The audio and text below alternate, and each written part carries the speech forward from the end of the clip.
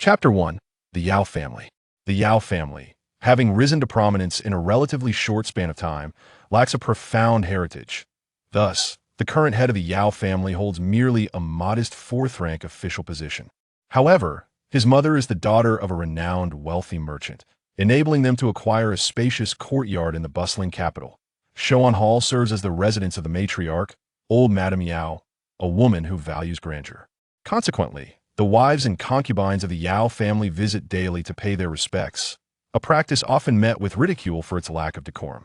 It is indeed said that the daughter of a merchant cannot attain true status, and the presence of concubines seeking to pay their respects is seen as beneath consideration. Nevertheless, Madame Yao finds this arrangement quite agreeable, as these concubines can attend to the needs of the matriarch, sparing her the burden of doing so herself. It is only natural for a daughter-in-law to show filial piety toward her mother-in-law. Serving tea, fanning, and preparing meals are all customary duties expected of a young bride. Madame Yao, a striking beauty, has captivated Mr. Yao to the extent that he has forsaken all other romantic entanglements to cherish a life with her, regarding their son and daughter as treasures beyond compare. Pay respects to mother. Pay respects to the matriarch.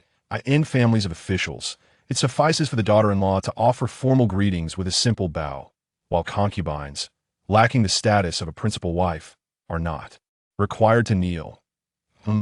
Rise, the matriarch replied, her fingers deftly manipulating prayer beads, her expression warm and benevolent.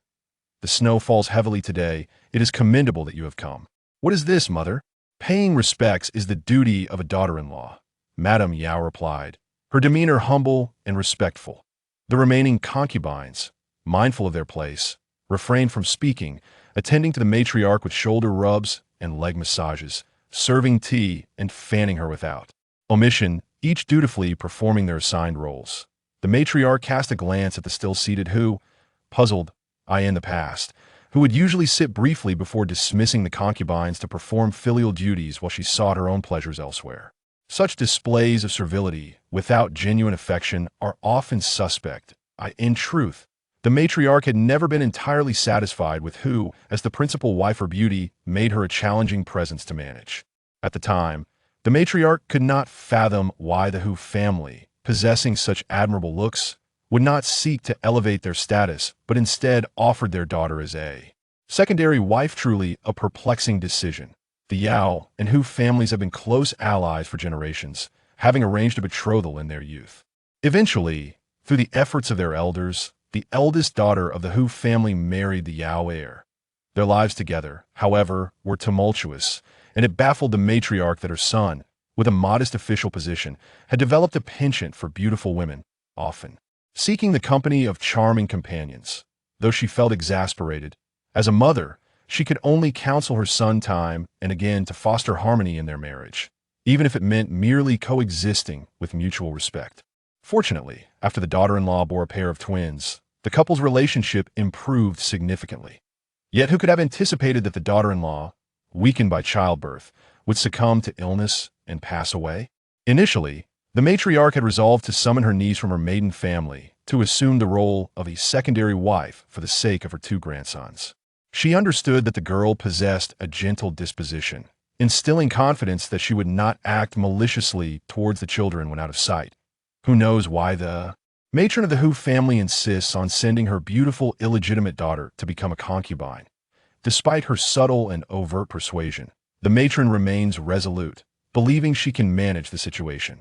Very well, the Hu family, sending their daughter to marry into the Yao family, naturally did not provide a substantial dowry. A few tables were hastily arranged, and the Hu family's illegitimate daughter was welcomed into the household.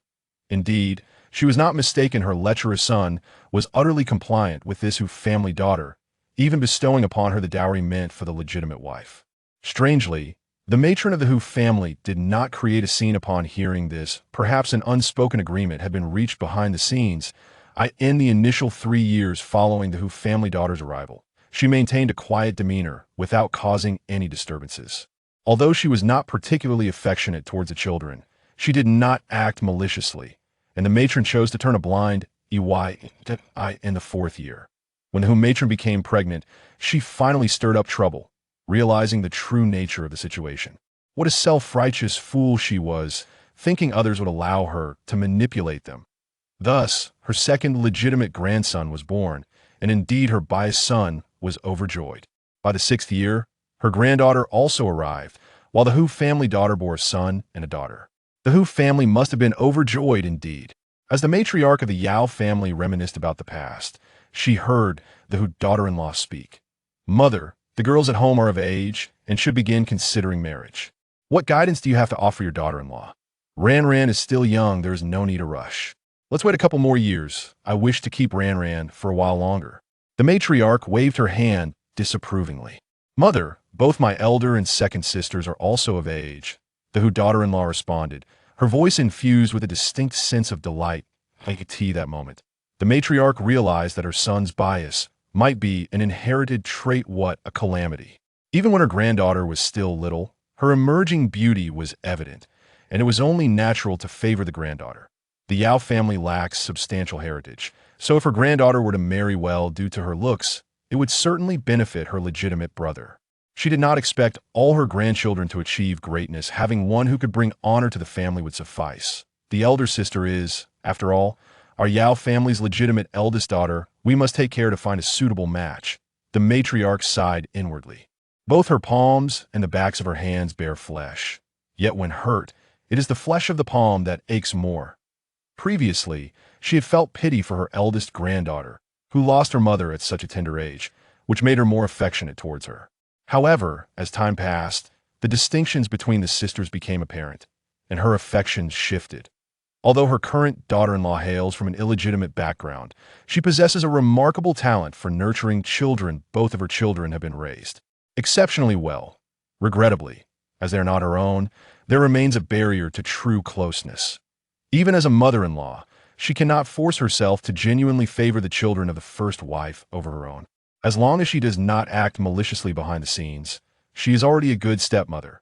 Madame Yao did not display any displeasure as long as Ran received the most affection and resources. She did not mind allowing others to partake in some of the benefits.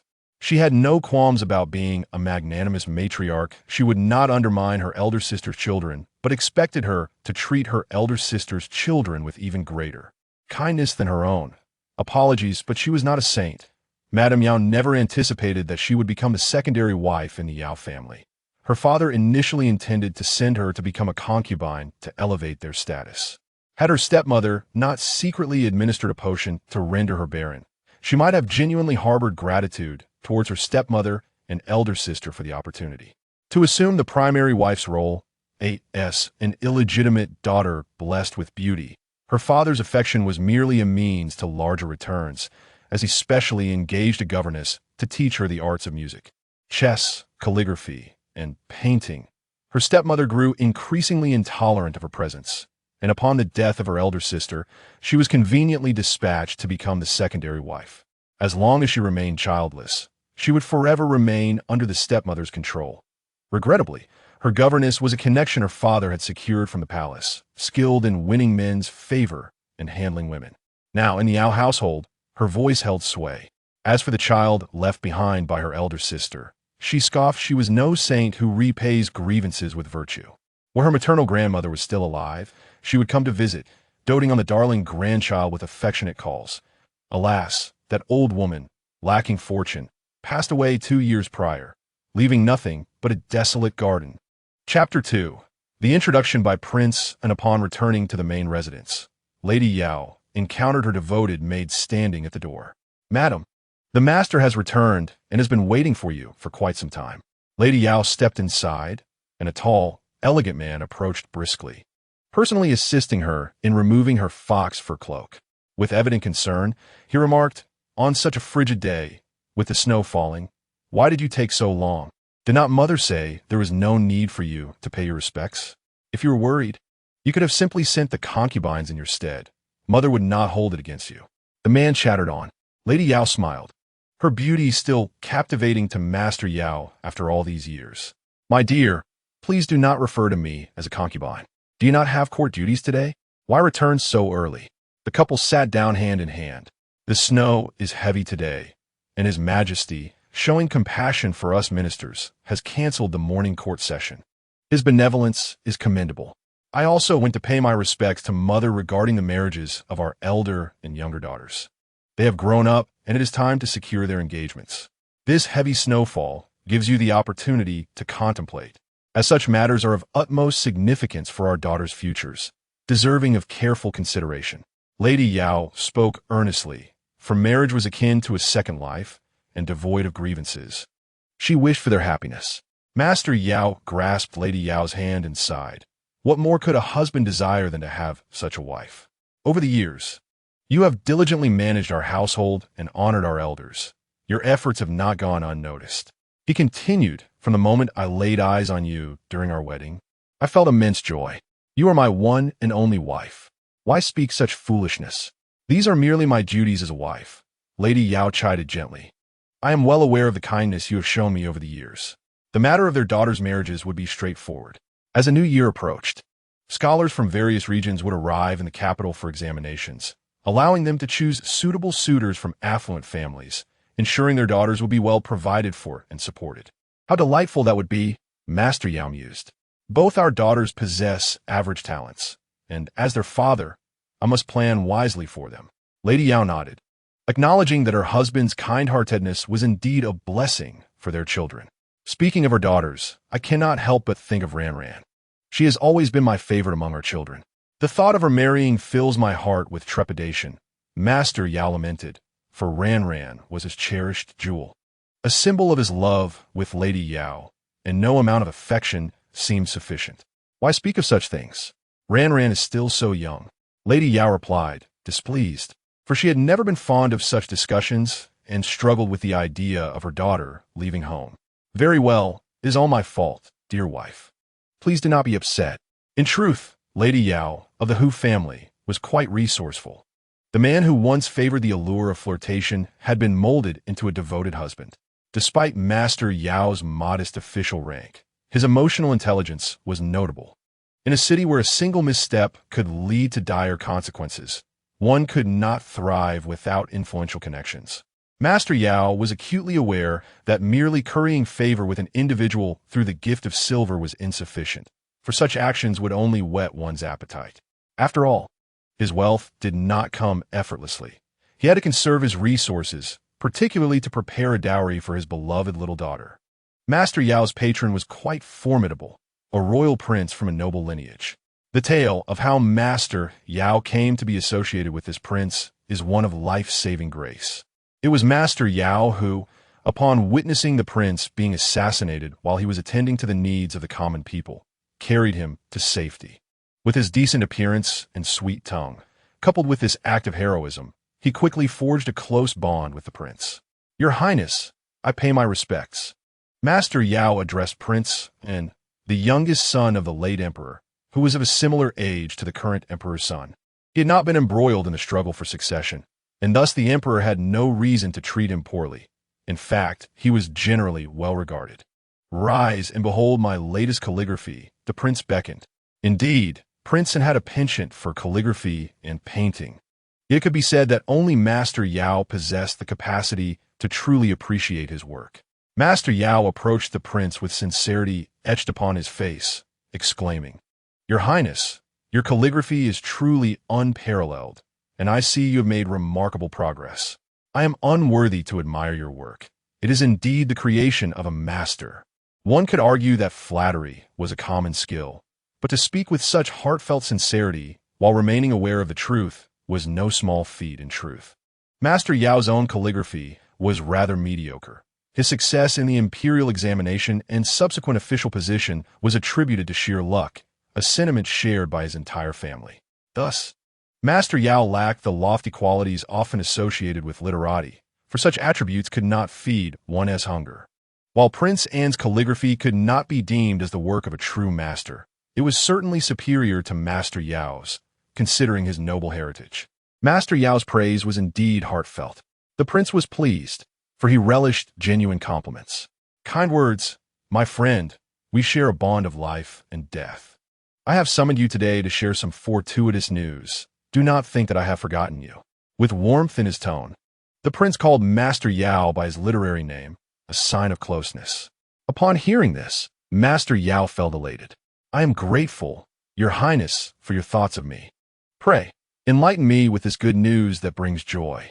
Prince In, who possessed a handsome visage and exuded a refined charm, was, however, quite the flirt. Besides the legitimate consort and 2 secondary wives, he had an astounding 12 concubines of lesser rank, not to mention the numerous maidservants. With a smile, Prince In set down his brush and approached Master Yao. Forgive my impertinence, but the emperor is no longer young, and with the crown prince yet to be established. There are currently only 5 princes in the court, while others are still in their infancy. It is time for the 4th and 5th princes to select their brides. At this point, the prince paused. Master Yao, perplexed, responded, Your Highness, I am but a minor official. It is quite unseemly for me to be considered as a father-in-law to a prince. Why do you share this with me? Prince In nearly choked on his tea, barely suppressing his laughter as he gazed incredulously at Master Yao. You truly have a bold imagination, my friend. The 4th prince is the offspring of the esteemed Consort Rome. And as for the 5th prince, he is the emperor's most favored son, born of the beloved consort Chang. At last, Master Yao comprehended the implication. The prince was suggesting that his daughter might serve as a concubine. Master Yao, he said cautiously, glancing at Prince In, his heart suddenly tightening. He feigned nonchalance and said, Your Highness, neither of my 2 daughters are to your liking. How could the 4th and 5th princes possibly be interested? Please do not jest with me. Prince In smiled and looked at Master Yao, saying, Wen Yin, you are not being forthright. You know very well which of your daughters I refer to. Your Highness, but my daughter is still quite young. I truly cannot bear to part with her. The 4th and 5th princes are of noble lineage. How could I possibly aspire to such heights? Master Yao replied, tears streaming down his face. Prince In, momentarily at a loss for words, spoke earnestly. Wen Yin, such beauty is not meant to be sheltered away. To confine her to the role of a mere official's wife would indeed be a great loss.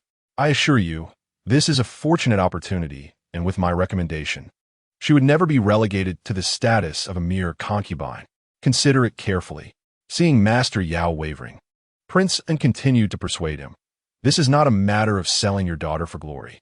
Can you truly bear to see your cherished daughter, whom you have nurtured with such care, marry into an ordinary family and squander her life? The heavens have bestowed upon her such beauty not to let it languish like a pearl covered in dust. Such a gem can only shine amid splendor. Chapter 3. Reluctance. Master Yao regarded Prince In, noting that while the prince wore a smile, the look in his eyes was undeniably resolute. He understood this was a notification rather than a discussion. Thank you, Your Highness. I shall return home to prepare with my wife. I appreciate your efforts on my behalf. Prince In sighed, gesturing for Master Yao to sit down, speaking with sincerity. Wen Yin, though I am younger than you, I have seen much more of the world. A new ruler brings new officials. While my elder brother sits upon the throne, there remains some degree of favor. But who can say what will happen when it falls to my nephew? Having options now is far better than having none later. Would you not agree? Master Yao cupped his hands in a gesture of respect. Your Highness, I comprehend your words, but I cannot bear to part with my beloved daughter. Prince In patted Master Yao's shoulder in a gesture of comfort. His encounter with the Yao family's youngest daughter was merely a chance occurrence, though she was still young. Her future beauty was undeniable. He reflected that were it not for the necessity of currying favor, he would not mind humbling himself to become their son-in-law, given their shared history. Suddenly, Master Yao recalled, By the way, Your Highness, which of the 4th or 5th princes have you chosen? He admitted his limited knowledge of the emperor's sons.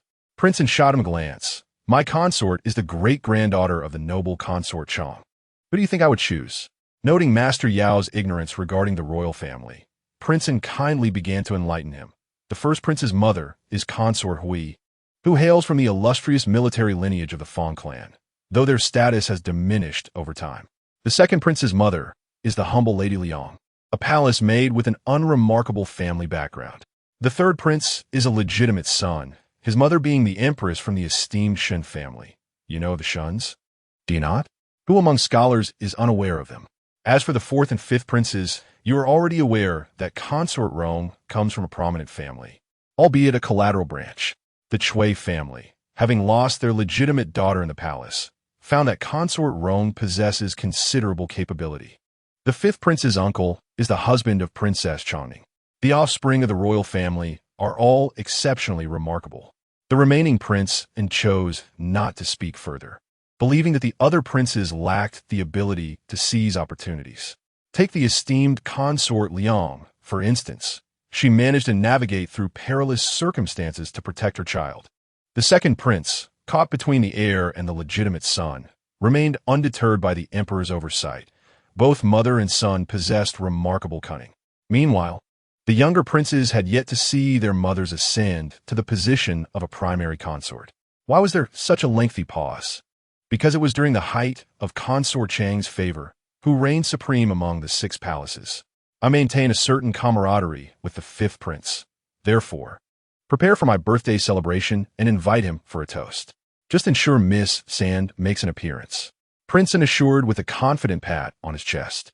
What could Lord Yao say? He expressed his gratitude, hoping that the prince would conduct matters reliably.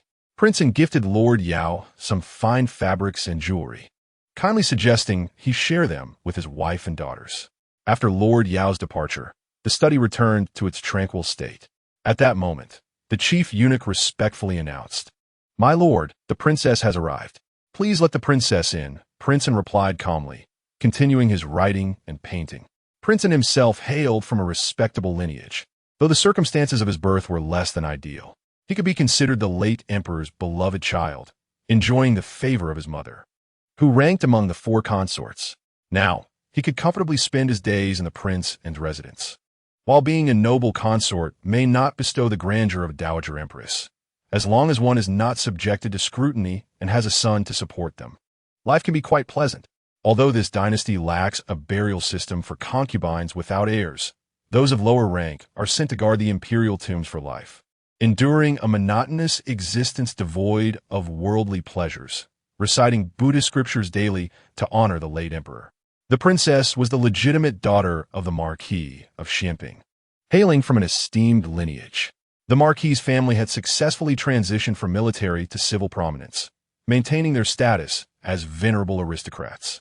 Their household was substantial, and the marriage was bestowed by the Empress Dowager, who shared a cordial relationship with Prince N's mother. The princess was a virtuous yet formidable woman. Although Prince N had many concubines, none dared to challenge her authority. Beyond her noble heritage, the princess had a deep bond with her progeny, boasting 2 sons and a daughter, securing her status. One could discern the differences between daughters of military families and those from scholarly clans. While the princess's family had shifted to civil service, her temperament remained refreshingly forthright. Your servant pays her respects to the prince. There is no need for such formalities. My dear, Prince N replied, showing great respect for his wife. He acknowledged her efforts in maintaining order within the royal residence. My lord, you have worked hard. I have prepared a sweet red bean soup for you to taste, she offered. Watching Prince N savor the soup, she finally broached the subject at hand. My lord, have you given any thought to the matter I mentioned a few days ago? Prince N looked at his wife with a light-hearted demeanor. There is no need for you to worry, my dear. I have already selected the candidate. I find the individuals you suggested to be rather ordinary. The princess felt a twinge of anxiety. My lord, when choosing a wife, one must seek virtue alongside beauty and a noble lineage. Rarely does one find a perfect match in an esteemed lady. Prince N gazed deeply at his wife. As for the fifth prince's princess, it is not within our purview to decide. Your Highness, such words are misplaced. The primary consort must be granted by the emperor's decree. Yet a secondary consort can be maneuvered with some effort. Lady N hastily clarified, fully aware of her lord's misunderstanding. Though her husband appeared gentle, he possessed his own cunning. One must always tread carefully until he ascended to the esteemed position of a prince. Lord N waved his hand dismissively, conceding that the ambitions of a secondary consort were far too grand. Recently, his elder brother had publicly chastised the first and third princes, sowing seeds of suspicion among them. The selection of consorts for princes was primarily to garner support from court officials. Thus, it was prudent for them to remain in the background. The importance of family was clear, as was the priority of self. Lady N understood this well, and her husband was aware of her discernment. Thus, she would act accordingly. Meanwhile, Mr. Yao returned home laden with a bounty of gifts, leaving Mrs. Yao in a state of astonishment and alarm. Where did all this come from? She inquired. Mr. Yao sighed, revealing that it was all bestowed by the prince. Truth be told, he had little desire for such gifts. If his daughter were to enter the royal household, her fate would be beyond her control. Mrs. Yao's eyes widened in disbelief. What gifts are given out of season? She thought, immediately contemplating the implications. If he dared to suggest marrying their daughter into Prince N's residence, she would not hesitate to confront him. Feeling a chill, Mr. Yao noticed his wife's troubled expression and quickly sought to reassure her. My dear, allow me to explain, he began, recounting the entire situation. I cannot agree to this. Why should my precious daughter become a concubine? She is far too valuable for such a fate. If she wished to ascend socially, why did she marry me as a secondary wife? Chapter 4. Who says women are inferior to men? Mr. Yao could hardly bear to see his wife angered, and though he wished to soothe her, he was uncertain how to begin. He did not want his cherished daughter to become a concubine, yet given his status, she could never be the primary consort of prince. If she were to marry into a family of equal standing, it would tarnish their family's jewel. What if a scandalous incident arose, such as a noble forcibly claiming a minister's wife? It would be wiser to secure a husband capable of protecting their daughter and arrange for a marriage soon. Furthermore, royal concubines were not ordinary. Should Ran bear a son, she could eventually reside separately, ensuring a far brighter future than that of the common populace. As Mr. Yao prepared to speak earnestly, Mrs. Yao interjected, My dear, which candidate has captured the prince's favor? Mr. Yao was taken aback. Have you come to terms with this? He asked, relieved, as he wished to avoid discord with his wife. Mrs. Yao replied calmly, The prince has given his orders. As a mere woman, what power do I possess to resist? She understood all too well that even if Ran married into a suitable family as the primary wife, she could still face a tyrannical mother-in-law, leading to a difficult life. Should the daughter of a noble family take notice, the loss of a minor official would scarcely cause concern. In this world, women often bore the brunt of misfortune. It would be better to take a chance. If successful, they would all rejoice together, and if not, she would accompany her daughter in sorrow, sparing Ran from solitude on the road to the afterlife. The prince deemed the fifth prince reliable, and he was indeed the son of the favored concubine Chong, who held the highest favor in the palace. Yao's father believed that he and the emperor were not so different, both cherishing their wives and wishing to leave their entire fortunes to the children born of their beloved women. Surely, the emperor must think similarly. Lady Yao closed her eyes and sighed, for her husband did not comprehend the fierce rivalries among women. If another prince were to lose, there would still be a chance for survival. However, a favored consort like Chong Guifei and her son would face utter ruin should they falter. When Ran comes to pay her respects tomorrow, I shall speak with her. You must also prepare, for surely, Ran will not require the dowry we have arranged. We must set aside additional silver for her. Lady Yao instructed carefully. Yao's father sighed, recalling that he had been saving for Ran's dowry since her birth, intending to ensure her splendid marriage. Now it seemed it would go unused. If not for her, they would reserve it for their granddaughter. Ran, being Yao's youngest and most cherished child, was beloved not only for her beauty but also for the joy she brought. She had inherited the finest features from her parents, a classically beautiful oval face, delicate willow-like brows, and bright, captivating eyes that sparkled with allure. She embodied a paradox of tenderness and enchantment, her skin as fair as snow, a true fairy. Today, when Ran visited the main courtyard to pay her respects, she wore a flowing pink ruchuan adorned with floral hairpins. Her skirt billowed elegantly, complemented by a light shawl. Such attire was reserved for the daughters of affluent families, indicative of wealth and heritage, for it was indeed extravagant to wear such elaborate garments. Had it not been for the fortune of the Yao family as matriarch, Lady Yao would not indulge her daughter in such luxury. Naturally, only Ran could don a trailing gown at home, as Yao's father adored her above all. As she greeted her mother, Mother, may you be blessed, Lady Yao's heart swelled with affection upon seeing her daughter, her smile radiant. She marveled at how she could have given birth to such a stunning girl, feeling quite remarkable herself. Come, Ran, sit down.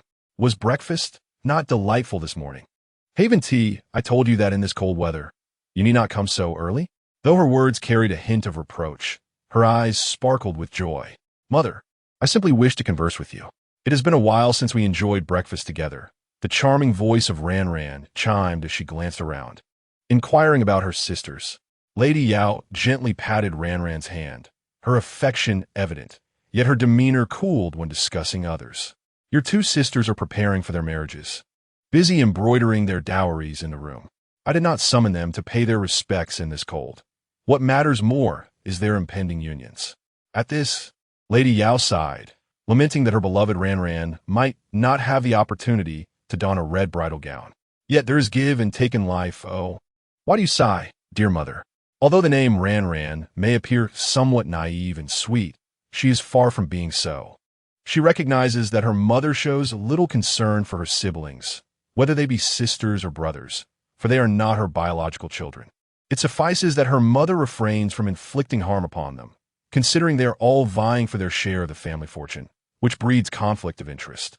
Yao's mother found it challenging to broach the subject with her daughter, as any young girl yearns to marry the man she loves and be the principal wife, leading a life of peace and happiness.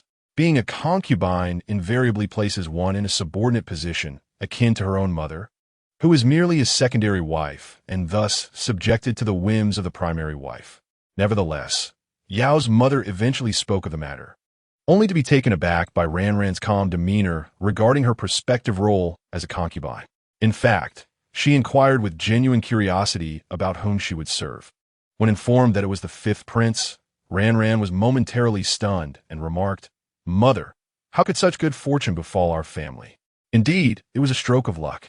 Who could deny that the fifth prince's mother, the favored Empress Chong, was the envy of many women? The fifth prince is a formidable contender for the throne, and to be associated with him is indeed a blessing. Yao's mother, attuned to her daughter's sentiments, asked, "Are you truly willing?" To which Ran replied, nonchalantly, "Willing, of course.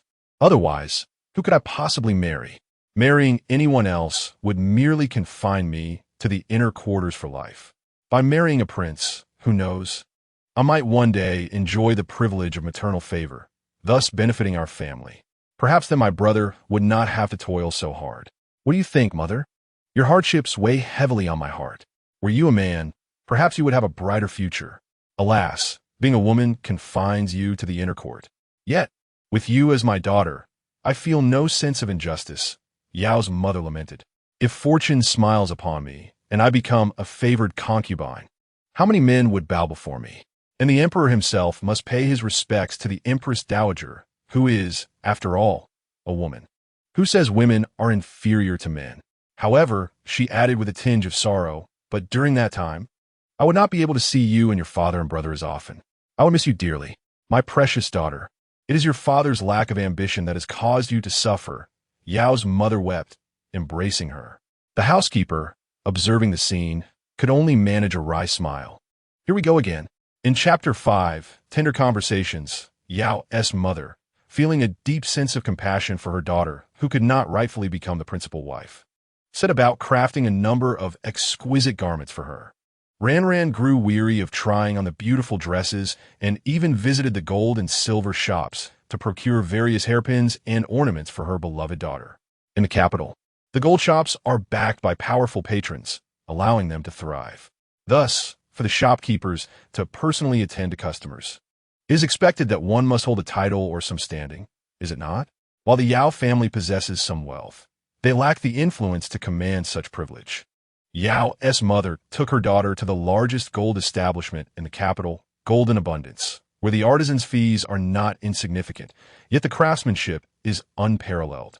The other young ladies in the household watched with envy and longing, yet felt powerless to change their circumstances. Their stepmother was not one to concern herself with reputation, and while others might put on a show of propriety before the head of the household and the matriarch, particularly the primary wife, who would be most concerned with appearances, she displayed a remarkable generosity and grace. However, this stepmother would not part with her wealth. Not a single cent would she relinquish for anyone other than her own children.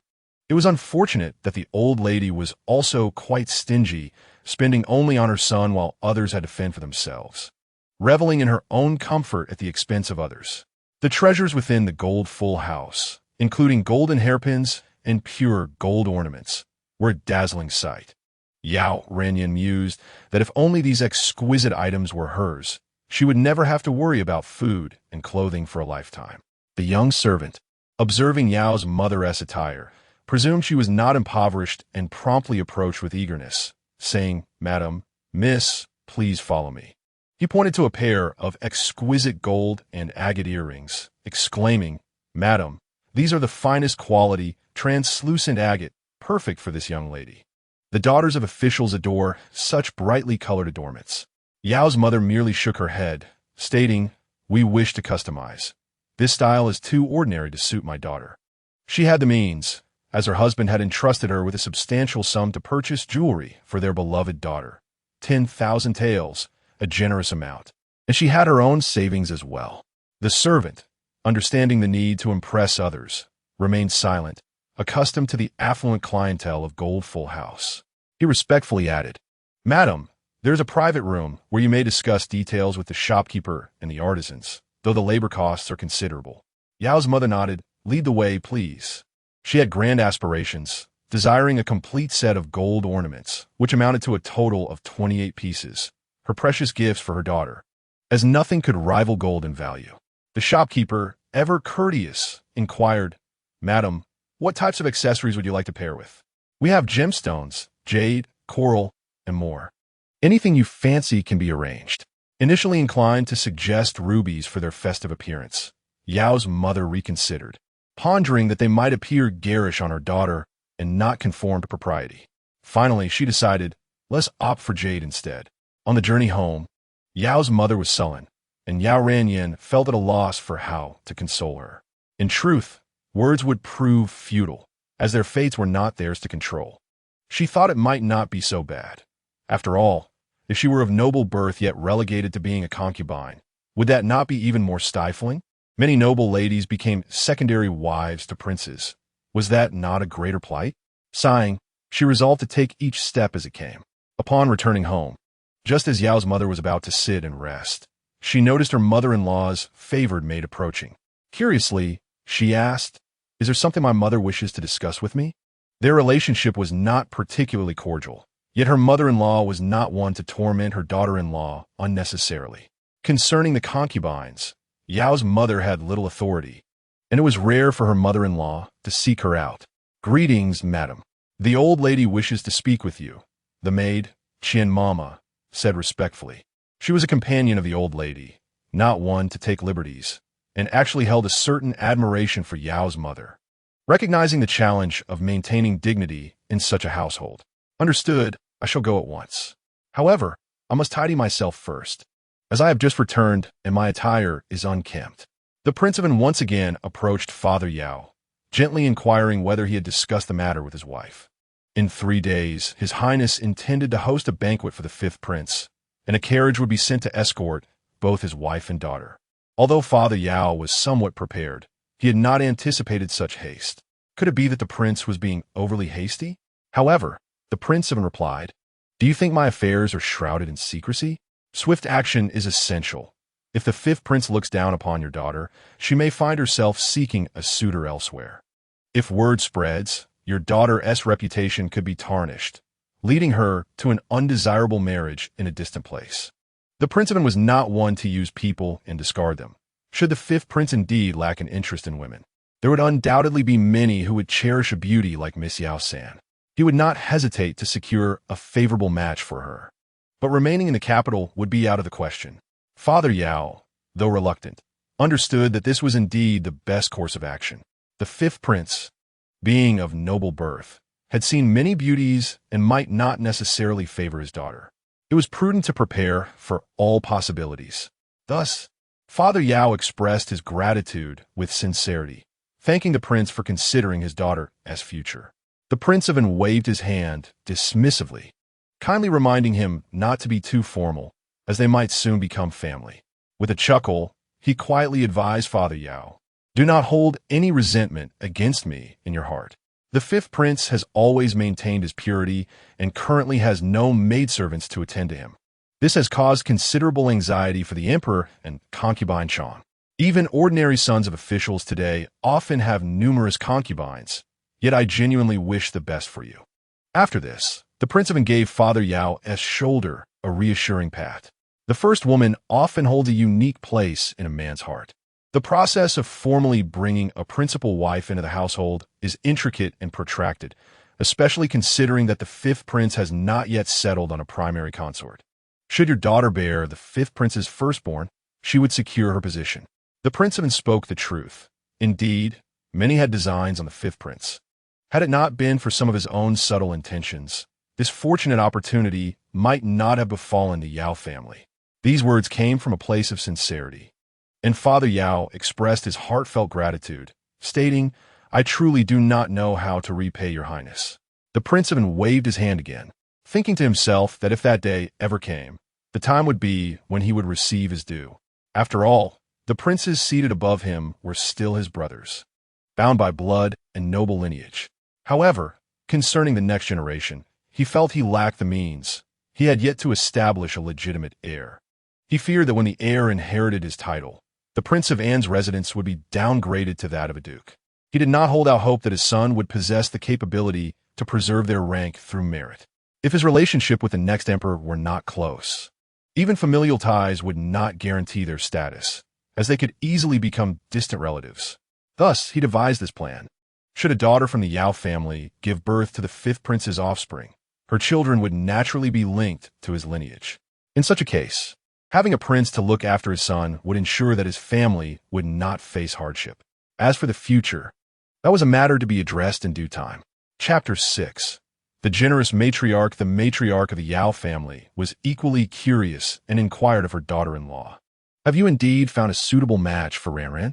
Yao's mother hesitated to find the right words, but ultimately decided to speak the truth. For certain matters could not be concealed. The elder had made arrangements. The matriarch, intrigued, pondered how someone who cherished Ranran so dearly could part with her so swiftly. After taking a sip of tea, she mused whether the intention was to marry Ranran off to a man of high status, a rather disheartening thought. With displeasure, she set down her teacup and declared, "I cannot agree. Ranran is still young, having just reached maturity.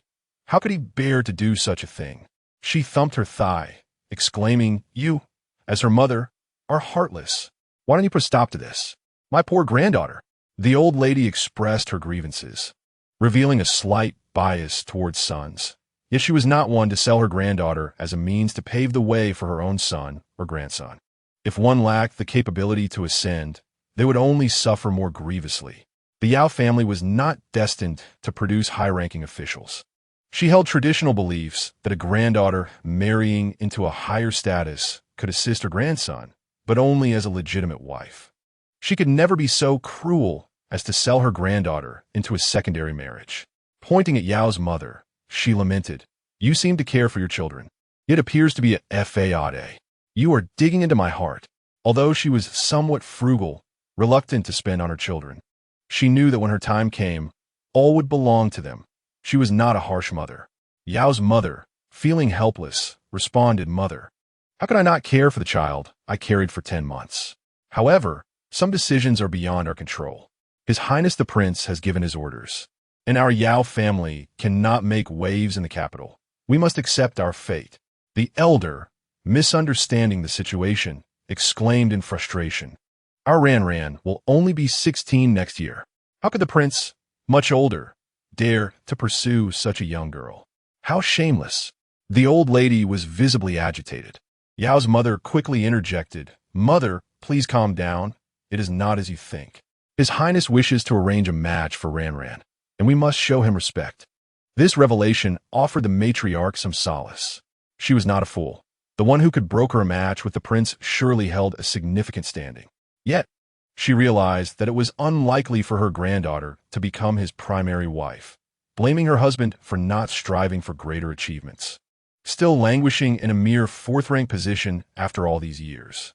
Alas, she sighed, feeling sorrow for Ranran, all due to her husband's shortcomings. After a moment, she summoned Mama Qian and requested her dowry to be retrieved, stating, as her grandmother, I intended to provide Ran with fine gifts. This was my own dowry from my youth. Please give it to her. The old lady, a daughter of a wealthy merchant, had experience in business and owned a dowry shop in the capital. These possessions were valuable and represented the family's legacy. If anyone were to sell such properties, it would indicate true decline. She then produced a Zeton box, reflecting, my mother cared for me as well, leaving me many treasured items. Do not think me a grandmother lacking in compassion. All of these shall be given to Ran. It is a complete set of jade hair ornaments, resplendent in green hues, and undoubtedly of considerable value. Particularly notable among them is a pair of jade hairpins, whose craftsmanship surpasses that of ordinary hair clasps, typically featuring a double or triple strand, with both ends adorned with exquisite jade carvings. This pair of hairpins, depicting butterflies dancing around flowers, is both lively and magnificent. Forgive Yao's mother for her lack of discernment. She could hardly fathom that the old lady possessed such a remarkable treasure. It is truly a rarity. It also pains her to realize that the old lady was willing to part with it, stirring feelings of guilt in Yao's mother for not having shown sufficient filial piety over the years. She vowed to honor the old lady more diligently from now on. The old lady hesitated as she revealed a small box, its golden surface gleaming with an extraordinary allure. Upon opening it, there lay a jade golden hairpin, a splendid creation adorned with floral motifs and cloud patterns, crafted from gold as the foundation. The intricate design features golden threads woven into various floral shapes, a testament to exquisite craftsmanship. Embedded within the flowers are jade beads of varying sizes, harmoniously complementing the blossoms in a breathtaking display. The tassels, composed of gold and jade, exude opulence and beauty, creating a vision of elegance with every sway of the wearer. Yao's mother was momentarily taken aback. The previously composed woman now stammered, Mother, this hairpin surely exceeds the qualifications for me to wear. You should keep it for yourself. It is far too precious. The old lady shot Yao's mother a disapproving glance and replied, This hairpin has not seen the light of day since it was passed down from my mother. Given your husband's status, it is likely that I shall never have the chance to wear it. Besides, at my age, wearing it would only invite ridicule. The hairpin is a distinguished ornament that signifies social status. In the imperial court, concubines adorn themselves with hairpins, each design and tassel length strictly delineated. Outside the palace, only women of considerable rank could wear such ornaments. The hairpin in the old lady's possession, with its lengthy tassels, could only be worn with grace by a lady of at least the third rank, while unmarried daughters of nobility, such as princesses or county lords, were the only ones entitled to wear such a prestigious hairpin. Yao's mother, filled with curiosity, inquired, Mother, what is the background of the matriarch? How could she possess such exquisite items? Surely, she is not from an ordinary family. Just like the hairpin's origin, families unworthy of its grandeur would not expend the effort to create such a piece, indicating its significant value. The old lady's expression turned nostalgic as she replied, In truth, I am unsure. My mother was sent far away for a transgression, marrying my father, so I have never met her kin. I know nothing of her family background, nor did she ever speak of it. My mother passed away shortly after giving birth to my brother, and I can only imagine her deep regrets. Otherwise, she would not have departed with her eyes still closed, shedding tears of blood. Seeing the old lady's melancholic expression stirred a sense of guilt in Yao's mother. I'm sorry, Mother. I did not mean to bring up such sorrowful memories. It is of no consequence. This matter is long past. I am nearing the end of my days, and if I do not speak of it, I shall forget, the old lady replied nonchalantly. After speaking, she closed the box and handed it to Madame Yao, reserving a treasure for Ran. As an old woman, it would serve no purpose for me, and I hope that one day Ran will have the opportunity to bring it back into the light. Madame Yao was deeply moved, reflecting on how, over the years, I, as her daughter-in-law, had not been sufficiently filial. To my surprise, Madame Yao was also somewhat choked with emotion. The elderly lady shook her head and said, Please do not say that. It is I, as your mother-in-law, who should express my gratitude. If it were not for your guidance over my son, who knows how he would have carried on? The old woman thought to herself that if he did not amend his flirtatious ways and continued to take concubines one after another, no amount of family fortune would suffice for his extravagant indulgences. After Madame Yao departed, Mama Qian finally spoke. "Miss, what about the hairpin?" Her expression was somewhat complex, clearly indicating her awareness of certain underlying matters. The elderly woman replied with a calm demeanor, "I lack the ability to bring it back into the light. It is better left to someone more capable. My own years are limited, and I shall leave future matters to fate. It seems I have spoken too freely." Chapter 7. The fifth Prince Yi Yongjun. Today, during the morning court session, Prince In quickly intercepted the fifth prince, inviting him with a cheerful tone. "Yujin, may I inquire if you are free tomorrow? I have recently acquired a rare jar of exquisite Ichuan wine. Shall we partake together? The royal family bears the surname Yi, and the fifth prince belongs to the Yong generation, with the given name Jun. The current emperor was smitten at first sight with a lady from the Wang family, now known as the Chong Gui Fei, who was brought into the palace with great honor. Upon entering, she was immediately bestowed the rank of a second-class consort, and after more than a decade of favor, following the birth of the fifth prince, she was elevated to the status of Gui Fei, second only to the empress, sharing power within the palace. The emperor cherished the fifth prince immensely. Otherwise, he would not have named him Jun, a name generally not bestowed lightly, as it carries significant weight. The character has a phonetic resemblance to Jun and features a radical that signifies royalty, embodying both the beauty of jade and the demeanor of a sovereign, an evident reflection of the emperor's affection. Indeed, this was the case. The fifth prince possessed striking features. His sword-like brows were thick and dark, his gaze profound yet bright, resembling a radiant star, with slightly upturned eyes that exuded a heartfelt intensity, revealing a fierce brilliance in moments of subtlety. One might liken his appearance to Li Chengyin from the Eastern Palace. To claim that the fifth prince harbored no ambition would be a fallacy. All royal progeny, born into grandeur, aspire to ascend to that most exalted position of supreme authority. "Uncle Wang?" Yi Yongjun mused, though he was now attending court and had his own cadre of supporters in secret. He felt no immediate need to encroach upon his father's vision. Although his mother had some familial ties to Prince Sin, their interactions were minimal. "Since Uncle Wang has extended an invitation, I shall graciously accept," he thought, not wishing to disregard Prince In's courtesy. The interest surrounding Prince In and the fifth prince was considerable, encompassing not only the lofty emperor, but also ministers and even the emperor's own sons. Historically, the principles surrounding the selection of a crown prince have revolved around birthright and primogeniture. Unfortunately, the current emperor is neither the eldest nor the legitimate son, as both the first and third princes have substantial backing. This is a consequence of their noble birth, as the eldest and legitimate heirs inherently enjoy significant advantages. Moreover, the birth mother of the crown prince, Consort Hui, hails from a noble lineage. Although the Fong clan may no longer wield the influence it once did, it retains its profound heritage. The third prince is indeed formidable, possessing both status and power. Ever since Yi Yongjun entered the court, the crown prince and the third prince have felt as though they were facing a formidable adversary.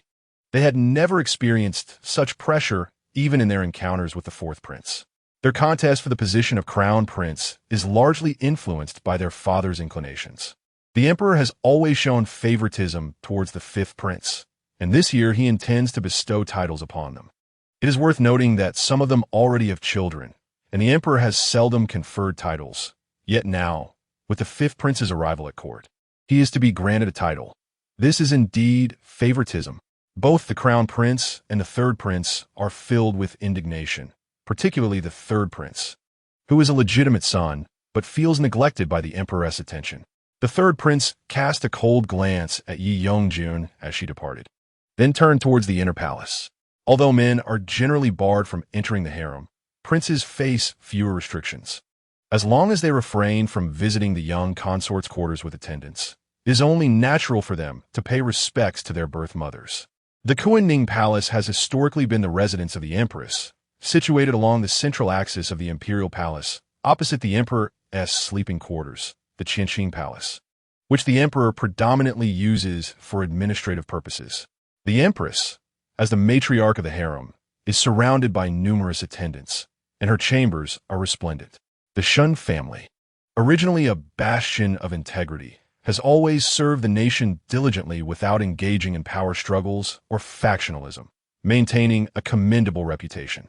However, since the emergence of an empress from the Shun family, their status has shifted from that of a noble house to one of the most powerful families in the realm. The Shun family had never anticipated that a daughter could ascend to the position of empress. They had traditionally educated their daughters in the manner befitting a legitimate wife. Yet, the role of a legitimate wife in an ordinary family differs vastly from that in royal households. In common families, the distinctions between wife and concubine are clear-cut, with boundaries that must never be crossed, adhering strictly to decorum and propriety. In contrast, the royal household is governed by far more intricate rules, often disregarding conventional norms. The empress is not merely the principal wife, but also the mother of the nation, and the complexities within this role cannot be easily delineated by mere distinctions of legitimacy. Son, I pay my respects to you, Mother Empress. May you live for 1,000 years in peace. The Empress Shun exudes an air of scholarly grace, resembling a woman well-versed in literature, yet the years of privilege have only added to her commanding presence, embodying the dignity of a sovereign mother. Please rise, she said, her typically stern countenance softening into a smile upon facing her only son. Mother, I have heard rumors that the Emperor intends to confer titles upon us. Is there any truth to this? Inquired the third prince. For where did you hear such news? The harem is forbidden from meddling in state affairs. I am merely a woman, and many matters are beyond my purview. It is quite awkward, for although certain matters have circulated widely, the traditionally conservative Empress Shun does not inquire into them, leaving her unaware of the veracity of such claims. The third prince felt a sense of helplessness and frustration. Since his youth, his mother had maintained this demeanor, tending solely to her own domain and showing little interest in the affairs of the previous dynasty. Empress Shun gazed sternly at her son and reiterated, You need only to attend to your own matters. Remember, you are a prince, and your father holds you in high regard. This was perhaps the most frequently uttered phrase by Empress Shun. The third prince felt on the verge of despair. The throne was not merely inherited, but fiercely contested. His mother seemed solely concerned with preserving her status as the legitimate wife, neglecting the broader implications of their situation. Did she truly believe that his status as a legitimate son would deter others from vying for the throne? If such a title held significant weight, why had the emperor not yet named him as the crown prince despite bestowing titles upon others? The third prince, wishing to avoid further conflict with his mother, excused himself, stating, Mother, I have matters to attend to, so I shall take my leave. Dear, what could be so pressing? Why not have lunch first? Empress Shun implored, her heart heavy with concern. Yet, the third prince was engulfed in frustration. No, Mother, I must take my leave, he replied curtly. The matron beside Empress Shun watched the mother and son part on unfriendly terms and couldn't help but sigh. The emperor had never favored the empress's nature, which was rigid and unyielding. When the emperor was still a prince, the empress had failed to consolidate power or soothe the hearts of those within the inner court. She maintained a consistent approach of repression towards the women in the harem, disregarding the support their families could provide for the emperor. Ironically, the empress remained obstinate even now. Chapter 8. Meticulous preparations. Meanwhile, Princeton had sent word to Mr. Yao, informing him that the princess consort would dispatch someone the following day to escort Mrs. Yao and Miss Yao to a banquet, urging them to prepare. After bidding farewell to the messenger, Mr. Yao's servant discreetly offered the messenger a purse, expressing heartfelt thanks. Mrs. Yao, invigorated by the news, began preparations for her daughter, understanding the importance of leaving a favorable impression on His Highness, the fifth prince. After all, her daughter's future prospects were closely tied to his favor. If the fifth prince found Miss Rand to his liking, she would undoubtedly receive his patronage. However, the current societal climate was harsh for women. Being a wife, a role that conferred some dignity, was far preferable to being a concubine, which would subject her to the whims of the principal wife. This thought filled Mrs. Yao with worry and sorrow. At that moment, her trusted matron quickly reassured her, Madam, Do not be disheartened. Our young lady possesses good fortune. Others do not have such opportunities. We must remain upbeat to avoid burdening her with our concerns. The matron thought to herself that many aspired to rise in status, but few were fortunate enough to find true nobility. Moreover, Mrs. Yao, having come from humble background, was accustomed to living under the gaze of the principal wife. Yet, the royal family was different. Should Miss Yao be fortunate enough to bear a child for a noble, she would assuredly enjoy a prosperous future. Just then, a young maid entered to announce, "Madam, the eldest and second young ladies have come to pay their respects." Mrs. Yao frowned. Did I not specify that they need not come to the main courtyard for greetings these days? They are young ladies now, of an age to be courted. They ought to learn household management from the matrons. With her spirits dampened, Mrs. Yao found it hard to embody the nurturing demeanor of a loving mother. At this moment, Lady Yao turned to the matron and instructed, "Matron, please see them off for me. I am quite troubled at the moment and lack the inclination to deal with them." The matron nodded repeatedly. Ordinarily, she might offer some words of advice, acknowledging the need for decorum even if they were not blood relatives. However, given the critical juncture for the young ladies, it was best for outsiders to remain discreet. It is often said that a stepmother's role is fraught with challenges. The eldest daughter is the offspring of the original wife, while the second daughter is born of a favored concubine. When the lady first entered the household, the servants left by the original mistress and the second daughter as concubine had often troubled her.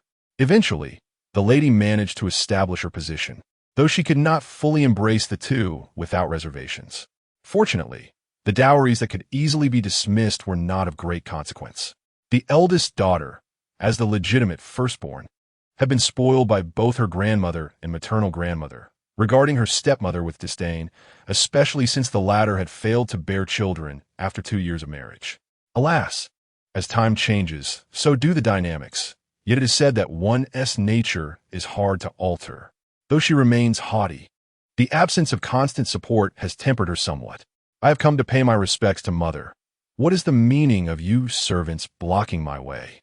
Lady Yao spoke coldly, thinking that if it were not for her deceased mother, she would not have any authority in the Yao household. The second daughter observed quietly. During her childhood, when her mother was favored, she enjoyed a relatively comfortable life. However, with her mother's beauty now faded in her status as a concubine, she has learned to navigate her existence with caution, seeking to please her legitimate mother. What is so remarkable about the legitimate firstborn? Their matrimonial prospects are firmly in the hands of their mother, and she is eager to see how long her elder sister can maintain her stature. The two sisters, though of similar age, share no maternal bond and are naturally at odds due to their conflicting interests. In the eyes of the old matriarch, the legitimate granddaughter is always esteemed above the illegitimate one. Lady Yao treats them equally, yet the old matriarch, having lost her daughter early, inevitably favors the legitimate granddaughter, causing the second daughter to harbor resentment, resulting in a lack of sisterly affection between them. The matron stepped forward respectfully, addressing the two young ladies, "Madams, the lady has instructed that you need not come to pay your respects for the next few days. She has arranged for the stewardess to guide you both in managing the household. You may learn from her until the lady is free to provide you with further instruction." The second daughter quickly interjected, "Mother's thoughtfulness is appreciated. I thank her." Noticing the second daughter's perceptiveness, the matron nodded, her tone softening. "I shall convey your gratitude to the lady." The eldest daughter scoffed disdainfully, thinking to herself that a concubine's daughter is simply a concubine's daughter, easily winning favor with the legitimate mother. Turning on her heel, she departed, relieved not to have to pay her respects, allowing her to rise later than usual, as she had no desire for daily visits. Lady Yao glanced at the returning matron and inquired, "How did it go? Have they been sent away?" The matron nodded, responding, "All have been dismissed, though it appears the eldest daughter was not particularly pleased. I am merely a stepmother. Must I accommodate her every whim?" Lady Yao retorted, then turned her attention back to inspecting the garments before her, searching for any flaws. "Madam, this outfit's vibrant color is perfectly suited to our young lady's complexion. With her fair skin, she will certainly look exquisite in it. Truly, Your discerning eye is commendable, the matron praised. These words resonated deeply with Mother Yao. Naturally, in the heart of a mother, her own children are the finest. Ran, in this regard, undoubtedly shares my sentiments. Her tone exuded immense pride. Though she was a concubine's daughter, her beauty earned her considerable affection from her father, and her lifestyle was on par with that of her legitimate sister. Even her stepmother dared not overtly mistreat or suppress her. "Madam, the third young lady has arrived," a voice, bright and uniquely feminine, called out. Mother Yao could not help but smile. Ran, come try on this dress," she beckoned lovingly. "This is a special gift from your mother. Let us see if you like it." Even in ancient times, there existed haute couture, valued beyond measure. The fabric of the garment was shoe brocade, smooth and delicate, shimmering like waves under the light. The neckline and cuffs were embroidered with golden threads in exquisite cloud patterns, while the skirt cascaded in layers, resembling blooming flowers. At first glance, Yao Meier was filled with delight. Indeed, it was a creation from a renowned master, undeniably beautiful. Indeed, this was hastily commissioned at a premium. This craftsman is known for her exceptional wedding attire, sought after by many noble ladies. As she spoke, Mother Yao's voice gradually faded. She had once contemplated commissioning a piece for Ran, lamenting her daughter's circumstances. "Ran, hurry and put it on for your mother to see," she urged, which was precisely why she had crafted this vibrant red dress. With a dazzling visage, as she moved, the skirt swayed gracefully, the red silk ribbons fluttering in the breeze, resembling exquisite roses or lively flames, showcasing her beauty. "Isn't this a bit too extravagant for mother?" Ran inquired. "Nonsense, my dear Ran. It is splendid and suits you perfectly. A daughter of mine should possess such beauty." Chapter 9. After the accomplishment, the following day, the mother and daughter boarded the carriage to the Prince An's residence, witnessed by numerous maids and servants of the Yao family. After sending off the two women, Father Yao proceeded to greet the matriarch. "Son pays respects to mother," he said. Although he had caused the matriarch worry in his youth, he was a dutiful son. However, today, Grandmother Yao's thoughts were not on him. With a casual wave, she beckoned him to rise. Shortly after, a young maid reported, "The eldest and second young ladies have come to pay their respects." "How well informed they are," the matriarch sighed. "Let them in." The eldest daughter entered first, with the second daughter trailing slightly behind. The granddaughter bowed to her grandmother, while the daughter greeted her father. The matriarch nodded kindly, saying, "Good, rise quickly. You are both good children." She gestured for them to come closer and sit beside her. In the inner court, the matriarch held the highest status, especially in an era that revered filial piety. The current emperor, known for his loyalty to his parents, upheld the belief that those who were unfilial could not serve in government. If one could not show loyalty to their parents, how could they remain faithful to their sovereign? Thus, the two daughters presented themselves with utmost obedience, seeking to curry favor with the matriarch, hoping to gain a place in her heart for future marriage discussions. The second young lady, named Yao Yu, derived her name from the joy her father felt when his beloved concubine bore him a daughter. At this moment, Yao Meier hesitated before cautiously inquiring, "Grandmother, where have mother and third sister gone so early?" "Both I and eldest sister have not paid our respects to mother for several days. The longing in my heart is truly profound." Upon hearing this, Yao old madam's smile faded slightly. "Your mother and third sister have gone out to visit friends. Your mother has been quite busy these past few days, so it would be best not to disturb her." Yao father nodded in agreement, saying, "Yes, heed your grandmother's words. Your mother is preoccupied and should not be interrupted." Yao Meier bit her lip, feeling a twinge of dissatisfaction. She had already heard from the maidservants that the carriage sent to fetch her mother and third sister belonged to the Prince of An's residence. As a daughter of the Yao family, was she being excluded simply because she was born a concubine's child? If Yao Meier felt a hint of resentment, then Yao Meier was filled with bitterness. As the legitimate eldest daughter, why was she not included in the visit to the Prince of An? She was on the verge of an engagement. Could it be that they feared she might marry too high above her station? With such thoughts swirling in her mind, she voiced her feelings. "Grandmother, Why was I not taken along when mother and third sister went out? Does mother not care for her daughter? Yaxine lamented pitifully. Yao, old madam, instead of offering her usual comfort, replied calmly, how could your mother not love you? Such words should not be uttered again. You're growing up now, approaching the time for marriage. Do not give others reason to mock you. After speaking, Yao, old madam, sighed inwardly, hoping that if Ran could succeed, the marriages of her elder and second daughters might also fare better, and that there would be no discord among the sisters. Seeing that her grandmother was not as soothing as usual, Yao Exeter felt a pang of anxiety and could not help but act coyly. Unable to bear the scene any longer, Yao father interjected, very well, you two should return now. I have matters to discuss with your grandmother. Reluctantly, they took their leave, saying, daughters take their leave. Meanwhile, Yao mother and her daughters arrived at the Prince of An's residence, where they were warmly welcomed into the main hall by the prince's close attendants. Upon seeing them, the Princess of An rose with a smile, exclaiming, ah, at last. You have arrived. This must be Miss Yao San. Truly a beauty indeed. As she spoke, she swiftly appraised Yao Meier, thinking to herself that such exquisite beauty should not go unnoticed by the fifth prince. Otherwise, it might fall to their lord instead. With this thought, the princess silently prayed for everything to proceed smoothly. After exchanging pleasantries, they greeted the princess with greetings to the princess. Oh, please rise. No wonder you have received praise from the prince. You are truly remarkable. Do not be so formal. If it were not for Lord Yao risking his life to save us, we would not be here today. I ought to express my gratitude to Lord Yao properly, which is why I invited Madame Yao and Miss Yao today. I hope you won't mind my previous negligence, the Princess of An said warmly, exhibiting none of the aloofness typical of her station. Not at all. It is I who should thank the prince for his care of our lord, Yao mother replied graciously. Though her rank was not high, her conversation with the princess was quite adept, earning her a newfound respect from the Princess of An. Meanwhile, the Prince of An and the fifth prince had already begun toasting and laughing together.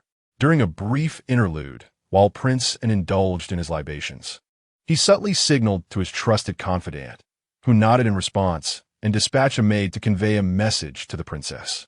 Although the fifth prince was also partaking in the revelry, he was not oblivious to the happenings around him. Understanding that Prince An would not overtly scheme against him, he inquired, surely, my royal uncle did not summon me merely for the sake of drinking? Prince An chuckled, responding, ah, my dear nephew, I recall that at your age. Yong Rue already had children, yet you find yourself without even a close companion. The Empress is quite concerned, I must say. How can your elder brother entrust you with significant responsibilities when you have no heirs? Yi Yongjun shook his head, admitting, such matters have yet to cross my mind. Prince An laughed heartily. I see you have yet to encounter someone you truly cherish. I was once in your position. He then patted Yi Yongjun on the shoulder. At this, Yi Yongjun raised an eyebrow, having heard tales of his uncle's notorious romantic escapades and the multitude of beauties in his court, recognizing that he was quite different. Nevertheless, he was not devoid of empathy and understood that his uncle sought to foster a closer bond with him, albeit under the guise of concern. He resolved to play along, intending to grant his uncle the courtesy he sought. Their eyes met in a knowing smile, an unspoken understanding passing between them. Meanwhile, the princess received confirmation of the news and cheerfully remarked, the prince has cultivated a splendid patch of peonies that are now in full bloom. Perhaps I shall send someone to escort Miss Yao to admire them. Given the nature of our conversation, I doubt you young ladies would appreciate our discourse. Better you do not linger here. Prince An then guided Yi Yongjun to the peony garden. To be candid, Yi Yongjun felt little interest in peonies. The palace was home to countless exquisite flowers. Though beautiful, their constant presence could become tiresome. Feeling a sense of ennui, he turned and was suddenly captivated by a woman clad in red, her radiance far surpassing that of the flowers. Greetings, Your Highness and His Royal Highness, the fifth prince. Prince An noted the striking beauty of the day's guest, akin to a celestial peony. Her expressive features glimmered with a brilliance that outshone the first rays of sunlight. In that moment, Prince An mused upon the notion that beauty could indeed evoke a profound sensation. The Yao family had a true gem in their midst. Ah, Eugene. Allow me to introduce Miss Yao, the third daughter of the Yao family, a guest of the princess. The Yao family has bestowed upon me a life-saving favor. Prince said, appearing to explain while effectively introducing her. Thank you, my royal uncle, for your kind words. Yi Yongjun thought, appreciating the subtlety of his uncle's intentions. The realm flourished with beauty, and he too desired a captivating companion. It is my fault and the fifth prince's for being so abrupt. We shall not intrude upon Miss Yao's enjoyment of the flowers. With that, the two princes took their leave, yet Yi Yongjun paused and turned, locking eyes with Yao Meier. Observing the flush on her cheeks, Yi Yongjun felt an inexplicable joy swell within him. Prince teased, "It seems I was not mistaken. You simply have not yet encountered a woman who stirs your heart." At that moment, Prince felt a sense of fulfillment. The Princess of Anshin received precise news, feeling a wave of relief wash over her. It would have been troublesome had Miss Yao entered the Anshin prince's residence. Congratulations to Madame Yao. Her wishes have come to fruition, and I must express my gratitude. Madame Yao found it difficult to articulate her feelings, but managed a heartfelt thanks to the princess. Yao Meier and her mother boarded the carriage back to the Yao household. During the journey, Madame Yao refrained from asking too many questions, but, observing her daughter's expression, felt reassured that all was well. Upon returning home, Madame Yao said, Ran, you must be tired. Rest for now. Your father will handle this matter, so do not fret." She quickly sought to comfort her daughter, knowing that if anything went awry, it could tarnish a young lady's reputation. Yao Meier nodded, thanking her mother. "I am indeed a bit fatigued. I shall return to my room to rest and greet grandmother and father tomorrow." Upon hearing that Madame Yao had returned, Yao father hurried to the main hall, eager to inquire, "How did it go? Where is Ran?" He glanced back expectantly. Ran was tired, so I sent her to rest. "It appears that, according to the princess, things should proceed smoothly," replied Madame Yao. Yao father nodded, reassured, "Do not worry. I've already received news from the prince's side. His Highness the fifth prince is pleased. However, it remains uncertain under what title Ran will enter the residence." He continued, "I have heard that the emperor intends to bestow titles upon the princes. Each prince may only have one secondary consort, whereas a prince may have two." With a sigh, Yao father lamented his own modest rank, wishing he held a higher office. If he were of the third rank, given the fifth prince's fondness for Ran, she might attain the title of a secondary consort and enjoy the privileges that come with it. Madame Yao sighed in agreement, fearing that her Ran might face a lesser status in the future. Meanwhile, Yao Meier reflected on the day's events, assessing her actions to ensure nothing had gone amiss. The fifth prince awaited news from Prince Anshin, eager to act quickly, having finally encountered a woman who piqued his interest. Prince Anshin, cognizant of his responsibilities, advised, "Your Highness, Lord Yao is, after all, my benefactor. It would be unwise to neglect the young lady from the Yao family, or I would find it difficult to explain. Rest assured, my uncle, but there are still matters for you to assist with." Chapter 10. A conversation between mother and son. Weiyang Palace serves as the residence of the favored concubine Chang. Historically, Weiyang Palace has been the chamber of favored consorts. While it does not rival Cunning Palace in prestige, it remains one of the most esteemed palaces within the imperial grounds. Its expanse rivals that of Cunning Palace, featuring not only majestic halls, but also pavilions and winding corridors, all exquisitely adorned. The main hall has been specially named by the emperor as the Jiaofeng Hall, symbolizing the cherished affections of the imperial family. The renowned concubine Chang resides within this hall. Upon entering the inner chamber, one finds the floor laid with smooth jade tiles, providing warmth in winter and coolness in summer, a testament to imperial grandeur. The furniture is crafted from solid rosewood, boasting intricate grains, a delicate cloisonne incense burner. A paragon of craftsmanship graces the hall, with fragrant incense wafting through the air, adding an aura of mystery to the atmosphere. The Empress Dowager Chang reclined gracefully on her imperial couch, while the palace maids gently fanned her from either side. One maid knelt at the foot of the couch, massaging her legs, creating an atmosphere of utmost comfort. "Your Highness, the fifth prince has come to pay his respects," a maid announced. "Oh, Chang's eyes fluttered open, revealing a gentle smile. Eugene has arrived. Quickly, summon my son. As a favored concubine, Chang possessed remarkable beauty, her fair skin radiating a soft, luminous glow. Her eyes sparkled like clear waters, enchanting all who beheld them, while her slightly upturned lips bore a natural flush. Her raven hair was elegantly styled, adorned with jewels, framing her swan-like neck. The golden hairpin she wore shimmered, reminiscent of a phoenix ready to take flight. My son pays his respects to mother, wishing her eternal happiness. He said, rise quickly, sit down. Chang beckoned with a warm smile. She turned to the maid and instructed, bring forth a bowl of longan, lotus seed, and donkey-hide gelatin soup that I had prepared in the small kitchen. Yi Yongjun shook his head. Mother, please, you should enjoy it yourself. I find the sweetness unpalatable. He added, Mother has recently become infatuated with health regimens, insisting on various broths, and both father and the eunuchs around him have gained weight from it all. Chang shot him a playful eye roll. If you refuse to drink, do not expect Mother to grant your request later. How would Mother know if I have matters to discuss? Yi Yongjun's gaze drifted to his loyal eunuch, Xiao Detzi. Chang found his expression amusing and replied, You are my son. How could I not know you? Xiao Detzi is steadfastly loyal to you. Do not trouble him.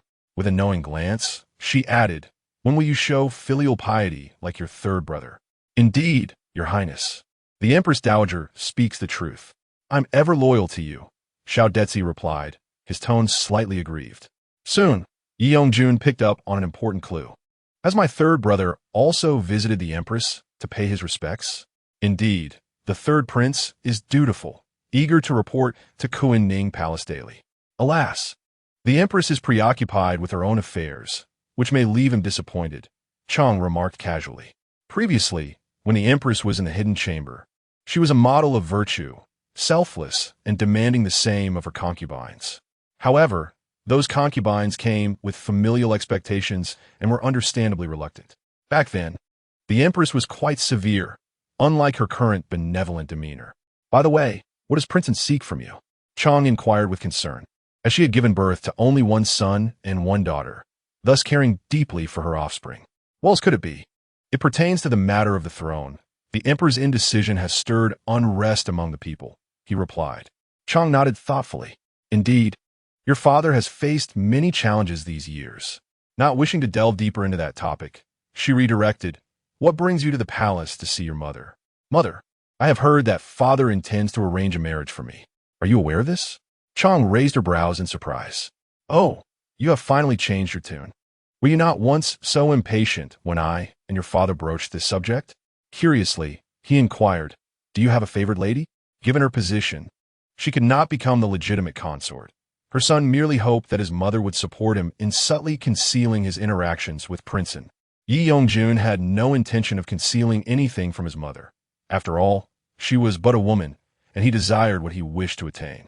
Chang Guifei did not take it to heart. Her son was simply maintaining his integrity. He was not bound to a single woman. As a member of the royal family, he inherently lacked the gene for singular devotion. Whatever her son desired, she, as his mother, would assist him in acquiring it, for he was her child.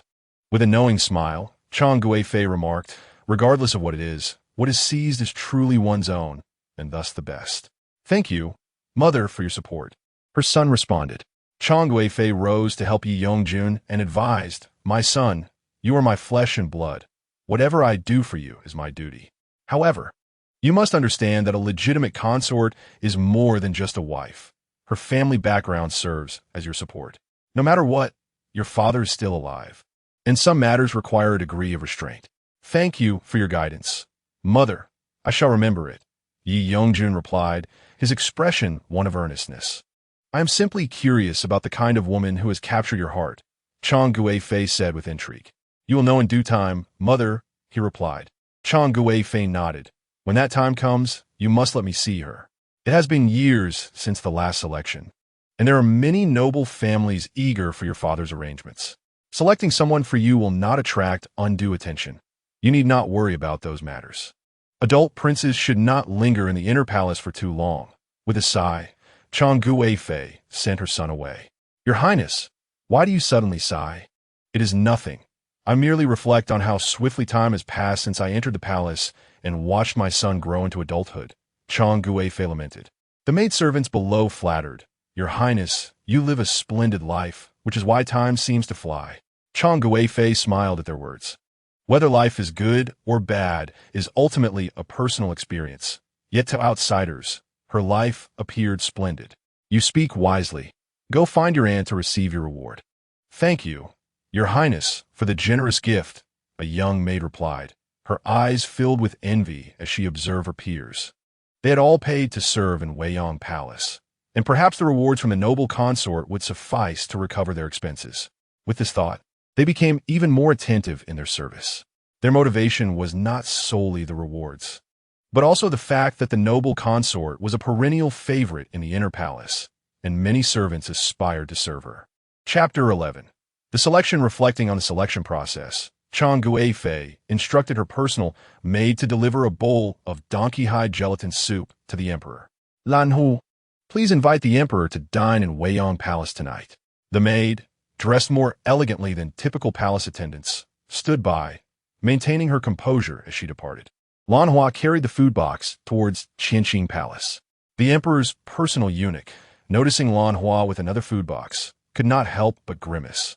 It was not that he disliked those from Weiyang Palace, but rather that he had recently assisted the emperor with numerous health tonics, and now he was feeling a bit overheated himself. As I contemplated, my eyes flickered, and I stepped forward with a smile. Addressing Miss Lan Hua, might there be a message from the esteemed imperial concubine? I shall convey it forthwith. With that, I turned to depart. Your Majesty, Miss Lan Hua, who attends the imperial concubine, has arrived with a food box, I reported. Upon hearing this, the emperor felt a twinge of discomfort. He simply could not tolerate those saccharine, medicinal health soups. Regretfully, he would have to decline his beloved concubine's kind intentions and leave it to the servants. I have matters to attend to. Please inquire about the purpose of her visit and report back to me. Yes, I shall do so at once. Miss Lan Hua was unaware of the imperial concubine's intentions. As the emperor was preoccupied, Jiang Fuhai smiled as he said, the concubine has sent me to deliver a bowl of longan and lotus seed agarwood soup to the emperor. She requests His Majesty to join her for dinner at Weiyang Palace this evening. I kindly ask you to relay this message. After presenting Jiang Fuhai with a pouch, she added, this is also for you. I shall return to report to the imperial concubine. With that, she handed the food box to Jiang Fuhai and departed, utterly unconcerned about the emperor's potential refusal. With a forlorn expression, Jiang Fuhai returned to report, Your Majesty, look at this. He pitifully held up the food box. The emperor shot him a glance. Since you brought it, it is yours to keep. Remember, this must not be divulged. He continued, when dinner time arrives, do not forget to remind me. I would not want the imperial concubine to wait. Jiang Fuhai exited with a heavy heart. His apprentice hurriedly approached, eager to please master. If you cannot consume it, allow me to relieve you of your burden. Jiang Fuhai swiftly swatted him with his feather duster, scolding, You foolish boy. This is a gift from the imperial concubine for the emperor, granted to me. Do you think just anyone has the fortune to partake in it? The emperor would never allow the agarwood soup from the imperial concubine's palace to reach another's lips unless he truly could not drink it himself. When dinner time arrived, concubine Chang had the small kitchen prepare the emperor's favorite dishes. As the last dish was served, the emperor arrived, a timing that Jiang Fuhai had meticulously orchestrated. Your servant pays respects to the emperor, said the maidservants. The emperor assisted concubine Chang to her feet. Dearest, there is no need for such formalities. Your Majesty has been preoccupied with court affairs lately. It has been some time since you graced the inner palace. I have missed you dearly, concubine Chang lamented. Do not be disheartened, my beloved. It is my fault. I shall make it up to you in the future, the emperor replied with a warm smile. As they dined together, the emperor remarked, I intend to arrange a marriage for Yujin, though I have yet to choose a suitable candidate. What are your thoughts, my love? Concubine Chang shook her head. The marriage of a prince is both a familial and national affair. It is your prerogative, Your Majesty. I trust you will not neglect Yujin's interests. She continued, It has been quite some time since we held a selection of talents, has it not? There seem to be quite a number of noble offspring to be wed this year. As concubine Chang co-managed the inner palace with the empress, And with the empress now devoted to her spiritual pursuits, it was inevitable that concubine Chang would need to step in to address certain matters. The emperor nodded. Indeed, many have approached me regarding this. Such matters should also concern the empress, yet she has grown increasingly detached over the years. The emperor spoke in a calm demeanor, revealing no fluctuations in his tone when mentioning the empress, causing the attending maids and eunuchs to lower their heads even further. Although the emperor did not harbor disdain for the empress, it was evident that she had fallen out of favor. Years had passed since any selection of maidens had occurred, yet the emperor feared the burdens of solitude would weigh heavily upon her. He refrained from elaborating on his thoughts regarding her long-standing detachment from worldly affairs. But the wise Chang Guifei understood. The empress is unwell. It is only right for me to bear a greater share of the toil, she remarked thoughtfully. Meanwhile, Jiang Fuhai, who served the emperor, mused silently to himself about the disingenuousness of both the emperor and the noble consort. How could they claim the empress was unwell when, in truth, she was in robust health? Since the quarrel between the emperor and the empress several years ago, the emperor had increasingly avoided discussing her, while the noble consort gradually amassed power.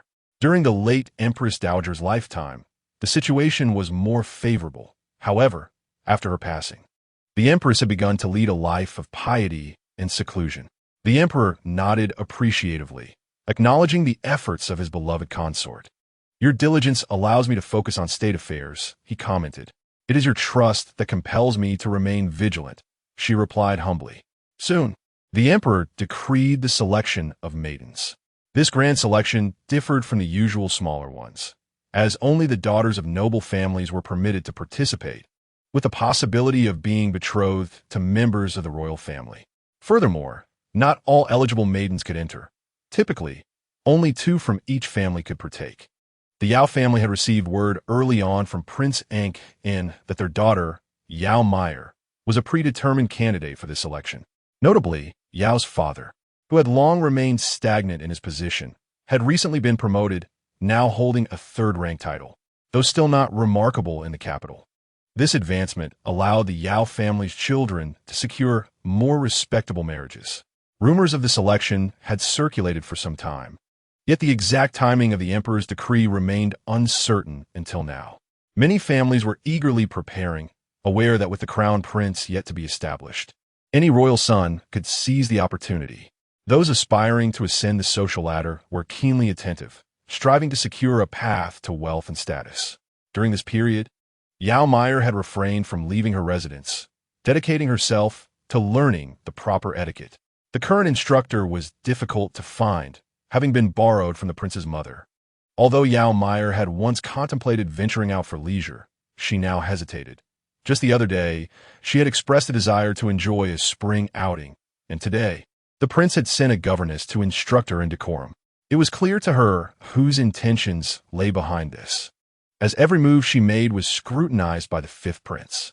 With gritted teeth and tears welling in her eyes, Yao Meier realized that this fifth prince was not easily deceived, and her future days might not be easy. Fortunately, the governess who had been sent was quite amiable. She not only taught etiquette, but also shared insights about the intrigues of the harem. To foster goodwill, Yao's mother had even prepared a generous red envelope for the governess, who, in turn, became increasingly dedicated to her teaching, having come to establish a benevolent connection. Chapter 12. The turmoil at the Yao residence. The Yao family has been in a state of disarray lately, with only 2 eligible young women permitted to participate in the selection ceremony. The presence of 3 suitable candidates within the family has created an awkward predicament. As the official responsible for registering the candidates is set to arrive soon, the other 2 young ladies, apart from Yao Meier, have begun to feel anxious.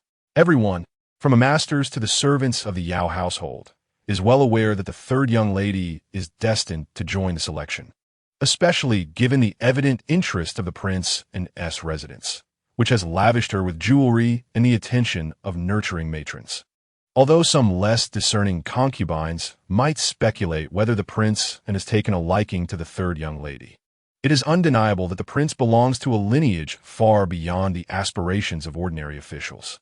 Should the third young lady be fortunate enough to attract the attention of a noble young man, regardless of his status, she would still secure a title, thereby ensuring her place as a respected matron in society.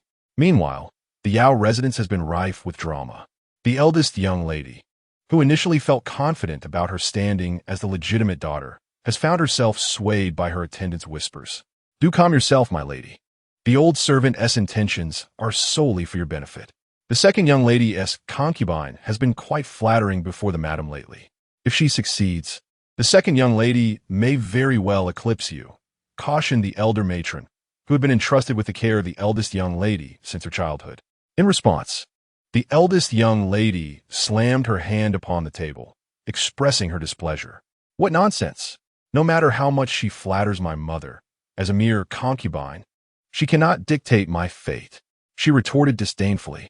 It is worth noting that neither the eldest nor the second young lady truly despises Yao Meier. Rather, their rivalry is directed towards each other. Although they are merely months apart in age, their paths have been inextricably linked, leading to a constant comparison.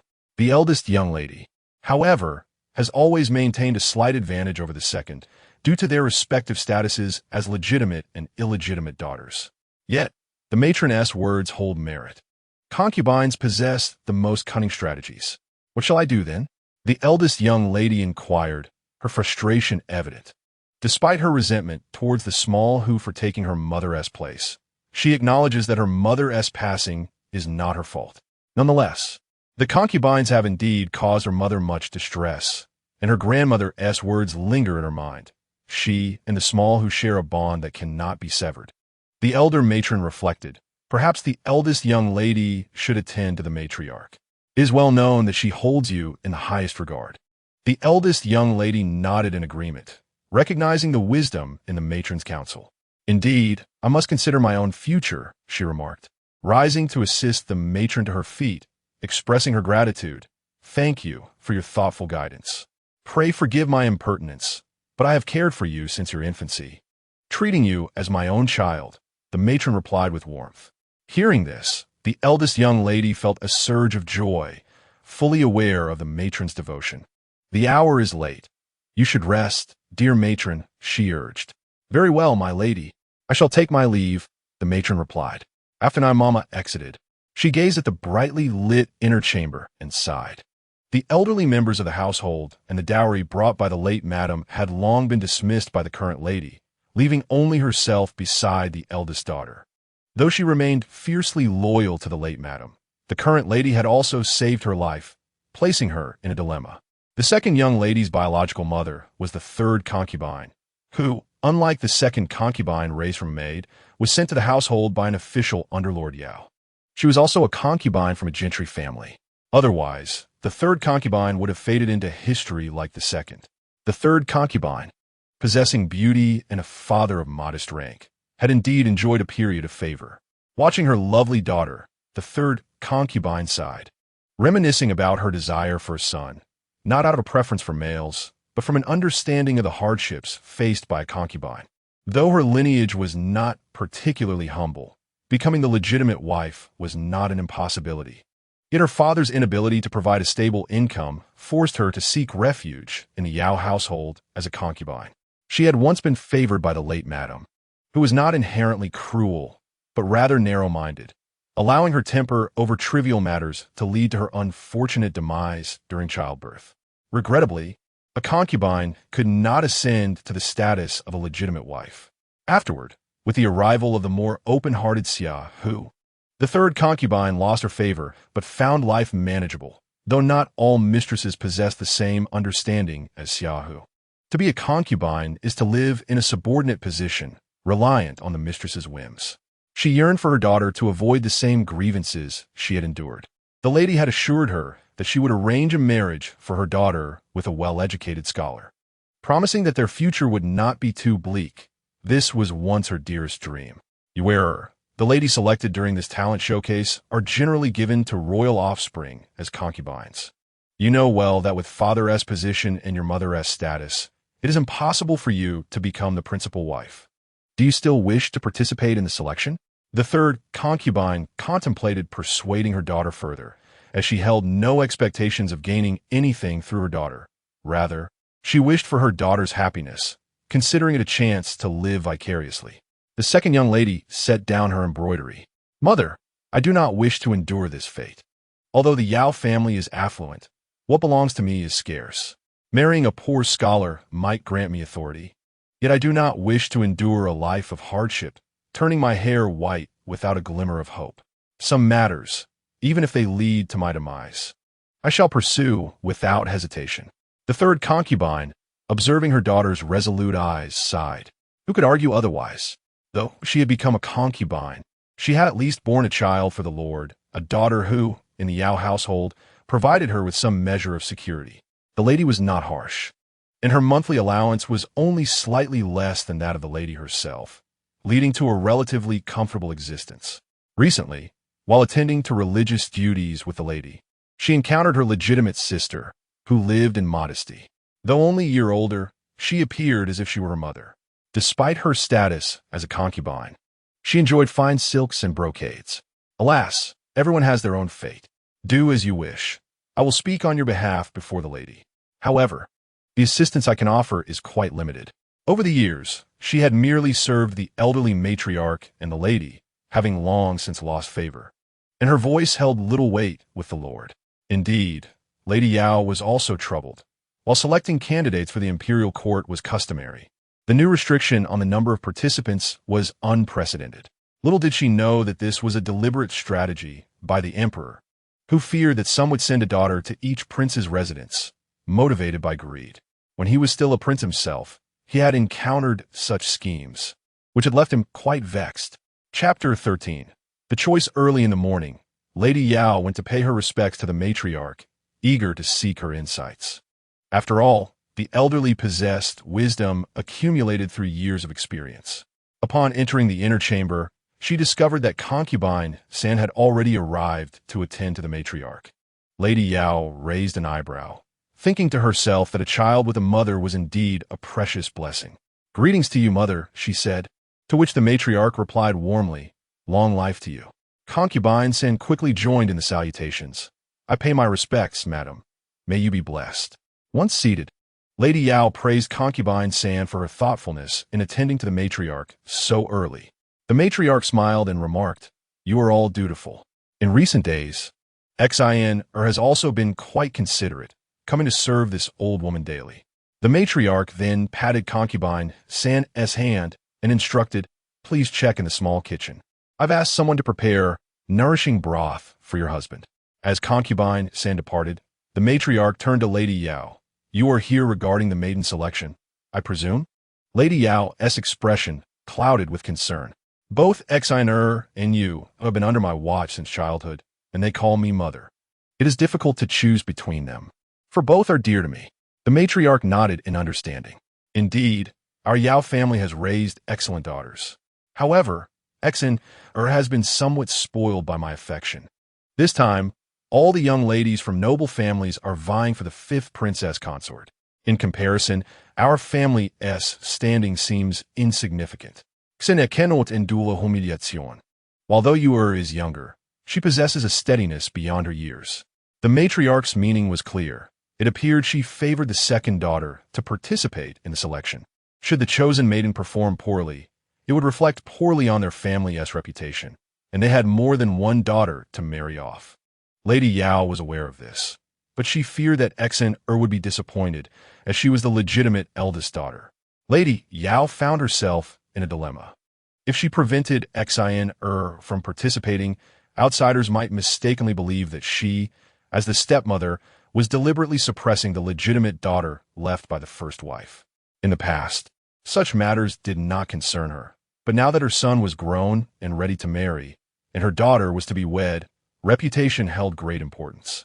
The matriarch, understanding the nuances of the situation, reassured her, "Do not worry. I shall speak with Xin. When the time comes, I will ensure her dowry is particularly generous as a form of compensation." Lady Yao nodded appreciatively. "Thank you, mother. I will take my leave now. Indeed, pay close attention to your manners as well. I know you have your hands full managing Ran's affairs. You have worked hard these days." As the matriarch, Lady Yao understood her duties. That evening, The matriarch engaged in an all-night conversation with her eldest granddaughter, feeling a poignant connection as she observed the resemblance to her late daughter-in-law. This daughter-in-law had once been quite favored by her. However, she had become increasingly sentimental over time, leading to a series of unfortunate events that spiraled beyond control. My dear Exiner, before your mother passed away, she grasped your grandmother's hand and implored her to find you a worthy match. Your grandmother remembers this well. You must understand that you are her first granddaughter, and she will not neglect you. With tears glistening in her eyes, Yao Exiner nodded, fully aware that her grandmother dotes on her the most. Observing her emotionally expressive eldest granddaughter, the elderly matriarch mused that should she enter the inner quarters of a noble family, the outcome might be beyond her imagination. Exiner, even if you are fortunate enough to be selected during this talent showcase, the most likely outcome is that you will become a concubine, and it should not be unexpected. Your grandmother is genuinely concerned for you and wishes to shield you from such hardship. The elder spoke from her heart, having never experienced any grievances. Exiner, with her spirited nature, might face considerable challenges. Yao Exiner had not contemplated this perspective, only dreaming that perhaps she could ascend to greatness. Yet she had never considered being a concubine. The thought of bowing to another woman and offering her respects was unbearable to her. Deep down, Exiner felt a flicker of fear. Although she had lost the protection of her biological mother, she was enveloped in the unwavering love of her maternal grandmother. Furthermore, the matriarch of the Yao family and her father were not inherently cruel. Her stepmother, though not particularly affectionate, harbored no malicious intent. Certainly better than families that favored sons over daughters. Our Yao daughters cannot become concubines, Yao Exiner asserted resolutely. The elderly lady chuckled. Silly child. Our Yao family may not be a prominent household in the capital, but it brings me solace that you still think of your younger sisters. You must remember that the children of the Yao family should unite as one, for only together can we thrive. You are remarkably clever. I trust you will come to understand this. Well, it is getting late. You should return to rest. The maid by your side was left by your mother, and having served faithfully for a lifetime, she deserves to enjoy her retirement. Yao Exiner nodded. I shall heed my grandmother's words. The following day, Yao's parents convened a family meeting attended by all the heads of the Yao household, including the concubines, to announce that the second and third young ladies of the Yao family would participate in the talent showcase. Recently, I have received a promotion, which is a step forward. Consequently, we shall increase the monthly stipend for the next 2 months to celebrate, the father declared, prompting expressions of gratitude from all. Thank you, father. He continued. Your mother and I have been preoccupied with affairs. You must all behave yourselves. Should you engage in any inappropriate conduct, do not blame me for being unyielding. He issued a few more admonitions. After exchanging pleasantries with the officials responsible for registering candidates, Yao Darren was informed of the showcase dates. Thank you for your hard work. Please enjoy some tea, he said with a smile. The registration officer, feeling the lightness of his purse, smiled in return, his demeanor softening further. The final round for the selected candidates will see them reside in the palace for 7 days. Yao Darren should prepare accordingly. Yao Darren chuckled. Thank you, my good brother. In a few days, I shall host a banquet in your honor. No need for such formality, the officer replied. After seeing off the officials from the Ministry of Rites, Yao Darren made his way to the main courtyard, contemplating that the emperor indeed seemed to be quite invested in the fifth prince. On the eve of the selection, the emperor issued a decree that sent shockwaves throughout the court. He conferred titles upon his princes. The first prince was granted the title of King of Chu with a fief of 10,000 households. The second prince became King of Jing with 8,000 households. The third prince was named King of Jin with 10,000 households. The fourth prince received the title of King of Yin with 8,000 households. And the fifth prince was bestowed the title of King of Qin with 10,000 households. This decree elevated the fifth prince's status, especially since the other princes already had legitimate wives. Even the fourth prince had been married off by the emperor to a daughter of the esteemed Shui family, further emphasizing the emperor's favoritism towards the fifth prince. Following the emperor's announcement, Consort Rong of Yongfu Palace shattered several vases in a fit of rage, her anger palpable. The second prince, born of the humble Lady Liang, was one matter, but Lady Liang herself hailed from a family of officials and aristocrats. How could she accept that her son was relegated to a lesser status? The emperor's actions were utterly intolerable. Chapter 14. The Imperial Selection. In the court, the fourth prince's demeanor soured, as Consort Rome faced humiliation among the other concubines, who reveled in her disgrace. While the fifth prince's position was understandable, being the most esteemed after the legitimate heir, the situation with the first prince was glaring. The fourth prince, usually composed, found it difficult to maintain his serene expression. In truth, the emperor had deliberately struck a blow to Consort Rome and her son. Had it not been for the fourth prince's predicament, there would have been only 5 princes reaching adulthood, and the emperor would not have hesitated to grant a few thousand households to his sons.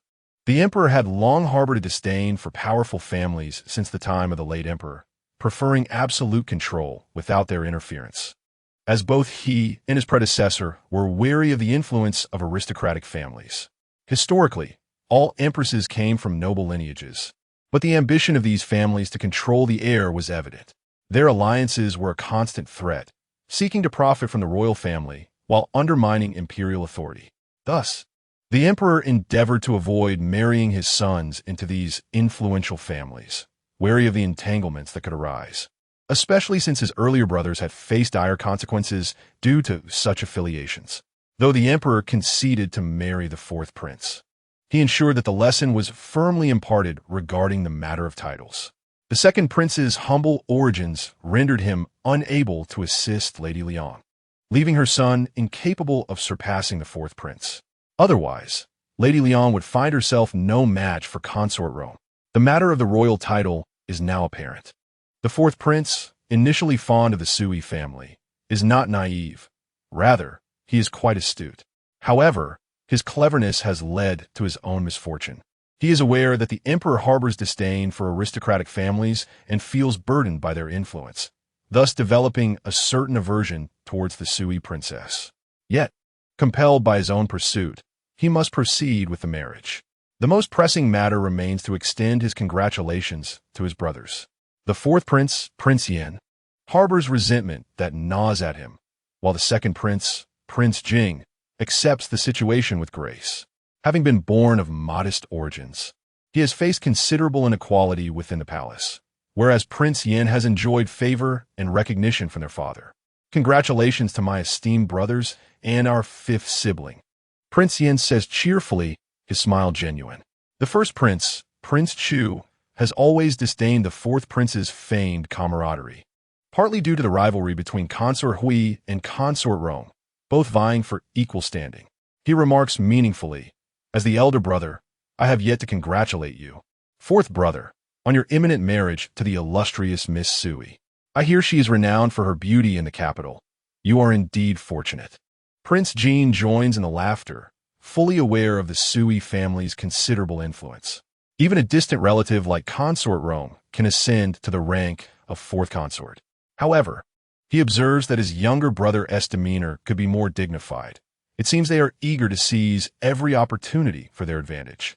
With such a prestigious background and talents, fourth brother must take good care of Miss Sui. Otherwise, her family may be displeased, and you could find yourself at the mercy of your father-in-law. Prince Jean jests. The banter among the princes continues, with each remarking on the fourth prince's status. What does it matter if your wife belongs to a prominent family? You still rank below your brothers. The emperor's discernment is keen. Besides, once married, a woman follows her husband. No matter how esteemed the Sui family, they cannot surpass us princes. Remember, the Sui lady spent only a year in the palace before being wronged and cast aside into obscurity. Setting aside the prince's grievances, the selection process for candidates is now fervently underway. Each prince harbors personal ambitions, as the participants are all daughters of officials, each calculating the potential alliances. The list of eligible maidens is in the possession of the empress and the favored consorts, while the princes outside the palace also hold their own copies. Yao Meier and her elder sister share a carriage.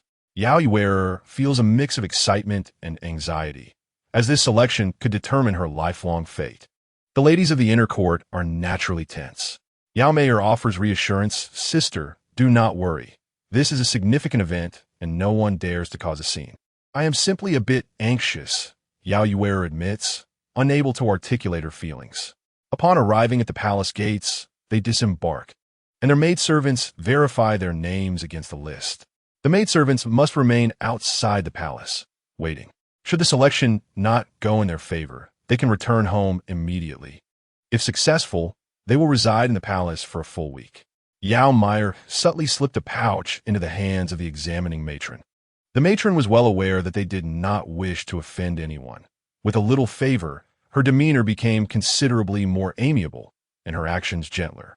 The young lady's fair and delicate skin was indeed remarkable, and the old servant wished her every success. The matron continued to offer kind words. Having encountered numerous noble ladies in the palace, and it was evident that such extraordinary beauty foretold a promising future. It was, after all, a fortuitous connection made in advance. Yao Meier had been predetermined for this moment, naturally progressing to the stage of an audience with the emperor, guided by the matron in charge. She entered the hall where 2 rows of maidens stood in orderly fashion, awaiting selection by the emperor and the noble consort. Yao Meier lowered her head and stood in line, waiting for the 4 rows to assemble before the audience could commence, with the matron carefully monitoring the timing. Eunuchs and matrons hovered nearby, and the maidens dared not glance around, ensuring that no melodramatic scenes unfolded. In the palace, there were no pampered and frivolous daughters pointing fingers at the maidens, for the latter were all potential members of the royal family. The unique voice of the eunuchs announcing the maidens' audience resonated through the hall. The maidens hastily followed in order, not daring to lag behind. Entering the hall without raising their heads, "Your servant pays respects to the emperor. Long live, and may you be in good health. I pay my respects to the noble consort. May your health be robust." With the selection underway, the empress's indisposition meant that the entire process was overseen by noble consort Chong, who, despite the irregularity, was permitted by the emperor to handle the selection of candidates for the 5th prince's consort. Noble consort Chong, being the 5th prince's birth mother, had special permission to conduct the affair in this manner. "Please rise," she commanded, and everyone obediently stood, heads bowed in a display of submissiveness. Noble consort Chong nodded in satisfaction. The daughter of the Minister of Rites, Sun, approached the eunuch to have her name called. Typically, only one individual from a family is selected, and thus names are not announced. The daughter of the Minister of Rites was the first to be called, indicating that her family had made considerable arrangements. As expected, the minister's daughter was chosen. After a brief exchange between the noble consort and the emperor, a token was bestowed upon her. The daughter of the loyal and brave Marquis, Li, presented herself. The Marquis wielded considerable power, and sending a concubine was likely a test of waters. "Your servant pays respects to the emperor and the noble consort," Li said, bowing submissively to the ground. It was evident that a proper wife for the 5th prince could not be a concubine like Li, yet she was deemed suitable for a secondary position. Noble consort Chong, understanding the dynamics, spoke more warmly to Li, recognizing the influence of the Marquis's household. Despite the Minister of Rites' daughter not being lacking in merit, she was merely a backup choice in the eyes of noble consort Chong. If the Marquis's family were indeed aspiring for the position of the 5th prince's principal consort, a concubine would not suffice, a realization not lost on the noble consort. "Are you literate?" she inquired gently, expressing her disdain for women lacking virtue despite their talents. Li nodded, responding, "Your servant is literate and has studied the teachings for women." The esteemed consort Chong nodded in satisfaction, casting a glance at the emperor beside her. "What say you, your majesty?" The emperor inclined his head in agreement, acknowledging her father's loyalty and bestowing a fragrant sachet as a token. The remainder of the gathering lacked intrigue, save for the attention garnered by the illegitimate daughter of a minor official, who was also granted a token. Soon, it was Yao Meier's turn. After all, many preceding candidates had failed to impress either the emperor or consort Chong, leading to their swift dismissal. Yao Meier approached, bowing respectfully. "Your servant pays her respects to your majesty and to the esteemed consort. May the emperor enjoy boundless fortune and the consort be blessed with longevity." Consort Chang's interest was piqued, for this was the young woman her son had mentioned, and she was eager to observe the qualities that had captured his attention, especially given his renowned disinterest in women. Raising her gaze, Consort Chang beheld Yao Meier's visage and could not help but admire her beauty. This exquisite countenance was indeed befitting of her son, as men are often swayed by both sustenance and allure. Suddenly, a line from a poem came to her mind, recalling the description of a woman's radiant beauty and tender skin. Unable to contain herself, she gently tugged at the emperor's sleeve. The emperor, too, harbored thoughts. Yet upon witnessing Consort Chang's interest in Yao Meier for his son, he gritted his teeth, conceding that since Eugene favored not the fairer sex, he might as well bestow her upon him. After receiving the token and fragrant sachet, Yao Meier obediently withdrew, guided by a matron to a small courtyard. "Please rest for a moment, miss. Shortly, a maid will come to escort you to your quarters." Yao Meier produced a small purse, expressing her gratitude to the matron, who accepted it with a smile. "You are indeed fortunate, miss. The heavens have bestowed upon you such beauty, destined for a life of wealth and splendor." Beneath the matron's auspicious words, Yao Meier took a moment to rest, feeling fatigue from standing for so long. Soon, 2 more maidens arrived, and the 3, unfamiliar with one another, settled into their own repose until a 4th joined them, at which point they would be escorted to their accommodations. They had been granted tokens to stay in the palace for a week, each permitted to bring a small bundle, now inspected and held by the matron. "Esteemed ladies, I am the matron in charge of this courtyard. Here lies the package sent from your homes. Should you require anything, do not hesitate to inform me. The palace differs greatly from your homes. You 4 shall share 2 rooms, each attended by a maid for meals. For the next few days, you will learn the palace's etiquette, and I trust you will bear with the arrangements." The matron calmly reiterated her previous instructions, aware of the palace's decorum, where even the most dignified maids and matrons held a rank that commanded respect. "Thank you for your guidance, matron." The matron led Yao Meier and another gentle and graceful maiden into the eastern room, which boasted a more favorable orientation than the western one, a thoughtful accommodation for them. Yao Meier presented another small purse, expressing her hopes for the matron's continued care. The other maiden, equally prepared, offered her own small purse in kind. The matron's face broke into a smile, reassuring the 2 young ladies, "You may rest easy tonight. There are no obligations. Tomorrow, I shall instruct a little maid to awaken you, so there is no need to worry about being late." "Thank you for your kind consideration, matron." Yao Meier, not particularly extroverted, was still pondering how to break the ice with her roommate when another young lady gently spoke. "May I inquire your name, sister?" "I am Wei. My father is the governor of Hangzhou." "I am Yao. My father is the minister of rights." "I am 17. As Yao Meier spoke, she thought that the esteemed concubine in the palace bore the surname Wei. "I am a year older than you, being 18. Yao Meier had no intention of probing further, as it would be rather inappropriate to directly inquire about the nature of her connection to the esteemed concubine, considering the surname Wei was not particularly rare. Having chatted for a short while, both were fatigued and summoned a little maid to fetch some small change for hot water for their washing before resting, as they would need to rise early the next day. The maid not only brought hot water, but also delivered meals and pastries. "Ladies, this is milk cake. If you feel hungry, you may have some. Additionally, here are the garments for the chosen maidens. I shall place them here. Please remember to change into them tomorrow." With that, the maid promptly withdrew. Although the 2 young ladies shared a room, it was quite spacious, with a washing area discreetly shielded by a screen, and the decor was rather elegant. Yao Meier washed up casually and prepared for rest, although she usually indulged in a bath before sleep. The current circumstances did not permit such luxuries, so she refrained from being finicky. The Wei lady felt relieved that her roommate was amiable. One could only imagine her trepidation in dealing with others, especially after her aunt's lessons on palace intrigue. Chapter 16.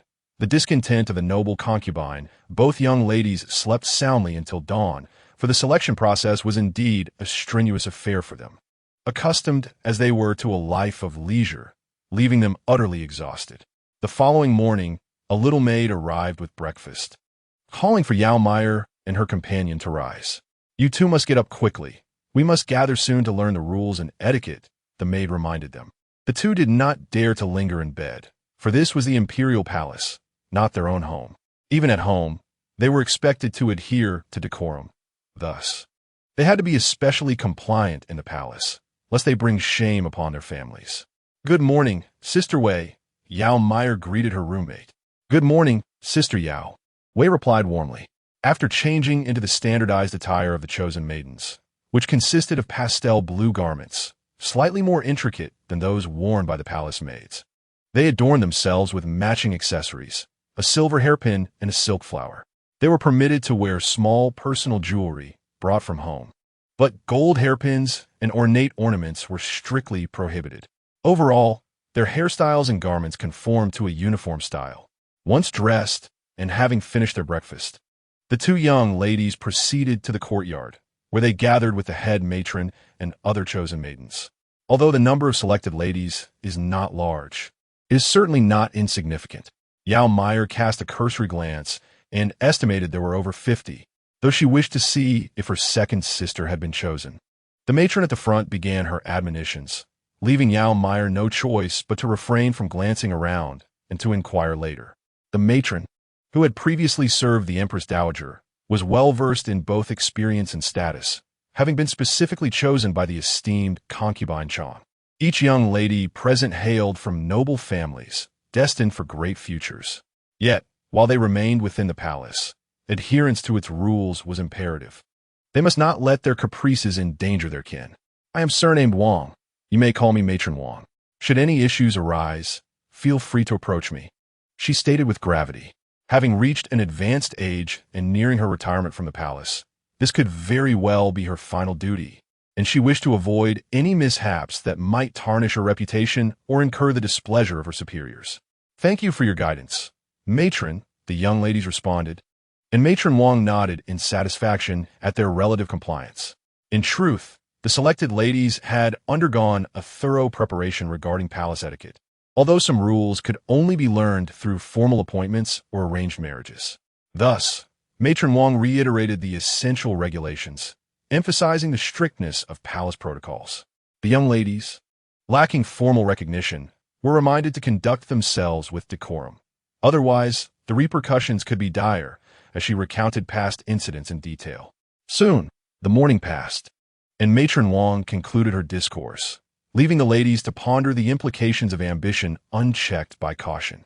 The example she had illustrated was that of a previous election where a lady's attempt to seduce a prince was uncovered, leading to her expulsion from the palace and the disgrace of her family, which in turn affected her sister's prospects for marriage, relegating them to undesirable unions and ridicule. The young ladies soon began to whisper among themselves, a sense of trepidation settling in. Women from prominent families held a strong sense of familial honor and feared bringing shame upon their kin. The quarters occupied by the ladies were a considerable distance from where the consorts resided, with guards stationed at the entrance to ensure the ladies did not stray and inadvertently wander into the inner sanctum. Meanwhile, the consorts in the harem grew restless upon witnessing the influx of so many ladies. Those who had born sons, particularly those whose sons had reached adulthood, were untroubled and even schemed to secure a few of these promising young ladies for their sons, as the quality of this selection was notably high, inciting envy among them. The servants in Yongfu Palace had been enduring a difficult time, for their mistress's discontent cast a shadow over them, and they dared not show their faces. Recently, concubine Rong had expressed her dissatisfaction regarding the fourth prince's fief, leading to a scene of broken dishes within the palace, which caught the emperor's ire. He was currently enraged with concubine Rong and her son, delivering a stern reprimand and even imposing a penalty on her monthly allowance. It was well known that the emperor typically granted leniency to the mothers of princes, highlighting just how unfavorable his disposition towards concubine Rong had become. Since the emperor conferred titles upon the princes, he further elevated Lady Liang to the esteemed rank of a third-class noble consort, bypassing the position of a favored concubine and making an exceptional advancement. Only those consorts of third-class rank or higher can preside over a palace and be addressed as Your Highness. Lady Liang has thus become a legitimate mistress of the harem, having already relocated to the Cheonghua Palace, signifying her arduous journey towards prosperity. It is evident that in this harem, bearing a royal child is of paramount importance. A mother-S status is elevated by her offspring. While Lady Liang revels in her newfound glory, Consort Rong finds herself in a state of discontent, revealing that the fortunes and misfortunes of the concubines are intricately tied to the emperor's favor. Consort Rong is not lacking in intelligence. Otherwise, she would not have ascended to such heights, replacing her own elder sister as the esteemed Consort Rong. However, the years of favorable circumstances have led her to become complacent, resulting in her recent downfall. She realizes that the emperor is displeased with her for allowing her son to become entangled with the family of Lady Cui. Consequently, Consort Rong hastily directs her ire towards her daughter-in-law, Lady Cui, blaming her for the loss of face she has suffered in the palace, as well as the emperor's reprimands and neglect. She completely forgets how elated she was upon learning that her clan intended to marry their legitimate daughter to her son. Such is the nature of humanity, quick to forget their origins. As Consort Rong peruses the roster of talented young ladies, she calmly states, "It will take some time for the rightful consort to enter the residence. In the meantime, my son cannot be without a devoted companion. Perhaps I should select a concubine to care for him, and I find this young lady from the house of the loyal and brave Marquis quite suitable. In the current climate, it is quite easy for a mother-in-law to exert her influence over her daughter-in-law, as filial piety governs familial relations. A daughter-in-law would dare not disrespect her mother-in-law, especially one from the imperial household." Consort Rong, however, does not wish to openly confront Lady Cui, but sees no harm in introducing a few concubines to unsettle her. Though her aunt feels uneasy about this plan, she refrains from voicing her objections, as the consort has recently been in a foul mood and has reprimanded several palace attendants, including even the closest maids. Thus, she quickly smiles and says, "Your Highness, your discernment is indeed commendable. The emperor has praised the loyalty of the Marquis before." Consort Rong genuinely favors the daughter of the Marquis, indifferent to her status as a legitimate or illegitimate child, as long as she can bring tangible benefits. It is amusing to think that just because she hails from the Cui family S branch, she would be closely related to the main family. Hearing her servant's remarks, Consort Rong feels even more satisfied. Her foremost concern is to find a way to placate the emperor by selecting a concubine from a family he values, which she believes will surely please him. Chapter 17. Covetousness. Consort Rong wishes to summon the young lady from the house of the loyal and brave Marquis for a discussion. Yet there has been no response from others. Recently, she has fallen out of the emperor's favor, so she must exercise caution and wait for the noble consort to take the lead, especially since the fifth prince is to marry soon. The noble consort is unlikely to remain idle. The noble consort, on the other hand, is quite troubled. The selection of a legitimate consort for the prince is generally a means for the royal family to garner favor with significant ministers. And whether the young couple leads a happy life is of no concern to the emperor. After all, his son may take a secondary wife. The noble consort's worry lies in the indecisiveness of the couple regarding their choice. Typically, she is a decisive and commanding figure. But this is a matter of her son's lifelong happiness, and she ardently wishes to select a flawless woman for her beloved son. Mama, summon Eugene to the palace and see how he makes his choice. The esteemed concubine Chong ultimately resolved to entrust this choice to her son. By the way, how have Yao and Li ladies been performing? Have young maidens caused any disturbances? This selection of candidates is orchestrated entirely by her, and no errors must occur. In response to the concubine's inquiry, the matron reported that both Miss Yao and Miss Li exhibited remarkable docility and grace. According to the matron, they learned the rules exceedingly well. The young maidens, being in the imperial palace, were notably cautious and respectful. The matron promptly assured that her attention to the young maidens was unwavering, particularly those favored by the concubine. Concubine Chong nodded in satisfaction, content that they were all well behaved. Although 7 days might not suffice to reveal their true natures, if they could not maintain their facade for this brief period, it would be unlikely they would cultivate any substantial character. During the selection, the fifth prince maintained a notably low profile, graciously declining his mother's invitation, asserting that the decisions lay with the emperor and his mother. After all, during the last selection, the third prince had encountered complications with the young maidens, leading to an uproar that compelled the empress to intervene and send them all home. The fourth prince, however, harbored some thoughts. He was aware that several young maidens of good family were among the candidates. Should some na-ve souls become infatuated with him, it could inadvertently provide him with advantageous support, for there were indeed many innocent young women in the capital. The residence for the young maidens featured a small garden, designated as a place for leisure. However, no maiden would dare venture there, for in the palace, any incident could lead to dire consequences, and one would find it difficult to explain. During their respite, Yao Meier and Wei Shi remained in their respective quarters, refraining from wandering. Meier's elder sister had also been selected, yet their accommodations were situated at opposite ends of the palace, rendering visits inconvenient. On a day when lessons concluded, an individual approached, inquiring about the esteemed surnames of the two young ladies. Miss Shun from the Chengyan Gongfu invited them to enjoy the flowers. Would they grant her the honor of their company? Yao Meier and Wei Shi exchanged glances. Although they were both young maidens, society inevitably ranks individuals in hierarchies. Miss Shun was likely a formidable contender for the fifth prince's affections.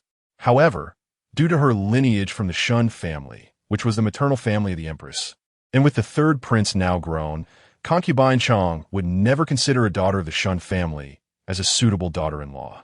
Yao Meier found it curious. Surely, there could be no entanglements of interest between the young maidens and Miss Shin.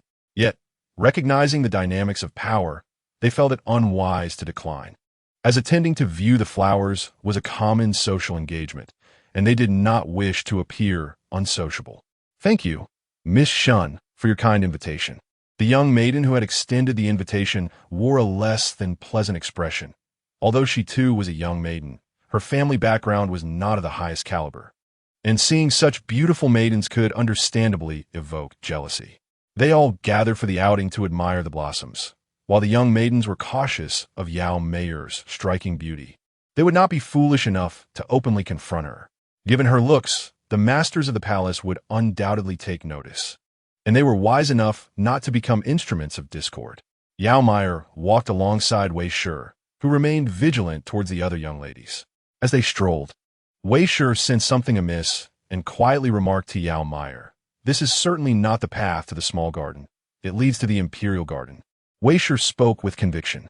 Yao Meier pondered that the young ladies were not permitted to wander freely, especially considering that the imperial garden was notorious for its myriad events. Moreover, the daughters of the Shun family had the backing of the empress and the third prince, while they lacked such formidable support. Thus, Yao Meier and Wei Shi discreetly slipped away when no one was watching. Coincidentally, the fourth prince was contemplating a shortcut to the imperial garden, hoping to encounter the young ladies, as he too needed to cultivate alliances. The three of them unexpectedly crossed paths, or rather, four, including a young eunuch. The fourth prince, not one to indulge in the company of women, was momentarily taken aback by the sight of such beauty, only regaining his composure upon noticing the attire of the young ladies. Yao Meier and Wei Shi felt a twinge of fear. They had not anticipated an encounter with a man from outside their circle. In truth, Wei Shi was also one chosen for a specific purpose, destined to enter the residence of the Duke Jing, her cousin, and she could not afford to tarnish her reputation by associating with an outsider. Although the Duke Jing appeared gentle, he was not to be trifled with. The Wei family owed their current standing to him. Contemplating whether to flee with Yao Meier, she was taken aback to find that Yao Meier was quicker to react. Yao Meier had no desire to invite trouble upon herself, having seen the fifth prince before. She could easily deduce his identity among the young men in the palace. She had no interest in attracting the attention of the other princes and swiftly took her roommate's hand, making a hasty retreat. The fourth prince, surprised by his lack of allure, felt a pang of displeasure as he regarded himself as unworthy of the attention. Find out who those two were, he commanded through gritted teeth, determined to possess such exquisite beauty for himself. Upon returning to her quarters, Yao Meier finally exhaled in relief, shaken by the encounter. She had no desire to become the center of attention. Meanwhile, not long after the fourth prince encountered the two young ladies, the second prince, and Yi Yongjun received word of the incident. Within the palace, they had a few informants, and upon hearing the report, both felt a tinge of discontent. They understood well the intentions of His Royal Highness, the Prince of Yin, in entering the palace, yet some individuals were already claimed in secret, and the fourth prince ought not to entertain any aspirations. Yi Yongjun twirled the jade ring on her finger and smirked. The affair between Miss Shun and the fourth prince should not remain our secret. Third brother ought to be informed as well. Indeed, the second daughter of the esteemed Shun family, known for her innocent disposition, had already harbored feelings for the fourth prince upon their first meeting, aspiring to become his consort. Yet, Miss Shun was acutely aware of the conflict of interest between the empress and concubine Rome. Both the third and fourth princes coveted the throne, making it impossible for her to wed the fourth prince. Still, who was the fourth prince? His charming words had left Miss Shun utterly entranced. Chapter 18. Concubine Rome faces punishment soon.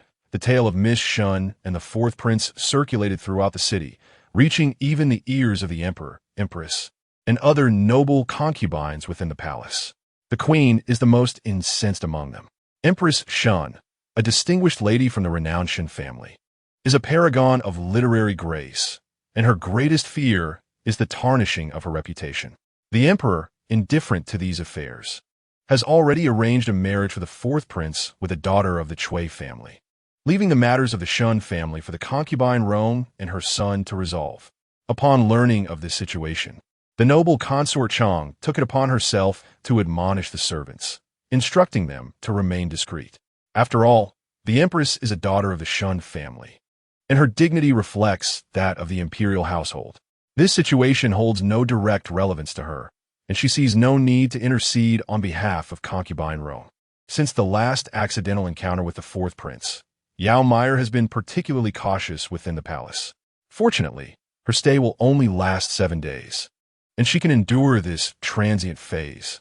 Meanwhile, the fourth prince has lost interest in pursuing encounters with beauties. The Shun family is not an ordinary lineage, and the fourth prince's attempts to deceive the daughter of the Shun family have displeased Lord Chengyan considerably, resulting in frequent reprimands against him. Lord Chengyan, infuriated, has even developed sores at the corners of his mouth. However, since the fourth prince is the emperor's son, he is unable to confront the situation directly. For tarnishing his daughter's reputation would necessitate a smile of acquiescence towards the emperor, a most frustrating predicament. The other princes have been fanning the flames of the fourth prince's troubles, hoping to exacerbate the situation further.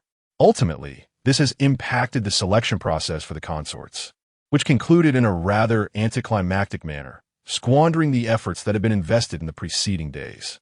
This outcome left the noble consort Chang, who had been eagerly anticipating the selection of a daughter-in-law, feeling quite dissatisfied. Thus, the noble consort Chang seized a rare opportunity to align with the empress and make things difficult for concubine Rome. The empress, by neglecting palace affairs, did not require the concubines to pay their respects daily. Typically, only during the 1st and 15th days of the month would the concubines gather in Kunning Palace to pay their respects to the empress. On this day, which was neither the 1st nor the 15th, the empress opened the grand doors of Kunning Palace to allow the concubines to pay their respects. It must be said that Empress Shun is indeed beautiful, though she has aged and is one of the earliest women to marry the emperor. Despite her best efforts at preservation, signs of aging have inevitably begun to show, rendering her less striking compared to the newer beauties entering the palace. Empress Shun, adorned in a bright yellow phoenix robe, sat gracefully upon the phoenix chair, her head adorned with a gold hairpin embellished with gems. The 9 phoenix hairpin is exclusive to the empress and the empress dowager, symbolizing the honor and unique status of the mother of the nation. Observing the elaborately adorned empress, noble consort Chang mused, "It seems the empress harbors considerable resentment. Such a grand display is unprecedented. She has always prided herself on her virtue and has typically presented herself as frugal and diligent. Your servant pays her respects to your majesty." Wishing you robust health and longevity, the concubines collectively intoned.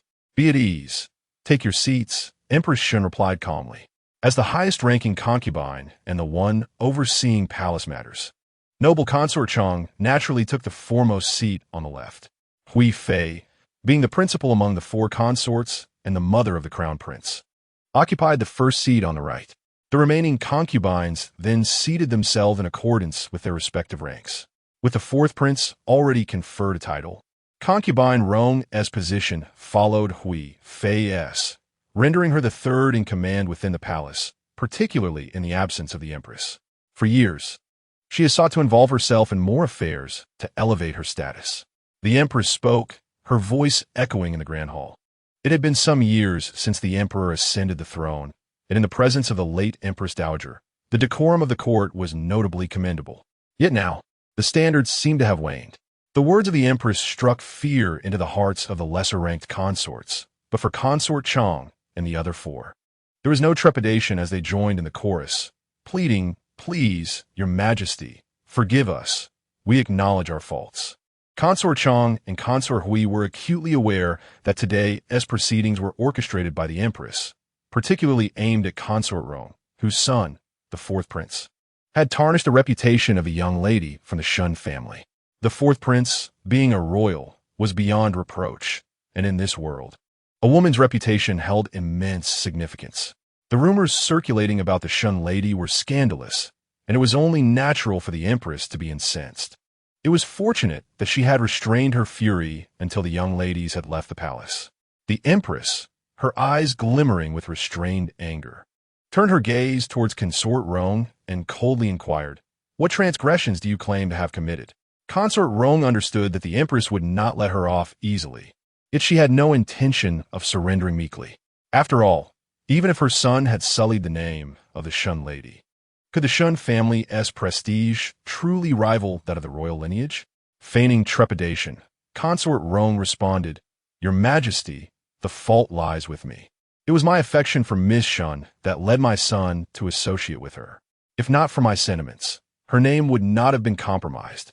The empress, seething, felt her hands tremble with indignation. The audacity of Consort Rong ignited her desire to reprimand her harshly. Yet she was acutely aware that no matter how innocent or noble her niece might be, she could not punish Consort Rong without undermining the royal family's authority. Clenching her fists and taking a deep breath, the empress declared, "Consort Rong, you still fail to recognize your misstep. Why do you not kneel?" Servants from Kuan-Ning Palace stepped forward to compel Consort Rong to the ground. The empress, from her elevated position, continued, "The marriage of a prince is a matter of state, and the harem must not interfere in political affairs. Your repeated petitions to the emperor regarding the marriage to the young lady from the Chui family disrupt the governance of the court. The emperor, out of respect for your years of service, has chosen not to hold this against you. However, as empress, it is my duty to regulate and admonish the consorts of the harem. I cannot allow your arrogance to continue unchecked." Realizing she had no justification, and knowing the emperor was displeased with her actions, Consort Rong quickly pleaded for mercy, stating, "Your Majesty, I am but the mother of the fourth prince, hoping to choose a suitable daughter-in-law. I beseech your forgiveness." The empress contended that the fourth prince's marriage was a matter of state, while Consort Rong insisted it was a family affair.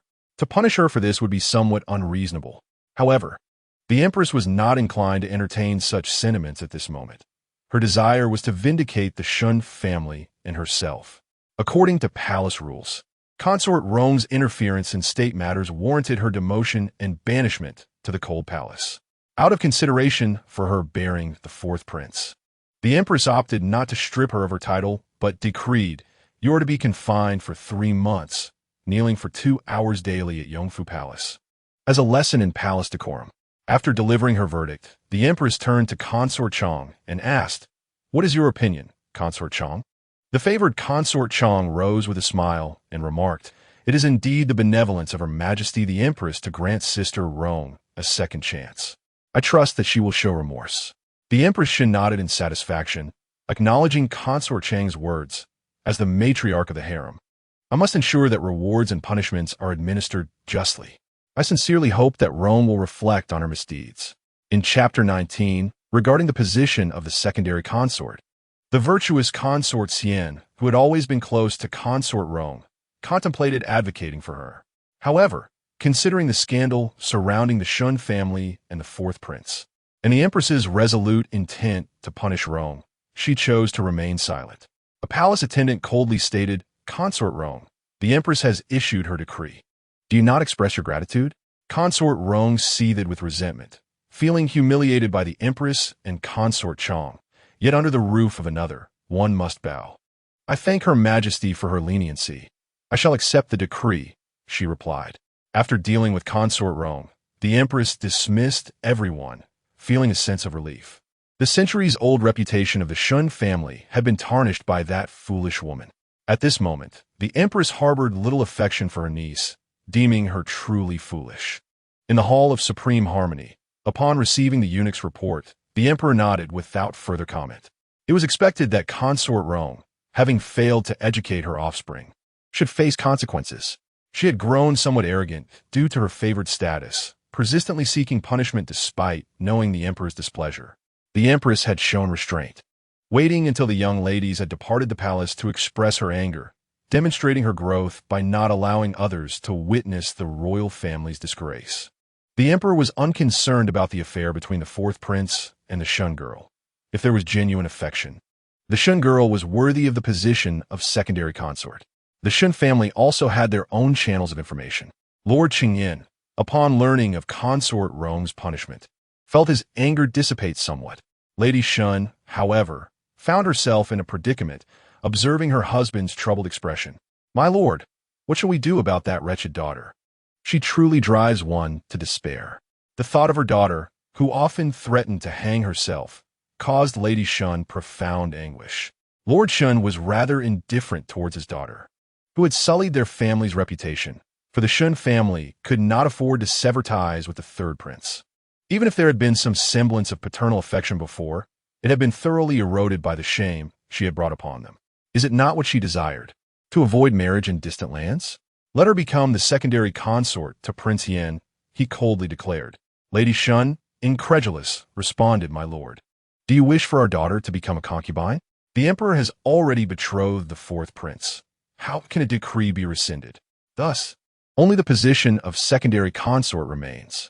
Lord Shun, feeling irritable and somewhat resentful towards his wife, retorted, "If she is willing to debase herself as Prince Yan's secondary consort, then she's no longer a daughter of the Shin family." The Duke of Shun, weary of further discourse, remarked with significant gravity, "Madam, you are not blessed with only this single daughter. You must consider the well-being of your other children as well." Upon hearing these words, Madame Shun felt an icy shiver run through her being, exclaiming in despair, "What sin have I committed?" Yet, she could not deny the truth that she could not forsake her sons for the sake of this one daughter. Moreover, she had more than one daughter. It was merely that this particular daughter bore a striking resemblance to her, leading to an inadvertent favoritism. Who could have anticipated that such a calamity would arise? The affairs of the Shin family did not extend their repercussions to the Yao family, who were joyously welcoming back the two young ladies from their selection in the court. Madame Yao cradled Yao Meier's face, exclaiming with concern, "You have grown so thin."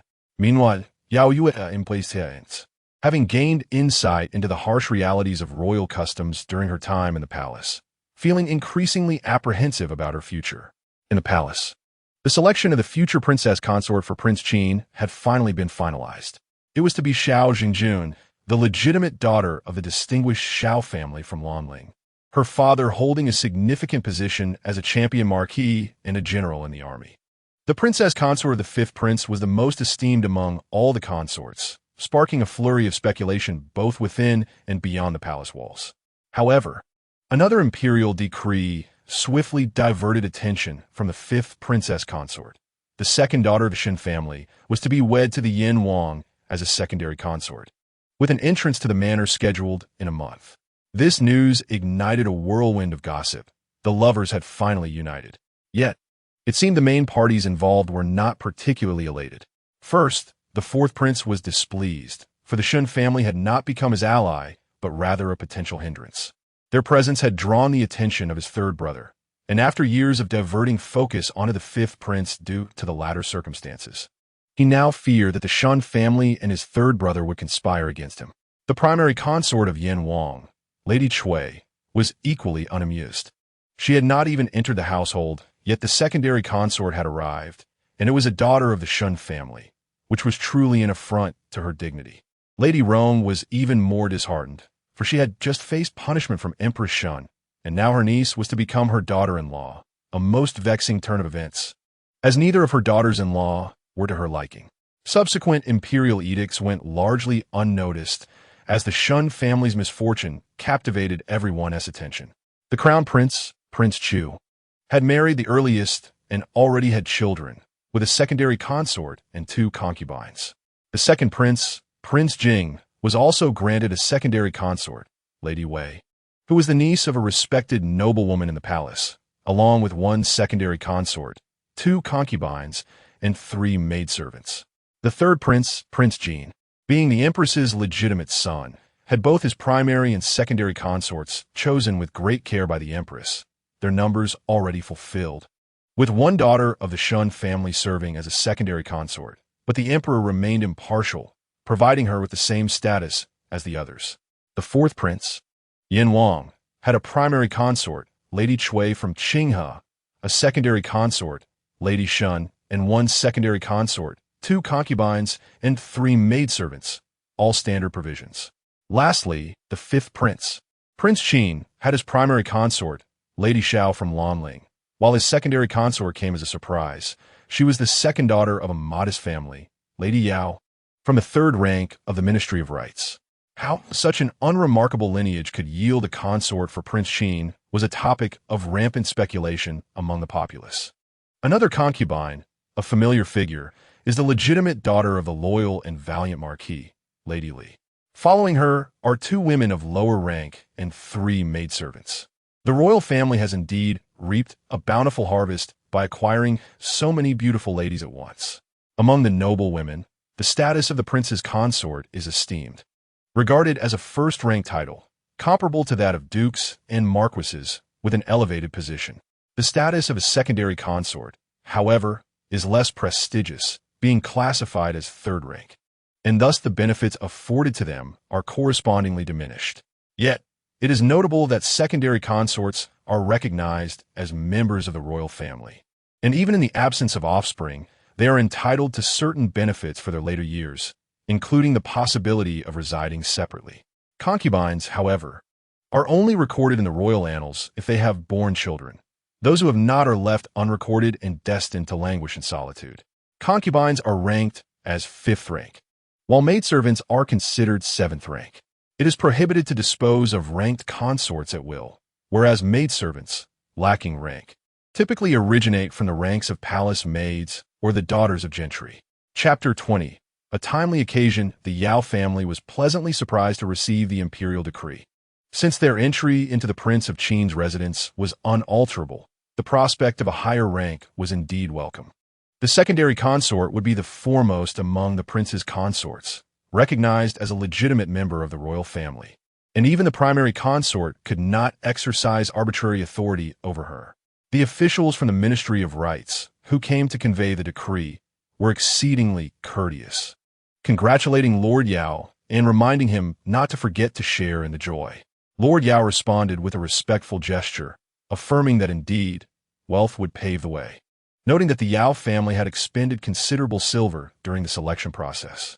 The officials elaborated on the privileges the secondary consort would enjoy upon entering the residence, including the number of bridal chests she could bring as dowry.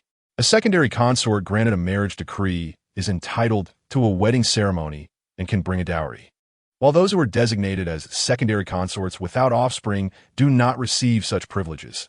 After all, no royal household would go to the trouble of arranging a wedding for a secondary consort, as it would be a slight to the primary consort. Lord Yao, the secondary consort, may bring 68 chests of dowry upon entering the residence, with her arrival scheduled for 3 months hence, followed by the grand wedding of the Prince of Qin and the primary consort 3 months later. The official from the ministry informed them. The wedding of the Prince of Qin is a momentous occasion, and since the Prince of Yin has yet to wed the legitimate daughter of the Cui family from Qinghe, the order of precedence must be maintained. Thus, the Prince of Qin's wedding cannot occur until after the Prince of Yin's. Typically, in most families, The legitimate wife enters the household before any concubines, and even a maidservant must wait until the mistress has been established before being elevated to the status of concubine. Upon hearing that there were 3 months to prepare the dowry, Yao's father exhaled a sigh of relief. Their family was not lacking in wealth, but he feared there would not be enough time to prepare a suitable dowry for his daughter, as the dowries of noble women were often accumulated from a young age, with many relatives contributing to the cause. After the officials from the Ministry of Rites departed, the Yao family waited a while before changing their attire to rest, confident that no further decrees would arrive that day. Seeing that her daughter's future was secured, Yao's mother began to worry about her illegitimate daughter. "My dear, I cannot help but wonder what fate awaits you heir. My heart remains unsettled." Yao's father pondered for a moment and replied, "Tomorrow is the day of the royal marriage decree. I wonder where Yao will ultimately be placed. I hope it is with a family of good standing, or else." Sigh. The couple tossed and turned restlessly. So too did Yao Meier. Today, without the imperial marriage decree, she felt a profound sense of disappointment. Although to be a concubine was not the most exalted position, being a concubine to a prince still held a certain dignity, allowing her to claim a connection to the royal family. With her hopes dashed, the tension within her heart remained taut, as if it might leap from her chest. Typically, selected maidens would receive arranged marriages from the emperor and would not marry of their own volition, which is why Yao Meier felt such anxiety, uncertain of her fate. The next day, the Yao family opened their main door, donned in formal attire, awaiting the imperial edict. Soon, an official from the Ministry of Rites arrived with the decree. His Majesty has commanded that the second daughter of the Yao family, known for her grace and virtue, be wed to the Longxin Wang as a secondary consort. She shall enter the residence in 1 month. Thus decreed. Congratulations poured forth for Lord Yao, as both his daughters were to marry into the royal family. A truly joyous occasion. The official, envious, remarked that while she might not be the primary wife, she would nonetheless be regarded as kin, ensuring a foundation for her in the capital, which was certainly better than nothing. Longxin Wang, Lord Yao pondered, while engaging in pleasantries with the visiting official. This esteemed gentleman, a purse of gold, leads the way. Longxin Wang, I confess I have not heard of him before. With a smile, the official explained, Longxin Wang has just returned from the battlefield, having achieved great merit, and the emperor, pleased with his accomplishments, has bestowed this marriage upon him. He has been absent from the capital for many years, thus his household is rather uncomplicated, with only a county princess raised under the queen's care. Thank you, esteemed sir, Lord Yao replied cheerfully. Being childless and absent from the capital for so long, perhaps my Yueker still has a chance.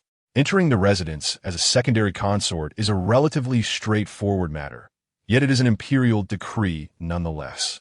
The advantage of an imperial marriage is that, barring significant transgressions, no one within Longxin Wang's household would dare to act recklessly, as the royal family and the nobility are separated by a significant boundary. Lady Yao gently took Yao Yuer's hand, saying, though there is a hierarchy of age, and your elder sister has yet to marry, the timing of the emperor's decree necessitates that we prioritize you. Rest assured, I shall convert your dowry into silver notes and coins, and I will have several sets of jewelry crafted for you, ensuring that you make a splendid entrance into Longxin Wang's residence. Yao Yuer quickly bowed, expressing her gratitude for her mother's care and efforts. In the future, I may no longer enjoy your company, so please do take care of yourselves. Today, Lady Yao felt particularly sentimental, having watched her daughter grow, now soon to belong to another family. When you visit, you will be a guest, she reassured. Do not worry, I will look after your stepmother well. Focus on living your life, but always be cautious and prudent. Thank you for your guidance, mother. I shall remember it well, Yao Yuer replied. While the Yao family felt a tinge of sorrow, they also recognized the substantial fortune of having a prince's concubine, far exceeding their expectations. Those within the family understood their circumstances. Even a secondary consort position was a significant elevation, especially for a daughter of lesser status. The emperor had shown great favor in granting Yuer this position. However, not all were pleased in the capital. The loyal and courageous duke's family was less than delighted. The duke sat in deep thought within the main hall. His own daughter held the position of princess, and while a secondary concubine may seem fitting for a secondary daughter, the mere designation of concubine left him feeling disappointed. More than that, the Duke sensed the Emperor was sending him a subtle message. The eldest daughter of the loyal and valiant Marquis's residence, though born of a concubine, harbored great resentment. As the eldest daughter, she believed herself to be equal to the legitimate offspring, particularly since her mother was the favored woman of her father. Her father's affection extended to her as if she were his legitimate child. She had always prided herself on her strength, convinced that she was not inferior to the daughters born of the legitimate wife. Yet, reality dealt her a crushing blow. Not only had she failed to secure the position of the crown prince's primary consort, but she had also lost the opportunity to become a secondary consort to an obscure woman, entering the household merely as a concubine. She bore no dowry and could only bring along a few trunks, which was both stifling and humiliating. Initially, the Emperor had intended for Lady Li to be the secondary consort. However, the notion of both the primary and secondary consorts being from families of military nobility was deemed too ostentatious, leading to Lady Li being relegated to the position of a concubine. The Emperor prided himself on being fair to his sons, but did not take Lady Li's feelings into account. Had she been a legitimate daughter, he would never have acted in such a manner. But the realm of possibility for a concubine was far broader. Ultimately, a woman's status is often determined by the benefits she can bring to the table.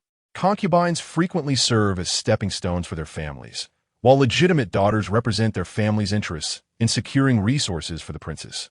The second legitimate daughter of the Shun family was considered abandoned by her family.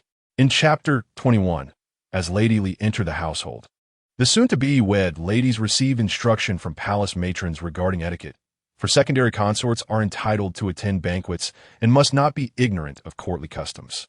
During Miss Yao Meier's betrothal, the Prince of Yin and his consort were wed, with a legitimate daughter of the Chui family from Qinghe marrying him amidst a lavish display.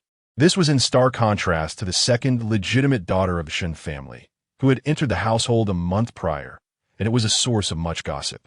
It seemed that the Shen family had truly abandoned this daughter in a bid to demonstrate loyalty to the third prince and the empress.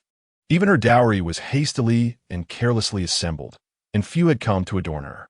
The Shun family, known for their scholarly lineage, had only one concubine marrying the third prince, while the other concubines were destined to become primary wives. Thus, the Shun family faced disgrace by offering their daughter as a concubine, and the women of the family looked down upon her. Miss, it is time to rest. Tomorrow you shall enter the Prince of Yan's residence.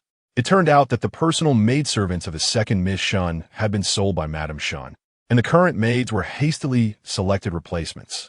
The Shun family merely wished to rid themselves of this burdensome daughter by ascending her to the Prince of Yan. Miss Shenshire, aptly named for her gentle and compliant nature, even caused Madame Shun to believe her daughter had lost her mind. As she gazed at the wedding dress, predominantly red yet flecked with pink, she found it glaringly ostentatious. Shenshire pondered inwardly, was it truly worth it? The simplicity of the Yin prince's secondary consort's wedding attire paled in comparison to the opulence of her elder sister's wedding. With her mother's reproaches, her father's grievances, and the discontent of her relatives weighing upon her, she questioned the worthiness of it all. Staring into the bronze mirror at her haggard reflection, she noticed a faint red mark on her neck, reminiscent of her mother's cold admonition. If you wish to die, then do so at once, to spare the Shun family and the empress from shame. The mother gazed at her with disdain. Do you still harbor the illusion that you might become the legitimate wife of the Prince of Yin? Wake up, if you wish to wed him. You can only be a concubine. Do you truly believe you are worthy of the empress sacrificing her dignity to plead with the emperor to rescind the edict? Reflect on your own worthiness. Do you truly match such a position? Madame Shun's words shattered Shun Shiro's fleeting hopes. Indeed, she was unworthy of the Shun family's efforts on her behalf. She simply did not merit it. Now that the imperial decree had been issued, she had no alternative but to accept her fate as a side consort to the Prince of Yan.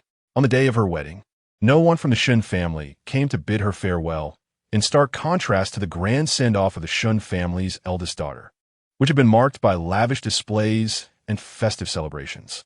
Shun Shiro was carried in a sedan chair sent by the Ministry of Internal Affairs and soon arrived at the princess residence.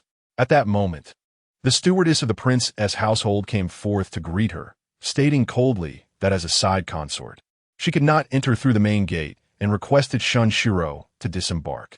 It was evident whose directive she was following. There exists a custom that if a bride's feet touch the ground before entering her husband's home, her marriage will be fraught with misfortune. Shun Shiro felt humiliated but had no choice but to step down and walk into the princess residence. She straightened her back, attempting to assume the guise of the esteemed young lady of the Shun family she once was. The stewardess regarded Shun Shiro with disdain. Once a trusted attendant of the favored consort Rong, she had been sent out of the palace due to concerns for the prince's well-being. Throughout her years in the palace, she had never encountered such an audacious mistress. The stewardess did not view Shun Shiro's position as one of degradation. Rather, she was appalled that Shun dared to engage in a private agreement with a man outside of marriage. The scale of the side consort's wedding could vary significantly, depending on the prince's regard for Shun Shiro. It was evident that the prince harbored resentment towards her. He had faced considerable criticism because of this affair, and while other princes may not have actively sought to undermine him, they remained indifferent. Most importantly, the prince feared that the matter would reach the emperor's ears, tarnishing his image in the emperor's eyes, especially since it had resulted in his mother being reprimanded by the empress. Thus, what should have been a joyous occasion concluded rather anticlimactically. On her first night, as the prince's side consort, Shun Shiro found herself alone until dawn. In the following months, various maidens gradually reported to their respective royal households. Generally, concubines entered the household 3 days after the decree, while secondary consorts did so after 15 days, and side consorts after a month. Over at the residence of Duke Zhongyong, despite her reluctance, Li Shi dared not defy the imperial decree. She stepped into the sedan chair sent by the Ministry of Internal Affairs, all while her legitimate mother and sister looked on with glee. However, Duke Zhongyong showed some concern for his daughter, preparing for her a substantial sum of silver and several trunks, which made her departure far more lively than that of Shun Shiro. Duke Zhongyong reassured her, "Do not worry, my daughter. I shall take good care of your aunt. Focus not on our household." Upon entering the royal residence, she would no longer have the freedom to leave at will. With a heavy heart, Li Shi choked back tears as she said, "I can no longer serve my father. Please take care of yourself. I bid you farewell." As Li entered the Qin Wang, it was nearly noon. At this time, aside from the side consorts and the primary consort, she held the highest rank, her lineage being quite illustrious. Being a daughter of a marquis family, Li was assigned to Jiue Pavilion, the largest courtyard apart from the main and side courtyards, recently renovated to reflect the grandeur of the Qin Wang, which left Li quite satisfied. The servants bowed and greeted the secondary consort, wishing her well. Upon hearing the term secondary consort, Li felt a twinge of discomfort, but it was not the time to express it, should it be revealed. It might portray her as impetuous. Rising, she dismissed the servants with a wave. It is said that with honor comes honor, and with loss comes loss. If you fail to conduct yourselves properly, it would be no trouble for me to discipline a few servants. Thank you for your generosity, secondary consort. We shall heed your words, the servants replied, acknowledging her authority. There was also a stewardess in the secondary consort's courtyard, who tactfully approached to report, according to regulations. You are entitled to 4 personal maids, in addition to your dowry. You may select 2 more, and the stewardess will bring candidates for you to choose from shortly. Li nodded in satisfaction. This stewardess was quite perceptive. Mei Xiang, reward her. Seeing her mistress pleased, Mei Xiang generously bestowed 10 taels of silver, equivalent to the stewardess's monthly allowance for 5 months. Thank you for your kindness, my lady. The stewardess expressed her gratitude eagerly. Madam, you must be weary. Allow me to send someone to prepare your meal, so you can rest well. His Highness will be visiting later, the stewardess suggested. Li Nuda. She held the Qin Wang in high regard, for only through his favor could she thrive. If she remained unfavored, her father would not provide her with ample resources, and with favor, winning over any side consort would be effortless. Chapter 22. Greetings. Li came from a respectable family. although merely a secondary consort. Yi Yongjun still honored her presence that evening. The stewardess of Jiue Pavilion felt a surge of joy upon seeing the prince arrive. For serving their mistress, well, would ensure a more favorable existence for the servants. Lin Niancy, as she was named, was of some concern to the loyal marquis, as indicated by her name, which conveyed a sense of longing and care, a name imbued with auspicious meaning. Dressed in a pale pink cross-collared robe with a white bustier beneath, and paired with a matching skirt, she appeared graceful and charming. Your servant pays her respects to His Highness, wishing you long-lasting health and prosperity, she said in a sweet, melodic voice. Yi Yongjun calmly replied, "Rise," and turned to enter the room, with Lin Niancy promptly following. The table had already been set with a meal. "Allow me to serve you, Your Highness," Lin Niancy offered. Yi Yongjun nodded casually.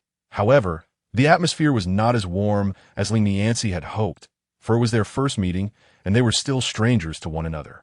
Though she was a secondary daughter, her father was a marquis, which lent her a certain poise befitting a noble lady. After dining, Lin Niancy was attended to by her maid as she bathed, and the two concluded the evening in an orderly manner.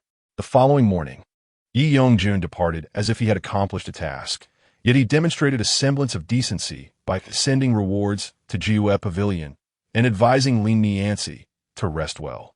As the princess had not yet entered the residence, the concubine held the highest status among the women of the Wangfu. Thus, the following day, the ladies of the back courtyard came to pay their respects, as was customary. Lin Niancy adorned herself with great splendor early in the morning, far more extravagant than her attire for welcoming the prince the previous night, serving as a subtle assertion of authority among the women of the back courtyard. When Lin Niancy emerged, all the esteemed ladies of the Qin Wangfu, whether of noble rank or those summoned by imperial decree, were present. For the reputation of the daughter of the loyal and valiant marquis was indeed formidable. Concubinely, I pay my respects. May you be blessed with peace and prosperity. Oh, please rise. I simply overslept a little due to my indulgence in slumber. I hope my dear sisters will not hold it against me," Lin Niancy said with a warm and cheerful demeanor, appearing remarkably gracious. "Of course not. We arrived early to pay our respects, and were concerned we might disturb you."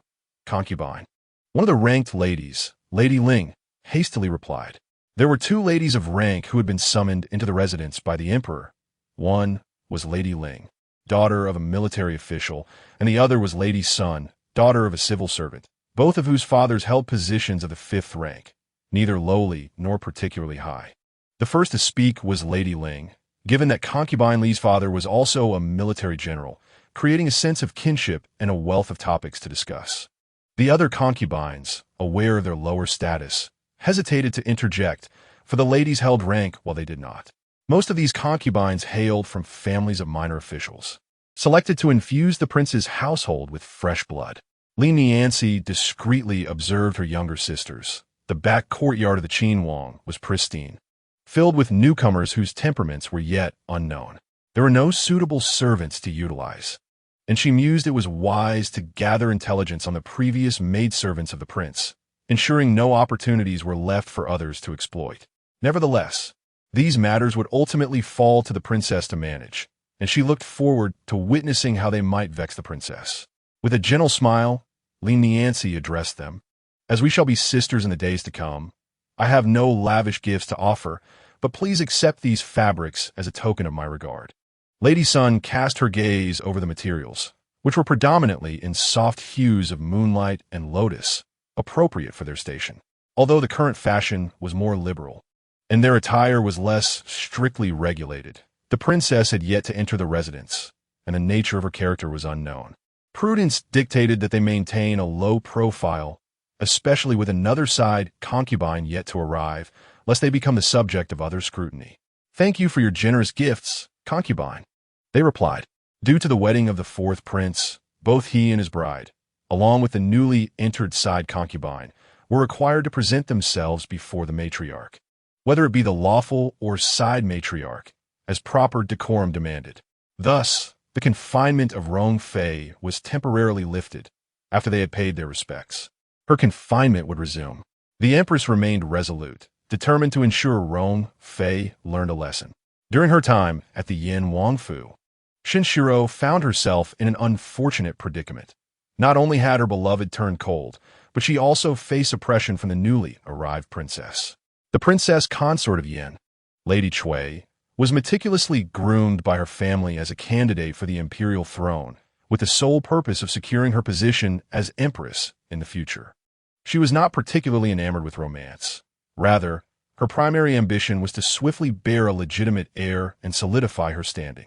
Naturally, a concubine of noble birth posed a threat to her status as the principal wife. Who else could she suppress, if not her? Would she target those submissive concubines instead? "Please, Lady Shun, serve tea to the princess consort," calmly instructed the maid accompanying the dowry. Even though Shinshiro had mentally prepared herself for this moment, the reality of having to serve tea to another woman left her feeling quite embarrassed. Never had she imagined that she would one day be in such a position. Taking a deep breath, she grasped the tea tray and approached Lady Cui, positioning herself with her legs together and slowly descending into a proper squat. Her back straightened as she respectfully intoned, "Please enjoy the tea, princess consort." Lady Cui, embodying the grace of a matriarch, did not make things difficult for Shinshiro. Instead, she gently said, "Sister, please rise. From now on, we shall be like sisters. You must diligently attend to the prince and help him expand his lineage." "Indeed, I shall heed your counsel, princess consort," Shinshiro replied. After Lady Cui finished the tea ceremony and distributed rewards, she announced, "That will be all for today.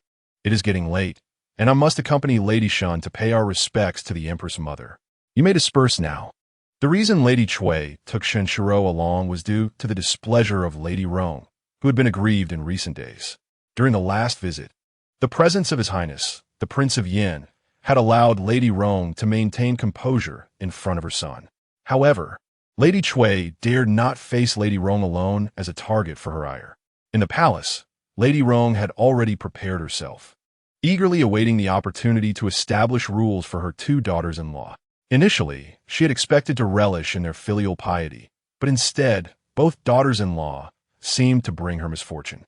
Upon entering the palace, Lady Cui first arrived at Kunning Palace, only to be halted by a maid, who apologetically conveyed, "We kindly ask for your understanding, princess consort, as the empress is engaged in religious observances today and cannot meet with you. You may proceed directly to pay your respects to Lady Rong." Shinshiro felt a pang of sorrow. Her aunt no longer wished to see her, despite having once shown her great affection. Lady Cui nodded, taking responsibility. "It is my oversight for not realizing today is the time for the Empress's devotions. I shall return another day to pay my respects." With that, she respectfully turned with Shinshiro towards Yongfu Palace. Chapter 23. The prince's wedding. Yongfu Palace retained its luster despite the confinement of the esteemed Lady Rong, continuing to shine as brilliantly as ever. As long as the fourth prince had not fallen from the emperor's favor, Lady Rong could maintain her position due to her status as his mother.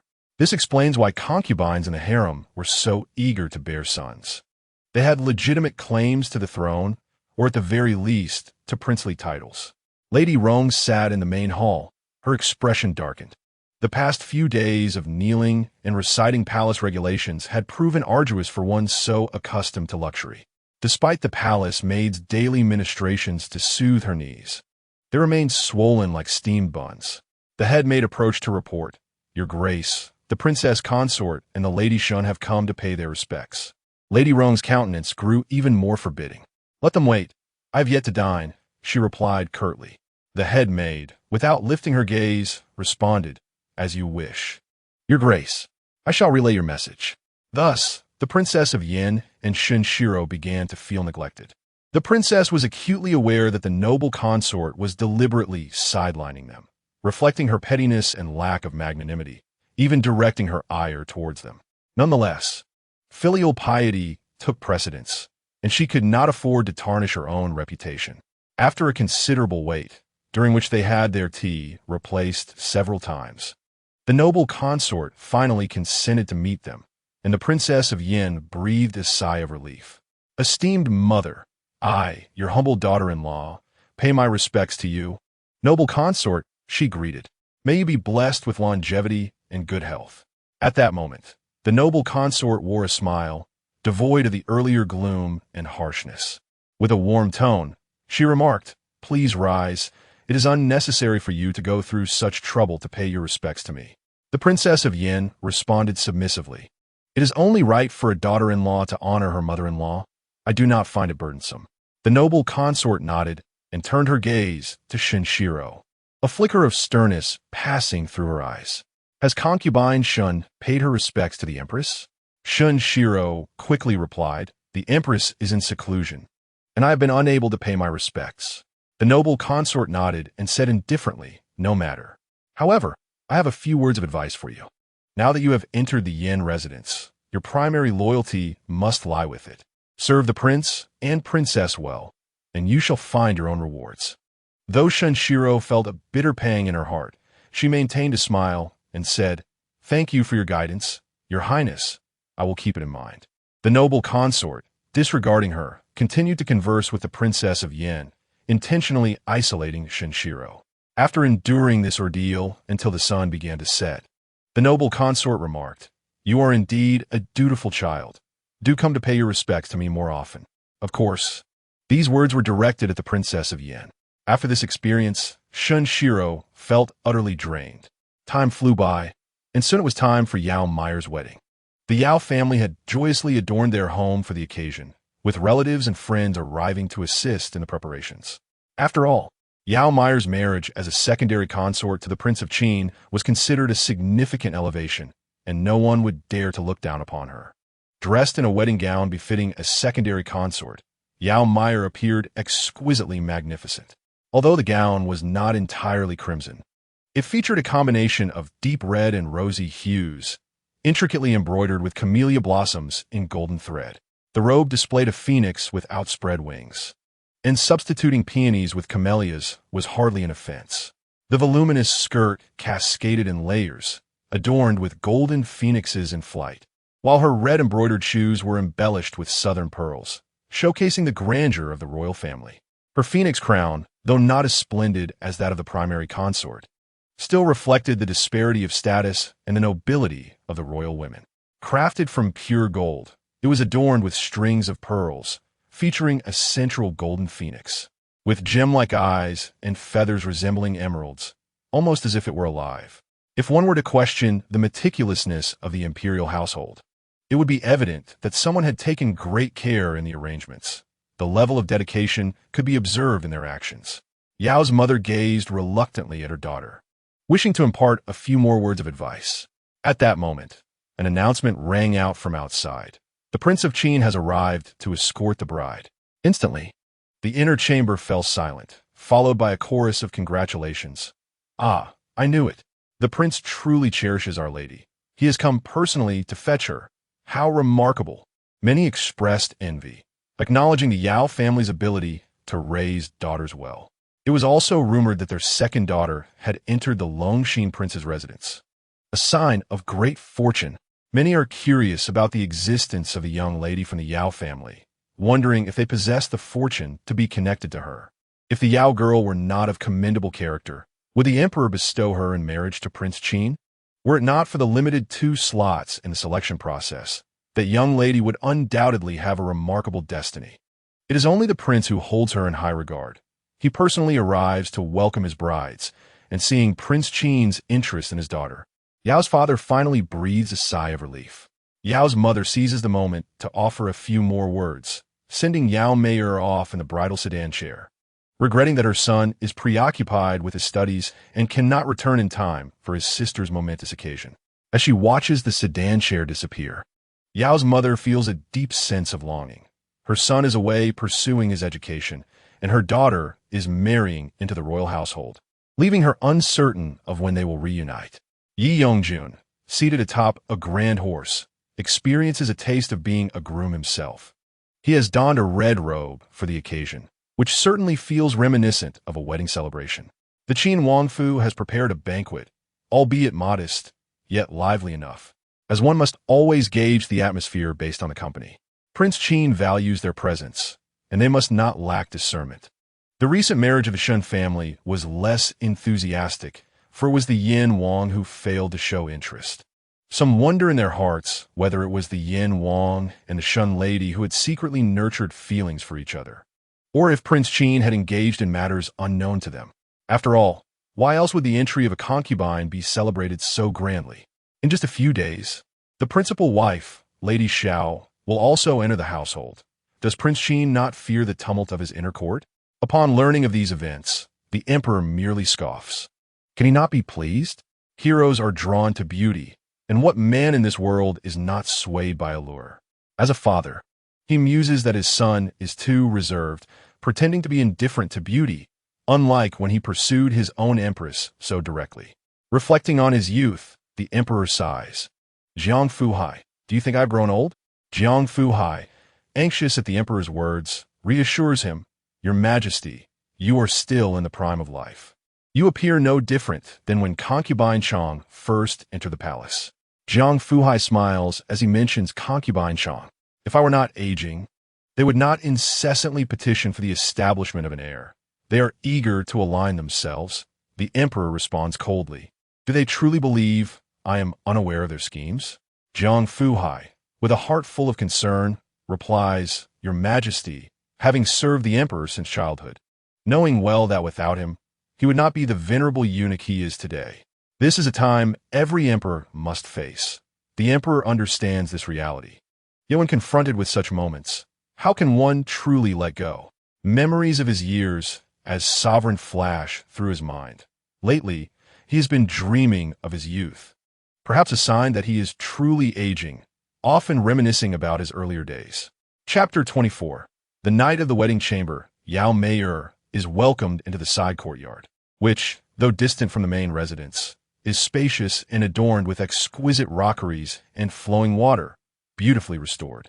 The rear garden boasts bamboo and a charming gazebo, making this courtyard quite complete in its offerings. Yi Yongjun lifted the veil and was indeed greeted by the visage of a beauty he had been longing for day and night.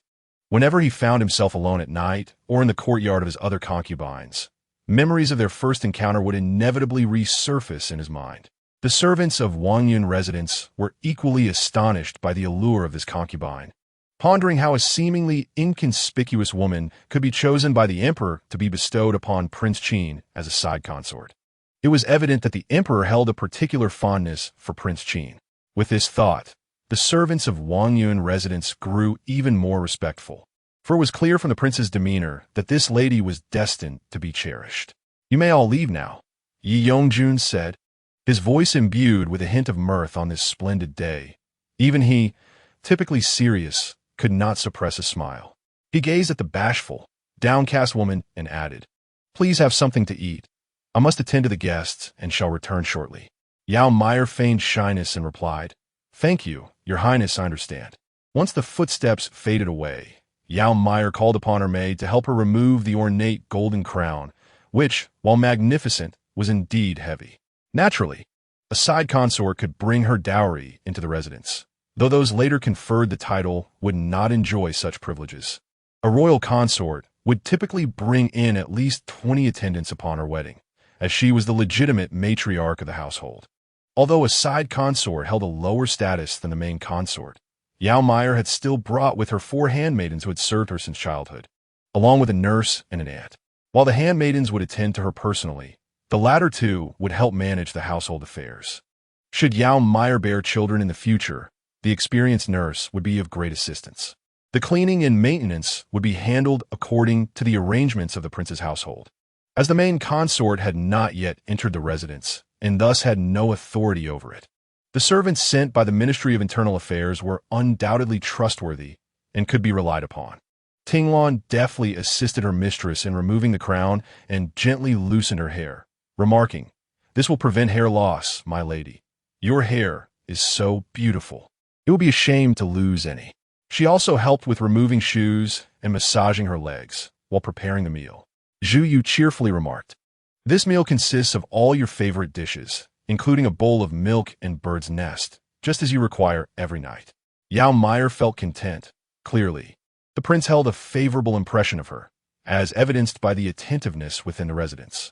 After having a few bites, she noticed that dusk had settled in and instructed, Zhu, I wish to bathe.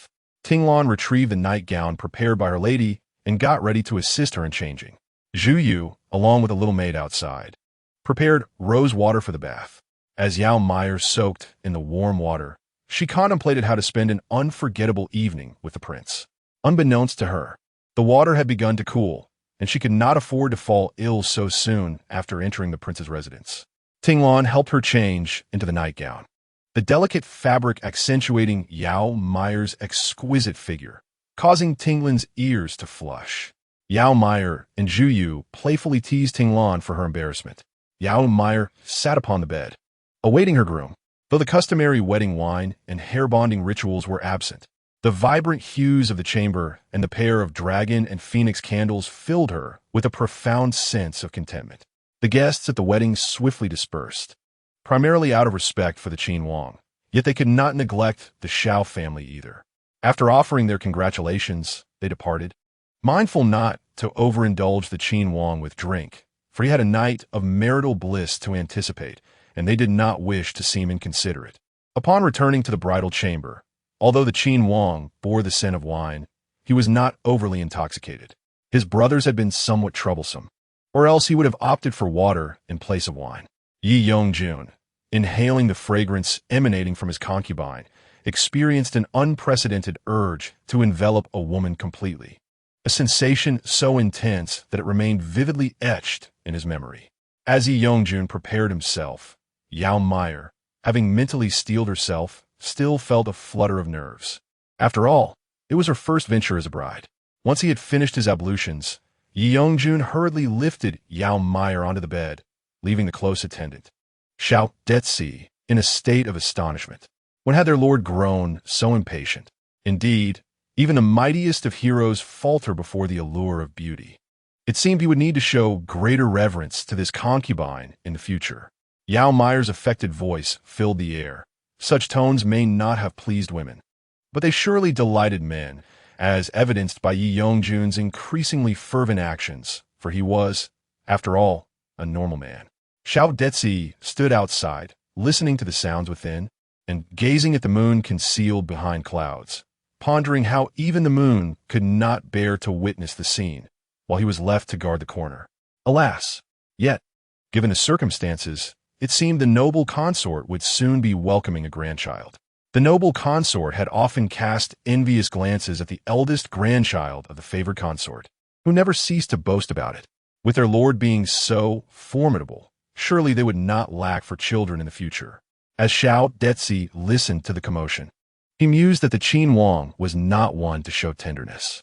He was well aware that the next day, the concubine would need to pay her respects to the noble consort. However, after the third culmination of their union, the sounds finally subsided. Responding to the summons from within, Xiao Detzi entered with others to tidy the aftermath. Observing the disheveled bed, Mama Jing took the handkerchief and placed it in a box, while the Qin Wang had long since wrapped Yao Meier and carried her away for cleansing. The attendants who followed in were dutifully bowing their heads, not daring to glance around, exhibiting proper decorum. Nevertheless, many took mental notes of the scene, resolving to treat Yao Meier with even greater respect henceforth, for she appeared to be a favored figure. Meanwhile, the protagonist, Yao Meier, had already succumbed to exhaustion, drifting into a deep slumber. Yi Yongjun placed her upon the freshly arranged grand bed, observing the marks of possession upon her form, which stirred within him a deep sense of satisfaction. He then enfolded the now slumbering woman closer, surrendering himself to the embrace of sweet dreams. As the old adage states, physical exertion fosters restful sleep. The two remained in slumber until the break of dawn, roused only by Xiao Detzi, who risked incurring the lord's ire to awaken them, lest they continue in their repose. The hour is growing late, your highness. It is time to rise.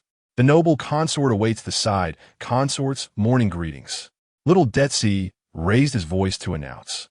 With her usual vigilance, Yi Yongjun was roused after a couple of calls, awakening to find her back free of pain, her legs unburdened, and her entire being imbued with a sense of well-being and clarity. Chapter 25. Affection. Yao Meier felt a sense of frustration, her body aching and discomfort palpable. while the one who exerted himself appeared invigorated. Is this the disparity between men and women? It seems most unjust. Observing the gloomy expression on Yao Meier's face. Ye Yongjun fat hasipitslift. Dressed and ready, she approached the copper mirror, retrieving a jeweled golden hairpin to adorn Yao Meier's hair. This pin, not only set with gems, but also interwoven with floral motifs, featured a peony delicately carved on the back, perfectly complementing Yao Meier's attire for the day. Yao Meier beamed with a sweet smile, praising, "Your Highness possesses exquisite taste." However, Yi Yongjun responded, "This hairpin is rather commonplace. The gems lack brilliance. Tomorrow, I shall instruct the steward to summon the artisans from the Golden Pavilion to craft a few exquisite pieces." Such words filled Yao Meier's heart with joy. What woman would reject the allure of jewelry? "Thank you, Your Highness, for your kindness towards me," she cooed, her smile radiant once more. Yi Yongjun graced her with a knowing smile, tenderly caressing Yao Meier's youthful cheek. Having a few days of leisure due to his marriage to the side consort, Yi Yongjun decided to accompany Yao Meier to the Weiyang Palace to pay their respects. Upon entering the palace, they first visited the Cunning Palace, where they did not encounter the Empress, who only received the consorts during the royal wedding ceremonies. Yao Meier was indifferent to this, as it spared her an additional obligation of courtesy. Nonetheless, the Empress, maintaining her dignity, granted Yao Meier a token of appreciation. This time, Yao Meier's smile was genuinely heartfelt as she expressed her gratitude. "Thank you for your gracious gift, Your Majesty." As Yi Yongjun and Yao Meier departed Cunning Palace for Weiyang Palace, the matron who had just bestowed the gift returned to report to the Empress, who was engaged in meditation. "Your Majesty, the Prince of Qin and his side consort have taken their leave." The Empress nodded, saying coolly, "The Prince of Qin is indeed considerate," accompanying his side consort into the palace to pay respects. The matron understood that the Empress disapproved of the Prince of Yan's neglect towards consort Shun. Although the Empress held a disdain for Shun, she remained of the Shun lineage, and the Prince of Yan's lack of courtesy was indeed disheartening. Despite Shun's transgressions, had it not been for his sweet words, how could a legitimate daughter of a noble house resolutely choose to become a concubine? Now, deemed of no further value, the Prince of Yan was unwilling to extend even the slightest courtesy. Truly, he was just like the favored concubine Rome. The Empress scoffed inwardly upon arriving at Weiyang Palace. Its vastness and grandeur befitted the abode of a noble consort. "Your son pays respects to the esteemed mother. May all be well with you, mother. I too extend my greetings to the noble consort. May your highness enjoy good health." Consort Chang surveyed the golden boy and jade maiden before her with satisfaction. They were indeed a matching pair. It was a pity that the Yao family lacked the appropriate standing. Otherwise, she would not have minded her son taking Yao Meier as his wife. "Arise, there is no need for excessive formality. I am not one to impose strictness. Just remember to uphold the proprieties and strive to bear more offspring for the prince. I shall ensure you are well treated." The noble consort Chang casually uttered a few words and instructed the matron to present a token of their meeting. The gift comprised a pair of exquisite jade bracelets accompanied by 2 sets of headpieces, one adorned with rubies and the other with South Sea pearls, both radiating a golden, resplendent charm. "I am immensely grateful for your highness's guidance. I shall remember it well," Yao Meier respectfully replied. Consort Chang nodded, finding that those who possess beauty are inherently endearing, and such individuals are precisely the ones that the royal family can safeguard. Yao Meier, possessing both charm and eloquence, delighted Consort Chang, who mused inwardly about the prospect of Yao Meier bearing a child.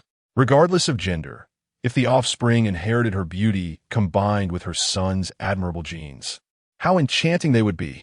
It is worth noting that while the primary consorts of the princes are often regarded as beauties, that is not universally the case. After all, marrying for virtue does not imply that virtuous women lack physical allure. It is merely a rare occurrence to find noble women who are both beautiful and virtuous, and coincidentally of an appropriate age to match the princes. Besides the 4th prince's wife, Lady Cui, who is indeed a stunning beauty, the consorts of Lord Chu, Lord Jing, and Lord Jean are ordinary women, not strikingly beautiful, but rather possessing a refined elegance that surpasses the average. Although the princes are not devoid of beauties, women of both good lineage and striking appearance remain a scarce resource. Otherwise, why would Prince value the Yao family so highly? The trials of heroes in the face of beauty are not merely a saying. During the imperial selection of maidens, despite the vast number of candidates, only a few are ultimately chosen.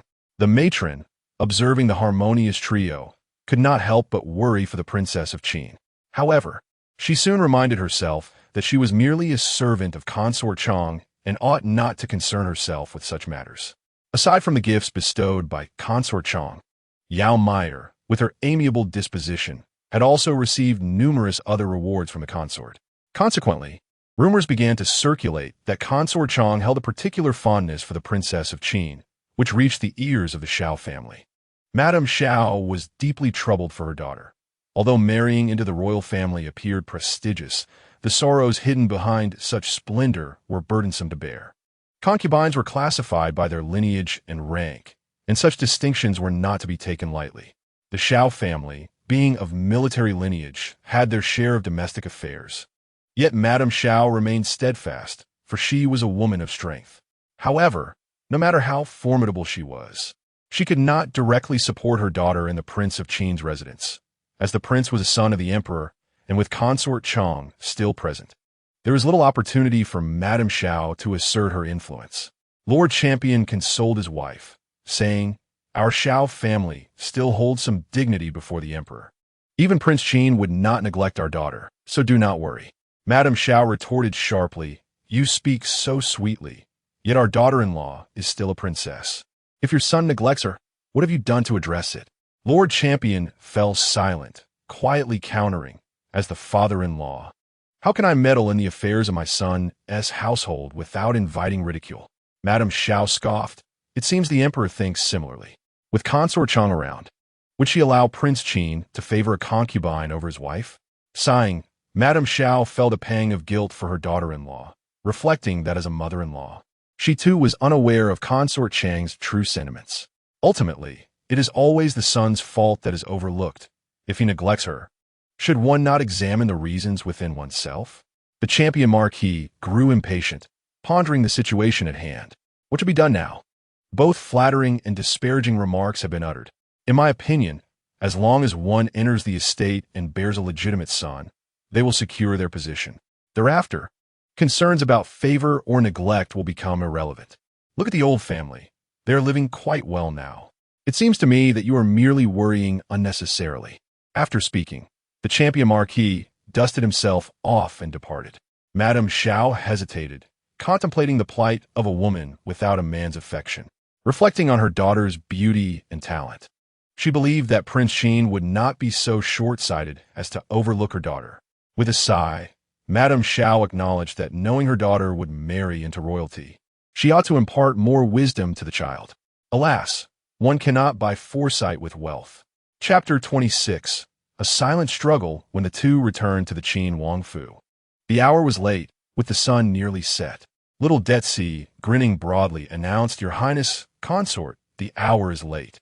I have arranged a meal at Xianyanju for you both. Please, Your Highness and the consort, make your way there." Yi Yongju nodded, praising, "Well done." Little Detsi was elated, for his initiative stemmed from witnessing the prince's fondness for concubine Yao. Additionally, the consort was also a favored subject of the royal family. By tradition, the prince was obliged to stay at Xianyanju for 3 consecutive nights. He was merely trying to showcase his cleverness before the prince. Although he had served the prince from a young age, he was not immune to the machinations of those who might seek to undermine him. He had to remain vigilant in his service. Yao Meier gazed at the powerful characters of Xianyanju, turning to the prince and inquired, "Is this your handwriting, Your Highness?" Yi Yongju nodded. Sensing the prince's lack of intent to elaborate, little Detsi quickly added, "This Xianyanju was personally commissioned by the prince for the consort's restoration. No one else enjoys such treatment." Little Detsi thought to himself, good deeds should not go unrecognized. If the prince did not speak of it, he would be the prince's voice. Yao Meier felt a wave of gratitude. Being cherished in such a manner was a delightful an uplifting sensation. Within the Qin Wangfu, the prince was the true master. The kitchen staff exerted their utmost efforts daily to ensure the prince's satisfaction, resulting in an exceptionally lavish evening meal. Suddenly, Yi Yongjun remembered to have a small kitchen repaired in a few days, where she could request her preferred dishes to be prepared at any time. "Thank you, Your Highness. I am truly delighted," Yao Meier expressed, as she offered the prince a piece of food. The two shared a sweet and tender moment. At that juncture, little Detsi entered with a hint of difficulty. Yao Meier remained silent, recognizing that little Detsi was the prince's personal eunuch, and she had no authority to command him. One must always be aware of their standing.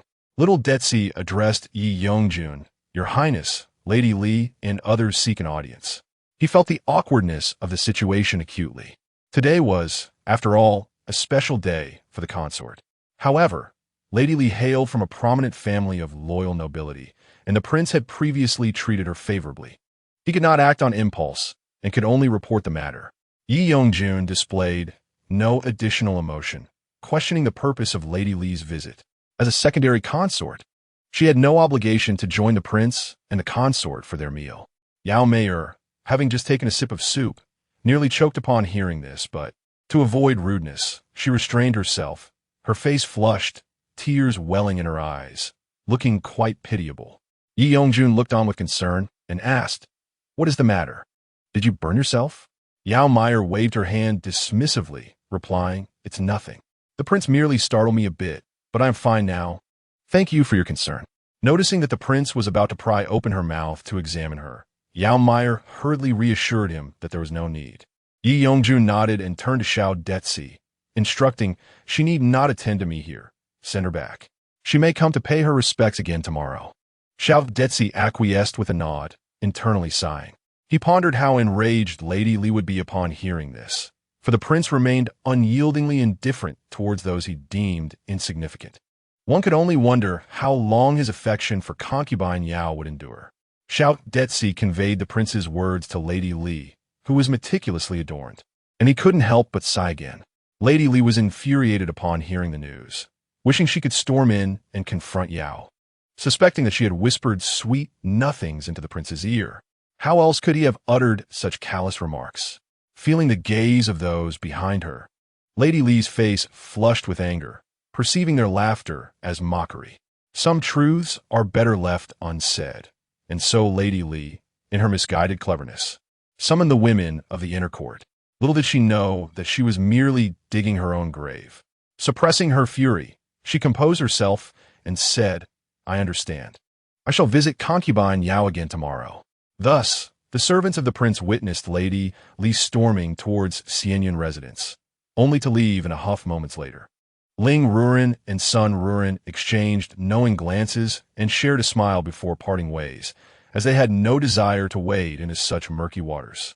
Lady Li had her allies, unafraid of confronting concubine Yao, but they did not share the same privilege and could not withstand her pressure. Sun Ruren, being from an official family filled with scholars, had her own calculations in mind. Her visit was merely to assess Lady Li's capabilities and determine if she was worthy of her allegiance. Now, it seems she would have to reconsider, a sentiment echoed by Ling Ruren as well. Meanwhile, after finishing their meal, Yao Meier and her companion returned to their quarters. Yi Yongjun had the habit of reading before sleep and noticed a book nearby, presumably a part of Yao Meier's dowry. He thought it surprising that she was fond of reading and casually flipped through its pages. Yao Meier, startled at the sight, anxiously exclaimed, "Your Highness, please do not. It's too late now," for Yi Yongjun had already opened the book. Within it were various illustrations, all of which were quite provocative. Yi Yongjun was taken aback, realizing that this indeed was part of Yao's dowry. Observing Yao Meier's flushed cheeks, her delicate face turning increasingly radiant with embarrassment, Yi Yongjun felt a tightening in his throat, instantly recalling the delightful moments of the previous night, now leaving him with a lingering yearning. He closed the book and, his voice hoarse, said, "It's getting late. We should retire for the night." Yao Meier had not anticipated such an event, as she had hoped to cultivate a deeper bond with the prince. Now, this occurrence left her utterly mortified. Zhu Yu promptly prepared rose water. as the grand estate was not lacking in such luxuries. Having learned of concubine Yao's preferences, they had procured it well in advance, ready for her use at any time. As the two entered the rose-infused waters, Yongjun inhaled the fragrant aroma surrounding him, marveling at the delightful scent of roses that he had never appreciated before. I have heard of a rose from Gansu, known as the bitter water rose, specially cultivated in that region. Its fragrance is rich and delightful. Tomorrow, I shall have someone procure it for you, so you may indulge in a rose bath, he declared. Yao Meier, listening attentively, nodded in acceptance, not intending to dissuade him with thoughts of extravagance. Such was the duty of a princess. Her role was to bring joy to the prince, and, as a concubine, she had not yet forged a bond that allowed for such audacity. Besides, the Qin royal family, with its vast wealth, could certainly afford a mere rose. Pleased by the compliance of the woman in his arms, Yi Yongjun felt content. He favored those who listened, and as long as she continued in this manner, his affection for her would remain unwavering. Chapter 27. The provocation of Li. Another night of toil had passed, and the lights of Xianyuan residence extinguished only in the late hours, while the servants wore smiles, sensing a promising future. In contrast, the lights of Jue pavilion blazed until dawn, where concubine Li sat alone with a stern expression, unable to sleep as her attendants remained awake. Hadamait, Suyu, cautiously urged, "Miss, the hour is late. You should rest." Upon hearing this, concubine Li's expression softened slightly. "Have the lights of Xianyuan residence been extinguished?" she inquired. "Indeed, miss." Suyu replied quickly. "The lights were put out just a moment ago. You should hurry to rest. There are many days ahead." Concubine Li sneered, "Yes, there are many days ahead, and the Yao family will not remain in such good fortune forever." Her ire towards Yao Meier stemmed from the prince's words, illustrating how women often harbor irrational grievances.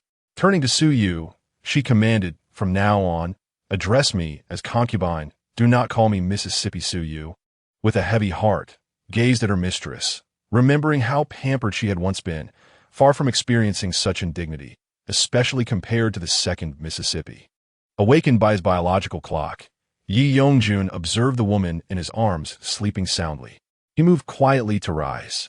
At that moment, Xiao Detzi whispered, "Your Highness, an invitation has arrived from the Chu Palace, inviting you to a banquet to celebrate your marriage to the concubine." Yi Yongjun frowned, replying, "Let it be in a few days. I have no time at present." Xiao Detzi nodded, understanding that it was the night of their consummation, a time of passion, and it would be unthinkable to abandon the concubine for a banquet. Prince Chu lacked the sensitivity to comprehend this. After completing his martial training, Yi Yongjun summoned Yao Meier for breakfast. She groggily resisted getting out of bed, having forgotten that she was no longer in the Yao residence. It took considerable effort from Tinglan to rouse her, pondering how she would manage to pay her respects to the princess in the future. Still in a daze after breakfast, Yao Meier suddenly heard the Qin prince say, "In a moment, the women from the rear courtyard will come to visit you. Prepare yourself, as I have some matters of state to attend to and shall return later. I will accompany you back to your family in a few days." Upon hearing those words, Yao Meier suddenly regained her composure. She recalled that she still needed to return the visit, and how splendid it would be if His Highness the Qin Wang could accompany her. It would alleviate her parents' worries for her. "Thank you, my lord," Yao Meier joyfully expressed. "You are truly considerate." After bidding farewell to Yi Yongjun, Yao Meier had fully awakened, reflecting on the incident involving Consort Li during dinner the previous night. She raised an eyebrow, contemplating that the days ahead would not be tranquil. "Tinglan, prepare my attire," she commanded. As Yao Meier observed the garments sent from the embroidery room, Tinglan suggested, "Your Highness, how about this green one? It looks quite regal." Green and azure are colors designated for royal attire, and women of lesser rank are prohibited from donning them. Yao Meier waved her hand dismissively, stating that it was not an occasion of great significance, thus not requiring such extravagance. Suddenly, Yao Meier extended her hand, declaring, "I shall wear this one." The garment was adorned in hues of red and white, with red not being the dominant color, thus not exceeding the bounds of propriety. The white, flowing sleeves cascaded gracefully to the floor, billowing like ethereal mist with each step, while the combination of the white skirt and red gauze lent an air of opulence and mystery. Her glossy, ebony locks were elegantly styled high, secured with golden and jade hairpins, embellished with floral hair ornaments. A delicate red flower motif graced her forehead, resembling petals, vibrant and enchanting. On her wrist rested a jade bracelet bestowed by the favored consort Chang, its translucence beautifully complementing Yao Meier's fair complexion. A golden necklace lay gracefully upon her chest, capturing the eye. Her slender fingers were adorned with a golden ring set with blue gemstones. What a vision of beauty and wealth she was. "Your Highness, the consort and others are already awaiting you in the main hall," came the announcement. Yao Meier nodded, gazing into the bronze mirror at her reflection, utterly satisfied. With a soft parting of her red lips, she said, "Let us not keep them waiting." Holding her chin, along with Tinglan, Yao Meier made her way to the main hall. Upon entering, she surveyed the room, noting that it had been prepared splendidly, comfortable yet dignified. She nodded in approval. "Not bad at all. Your Highness has arrived," the attendants greeted. "We offer our respects to the esteemed consort. May you enjoy everlasting peace and prosperity. Please rise and take your seats," Yao Meier smiled encouragingly. The attendees, save for Consort Li, dared not lift their heads. Only the melodious sound of Yao Meier's voice filled the air. "Thank you, esteemed consort," the crowd responded, taking their places according to rank. After a prolonged silence, the absence of Consort Li's voice stirred curiosity among the attendees. Something feels amiss, they pondered, after such a public embarrassment the day before. It was unlikely that Consort Li would remain so subdued today, eager to reclaim her dignity. They anticipated some intrigue to unfold. Finally, unable to resist, they cautiously raised their heads. The sight before them left them speechless, a sense of despondency washing over them. With such a captivating beauty in their midst, would they still garner favor? Consort Li, contemplating deeply, understood why the Yao family had elevated to the rank of consort. With beauty like that, as long as her family background was not too humble, the emperor would surely grant Yao Meier a promising future. Consort Li couldn't help but speculate whether the prince had already been aware of Yao Meier's allure, hence the lavish treatment, renovating her residence and preparing for her marriage. Had the prince known Yao Meier prior to this? Consort Li Musha. Had the prince and the Yao family been acquainted earlier, Yao would indeed have posed a formidable rival. Yao Meier, glancing at Concubine Li, inquired, "What is it, Concubine Li? Is there something on my face?" Unable to resist, she touched her own visage. Concubine Li, consumed by envy of that exquisite face, forced a smile and replied, "It is the first time I have encountered a lady of such remarkable beauty. I was momentarily entranced." Yao Meier smiled radiantly, exclaiming, "Oh dear, Concubine Li, you are truly amusing." Below, Ling Ruren gazed at Yao Meier's countenance, utterly captivated. Even she, as a woman, found herself enraptured. Could the prince truly be indifferent? The answer was, of course, impossible. How could he not be fond of her? Otherwise, why would he consistently accompany the side consort? When Concubine Li entered the residence, the prince only visited at night, not dining alongside her. People truly differ.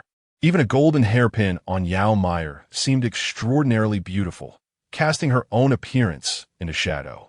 At that moment, Concubine Li remarked, "With the prince showering such affection upon the side consort, does it mean that she, like the previous Lady Shan of the Yin Prince, was already familiar with the prince?" This inquiry had turned Lady Shun into a laughingstock within the aristocratic circles. Just as Yao Meier was about to respond, the sounds of singing and harmony from outside announced the arrival of the prince. "Your servant pays respects to the prince. May you enjoy eternal blessings and peace." Chapter 28. A visit to the family home. Everyone quickly rose to bow and greet him, striving to display their finest selves. Some regretted not having adorned themselves more elaborately, knowing that to thrive in the prince's residence, one must either be favored or seek allegiance with others, becoming subservient. Upon hearing the announcement, Concubine Li promptly adjusted her skirt, eager to present her best side. His Highness, the Prince of Qin, not only held a noble status and enjoyed the emperor's favor, but was also exceptionally handsome. She had been deeply captivated upon their first encounter. Alas, despite their meticulous adornment, they were overshadowed by Yao Meier, the sole radiant bloom among them. Yi Yongjun personally helped Yao Meier to her feet, saying, "Everyone, please rise." Yi Yongjun believed that Yao was particularly suited to wear red, as it accentuated her beauty in an ethereal manner, devoid of any vulgarity. Yao Meier rose and smilingly asked, "What brings the prince here?" "I have resolved some matters and came to see you." "What were you discussing just now?" Concubinali.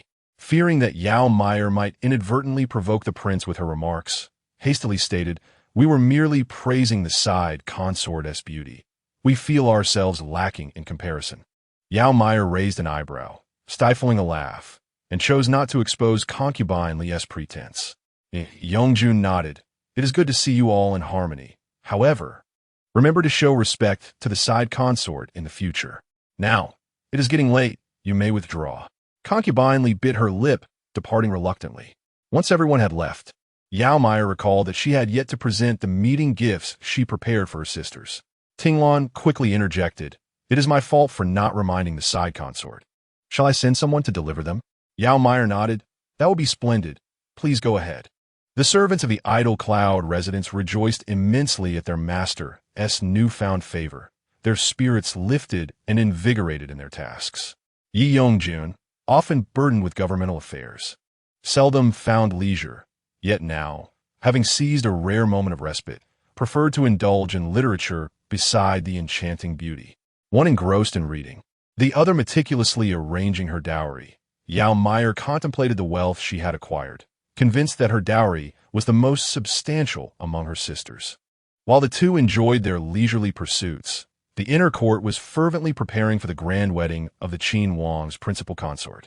Officials from the Ministry of Rites and the inner court could not suppress their murmurs.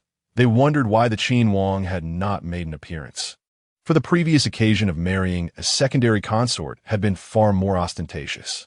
The illustrious Shao family of Lanling is quite formidable, and the Qin Wang's bride is the daughter of General Sima.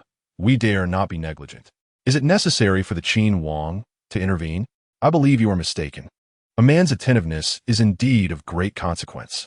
The group exchanged knowing smiles, realizing that if the prince were indifferent to the ceremony of the secondary consort, no one else would regard it with importance, given its lesser status. However, the wedding of the principal consort would reflect the royal family's prestige and could not be treated lightly. Yet, based on their experiences, it seemed the heart of the Qin Wang was not fully engaged in these preparations. The Ministry of Rites and the inner court bustled with fervor, for the Qin Wang was the emperor's favored son, and they could not afford to be remiss. Who knew when they might find themselves serving under this esteemed gentleman? Meanwhile, the Qin Wang escorted his newlywed secondary consort back to her family, prompting envy and jealousy among the women in the courtyard of the Qin Wang's residence, who felt overwhelmed by the prospect of competing with someone like Yao Meier. Li Shufei, feeling powerless and furious, recognized the treachery of comparison. Despite entering the palace in solitude, she, from a prominent lineage, could have contended with the princess, yet found herself overshadowed by Yao, a woman who relied solely on her beauty. She was indignant. Upon hearing that the Qin Wang was on his way, the Yao family was thrown into a flurry of uncertainty. Just then, a servant announced, "Master, Princeton has arrived." Yao Leioi felt a sudden swell of anxiety. What business did Princeton have here? Quickly, open the middle gate and welcome His Highness. I pay my respects to His Highness. Wishing you auspiciousness, Yao Leioi greeted as Princeton entered. The prince, lifting Yao Leioi with a gesture of familiarity, remarked, "Why such formality with me? I shall wait for the Qin Wang in your study." It seemed Princeton had anticipated the visit of the Qin Wang and arrived early. "Please, Your Highness, this way," Yao Leioi urged, leading him through the residence. As they walked, Princeton admired the pavilions and towers of the Yao estate, expressing his admiration. "I did not expect you to possess such refined tastes. The decor here rivals that of those esteemed literati. It appears I have underestimated you. The aesthetic of a household can reflect its essence. Why are some families labeled as nouveau riche and looked down upon? It is often due to a lack of taste. Taste cannot be merely observed. It is cultivated through a life of affluence and exposure to beauty. Lord Yao chuckled and remarked, "Your Highness, you flatter me. This is arranged by my mother. Our Yao family is fortunate. Our ancestors held official positions, while my mother hails from a wealthy family in Jiangnan. The region is renowned for its scholars and merchants alike. As the affluent, there have an affinity for literati, often adopting their refined ways of life." Having settled the esteemed prince in, Lord Yao hurried to the entrance to welcome his half-son-in-law, His Highness the Prince of Qin. As fate would have it, the royal carriage arrived just as he reached the door. "I pay my respects to His Highness the Prince of Qin and the esteemed consort," he announced. Lady Yao swiftly assisted her father, mother, and grandmother, exclaiming, "Grandmother, father, mother, you honor me too greatly." However, the matriarch responded, "Customs must not be broken." On one side, Lady Yao beckoned to her daughter, while on the other, Lord Yao greeted the prince. "Your Highness, Prince and is currently in my study." Ye Yongjun nodded. "I appreciate your guidance, Lord Yao." Lord Yao was taken aback by the unexpectedly courteous demeanor of the seemingly aloof prince, replying, "It is my duty, please this way." Thus, the entourage entered the mansion. The neighboring residences, comprised of Lord Yao's colleagues, had already received word of the significant gathering, understanding that such a grand display must signify the arrival of distinguished guests. They couldn't help but whisper to one another, "It seems the Yao family has raised a remarkable daughter." They contemplated the necessity of fostering closer ties with the Yao family, lest they find themselves unable to ascend the social ladder in the future. After all, they were all officials in the same court and were aware of the political currents. The Prince of Qin was a prominent contender for the throne, born of noble lineage as the son of concubine Chong, while his maternal family, the Wang clan, may not boast the might of the great families. They were certainly not insignificant, having made notable advancements in recent years. Chapter 29. The Decline of Consort Yao. Meanwhile, the Prince of Qin accompanied his consort back to her family, while the princes of Chu, Jing, and Jin reveled in their own merriment. You may wonder why the Prince of Yan was absent. It was because the princes of Chu had temporarily ostracized him. The Prince of Chu, believing himself a true gentleman, scorned the Yin Prince's recent actions. The Prince of Jing, indifferent, simply found no desire to engage with the Yin Prince's peculiar demeanor, while the Prince of Jin, upon encountering him, would rather have given him a sound thrashing. In his household, the young lady of the Shun clan was merely a distant branch of the family. Yet he had generously granted her a position as a secondary consort. The audacity of the Yin Prince to deceive a girl from the Shun clan, who was his own cousin, was intolerable. The Prince of Chu downed his drink, musing, "My fifth brother seems to be turning into a lovesick fool." Those in the know are aware of the consort's entrance into his household, while the uninformed might think he is wed. What sort of beauty could enchant him so? The Prince of Chu was perplexed, for his fifth brother had always shunned the company of women, treating the beautiful maidens in the palace with indifference. Now it seemed he had undergone a transformation. The Prince of Jing paused, having heard from his own consort that the fifth brother's consort, Lady Yao, was a peerless beauty. Intrigued by his elder brother's remarks, he pondered just how stunning she must be to have captivated his brother's heart so profoundly. The Prince of Jin set down his cup, grumbling, "Father favors the youngest.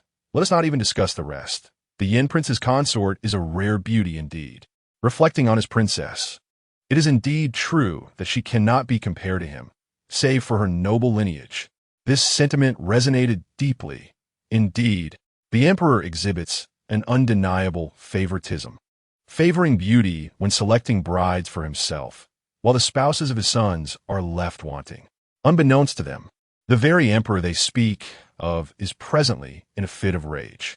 Within the confines of Yongfu Palace, the emperor and empress occupy the principal seats, with concubine Chong seated humbly to the left of the emperor, while kneeling in the center is the once formidable Consort Yao, accompanied by the palace servants, all with their heads bowed in trepidation. What circumstances have compelled the typically devout and detached empress to intervene? With a resounding thud, the emperor could no longer restrain himself and slammed his teacup onto the table. "Consort Yao, what am I to say about you? Why do you become so obstinate? Look at the havoc you have wrought." The emperor was visibly enraged. Concubine Chong quickly rose, tenderly patting the emperor's chest, imploring him to calm his fury. "Your Majesty, if your health falters, what shall I do?" In times past, the empress would have disapproved of concubine Chang's behavior. Yet now, her thoughts were consumed by her niece's precarious state, lingering in the inner chamber between life and death. Though she harbored no fondness for the child, the undeniable bond of blood remained. The empress glared at Consort Yao with indignation, exclaiming, "When did you become so malevolent? That is your own grandchild. Not only did you fail to summon a physician at the first sign of distress, but you also dared to contemplate a cover-up. Are you not also considering silencing those who might speak of it?" With a forceful strike, the empress slammed her palm onto the table, causing pastries to tumble to the floor at Consort Yao's feet. At this moment, Consort Yao's complexion turned ashen. After years of living in comfort, she had never been so publicly chastised. Although she felt humiliated, her mind raced as she sought a way to navigate this predicament. It all began earlier that day when the Princess of Yin and concubine Shen entered the palace to pay their respects to Consort Yao. Frustrated by her recent house arrest, Consort Yao had unjustly vented her irritation upon concubine Shen. The true instigator of her confinement was none other than Empress Shen, and thus, Consort Yao felt justified in her grievances against concubine Shen. Furthermore, Empress Shen's recent indifference towards concubine Shen revealed that the Shen family had abandoned her, leaving her without support. This realization emboldened Consort Yao to mercilessly torment concubine Shen. Amidst tears, concubine Shen's maidservant lamented to the emperor, "Empress and concubines, your majesties, our lady suffers greatly. Every time she visits Consort Yao, she is forced to kneel in the small shrine, picking rice grains for hours without food or water, all in the name of praying for the Prince of Yin's blessings for a child. Yet now, her child has been lost in that very shrine, and Consort Yao claims it is ill fortune to summon a physician. We helplessly watched as Our Lady miscarried. Your Majesty, you must intervene on her behalf." The emperor, upon hearing these words, could not help but shoot a glare at Consort Yao. This foolish woman had tormented her daughter-in-law, and now she had lost her own grandchild as a result. Conflicts between mothers-in-law and daughters-in-law are commonplace. Yet such a disgraceful public quarrel could only be orchestrated by the honorable Consort Yao. He recalled that in the past, Consort Yao was rather sensible. It was perplexing to witness her decline into such unbecoming behavior. The fourth prince was increasingly outrageous as well, having taken numerous concubines into the household recently, all of whom had been influenced by Consort Yao's poor example. As Consort Yao observed the emperor's increasingly dark expression, she inwardly lamented her predicament and hastily feigned submission. Realizing it was too late to discuss anything else, especially with the empress arriving at such an inopportune moment, the Princess of Yin proved to be of no help either. She could not manage even a trivial matter, and it seemed these two daughters-in-law were truly destined to bring misfortune upon her. "Your Majesty, I implore you to quell your anger. It is all my fault. I never anticipated this outcome, and my heart shattered as I witnessed my grandson's blood spill. I do not know what to do. He is my first grandchild," Consort Yao said, her voice tinged with genuine sorrow. Although she cared little for her daughters-in-law, the well-being of her son and grandson weighed heavily on her heart, and she could not help but feel pity for the unfortunate Lady Shen. The emperor sighed at Consort Yao's display of emotion, reflecting on the truth of the saying that mothers-in-law and daughters-in-law are indeed adversaries. In a cold tone, he declared, "Regardless of the circumstances, the child within Lady Shen's womb is still my grandchild. To harm the royal heir is a grievous crime punishable by annihilation of the entire clan. Since I see you possess a sense of remorse, I shall impose a lighter sentence. Let it be known, demote Consort Yao to the status of a lady and penalize her salary for a year, while those who assisted her in her malfeasance shall be dealt with severely, and the remaining shall be returned to the imperial household." Consort Yao was taken aback. "Your Majesty, I have acknowledged my faults," she pleaded. It was essential for her to maintain her position as a second-rank consort, a status she had labored to achieve, especially with many eyes coveting her position. The emperor dismissed her concerns and turned to the empress, stating, "Since Lady Shen is your niece, I leave this matter in your capable hands. I shall take my leave with the noble consort." The empress rose to bow, expressing her gratitude to the emperor for his support of Lady Shun. "I shall ensure her well-being, your majesty." The noble consort followed the emperor out, passing by Lady Rome, who scoffed inwardly at her foolishness. Years of indulgence had evidently dulled her wits. After all, the empress and Lady Shun were bound by blood, and the empress would never remain passive. How could she, as empress, allow others to perceive her indifference towards the Shun family? Meanwhile, in the inner chambers, the Princess of Yin saw the empress enter and promptly paid her respects. "Greetings, your majesty. May you be in good health." The empress nodded, thanking her for her assistance on behalf of Lady Shun. Had it not been for the Princess of Yan's deliberate leniency, she might not have been informed in a timely manner. Any delay would complicate future inquiries. The Princess of Yin, Chui, calmly replied, "I merely empathize as we are sisters." The empress acknowledged this with a nod, her perception of her improving significantly. Chapter 30. The Princess of Yan's subtle intentions due to her miscarriage. Lady Shun had yet to regain consciousness. With the presence of the empress, she remained in the palace, housed within the empress's cunning palace, which had ample rooms to accommodate her. The Princess of Yin received generous rewards upon her departure from the palace, prompting a nearby maidservant to voice her confusion. "My lady, why did you choose to assist Lady Shun today?" The maidservant's words trailed off, but the Princess of Yin understood, smiling as she countered. "What benefit would I gain if Lady Shun were to perish? It is merely the absence of a concubine in the residence of the Prince of Yin." The Princess of Yin glanced at the gemstone ring adorning her finger and disdainfully remarked, "And what did that yield?" "The wrath of Her Majesty the Empress and a few insipid words of gratitude from Lady Rome. Have I not heard enough sweet nothings throughout my life? Do I truly require her meager compliments?" When speaking of Lady Rome, or rather, Mrs. Rome, the Princess of Yin could not suppress her displeasure. The Chui family, renowned for their literary heritage, had its share of disputes, yet the vastness of their clan made such conflicts inevitable. However, the malevolence displayed by Lady Rome sent a chill down the princess's spine. To have caused the demise of her own grandson and then, without a trace of remorse, to contemplate silencing witnesses, this was truly appalling, especially considering that the lady in question was the empress's own niece. If such a life were to be extinguished without clarity, how could the empress simply overlook it? Yet, the demotion of Lady Rome to Mrs. Rome undoubtedly dealt a blow to His Highness the Prince of Yin. The princess remained dismissive. Even if Lady Rome retained her title, how much assistance could she truly offer the prince? The reason for His Highness's lesser fief compared to that of the Prince of Qin stemmed from the repercussions of Lady Rome's actions. There were matters the princess preferred to leave unspoken.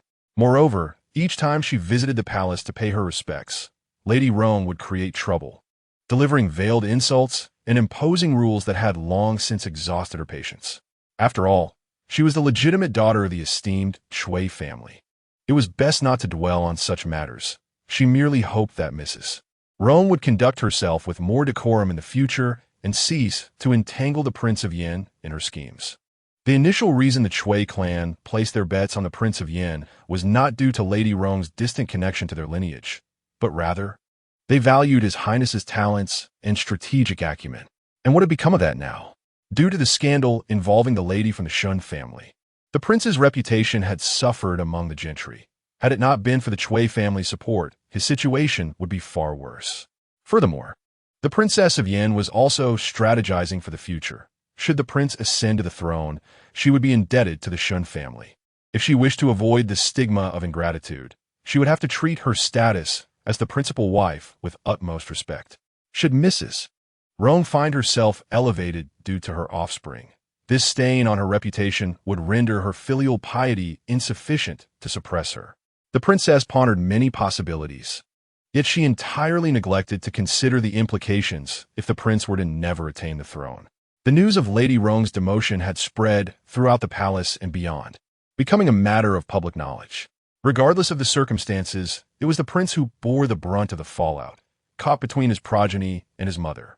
Below the four consorts lay the rank of second-grade matrons, while it was still a position of prestige within the inner palace. These matrons lacked the authority to assist the empress and the noble consort in managing the harem. a privilege reserved for the consorts themselves. Essentially, the rank of consort represented a critical division. Beneath the emperor's consorts were two matrons, both of whom had once been subservient to Lady Rome.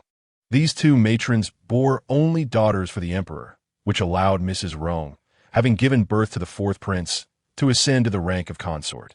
Now, these two matrons could scarcely contain their delight, relishing the spectacle of Lady Rome's current arrogance. In the residence of the Yao family, Prince An and Prince Qin convened in the study to deliberate on matters of state. Prince An remarked, "I have heard that Prince Qin intends to summon the eldest disciple of the president of Yingtian Academy to serve as a strategist. It is noteworthy that many officials in the court hail from Yingtian Academy, which has long been committed to nurturing scholars for the benefit of the realm. It seems that Prince Qin harbors grand ambitions.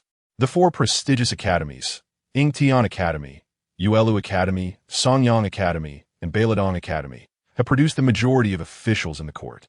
Their esteemed reputation has effectively curbed the power of noble families, preventing them from monopolizing the path of education. Thus, aspiring scholars across the land yearn to study at these four illustrious institutions. The two sons of the Yao Patriarch are currently enrolled at Yuelu Academy, which enforces strict regulations regarding absences. Consequently, they could not return home to attend their sister's wedding. Although Prince An is merely a leisurely royal, his maternal lineage possesses considerable influence, granting him access to information." Yi Yongjun nodded appreciatively, expressing gratitude to his uncle for the insight. "I shall remain vigilant. My elder brother seeks to cultivate connections with the intelligentsia." However, Yi Yongjun did not dwell on concerns, as the four academies are unlikely to align themselves easily. Otherwise, chaos would ensue. The heads of these institutions are seasoned individuals, wise to the intricacies of power. Meanwhile, Yao Meier sat with the women of the Yao household, engaging in light conversation. Yao Xiner gazed enviously at her elegantly adorned sister and remarked, "Sister, your attire is truly splendid." Yao Meier smiled. "I have brought some fabric to gift to my elder sister for her wedding dress. Regrettably, I fear I will not be able to personally assist with her adornments. So I hope for your understanding." Yao Xiner felt a blend of disappointment and shyness. The three sisters had bickered before their marriages, but now, as they approached this significant milestone, a sense of longing emerged. They regretted not having cherished their time together, for their bond was far closer than mere titles of sisterhood implied. Yao Xiner had already secured a suitor and could not remain single while her younger sisters wed, as prolonged solitude might invite rumors. A young lady's reputation is of utmost importance. With Yao Xiner's sisters now entering the royal fold, she too experienced a rise in status, attracting attention from noble families seeking advantageous unions for their sons who could not inherit titles. Should Prince Qin ascend to greatness, the Yao family would find themselves among the imperial kin, a lucrative prospect indeed. Even in the event of failure, such families would not suffer greatly, for every prominent family often has several sons. Furthermore, while these families appear noble and dignified, their true circumstances are known only to themselves, and they may not be better off than the Yao family. Yao Patriarch contemplated his eldest daughter, recognizing her lack of cunning. He hesitated to pursue connections with freshly appointed scholars, aware that the matriarch had seen much of life as complexities. Every family has its own challenges, and those who can share in adversity often fail to do so in prosperity. Ultimately, a suitable match was found, the only son of a distinguished family, the fourth-ranking official at the Imperial Academy, known for his integrity and martial prowess. The position of the Academy's head is one of considerable authority, and had it not been for the Yao family's connections to the royal lineage, such a commendable son-in-law may have been elusive. Chapter 31. A lesson for the servants. Madame Yao and Yao Xiner, perceptive as they were, decided to check on the kitchen preparations, mindful of the prince's visit. Neglect was not an option. They departed, leaving Yao Mother and Yao Meier to engage in intimate conversation. Yao Mother, with a look of concern, inquired about her daughter's well-being. "Ranfan, how have you fared these past few days?" Yao Meier responded with a smile. "Mother, do not fret for me. The prince has treated me exceedingly well. Otherwise, he would not have deigned to accompany me back home." Yao Mother nodded, yet her heart remained heavy with worry. After all, her daughter was merely a concubine, and the arrival of a principal wife into the household was an uncertainty. Yao Meier's beauty was striking, and while the crown prince might be temporarily captivated, the world was not short of beautiful women. With utmost seriousness, Yao mother cautioned, "Promises in this world are most fickle. My child, do not be so easily swayed by mere sweet words. Men can be ruthless. One moment they cherish the delicate flower that depends on them, and the next, they disdain her emotional fragility." In the past, her father had contemplated sending her to the palace for selection. He believed her beauty deserved such an opportunity. The wet nurse he had hired at great expense had once warned her that a woman in love is irretrievably lost, blinded by infatuation and mired in fantasy, sacrificing all in the process. She once hoped her daughter would find a devoted partner, one who would remain steadfast through the years. But such aspirations were but a luxury for women of their status. Now, her only wish was for her daughter to guard her heart. "Do not worry, mother. I am well aware of my own feelings," Yao Meier reassured her. Due to the presence of Prince Sin, Yao's father was required to attend, necessitating a separation of the genders at the gathering, which left him feeling quite discontented. As the sun began to set, Yao Meier and the crown prince returned to the royal residence. Later that evening, after an exhilarating exchange, Yi Yongjun caressed the girl in his arms and proposed. "How about I take you for a ride at the estate tomorrow?" Yao Meier, who had been on the verge of sleep, perked up at this suggestion. Her brother had often taken her riding during his leisure time, but since he had gone away for studies, she had not had the chance to mount a horse again. The absence of companionship at home and her approaching age of maturity had made such outings increasingly rare. Though contemporary society had become more liberal, many traditionalists still sought to restrain women under the guise of propriety. The Yao family was not of noble pedigree and could not withstand the whispers of the outside world. Thus, to protect their daughter, they had to restrict Yao Meier's outings. "Thank you, Your Highness," Yao Meier replied sweetly, her spirits lifted. After some time spent in playful banter, they finally drifted off to sleep, while the servant outside, Xiao Detzi, struggled to keep his eyes open. On that day, Li Shufei, the prince's concubine, had just intended to seek the prince's favor, meticulously preparing a soup to send to the study when, to her dismay, she encountered a closed door instead. Suyu cautiously observed Li Shufei, aware that her mistress's temperament mirrored that of the marquis. When angered, it was truly formidable, and, as humble servants, they could hardly withstand it. Hastily, Suyu knelt upon the ground, imploring Li Shufei to temper her wrath, attributing the fault solely to the servants. Li Shufei, suppressing the fury that simmered within her, managed to endure, as the matter involved her own dowry. In a cold tone, she inquired what transpired. "Is it that the prince is displeased?" A hint of trepidation crept into her voice at the mention of the prince. Suyu promptly responded. In answer to the esteemed Shufei, "It is not that the prince is displeased. Rather, he is absent.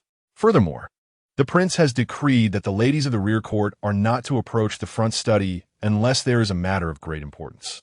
Upon hearing that the prince was not present, Li Shufei exhaled in relief, yet her curiosity was piqued. "If the prince is absent, where has he gone?"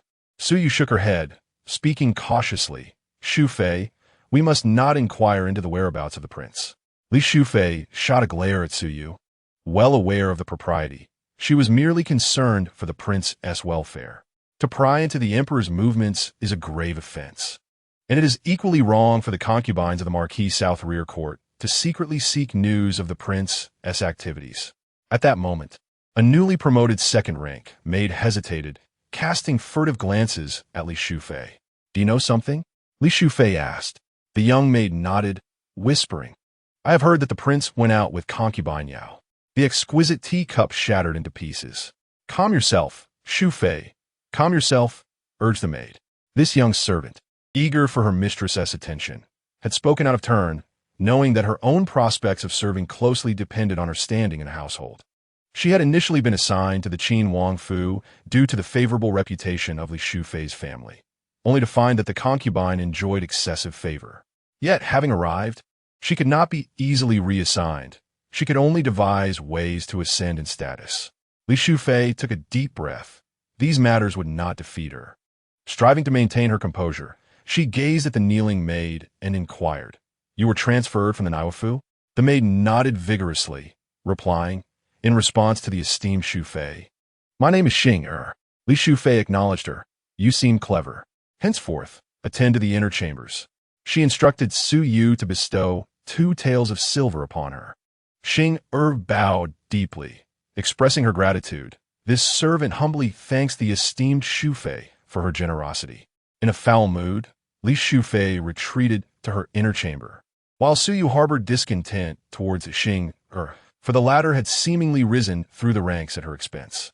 Had she not been one of the mistress's dowry attendants, she might have faced punishment today. A sense of unease burgeoned within her regarding these maids from the Naiwafu. Their connections ensured they were privy to information that she and other native-born servants could not access. There were circles into which they simply could not penetrate. With a frosty demeanor, Su Yu remarked, "This is your reward from the mistress. In the future, refrain from your cunning antics. Loyalty to the mistress will surely bring you favor."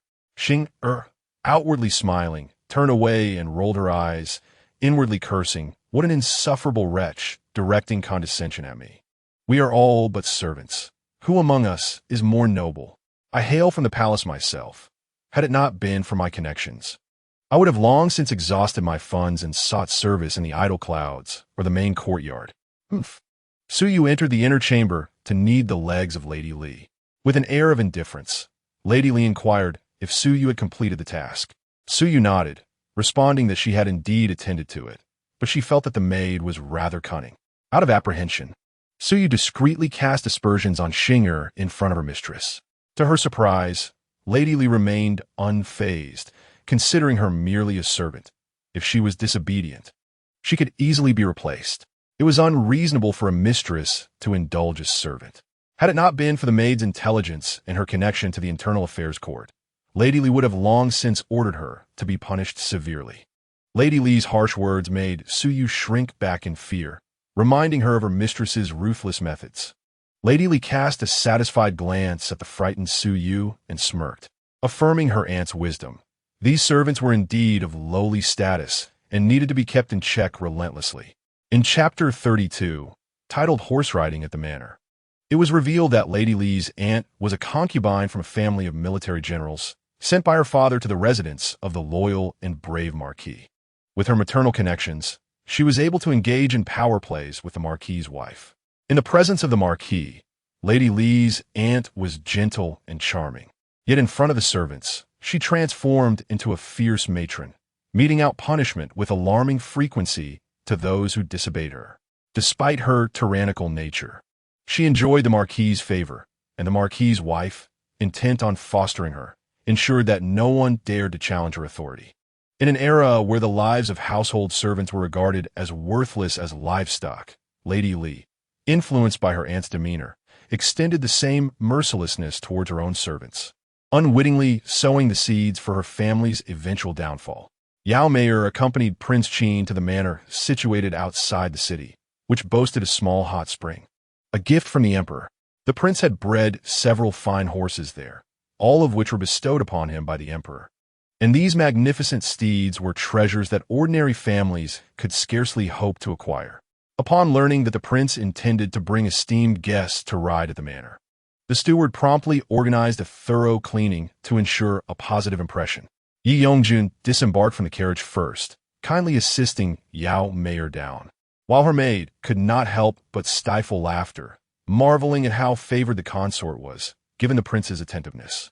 "Esteemed lord and lady, I pay my respects," the steward greeted, uncertain of the identity of the noble lady accompanying the prince, and so opted to address her as lady to avoid any misstep. The prince nodded, while Yao Meier eagerly surveyed her surroundings. The manor was expansive, with exquisitely crafted buildings, and the prospect of a hot spring filled her with anticipation. "Your Highness, I have arranged for gentle mares for the lady. Shall we proceed to see them?" The steward inquired respectfully. Yi Yongjun beckoned to Yao Meier, suggesting they move along, assuring her that there would be plenty of opportunities in the future and that he would take her back in the summer heat for a refreshing escape. "Many thanks, Your Highness. I am most afraid of the heat," Yao Meier said with a hint of delicacy. "During the summer, I find it difficult to eat or sleep." Yi Yongjun took Yao Meier's hand and led her towards the horse arena, where the scions of noble families were diligently practicing the 6 arts, which included horsemanship. As a prince, Yi Yongjun had the privilege of receiving instruction from esteemed masters, making his riding skills exceptional. The steward had prepared a horse for Yao Meier that was not only gentle, but also remarkably beautiful, even a little endearing. And it was of a suitable height for someone like Yao Meier, who was not particularly skilled in riding. The mare, with her long eyelashes and large, bright eyes, gazed at Yao Meier, instantly captivating her. "Oh, she looks so well-behaved," Yao Meier exclaimed.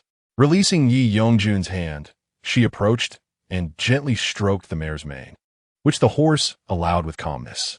The steward, eager to please, stepped forward and said, "Your Highness, you may feed her some beans to foster a bond." "Very well. Does she have a name?" Yao Meier inquired. The steward shook his head, explaining that the mare was newly acquired and had yet to be named. "How about you bestow a name upon her?" he suggested, thinking to himself that had it not been for her presence, such a docile horse would not have graced the stables of the Prince of Qin. After all, the steeds of the prince were typically grand and formidable. "Let us name her Rui Zhao," Yao Meier pondered aloud. "What a splendid name. Truly splendid." The steward quickly complimented, realizing that this lady was of particular significance to the prince. It was known that the Prince of Qin seldom indulged in leisure activities, especially not riding with the women of the inner courtyard. In truth, the prince himself rarely took the time to ride. There were ample places in the palace for such pursuits. Since he had been appointed steward of this estate, he had only seen the prince thrice. As the saying goes, he too aspired for advancement. Without the prince's direction, he could not gain prestige or profit. Other stewards managing estates for princes had taken multiple concubines, and he too needed to save some silver for his children. "You have done well in this matter. Xiao Detzi will reward you," the Prince of Qin remarked indifferently. "Thank you, Your Highness, thank you." The steward thought to himself that he had made the right move. In this world, no wind could be as beneficial as the whispers of a pillow. Xiao Detzi observed the steward warily. Although he was not a eunuch and could not directly threaten his position, the steward's adeptness at flattery instilled a sense of urgency in him. He resolved to serve the prince diligently, as the most trusted personal eunuch could only be himself. However, if the steward knew what Xiao Detzi was thinking, he would fervently explain, "Rest assured, I am quite content in my role as a man and have no desire to become a eunuch. Do you know how to ride?" Yi Yongjun approached Yao Meier and also stroked the little mare before them. "My brother taught me when I was at home, but it has been quite some time since I last rode," she replied cautiously. "No matter, I shall teach you," he assured her. Yao Meier hesitated and said timidly, "Your Highness, are we to share a mount? That might be too much for Rui Zhao. She may not be able to bear our weight." Yi Yongjun gazed at the diminutive mare before him, named Rui Zhao. It seemed as though the little horse understood Yao's words, staring back at him with an inexplicable hint of amusement. At that moment, the steward stepped forward and remarked, "Your Highness, the steed Chasing Wind has been personally cared for and is in splendid condition.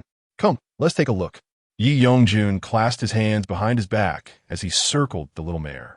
By then, the steward had already brought forth the beloved horse of Prince Qin. Yao Meier looked at the horse named Chasing Wind and then at Rui Zhao, marveling at their adorable height disparity. Chasing Wind cast a glance at the petite mare, then back at its master, displaying a remarkably human-like expression of curiosity, followed by a snort. With agility, Yongjun mounted Chasing Wind and galloped a few laps, eventually stopping beside Yao Meier, whom he lifted onto the horse, allowing them both to ride together. Laughter erupted from Yao Meier, who was elated, for it had been quite some time since she had last ridden. Her parents were always worried that without her brother by her side, she might come to harm. Once Yi Yongjun sensed her joy had peaked, he gently set her down, encouraging her to ride the little mare alone for a while. A female rider had been specifically appointed by the steward to look after Yao Meier, anxious that should this noble lady fall, the entire estate would bear the brunt of the consequences, turning a good fortune into a calamity. Chapter 33. The benevolence of Empress Shun. In recent days, the bond between Yao Meier and Yi Yongjun had rapidly intensified, igniting envy among the ladies of the Qin Wangfu's rear courtyard, particularly Li Shufei, who seethed with resentment. Yet, Yao Meier was compelled to confront a pressing concern: the imminent arrival of the rightful mistress of the Qin Wangfu, the prince's principal consort. After all, the servants of the champion marquis's household had already begun transporting the dowry of their young lady to the back courtyard. The sight of numerous boxes adorned with red silk ribbons was undeniably enviable, proving the grandeur of the Lanling Shao family. Yao Meier listened to the reports from the servants with indifference. After all, one's lineage was not a choice. And it was not the origin, but the journey that truly mattered. There was still much time ahead. Esteemed consort, the front courtyard has sent word that His Highness will be joining us for dinner shortly, Tinglan respectfully announced. Very well, I understand. Do not forget to prepare the oil-sought eel strips that the prince enjoys. Instruct the kitchen to have it ready in advance, Yao Meier replied, resuming her grooming. She knew she must not become complacent in her appearance, as familiarity could easily lead to a loss of novelty. She chose to wear a blue garment adorned with intertwined branches, styling her lustrous black hair into an elegant bun, secured with a jade hairpin, presenting a graceful, refined image. Unlike the vibrant colors of her usual attire, today's understated elegance was refreshingly captivating. In contrast to the triumphant Prince Qin, Prince Yin was experiencing a series of misfortunes. Recently, after committing a minor indiscretion coupled with a matter concerning Lady Rong, the emperor had grown displeased with both the Yin prince and his mother, confining the prince to his quarters. Now he sat alone in his study, nursing his sorrows with wine. Your Highness, the princess requests an audience, came the announcement. The Yin prince downed the contents of his cup and replied, Please, let the princess enter. I pay my respects to your Highness. May you be blessed. The Yin princess greeted, her demeanor submissive. The Prince of Yin gazed upon his consort, and his mind wandered to the words of his mother. Marrying Lady Cui might not be a fortuitous decision, for she seemed to clash with both him and his mother. Previously, he had taken such concerns seriously, but now, faced with his own misfortune, he pondered whether he and Lady Cui were indeed incompatible. However, that could not be true. After all, he had ensured their birth dates aligned harmoniously for their wedding, so there should be no discord. The Bureau of Astronomy would never conceal such significant matters. Lady Cui had waited quite a while without hearing the prince call for her, and she could not help but furrow her brow. My lady, please rise. Why is the prince drinking alone in the study? Are there troubles weighing on your heart? She inquired gently, like a devoted wife concerned for her husband. In truth, Lady Cui was indeed a remarkable woman, proficient in music, chess, calligraphy, and painting. She possessed literary talent and beauty, which would surely captivate many suitors were she a man. However, as a woman, she was barred from official duties, confined to the inner chambers. The prince replied coolly, What business do you have with me, my lady? Unfazed by his aloofness, Lady Cui spoke softly. It has been quite some time, and there has been no word from Sister Shun. It cannot be good for her to remain in Cunning Palace. Perhaps the prince should bring her back. The mere thought of Lady Shun vexed the prince. Had it not been for his mother's interference, he would not be in such a passive position now. If Lady Shun had safely given birth to the child, the Shin family might have considered him a viable option. Should his third brother be defeated by the eldest, the Shun family's influence would surely shift towards him. Alas, that child was lost, his firstborn now gone. Yet, reflecting on Lady Shun's continued residence in Cunning Palace, the prince surmised that perhaps the empress and the Shun family were not as heartless as he had thought. Tomorrow, I shall go to Cunning Palace to apologize to my mother and bring Lady Shun back. Once she returns, I trust you will look after her well. Allowing her to recuperate, the prince stated calmly. Despite Lady Cui's many admirable qualities, he found it inexplicable that he could not share his innermost thoughts with her. It was indeed perplexing. Lady Cui remained speechless. Despite the multitude of servants in the prince's residence, she was expected to care for everything herself. After all, she was the Princess of Yin, the mistress of the household. However, since the prince had spoken, she felt compelled to acquiesce. Yes, I understand. I shall ensure that Sister Shun is well cared for. Meanwhile, in Cunning Palace, since Lady Shun had regained her ability to rise from her bed, she had been reciting prayers for the soul of her lost child, hoping it would be reborn into a good family. In truth, by now, she regretted her unwavering desire to marry the Prince of Yin. Yet, as she was now a side consort, albeit of lower rank, she found herself trapped within the confines of royal expectations, unable to seek a divorce. Even her aunt, the empress, could not intercede on her behalf, for the prince, after all, was a son of the emperor. A divorce would bring disgrace upon the royal family. Side consort, the empress summons you. Lady Shen opened her eyes and bowed before the goddess of mercy, acknowledging the call. Upon arriving at the empress's quarters, she greeted her. I pay my respects to her majesty. May the empress enjoy health and well-being. Empress Shun gazed at her niece with a sigh, reflecting on the perils of untrammeled fortune. Indeed, one misstep had already occurred. The events had transpired, and the emperor had taken decisive action against Lady Rong on your behalf. It is now imperative that you adopt a demeanor of magnanimity, setting aside past grievances. Tomorrow, when Prince Yin comes to escort you, you shall accompany him back to the Yin Wangfu. The Princess of Yin is an astute individual, and it is essential that you show her due respect, Empress Shen advised. Aunt, my heart is heavy. Shenshiro burst into tears, overwhelmed by public scrutiny and ridicule, having been compelled to endure the indignities of a concubine at the hands of her mother-in-law. As a daughter of the Shun family, she had never suffered such humiliation. Aunt, I have never engaged in any private dealings with His Highness the Yin Wang. My intentions were to become his legitimate wife, but after the emperor arranged his marriage, I resigned myself to fate. Who could foresee such slander? I merely wished to avoid a distant marriage and a life of obscurity. Shenshiro lamented. She did not yearn solely for Prince Yin. Rather, she wished to remain close to home, for being sent away would signify her abandonment by the Shen family. It would be preferable to serve as a secondary consort to Prince Yin, as she would still hold the status of a third-rank noblewoman. Empress Shun was a loss for words. This child was utterly naive. Marrying Prince Yin would indeed lead to her abandonment by the Shun family. A clan cannot support two princes simultaneously. Should the Shun family refuse to relinquish her, the emperor would undoubtedly turn against them, and her son would remember this transgression keenly. With a heavy sigh, Empress Shun said, "Very well, you may return. In the future, remain obedient in the Yin Wangfu and avoid frequent visits to the palace. Once Prince Yin comes to escort you, I shall assign a nurse to attend to you. He will surely take more interest in your well-being. It is essential that you restore your health and bear child. Should you prefer not to reside in the Yin Wangfu, you may take your child to my estate, where no one will disturb you." Having offered such counsel, Empress Shun felt she had done her utmost. The following day, Prince Yin visited Kuining Palace to pay his respects to Empress Shun.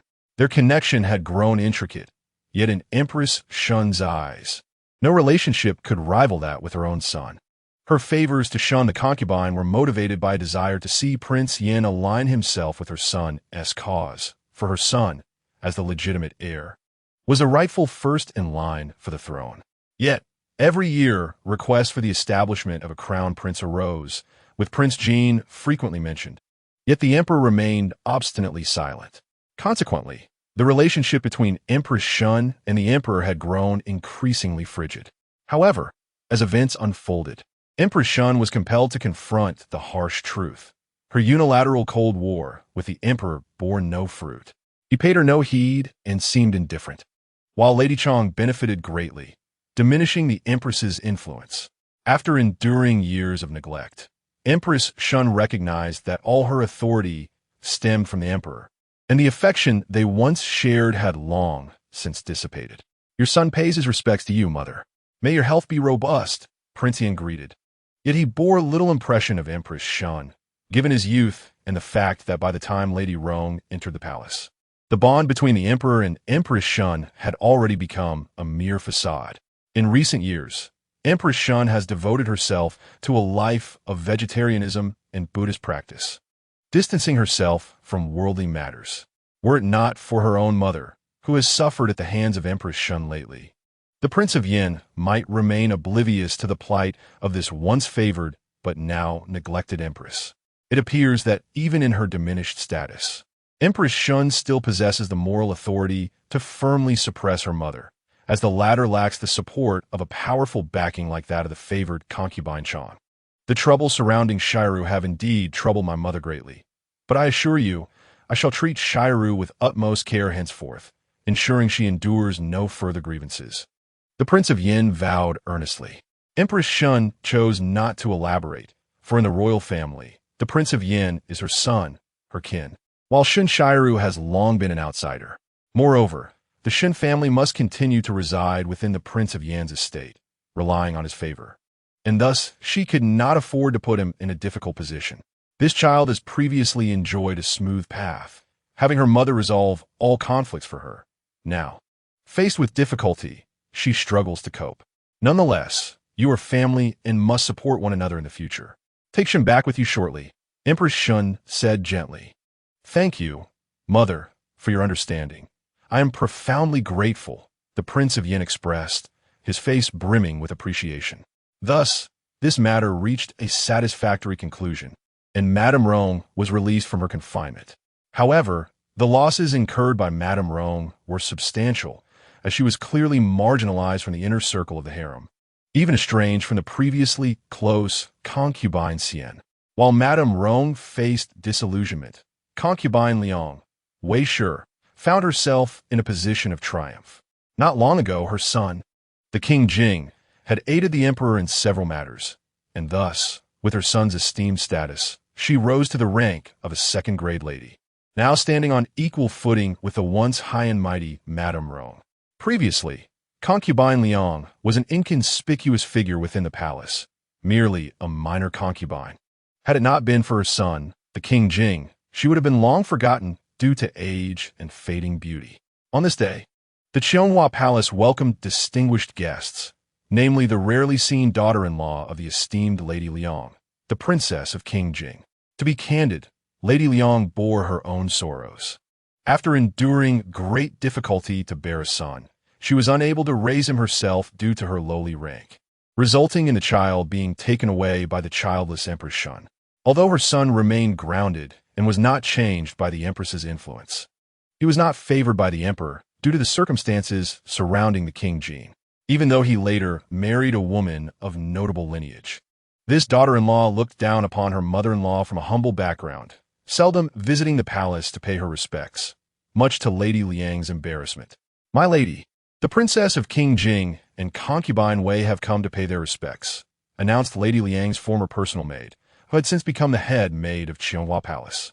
The princess of King Jing, now that is indeed a rare visitor, Lady Liang scoffed. While Lady Liang was reasonable and averse to conflict, it did not imply she was a pushover. The disdain the noble daughter-in-law once held for her background and her reluctance to visit were of little concern to her. She preferred to let bygones be bygones and refrain from further association. However, this daughter-in-law, with her penchant for jealousy and spite, is not particularly remarkable in appearance, yet harbors grand illusions. She has wreaked havoc in her son's household and has even harmed her own grandson, resulting in his lineage dwindling to a mere handful. Why else would she compel her perfectly fine niece to serve as a concubine for her son? A status that is inherently inferior? Reflecting upon her own years of suffering within this royal harem, she is disheartened that after finally seeing her son reach adulthood, she must still endure the disdain of her daughter-in-law, transforming her into a veritable punching bag. Upon this realization, she feels an aversion to the sight of Princess Jing. Let them in, Lady Liang stated coldly. Daughter-in-law, I pay my respects to Lady Liang. May you enjoy longevity and health, the Princess Jing intoned, her demeanor now one of utmost decorum. Rise, please, take a seat. Lady Liang's voice held no warmth, revealing little enthusiasm even toward her own niece. Yet, Princess Jing astutely observed that the delicacies presented by the servants of Qianghua Palace were Lady Wei's favorites, while her own snacks seemed unchanged, consisting solely of rose cakes, which she loathed most. Despite the appealing name, rose cakes are rather mediocre in taste, regarded as the most ordinary of confections within the palace, typically reserved for lesser concubines. Higher-ranking consorts would not deign to enjoy such fare. Given Lady Liang's current status, she certainly need not indulge in such commonplace delicacies daily. She had access to far more exquisite treats, such as rose cheesecake, rose pastries, and rose milk cakes. Yet, she chose to serve Princess Jing the rose cake, indicating her utter disdain for her. However, There was little choice left for Princess Jing, despite her noble birth. She had been spoiled by her family and had relied on her previous mannerisms to navigate life in the Jing residence. Initially, this was manageable, but as the statuses of the prince and Lady Liang ascended, her own family could no longer support her, insisting instead that she ingratiate herself with His Highness and Lady Liang. They preached the virtues of a wife and daughter-in-law, adhering to traditional values. Yet her mother had not imparted such lessons when she married. She had been taught to assert her authority to establish her standing in the household. And though Lady Wei was the mother of the second prince, her humble origins rendered her unworthy of regard. She had followed her mother's teachings. Yet now her mother reprimanded her for being unfilial and failing to honor her mother-in-law, thus tarnishing their family's reputation. Why should this be her burden? Chapter 35. Frequent blunders. Lady Liang completely dismissed Princess Jing's attempts at flattery, considering it a farce that after enduring so much, this young woman dared to embellish her life. In her extensive time in the palace, she had never encountered anyone so foolish, so easily swayed by her stepmother's words, particularly one who was her own daughter-in-law. It was almost laughable. She had previously contemplated whether to assist this child, but now thought better of it. Her niece had already entered the household, and after all, it was her niece whom she felt closer to. She was inherently a person who favored kin over reason, and she held grudges fiercely. Currently, the Liu family is suffering a tarnished reputation due to the unfilial and disrespectful behavior of the Princess Consort Jing. This unfortunate circumstance has rendered the second daughter of the Liu family unable to find a suitable marriage, not because there are no prospects, but rather because prominent families are reluctant to accept a daughter from the Liu household, fearing the chaos she might bring. The matriarch of the Liu family never anticipated that her instigation against the princess consort would ultimately rebound upon her own daughter. This predicament is intolerable. The two daughters of the Liu family were not born of the same mother, and the jealousy of the second daughter, stemming from her sister's marriage to a prince, has now intensified as she faces the prospect of marrying into a family of lesser standing. The second daughter of the Liu family is unwilling to accept this fate, often expressing her despair at home, which has led to the Liu family applying pressure on the Princess Consort Jing. Moreover, the Liu family has provided significant support to the Prince of Jing in the court, yet the Princess Consort has failed to bear son, which is critical as the prince has an inheritance to secure. Now, the prince has been commanded to marry a cousin of respectable lineage, further highlighting the Princess Consort's inadequacies. Consequently, her family is reluctant to extend further support as the imbalance between contribution and reward becomes apparent. Without the backing of her natal family, the Princess Consort's position has weakened, compelling her to seek ways to solidify her status. In the court, the power of Prince Chu is derived from military leaders, while Prince Jin's influence stems from cultured officials. The remaining princes exhibit a mixed array of influences, with Prince Qin's faction being notably vibrant, supported by royal relatives. In the shadows, Prince Enlin's assistants, while in the open, Princess Chongning rallies support, for they are indeed family. Princess Chongning, the youngest sister of the emperor, is a full sibling, and although the Empress Dowager initially staunchly defended Empress Shun's rightful position, she could not dissuade her daughter from pursuing a match with the Wang family, which brought her closer to concubine Chong. After Princess Chongning's marriage to the Wang family, concubine Chong began to assert her influence in the palace, leading the Empress Dowager to retreat from worldly affairs and embrace a life of leisure. The husband of Princess Chongning, who is also concubine Chang's full-blooded brother and a childhood companion, is named Wang Jingyu, a scion of the Wang family of Taiyuan. Unfortunately, his father passed away due to illness, leaving Wang Jingyu without a degree and struggling to maintain the family estate alongside his widowed mother. His sister, however, managed to enter the palace as a consort to the emperor. Under the protection of concubine Chong, Wang Jingyu successfully passed the imperial examinations and was later chosen by Princess Chongning to become her husband. However, due to a traumatic experience in his youth witnessing the avarice of his relatives, he has distanced himself from his family, even neglecting to return for significant ancestral ceremonies. This detachment has allowed the emperor to entrust him with greater responsibilities, and he has become a staunch supporter of Prince Qin. Princess Chongning, ever supportive, regards Prince Qin as if he were her own child. Now, as her son approaches marriageable age, he too has heard whispers of Prince Qin's affection for a favored concubine. Princess Chongning remained unperturbed, for in her eyes, as a member of the esteemed aristocracy, the preferences of her kind were not subject to the judgment of others. Reflecting on the so-called noble young men introduced to her by Empress Shun, she felt nothing but disdain, for none were unconnected to the Shen family. Empress Shun had meddled repeatedly in her desire to wed Prince Jingyu, underestimating her resolve, lacking the affection and trust of her elder brother. She still had to endure the pretense of being a mother of the nation. Surprised by the presence of a lady before her, Princess Chongning inquired, "Madam, what brings you to seek me?" The lady of loyal courage appeared somewhat awkward, internally cursing the restless vixen in her household. How dare mere concubine trouble her? The matriarch, to plead for Princess Chongning to speak favorably of Li Nianzi to Consort Chong?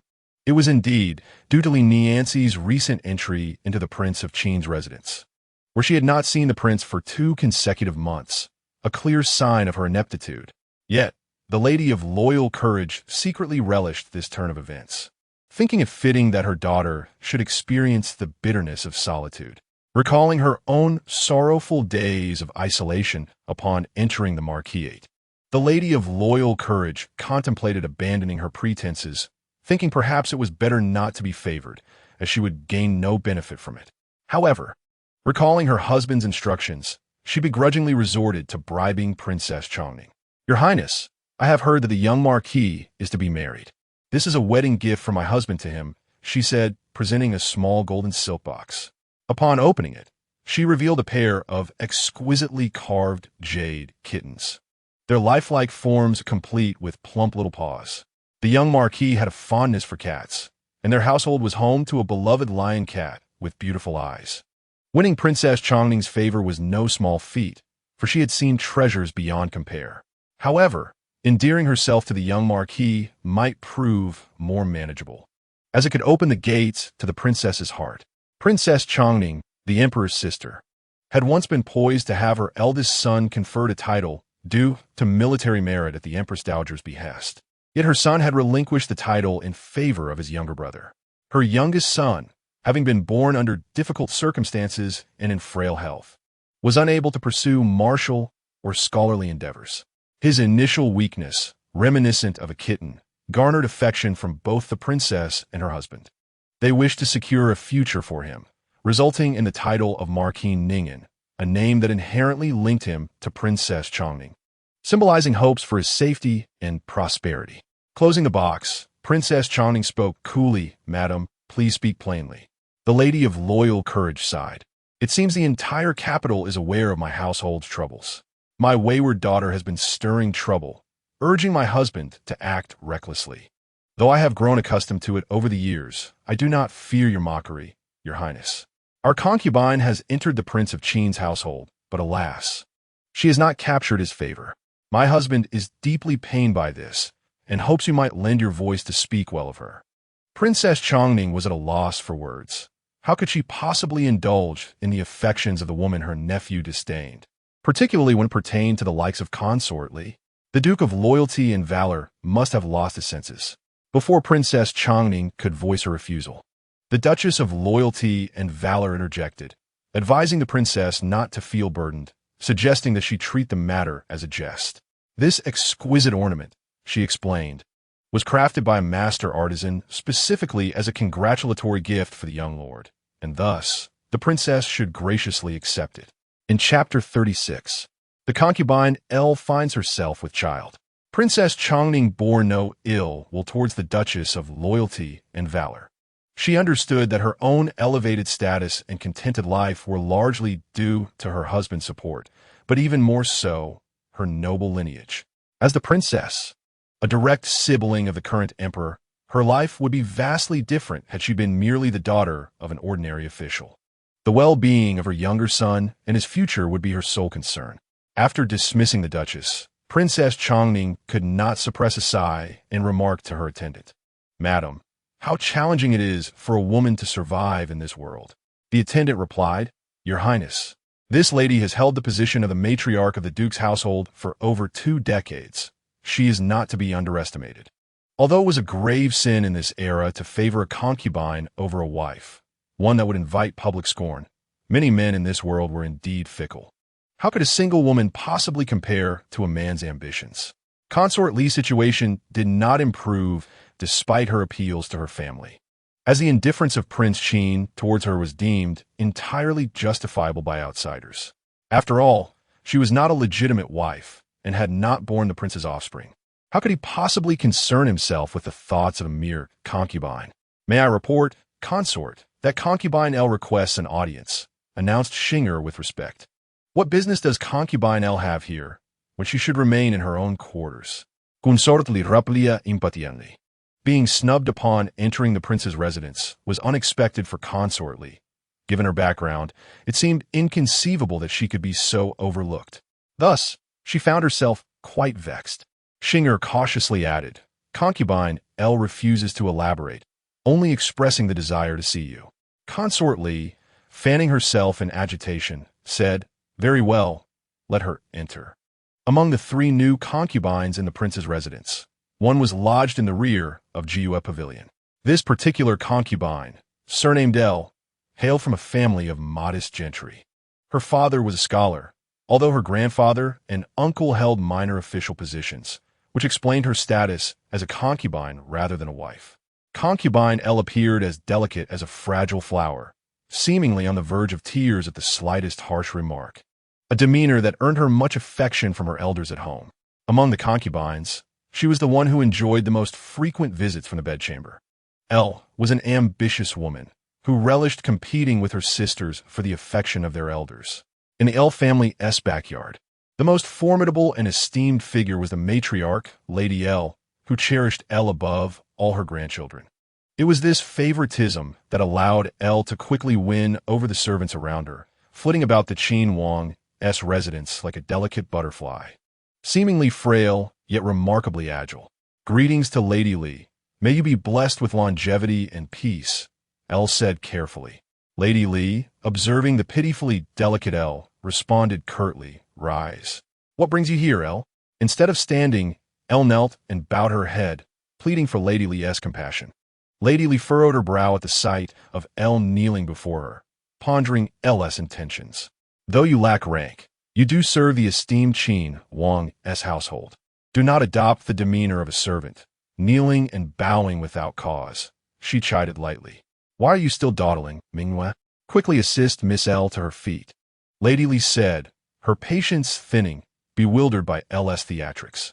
L gradually rose, instinctively cradling her abdomen, and slowly seated herself, expressing her gratitude. Thank you, lady.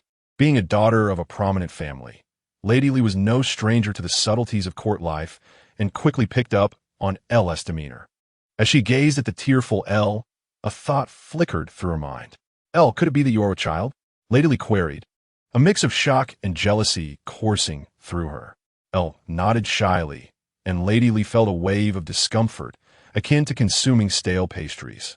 Oh, dear sister, why did you not mention this sooner? Kneeling like this is quite the burden on me. Having the Wang's heir is a monumental blessing. Why the tears? Lady Li's expression shifted instantly. Dear sister, you must be more cautious in the future. If you harm yourself, I cannot bear the consequences, Lady Li remarked, her words laced with meaning. Forgive me, lady, I meant no offense. I merely seek your assistance, and I am willing to follow your lead, L said, fully aware of the challenges her lineage would pose in securing a successful delivery within the Wang's estate. Should Lady Li learn of L's aspirations, she would undoubtedly reveal the harsh truth that it was not merely difficult, but altogether impossible. Lady Li scoffed inwardly, recognizing L's disregard for the soon-to-be Madame Wang Xiao. To expect her to step into motherhood upon arrival was laughable. With a furrowed brow and a look of confusion, Lady Li mused, what do you mean, dear sister? In this household, I'm neither favored by the Wang nor of the highest rank. Why not pay a visit to concubine Yao at the Xianyan Pavilion? Elle was momentarily at a loss for words. How could she have never visited the Idle Cloud residence? After suspecting her pregnancy, Her first instinct was to seek out that very place. Yet, who could have anticipated that she would not even catch a glimpse of concubine Yao? In her desperation, she turned to Consort Li for assistance. If given a choice, she would have never wished to rely on Consort Li, feeling that her noble lineage was wasted in such a manner, utterly unappreciated. How futile it is. The moment aside, Consort enters the estate. She is granted her status and is favored by the prince. Surely, they look down upon someone like me. Elle lamented with a heavy heart. Consort Li, feeling increasingly displeased, thought to herself, what does she mean by that? Does she think I would take an interest in her? How presumptuous. Noticing Consort Li's indifference, Elle steeled herself and declared, if you, Consort Li, are willing to lend me your support, I would gladly entrust my child to you for care. She was determined to bear this child, for it was her ticket to shedding her identity as a mere concubine and ascending the ranks within the Qin prince's household. Consort Li remained unmoved. She would be mad to nurture another woman's child when she herself was capable of bearing children. Why would she invest in someone else's offspring? All resources were meant for her own lineage. Thus, Elle received no assistance from Consort Li, who preferred to distance herself from Elle, deeming her of little value. Soon, the news of Elle's pregnancy exploded within the tranquil Qin prince's residence like a bombshell. It was widely known that this would be the prince's first child, which should have garnered significant attention. However, the timing was quite unfortunate, as the legitimate consort, Lady Cui, was about to enter the household. This child, thus, became an unwelcome complication. Upon learning that the child's mother was merely a concubine, most displayed little interest. After returning to the estate, Yi Yongjun learned of the news and couldn't help but furrow his brow. To put it coldly, this child was of no assistance to him at present, nor did he harbor any feelings for the child's mother, rendering him incapable of feeling any joy. Yi Yongjun nodded calmly, instructing his attendant, proceed with the customary rewards. The attendant nodded, inquiring, and what about the noble consort? Yi Yongjun replied without lifting his gaze, there is no need for a special report. I shall inform my mother during my next visit. Although Elle failed to secure Consort Li's support, she still received considerable rewards, and her status was elevated to that of a nurturer, with her serving attendants doubled. Elle was filled with joy, yet a tinge of anxiety gnawed at her heart. Fearing that Li Shufei would reject her submission and turn against her, she divulged her pregnancy, which indeed captured the prince's attention. Elle gazed expectantly at the little Detsi, inquiring when the prince might visit her. Realizing the potential misinterpretation of her condition as an attempt to gain favor, she hastily clarified, expressing her apprehension as the first expectant mother in the royal household. Detsi, having been personally dispatched to deliver rewards as a testament to the prince's regard, reassured her that the prince would surely visit when time permitted, for he would not neglect his firstborn. With the prince's duties demanding his attention, Detsi took his leave. Elle, acutely aware of her precarious position, refrained from further inquiries. In the royal residence, devoid of her familial support, she understood that any individual could pose a threat to her. Grateful for Detsi's efforts, she presented him with a purse, her wealth allowing for a generous gesture.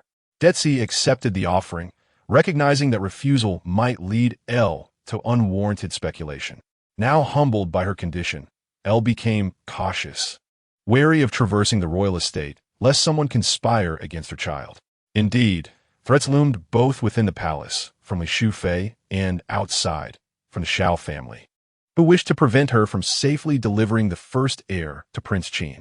The Xiao family, poised to celebrate the marriage of their daughter, found themselves perturbed by the sudden news. Madame Xiao, who had been delighting in preparations for the wedding, felt her spirits dampen at the audacity of a mere concubine boldly announcing her pregnancy before the legitimate wife could enter the family. This was a blatant affront, and Madame Xiao could hardly tolerate Elle's indiscretion, particularly as expectant concubines typically waited until 3 months had passed before making their condition known. Elle's premature revelation, barely 2 months along, set the town abuzz, a slap in the face to the Cui family. While the legitimate wife, upon her arrival, would maintain decorum, Elle's rebelliousness sparked Madame Xiao's malice, leaving her to ponder the viability of Elle's child. Just then, She was interrupted by a servant announcing the arrival of her beloved daughter, bringing a smile to her face. As her daughter paid her respects, Madame Xiao felt a swell of pride and contentment.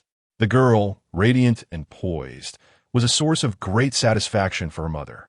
Madame Xiao gazed lovingly at her daughter, her heart heavy with nostalgia, reflecting on how swiftly time had passed. Soon, she would be married. "Do not worry, mother," her daughter assured. "I shall not be at a disadvantage."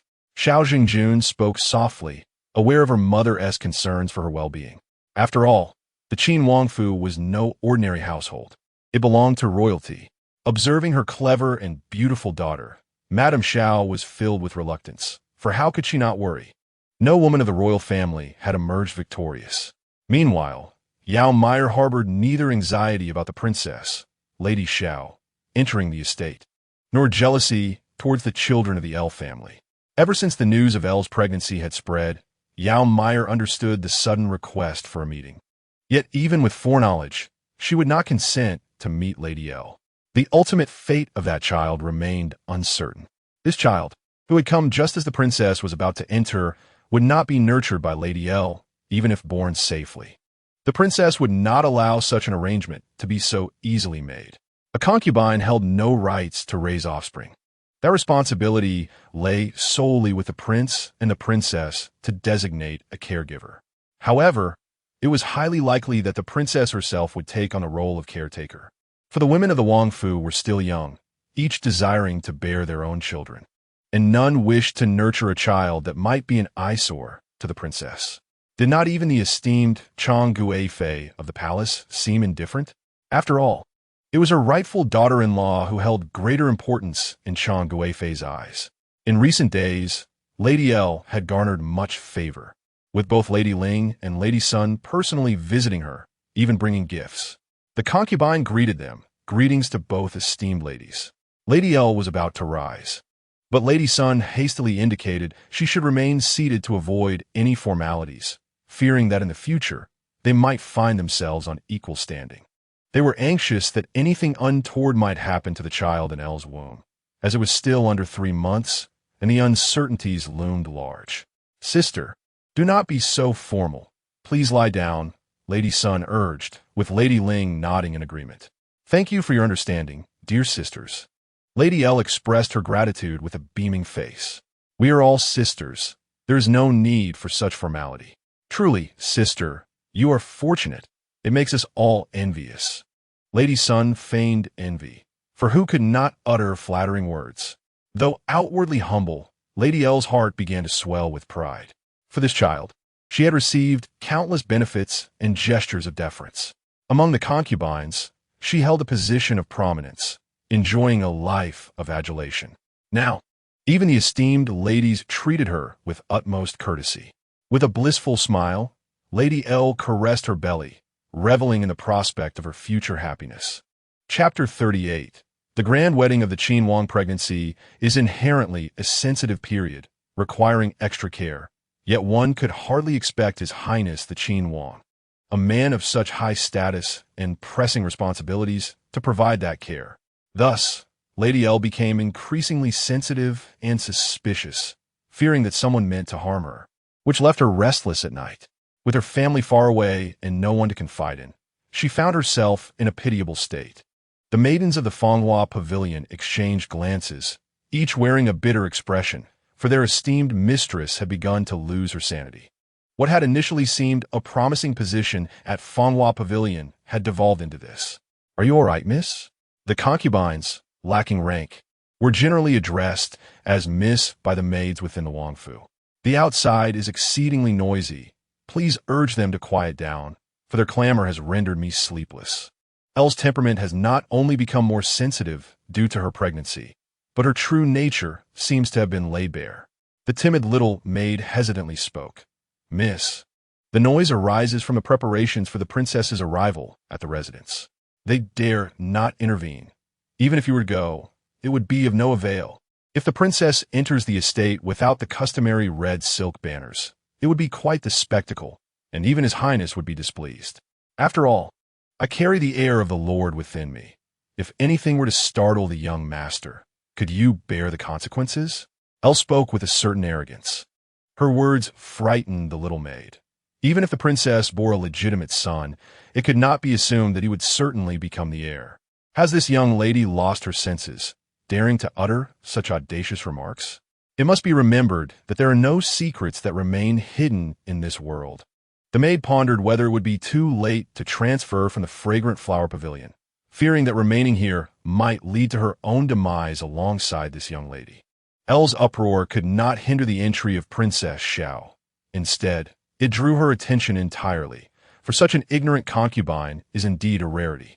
Princess Xiao even momentarily forgot about concubine Yao and concubine Li, remembering instead this audacious Elle, waiting to see what she might deliver upon the birth of her child.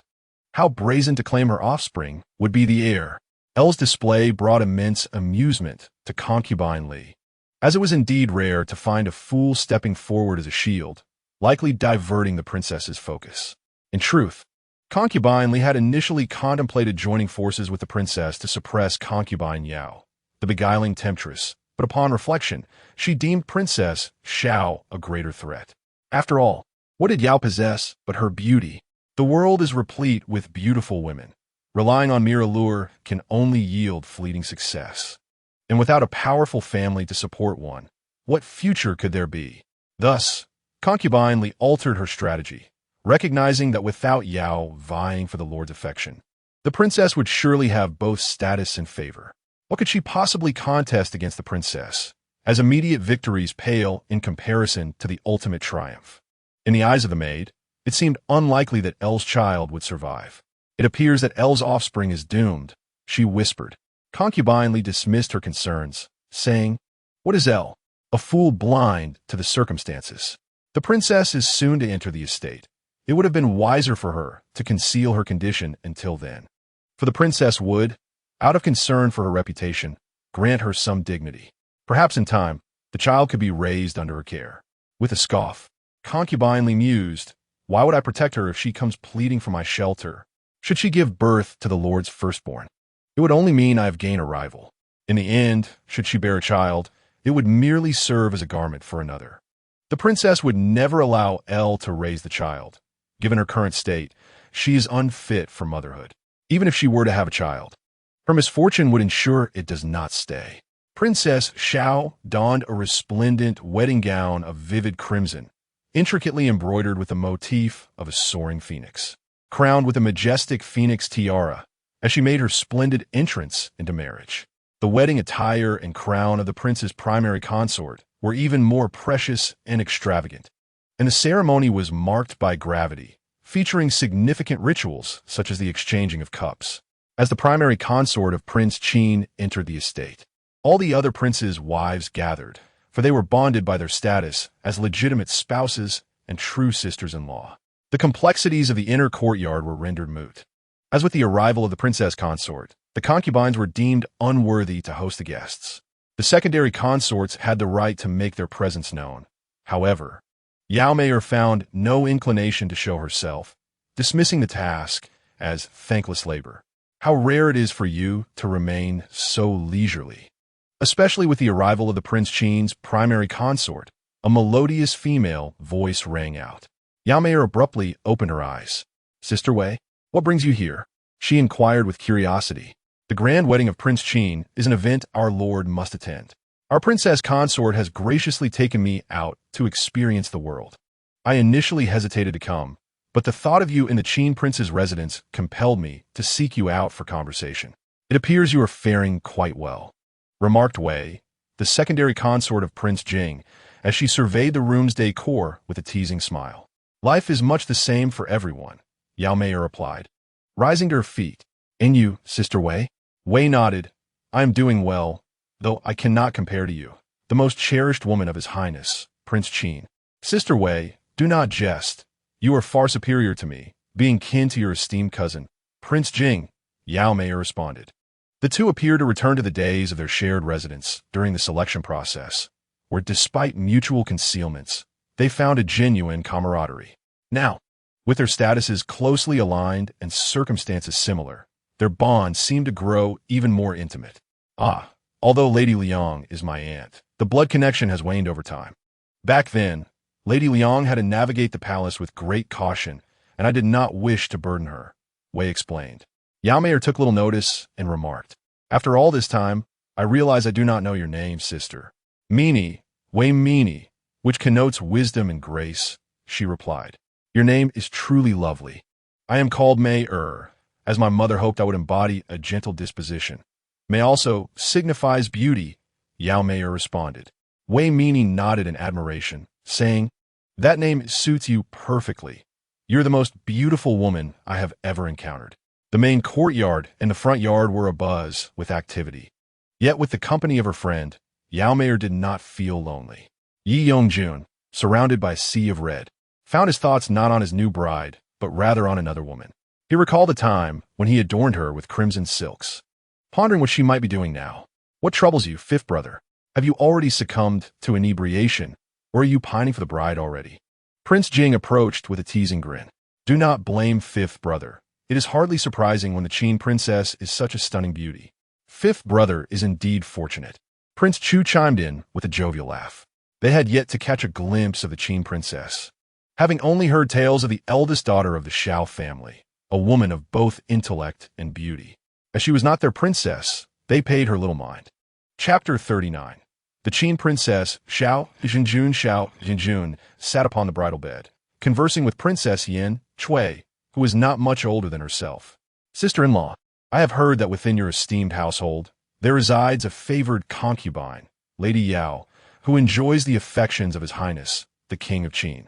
The Princess of Yin, filled with curiosity, remarked, "How is it that I have not seen her today, as Lady Yao is indeed a cherished consort of His Majesty? How could she be content merely observing the festivities from the rear courtyard without making an appearance?" The princess was exceedingly intrigued. Shao Zhengjun, gazing at her fourth sister-in-law, smiled and replied, "Lady Yao hails from a scholarly lineage. She is naturally well-versed in propriety and etiquette. Otherwise, His Highness would not bestow such affection upon her. It is her understanding of decorum that prevents her from provoking the princess upon her entrance, thereby avoiding any ridicule directed at the Qin royal household." The Princess of Yin nodded in agreement, affirming, "You speak most wisely, sister-in-law. It is no wonder that you, as a daughter of a distinguished family, possess such grace and dignity. The women of the Qin royal rear courtyard are indeed fortunate to have you as their matriarch." Shao Zhengjun shook her head with a smile, responding, "Dear sister, it is I who must learn from you. The bond you share with your esteemed concubine, Lady Shun, is truly admirable and serves as an example for me." Though the Yin and Qin princes were of similar age, their relationship was not particularly close, resulting in a superficial harmony between their respective wives. Both the Princess of Yin, Lady Cui, and the Princess of Qin, Lady Shao, were women of notable pedigree, each unwilling to yield to the other. Upon her betrothal to the King of Qin, the Shao family had prepared a substantial dowry for Shao Zhengjun, comprising numerous servants, all of whom were born into their household. However, Shao Zhengjun did not bring them all into the Qin royal residence. Some remained outside to manage her dowry stores and estates, while others stayed close by to attend to her. Among her most trusted handmaidens were Yin Shu and Qin Wu. The former served as a strategist for Shao Zhengjun, while the latter discreetly gathered intelligence and executed tasks on her behalf. The remaining maidservants, too, possessed their own skills, as none could be deemed unworthy to serve a lady of such high standing. Yin Shu appeared delicate, yet was remarkably efficient in her duties, a true embodiment of substance beneath a modest exterior. Qin Wu, standing respectfully nearby, reported, "Your Highness, all is well in the rear courtyard. The ladies are behaving themselves in their respective chambers," concerned that her daughter's wedding might be disrupted. Madame Shao had specifically instructed Qin Wu and Yin Shu to keep a vigilant watch over the women of the Qin royal rear courtyard, ensuring they did not disturb the joyous occasion. Shao Zhengjun nodded, acknowledging, "Proceed with caution. The Qin royal household is not an ordinary noble family. Although the women in the rear courtyard are concubines, some hold certain ranks and should not be dealt with lightly. While I fear them not, I must ensure they do not find any fault to exploit, lest we forget that concubine Chong is still observing from the palace." Qin Wu nodded in understanding, assuring, "Rest assured, Your Highness, I am fully aware. Very well. Prepare for my bath, commanded Xiao Jingzong. By the time she had bathed and donned her nightgown, the festivities in the front courtyard had nearly concluded. Xiao Detzi, supporting the king of Qin, cautiously inquired, Your Majesty, are you unwell? Shall we proceed to the main hall now? The king of Qin cast a cold glance at Xiao Detzi, pondering the absurdity of the question. It was indeed his wedding day. Should he fail to appear in the main hall, rumors of his dissatisfaction with the imperial decree could swiftly circulate, and both he and Lady Yao would become the subjects of scorn. By that time, it might be beyond my ability to preserve the Yao family intact. Such affection could merely lead to their demise. Let us proceed to the main courtyard, remarked the Qin Wang with a calm demeanor. In truth, the Xiao family was rather pleasing in appearance. However, sometimes it truly depends on one's affinity, which was evidently lacking between the Qin Wang and the Xiao family. When the Qin Wang next encountered Xiao Jingzong, she had already changed in her night attire, unlike the style favored by Yao Meier, which was more revealing. Xiao Jingzong's was decidedly more modest, exposing only her snow-white neck. I pay my respects to the prince. May the prince be well, Xiao Jingzong shyly uttered. It is getting late. We should retire for the night. The Qin Wang nodded, and the accompanying maidservants, perceptive to their duties, stepped forward to assist the Qin Wang in changing attire. Some of these attendants were, in fact, selected to win the Qin Wang's favor, as Xiao Jingzong would inevitably have her own moments of discomfort. In the past, when daughters from noble families were wed, their families would provide concubines as part of the dowry. Now, as Xiao Jingzong married, her mother, Madame Xiao, had also prepared a selection of concubines, each beautiful and obedient, ensuring compliance under the Xiao family's firm control. The Qin Wang had grown accustomed to this arrangement, allowing himself to be served by them. Yet, for some reason, Xiao Jingzong felt a twinge of discomfort, as if her treasured possession was being unjustly taken from her. Despite being well raised by the Xiao family, Xiao Jingzong still possessed the pride of a noble lady and the shyness of a young girl. However, the Qin Wang found himself unable to summon any interest. Their encounter was brief and perfunctory. When a matron of honor entered to fetch a handkerchief, the Qin Wang carelessly wiped his face and then retired to sleep, seemingly indifferent. Xiao Jingzong thought nothing amiss, attributing his weariness to the day's exertions. Outside, however, Xiao Detzi sensed something was amiss. Why is the prince resting so early today? I had thought he would endure another long night. It appears that each individual is indeed unique.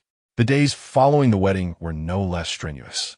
Both were required to rise early to pay their respects to the emperor, empress, and the esteemed Chang Gufei, marking Xiao Jingzong's official recognition as the Qin Wang's consort.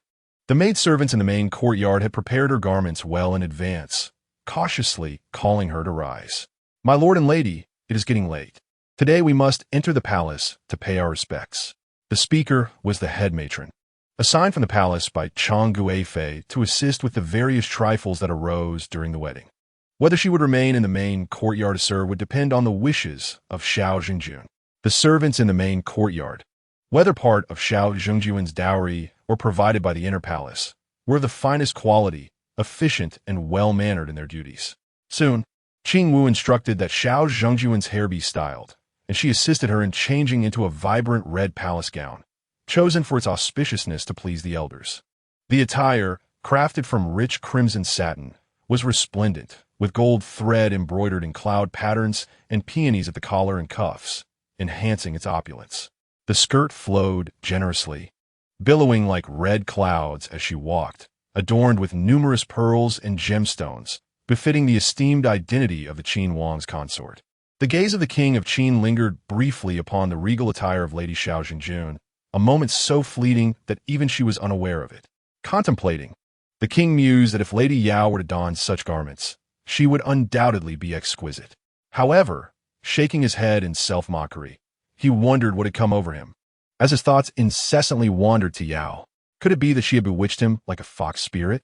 Observing his distraction, Xiao Jingzong inquired, Your Highness, is there something amiss with my attire?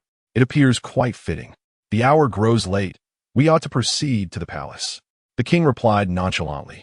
Chapter 40.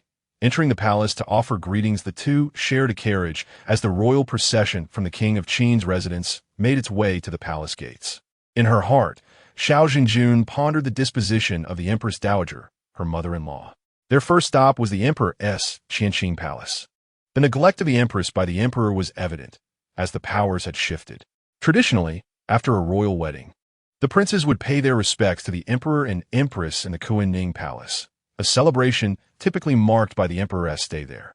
However, since the wedding of Prince Chu, the Emperor had remained solitary in Qianqing Palace, awaiting the visit of his son and daughter-in-law to pay their respects. Your son and daughter-in-law are here to greet you, Your Majesty. May you enjoy everlasting health and longevity. The Emperor nodded, delighted by the sight of the young couple. Rise, please, he remarked. Time passes so swiftly. It seems just yesterday that you were born, and now you are wed and starting a family. Now that you have established a household, I hope you will support me in the court. The Emperor spoke earnestly. Your mother awaits the joy of a grandchild. The King of Qin quickly responded, Thank you, Father, for your guidance. I aspire to learn much from you. You have always been my role model. The Emperor, pleased, nodded. For nothing brings greater joy than the admiration of one's son. Jiang Fuhai, bring forth the rewards I have prepared for the King of Qin and his consort. In Qianqing Palace, the father and son conversed for a while longer, and Xiao Jing felt a pang of admiration for the Emperor's affection towards the King of Qin. Upon leaving Qianqing Palace, they made their way to Cunning Palace, where Empress Shun awaited them. Your Highness, the King of Qin, and Lady Wang. The Empress has been expecting you. An attendant near the Empress announced. My apologies for keeping you waiting, Mother. I inadvertently conversed a bit too long with Father in Qianqing Palace. The King of Qin expressed apologetically. Not at all, Your Highness, please come this way. Empress Shun had adorned herself splendidly, for it would not do for the mother of the groom to appear in plain garments at such a grand occasion. The dignity of the royal family must be upheld. Detractors might misconstrue it as a sign of the Emperor's disregard for her.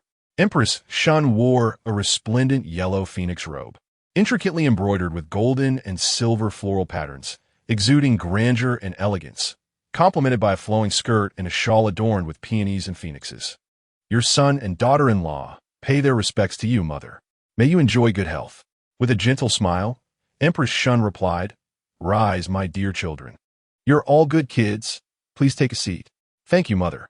Empress Shun then turned to Xiao Jing with warmth. So, how have you been faring in the household? Xiao Jing hastily replied, in response to Mother Empress, All is well in the residence. Thank you for your concern.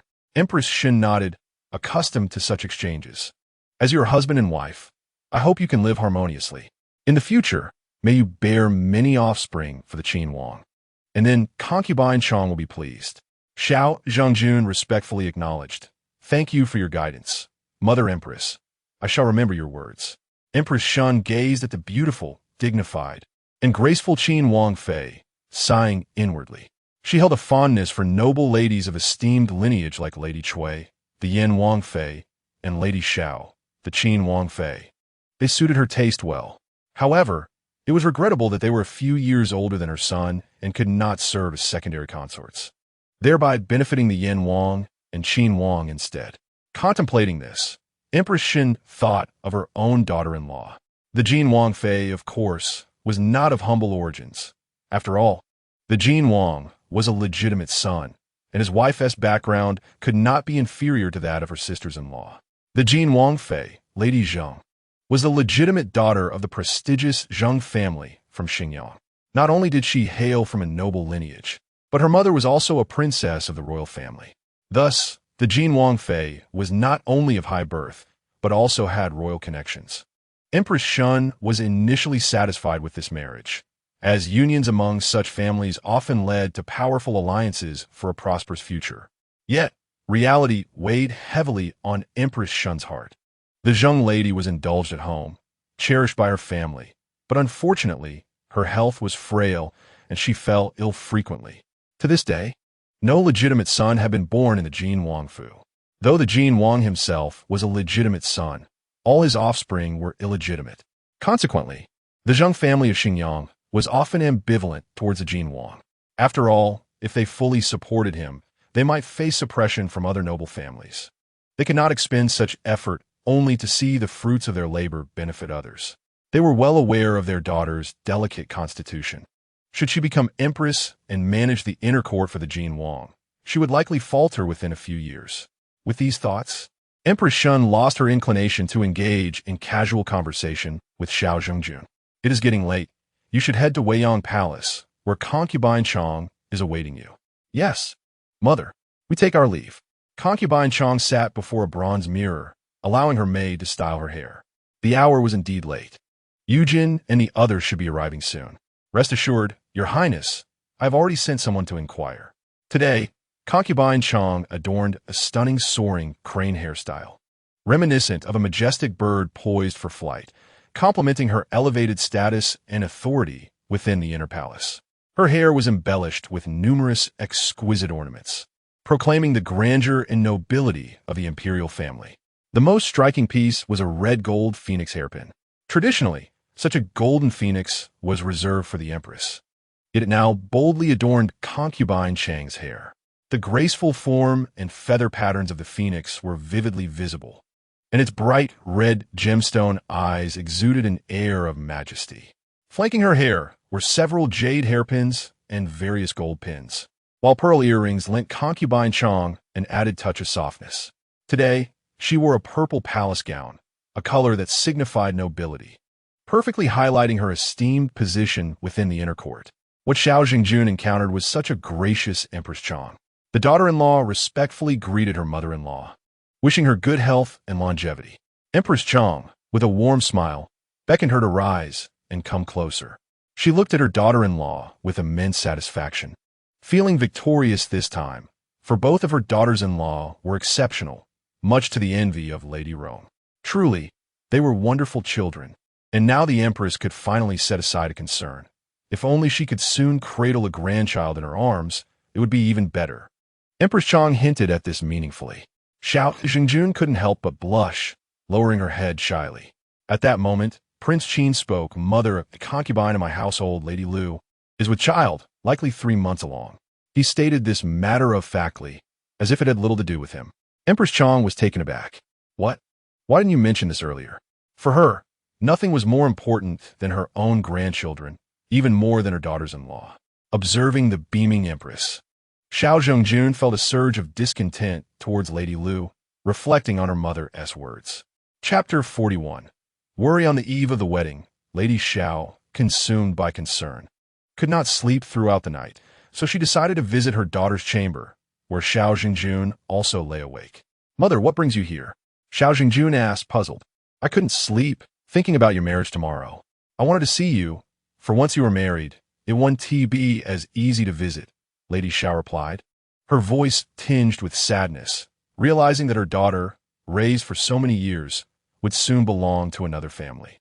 Xiao Jingzong nestled against her mother, playfully declaring, I will come home often to visit you. Lady Xiao stroked her daughter's head affectionately, then suddenly said, My dear, if that Lady Lu lacks propriety, we should simply eliminate her from our lives, to spare ourselves her presence. Lady Xiao spoke with fierce conviction. Xiao Zhengjun sat up abruptly, hesitantly responding, But mother, this is Prince Qin's offspring. If it were discovered, Lady Xiao dismissed her concerns. Do you think men truly care? If a man does not cherish you, he will hardly value your child. As if a thought struck her, Lady Xiao continued vehemently. When I first married into the champion Marquis's residence, your father had a concubine who was already pregnant. However, she was wise enough to remain discreet. I was furious when I found out, yet I tolerated it for the sake of our marriage. My concession only led others to believe I was a pushover. She dared to covet the title of favored concubine, not realizing her own station. Reflecting on this, Lady Zhao's anger reignited. People are greedy. They want it all. Today, she seeks the title of favored concubine. Tomorrow, she might aspire to the position of heir. Such aspirations are intolerable. If it comes to that, she must be dealt with. That was my first act of killing, and it claimed 2 lives, but it was indeed satisfying. Lady Xiao contemplated. These thoughts remained unspoken to her daughter.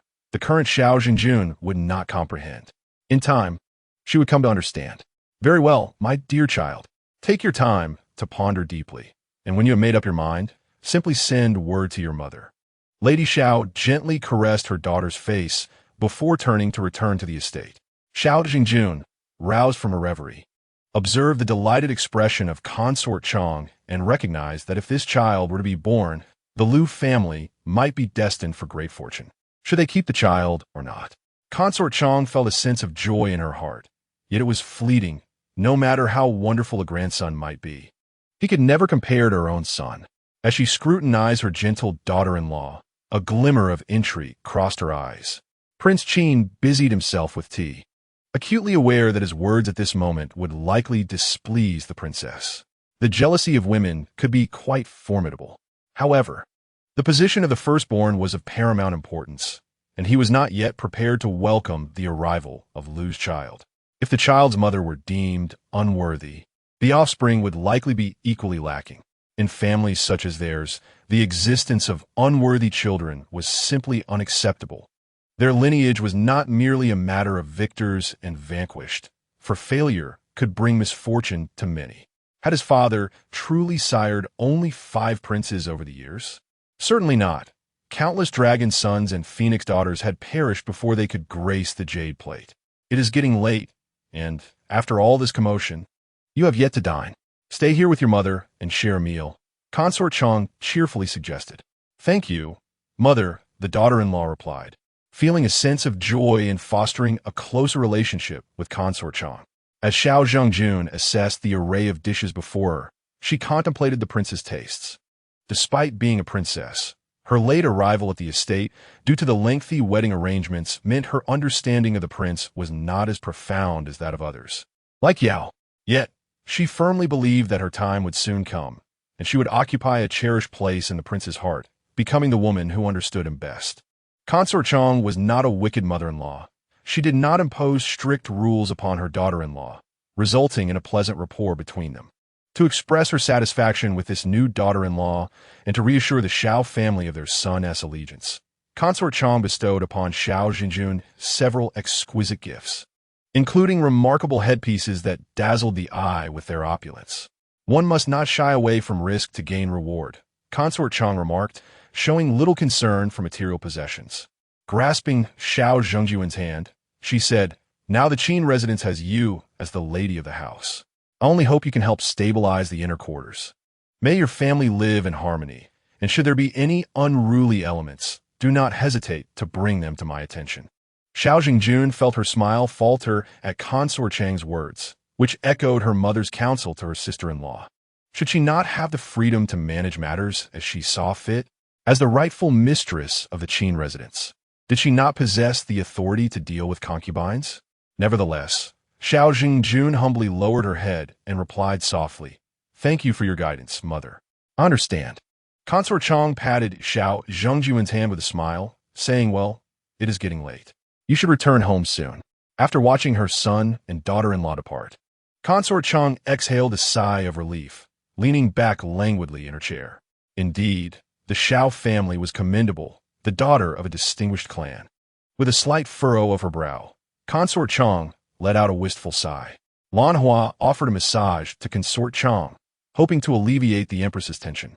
Upon hearing her sigh, she inquired, "Isn't this a good thing? Why do you sigh, your highness?"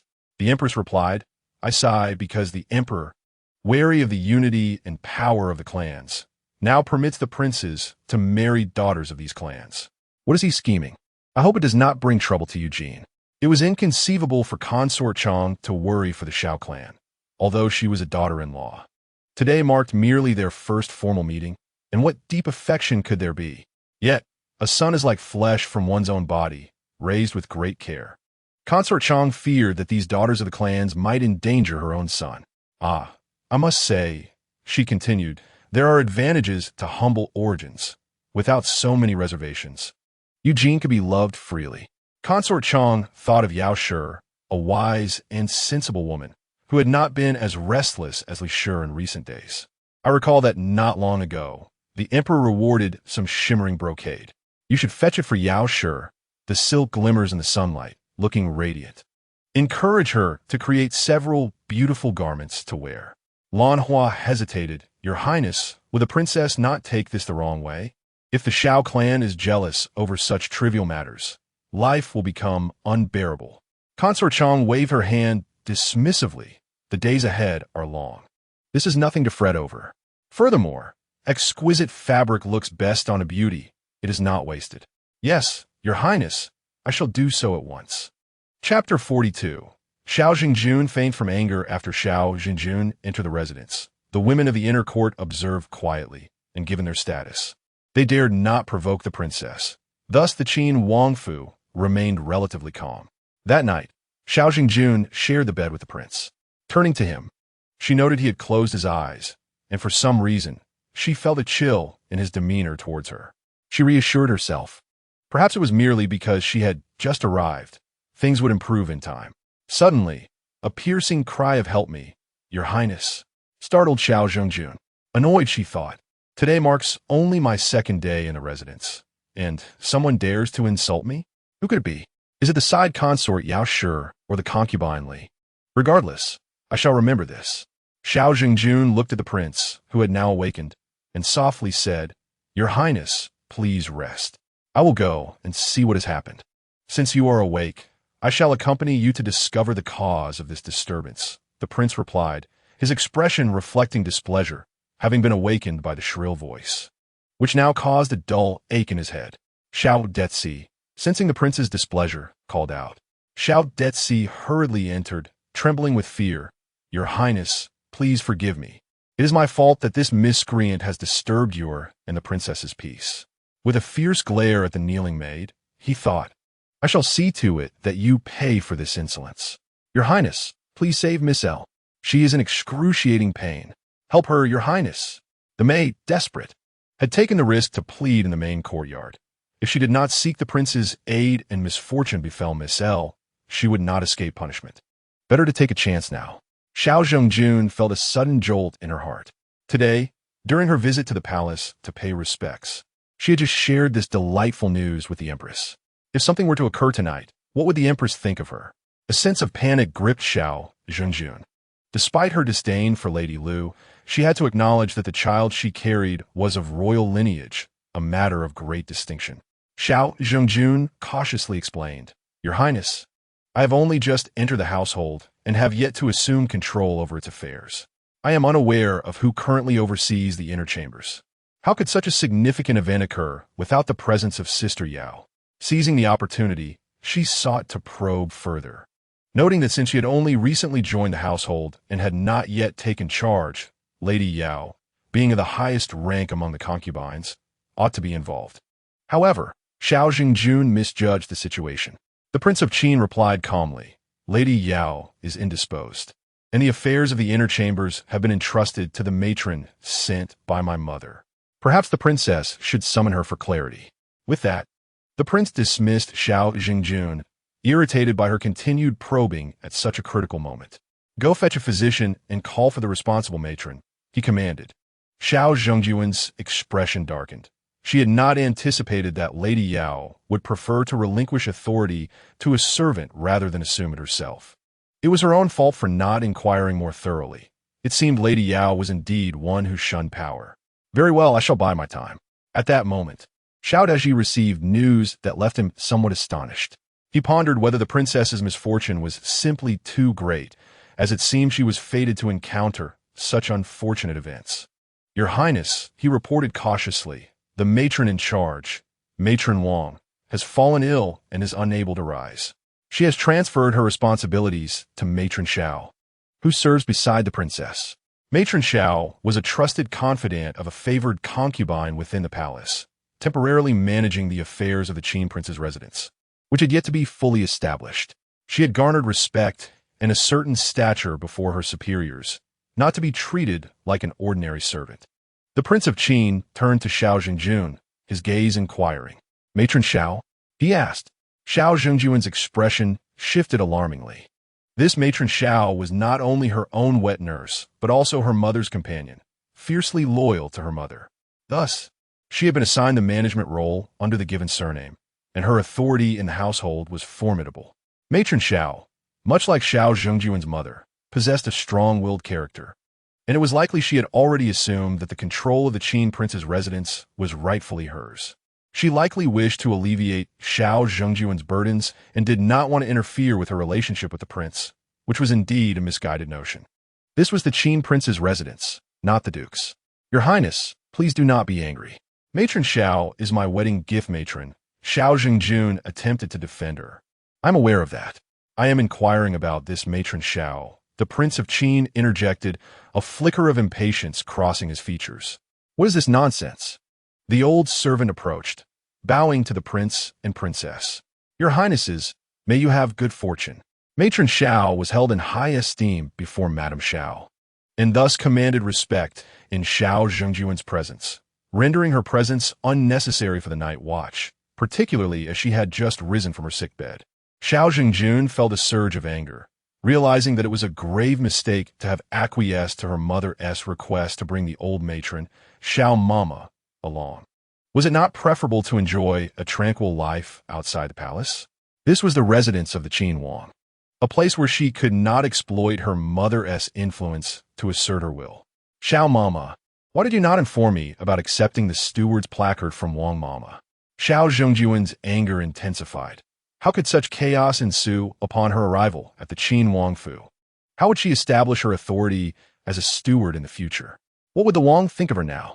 Xiao Mama, feeling a sense of grievance at being questioned by the young lady she had nurtured, replied, Wang Fei, I merely intended to spare you from disturbance as you prepared to pay respects to the Gui Fei. I thought everything within the Wang Fu was in order and planned to discuss it with you tomorrow. Xiao Zhengjun thought to herself that no excuse would suffice if it involved the Gui Fei. Indeed, how dare you? What does this have to do with my mother? The servants of the Xiao family are even more presumptuous than their masters, assuming authority over their superiors. The Qin Wang was visibly displeased, casting doubts upon the Xiao clan. Were these truly servants of a noble family? A servant's arrogance over their master. Can the Wang Fei truly manage the household? Panic surged within Xiao Zhengjun as she implored. Wang Yi, please quell your anger. This is entirely my fault. Just then, more distressing news arrived. Wang Yi, it is grave. Concubine L has suffered a miscarriage. At this, all present knelt, beseeching the Wang Yi to temper his wrath. The Qin Wang had anticipated the loss of the child, but not in such a manner. I shall visit El Shur. Wang Fei, this is the only occasion I shall permit such matters. The Qin Wang issued a cold warning. As she watched the Wang Yi depart, Xiao Zhengjun realized he would not return that night. Her dignity as Wang Fei was shattered. She could not expect leniency from him, only submission to his will. The thought of having to explain herself to the Gui Fei filled her with a profound headache. Seeing Xiao Mama still kneeling on the ground, with a face full of stubborn grievance, Xiao Zhengjun felt a rush of blood to her head. After an exhausting day of courtly greetings and efforts to leave a favorable impression on the emperor and the empress, she was now faced with this turmoil. Overwhelmed, she fainted in a graceful swoon. In Chapter 43, the hidden manipulator, Wang Fei Xiao Mama hurriedly rushed forward, her face etched with concern. Unable to contain her anger. What are you servants waiting for? Go quickly and summon the royal physician. If anything happens to Wang Fei, I shall not spare you. Despite having aired herself, Xiao Mama continued to speak with haughty authority to the maidservants beside Xiao Zhengjun, revealing her audacity. Qingwu, the Wang Fei's trusted personal maid, wore a dark expression. Having served the Wang Fei since childhood, she had witnessed Xiao Mama create significant troubles for her mistress. It was unacceptable that she failed to reflect on her own shortcomings while brazenly commanding others. Previously, the Wang Fei had relied heavily on these maidservants. But since Xiao Mama's arrival, she had treated them with disdain, exploiting the trust bestowed upon her, and had become the second mistress in the Wang Fei's vicinity. Such a presumptuous and arrogant servant, unable to recognize her own place, could only harm the Wang Fei's interests. It seemed prudent to report this matter to the Wang Fei for her to deal with Xiao Mama accordingly. Fortunately, the imperial physician had just emerged from the flower pavilion of Consort Yao when he heard that the princess of Qin had fainted. He hurried to the main courtyard, where he carefully took her pulse and solemnly remarked, Your Highness is suffering from a surging of emotions. It is imperative to maintain a tranquil disposition in the future, for otherwise, such distress can be exceedingly detrimental to one's health. Qing Wu promptly expressed her gratitude, saying, "Thank you, esteemed doctor, for your guidance. I shall ensure that I take good care of the princess henceforth." Afterward, she offered the physician a generous sum of money, feeling that an appropriate recompense was due for his late-night visit. Upon accepting the monetary gift, the physician's demeanor softened, thinking that the Lanling Shao family was indeed generous. Noticing the physician's acceptance of the reward, Qing Wu cautiously inquired, "Might I ask, sir, how is Consort Yao in the rear courtyard? Is her condition stable?" The physician felt the coins in his hand grow warm. He sensed that there were complications with Consort Yao's pregnancy, but he could not ascertain the specifics in such a short time. He wished to avoid entangling himself in the affairs of the royal women, as he could not bear the burden of any blame.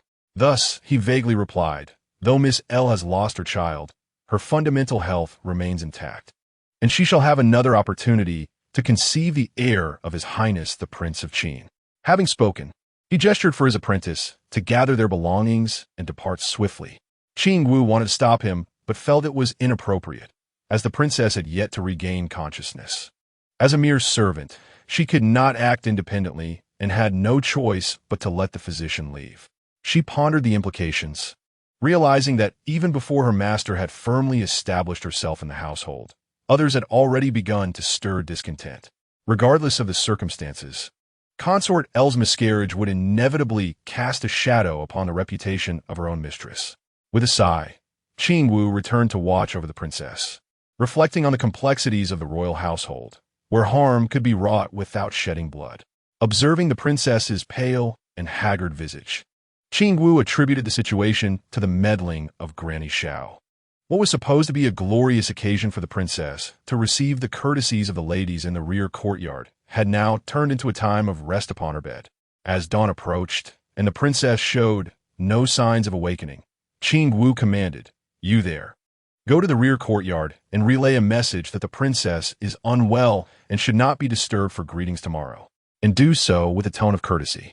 The news of Consort Yao's miscarriage had likely spread, and it was vital for the princess to secure the goodwill of those around her, to solidify her position. The flower pavilion was finally quiet after a night of upheaval. Consort Yao's pregnancy had come to an end, and the stark odor of blood filled the air, causing the Prince of Qin to furrow his brow. Zayadizi observed his master's every move with trepidation, concerned that the prince might be emotionally affected, for this had been his first child. Upon entering the flower pavilion, the atmosphere shifted dramatically as the room, once lively with the promise of new life, now felt somber in the wake of loss. "Your Highness, we pay our respects. May you be blessed," the remaining concubines cautiously greeted, aware of the turmoil surrounding Consort Yao. They were all concubines, and the commotion caused by Consort Yao was impossible to ignore. Without directives from the princess or the prince, they could not remain indifferent and thus approached, hoping to offer their assistance. Witnessing Consort Yao's pitiful state stirred a sense of pity within them. She had once enjoyed great favor, even garnering the respect of consortly. Had she successfully borne the prince's first son, her future would have been assured. The Qin king regarded the woman in the room with an air of detachment and coldly uttered, "You may all leave now." "As you command, my lord." The maid responded hurriedly before departing. Even if one wished to vie for affection, it was prudent to gauge the appropriateness of the moment, especially as the prince's displeasure was palpable. The Qin king approached the unconscious Lady Lu and calmly inquired, "How is Lady Lu's condition? When might she awaken?" The lady's devoted maid promptly replied, "In response to your grace, the physician has assured us that the young lady has not sustained any grave injuries. She merely requires ample rest and should awaken by tomorrow morning." The young maid quickly elucidated that the woman had suffered a miscarriage, which could easily jeopardize her health and future prospects of bearing children. It was imperative to prevent any misunderstandings with the prince, as his absence from a blossoming flowers pavilion would not bode well for them.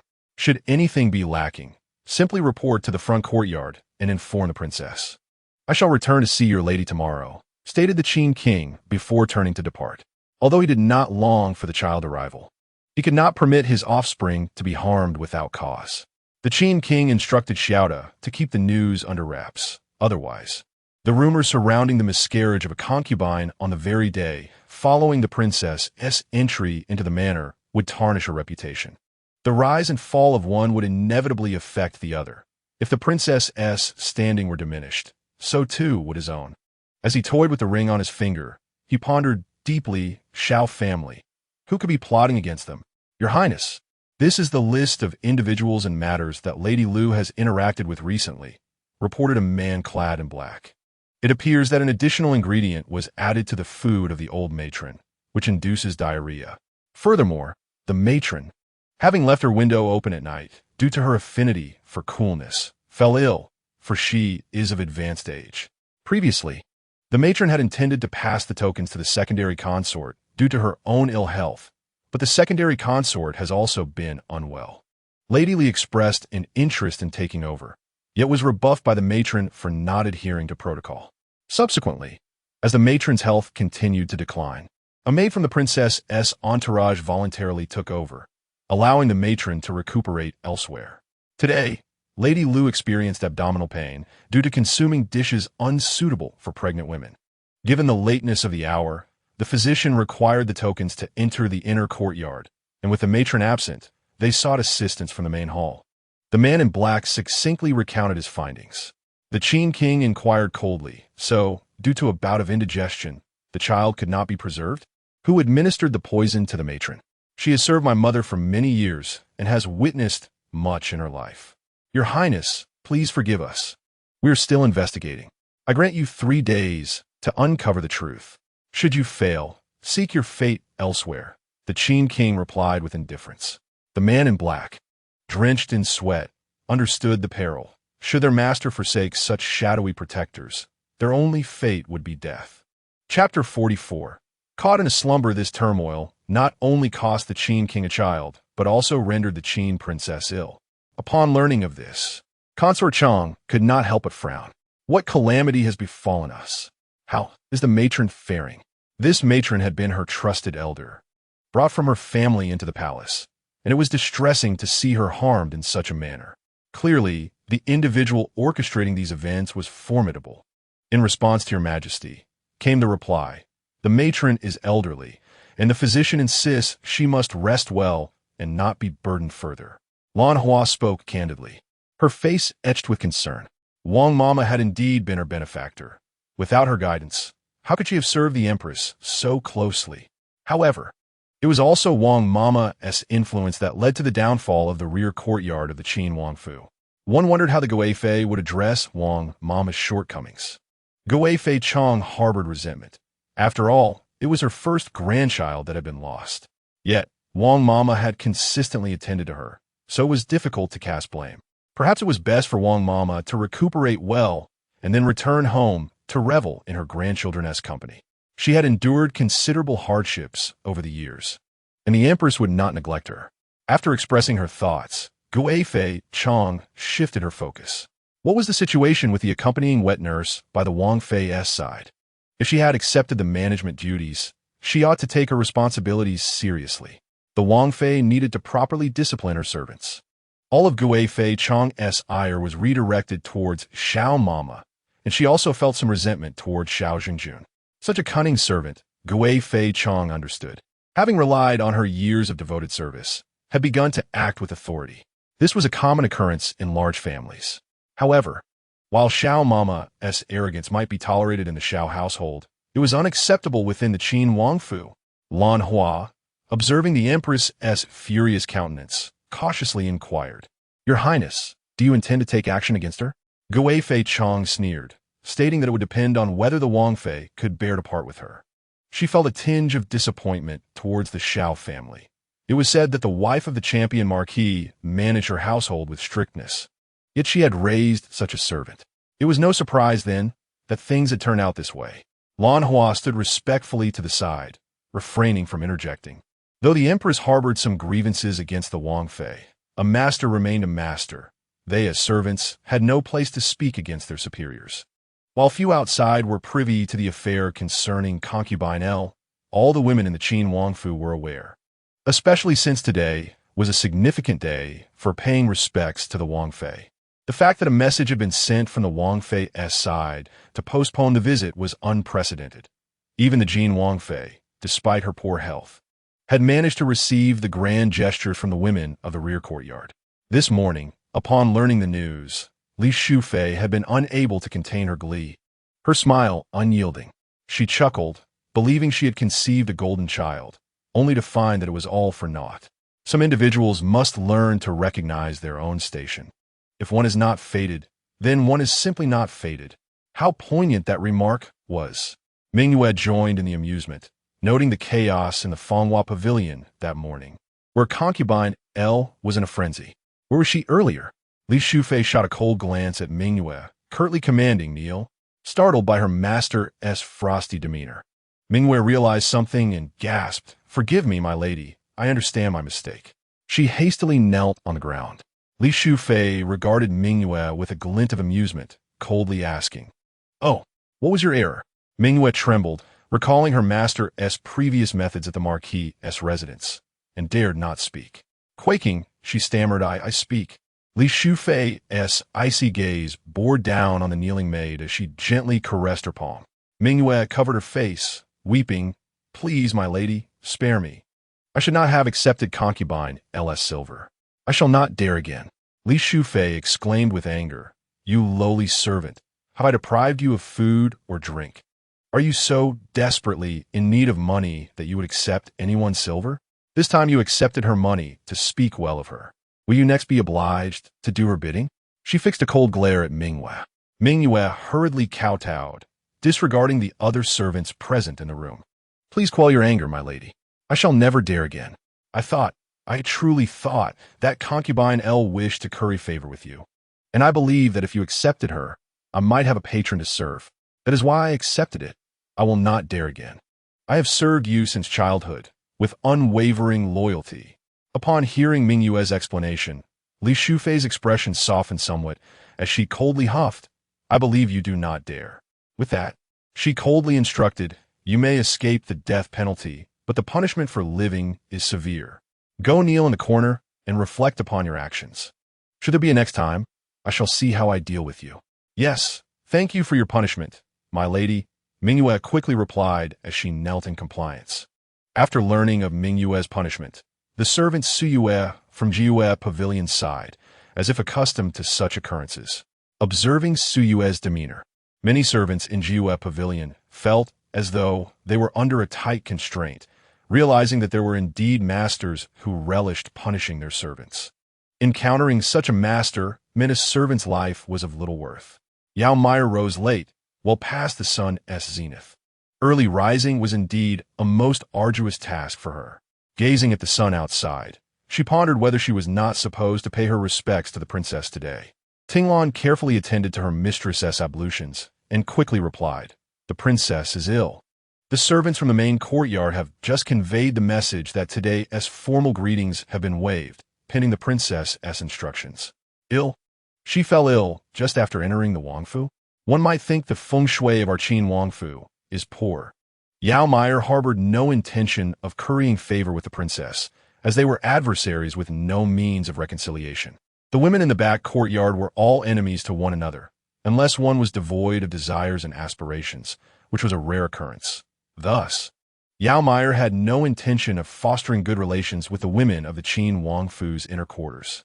It was rumored that concubine L's miscarriage was related, but too many servants were unaware of the details, as the prince had decreed against any inquiries.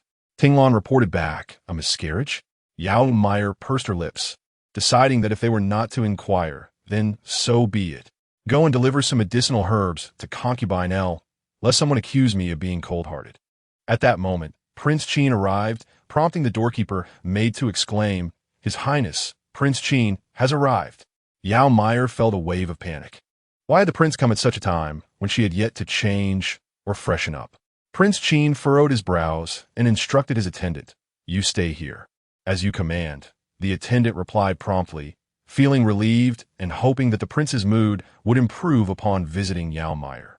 As Yi Yongjun entered Yao Meier's chamber, he indeed found a woman, unadorned and without makeup, lying on his eaten bed, gazing at him intently. "My lord," Yao Meier blinked flirtatiously, attempting to ingratiate herself. Chapter 45, Favored. Yi Yongjun approached and seized Yao Meier's delicate, pale foot, expressing his displeasure. "It is already well past midday. How is it that you're still in bed?" Yao Meier felt an unbearable itch, instinctively trying to evade it. She pleaded, "Your Highness, I did not mean to. Who could have known I would awaken at this hour?" This response left Yi Yongjun quite dissatisfied, contemplating how ungrateful she was. Even in her sleep, she thought of her. Restless nights were spent pondering her, while she could sleep soundly until dawn. Recalling her own mornings at the Idle Cloud residence, where she had to rise at daybreak for court, she remembered how Yao Meier would linger in her warm bed, oblivious to the time. Yi Yongjun pulled Yao Meier up and admonished, "This cannot continue. Otherwise, I shall have to impose a punishment. It is one thing to rise late, but to forego breakfast is detrimental to your health."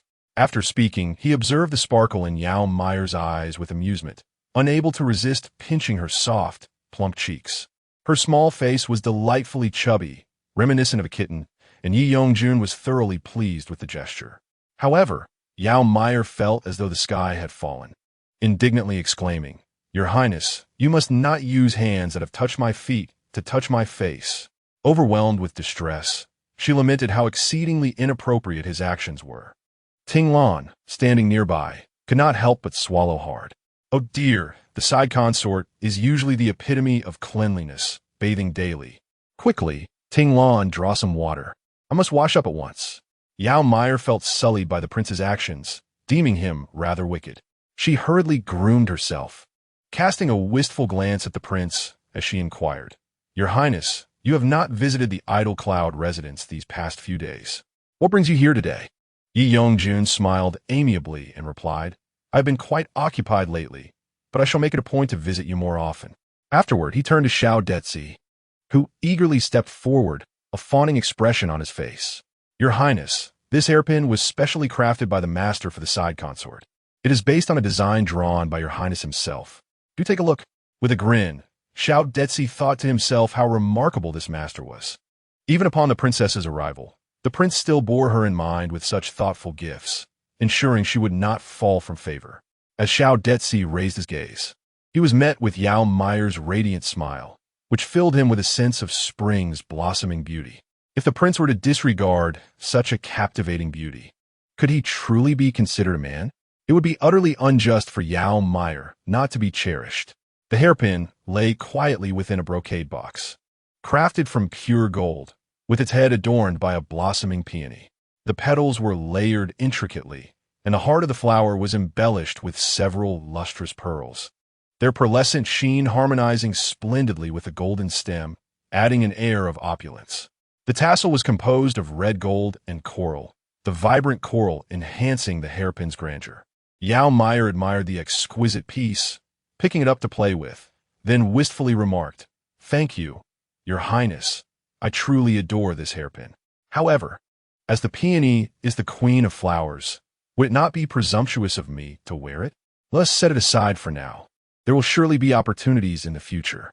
Besides, the princess is magnanimous and would not concern herself with such trivial matters." Yi Yongjun replied nonchalantly, "There will be opportunities." Indeed, which Xiao Detzi interpreted as a great honor. As for the princess, if the prince deemed her generous, then she must indeed be so. "Thank you, Your Highness. You are exceedingly kind to me," Yao Meier expressed with heartfelt gratitude. Yao Meier spoke with a voice so sweet it could overwhelm anyone. "Ye Yongjun Ganti Imbranjit Yao Meier," softly patting her back. While he offered no grand promises, the atmosphere gradually drew their hearts closer together. Xiao Daji observed this scene and cautiously beckoned the nearby servants, who, with keen awareness, discreetly withdrew. Yao Meier toyed with the jade belt adorning Yi Yongjun and softly inquired, "Your Highness, the princess is unwell. Should I pay her a visit?" "No need," Yi Yongjun replied calmly. "You would only create confusion. Let the Li clan attend to the princess's illness. She will not hold it against you. The princess is magnanimous. Then I shall wait for news in the Idle Cloud Pavilion," Yao Meier said cheerfully, relieved at the prospect of avoiding the monotonous task of attending to the sick. During the lunch hour, both the large and small kitchens employed their culinary talents to prepare a lavish feast, eagerly awaiting the two to indulge. As Yao Meier gazed at the abundant spread before her, she felt it surpassed her usual rations, with many dishes beyond her station. "Your Highness, if this continues, my monthly allowance will not suffice. Rest assured, any excess will be compensated by me," Yi Yongjun assured her with a tranquil demeanor.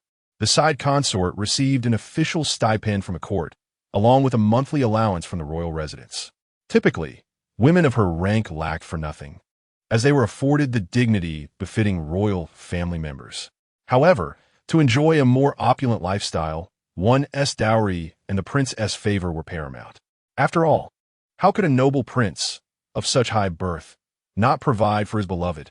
With this thought, Yao Meier felt content as she began to eat.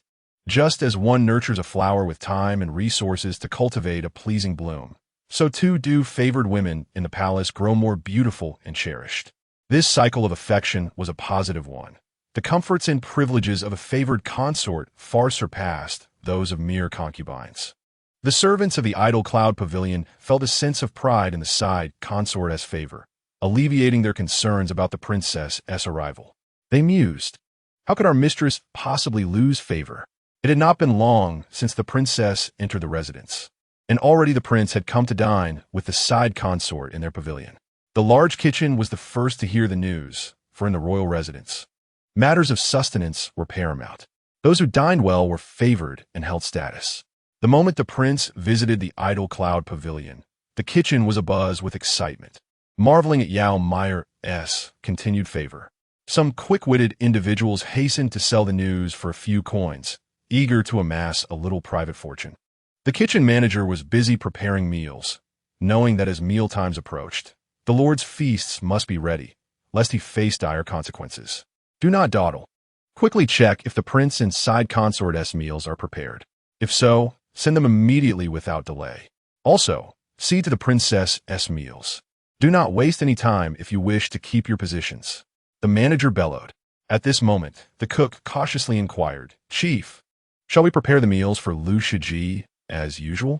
The steward looked at the cook in surprise, not expecting her to possess such kindness. "Is it that Lu Shiji's monthly allowance is insufficient, prompting you to supplement it with your own?" No, the cook hastily replied. "I hardly have any money to spare." Then proceed as usual.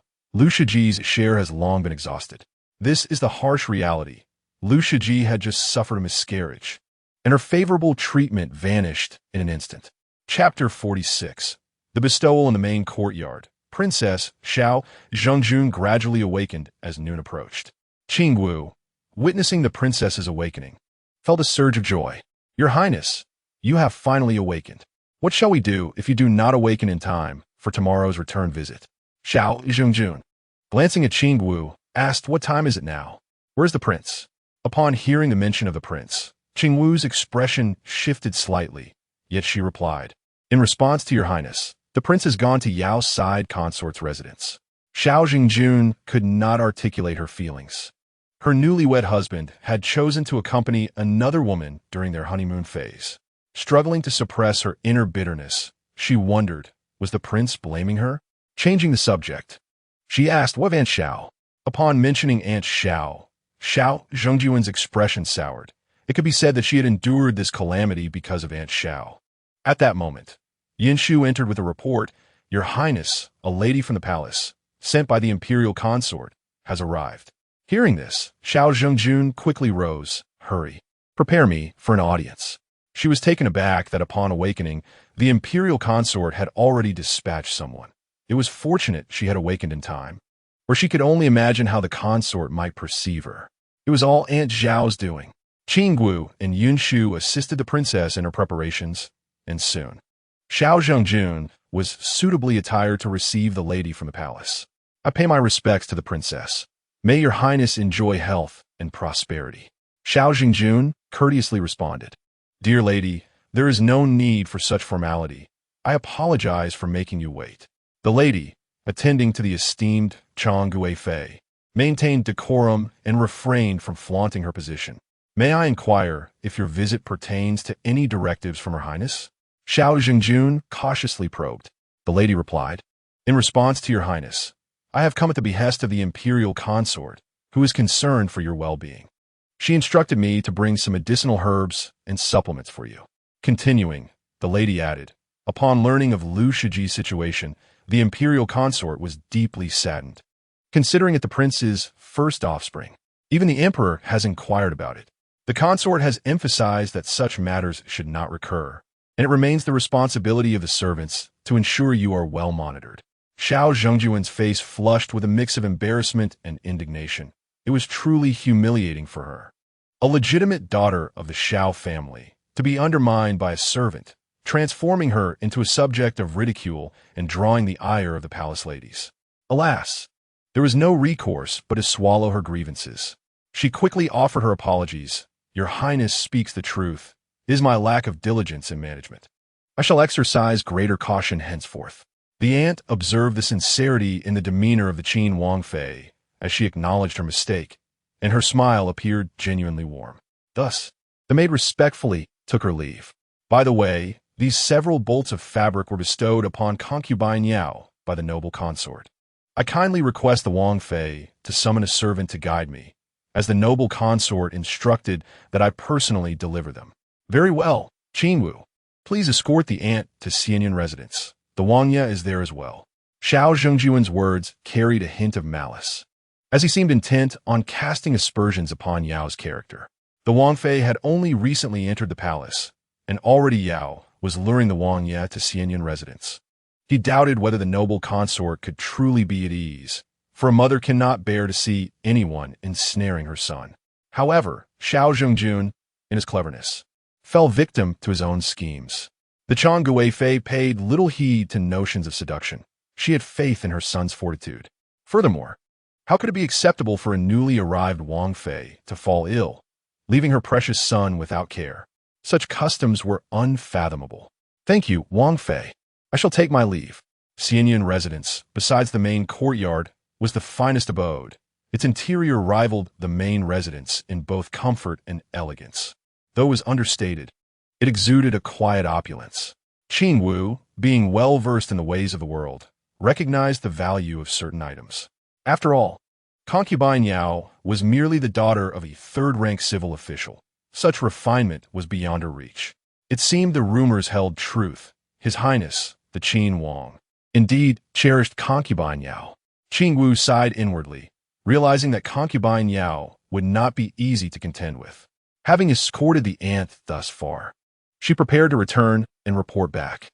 Qin Wu was eager to relay this news to the Wangfei, and thus regrettably missed the chance to meet Yao Meier beforehand. Otherwise, the Wangfei would not have displayed such a lack of composure later. Soon, Yao Meier emerged alongside Yi Yongjun. The aunt observed the camaraderie between the two with a smile of satisfaction. "I pay my respects to the Wangya and concubine," the maid greeted. "May the Wangya and Wangfei enjoy long-lasting peace and prosperity." "Aunt, please rise. What brings you here?" Yao Meier maintained a courteous demeanor towards the aunt, who was close to the Chang Guifei, understanding the weight of her influence. The aunt replied gently, replying to the Wangfei, "These are the fabrics sent by the noble consort," who remarked that they would be exceedingly beautiful on the concubine. Yao Meier's eyes sparkled with joy as she beheld the exquisite, vividly colored fabrics, and her delight was unmistakable. "Thank you for the noble consort's generous gift. I am truly fond of them." Yi Yongjun's gaze also fell upon the fabrics, recognizing them as tribute, a rare offering of which only a few bolts were received each year.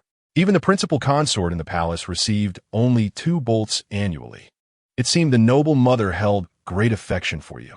Upon hearing this, Yao Meier's happiness deepened. "Thank you, my lady. In a few days, I shall express my gratitude to you." The aunt nodded, contemplating the apparent disparity in the Wangfei's standing in the Wangya's heart. Having served the noble consort for over a decade and watched the Wangya grow, she could discern well whom he favored. "As long as the concubine is pleased, I shall take my leave." The aunt departed, bearing a generous reward, while Yao Meier delightedly caressed the so-called tribute, the royal silks. The satin fabric is indeed resplendent. Distinctly different from ordinary satin, truly befitting the royal court, bamboo, Rain remarked. Yao Meier, possessing some knowledge, identified it as woven light brocade, which refracts brilliance in the presence of light. It is impervious to water and fire, providing warmth in winter and coolness in summer, and is extremely rare. Reserved exclusively for the imperial family. Yi Yongjun expressed her surprise, not expecting Yao to possess such insight. Had she encountered such fabric before? Yao Meier, without hesitation, replied. My grandmother had several bolts as part of her dowry, bequeathed by her mother. Though decades have passed, my grandmother preserved them remarkably well. Intrigued, Yi Yongjun inquired about Yao's grandmother's origins, noting that such fabric is seldom found in ordinary households. The late emperor had bestowed it upon high-ranking officials and royal relatives, and under the current emperor, it has become scarce in circulation. Yao Meier shook her head, stating that her grandmother never mentioned it. But she was merely the daughter of a common merchant, not a lady of noble birth. Yi Yongjun nodded, refraining from further questioning, yet committed the matter to memory. Chapter 47. A series of unfortunate events. Yao Meier, filled with joy, summoned the embroiderers to take the fabric for garment cutting, instructing them to exercise utmost care and not waste the splendid material gifted by the imperial concubine. This required no elaboration. The embroiderers, having served in the palace, were accustomed to high standards and would handle the precious fabric with great caution, for displeasing their mistress could bring about dire consequences. At that moment, a servant from the flower pavilion arrived, visibly troubled. Xiao Detsi, concerned about the prince's recent slight improvement in mood, was reluctant to disturb his enjoyment with unwelcome news. Your Highness, the servant dared to approach, reminiscent of his audacious petition the previous night in the main courtyard. Xiao Detsi narrowed his eyes, ominously warning, Are you all dead? Hurry and restrain this insolent maid. If you disturb the peace of the prince and the secondary consort, how many lives do you think you possess? Xiao Detsi cast a disgruntled glance at the young maid, recalling her audacity. The last incident had some justification, and the prince and princess had mercifully spared her life. Yet now, what excuse did she have to behave so brazenly? Her previous actions had led him to face the prince's ire, if he did not exercise caution. How could he continue to serve the prince in the future? Esteemed master, please inform the prince that Miss Liu has refused food and drink since losing her child. No amount of persuasion from us has had any effect. We beseech you to show mercy. The maid cried desperately. We implore the prince to take action for Our Lady. Her child has vanished inexplicably, and the unseen perpetrator roams freely. Your Highness, you must act on her behalf. Inside the room, Yao Meier, hearing the commotion outside, suggested, Your Highness, perhaps you should check on concubine Liu. I find her rather pitiable. Her child simply disappeared without a trace. And with the increasing number of women in the residence, it may become challenging for concubine Liu to conceive in the future. Yi Yongjun nodded and said, Let us go. You shall accompany me. Xiao Detsi, feeling a twinge of anxiety, worried that the prince might blame him for any shortcomings in handling the situation. Daring to raise a ruckus at the idle cloud abode, Xiao Detsi dealt with her sternly. Yi Yongjun, without even casting a glance in his direction, commanded decisively. It is the prince, Xiao Detsi observed with pity towards the young maid, advising her to be more discerning. Not every place would permit such unrestrained behavior. Your Highness, spare my life. It was concubine L who summoned me. The maid implored, but before she could finish, she was silenced by the coarse matron. Xiao Detsi coldly instructed, Send for the brokers to sell her off, far away. She brings ill fortune. Rest assured, I shall see to it, the matron replied, eager to undertake such tasks, as the profits from selling the maid would be theirs to keep. This was the first visit for Yao Meier to the blooming flower pavilion. Despite its melodious name, its location was rather undesirable, being a residence for concubines. At the entrance, Yao Meier could hear a woman's desperate cries. Where's my child? Where's my child? It was a heart-wrenching sound. Additionally, the shattering of porcelain could be heard, and fearing that the shards might harm Yao Meier, Yi Yongjun instructed, Have someone go inside and tidy up. The servants proceeded to orderly clean the room, also attending to concubine L to prevent her from causing harm to the prince and the secondary consort in her frenzy. Upon learning of the prince's arrival, concubine L rushed out, kneeling before him, weeping as she implored, "Your Highness, you must take pity on me. My child is gone. He must have been harmed by others." With that, she covered her face in sorrow, mourning not only for her child but also for her future. The transition from modesty to extravagance is easy. Yet from extravagance to modesty is a challenge. Accustomed to the high life surrounded by sycophants, the return to a cautious existence can be unbearable. The disparity capable of driving one to madness, especially within the confines of the inner court. Observing the deranged concubine L, Yao Meier silently vowed to exercise utmost caution in her future endeavors, vowing never to descend to such a fate. Absolutely not. The dark guards cultivated by Yi Yongjun, at great expense, proved invaluable, ultimately uncovering the truth behind the incident, which had been meticulously orchestrated. Although born as a secondary daughter of the loyal and valiant Marquis, Li Shi harbored lofty ambitions, desiring to manage the affairs of the prince's residence before the arrival of Princess Xiao. Initially, Yao Shi, who had little fondness for power, was pleased. However, Matron Wang, lacking subtlety, deemed it improper for the secondary consort to oversee the household, inciting Li Shi's resentment. Consequently, Li Shi administered a mild laxative to Matron Wang, intending merely to teach her a lesson. Matron Wang, having just emerged from the palace, was not easily ensnared. Yet after enjoying a smooth life at the Qin Wang estate for too long, her vigilance waned. Coupled with age diminishing her senses, she ultimately found herself in a precarious situation. Around the princess, Matron Xiao, who had grown accustomed to wielding influence within the Xiao family, looked down upon others in the prince's household, emboldened by her status. This inflated sense of entitlement led her to take liberties even with the steward's duties. Concubine, despite her seemingly delicate demeanor, harbored deeper ambitions, foolishly aspiring to the position of heir. Thus, a series of unfortunate events culminated in the tragic loss of her child. Yi Yongjun calmly remarked, "This matter is merely an accident. The princess will provide you with an explanation. It is imperative that you focus on nurturing your health." Ed, the maid, felt an overwhelming sense of resentment. Would the princess truly offer her an explanation?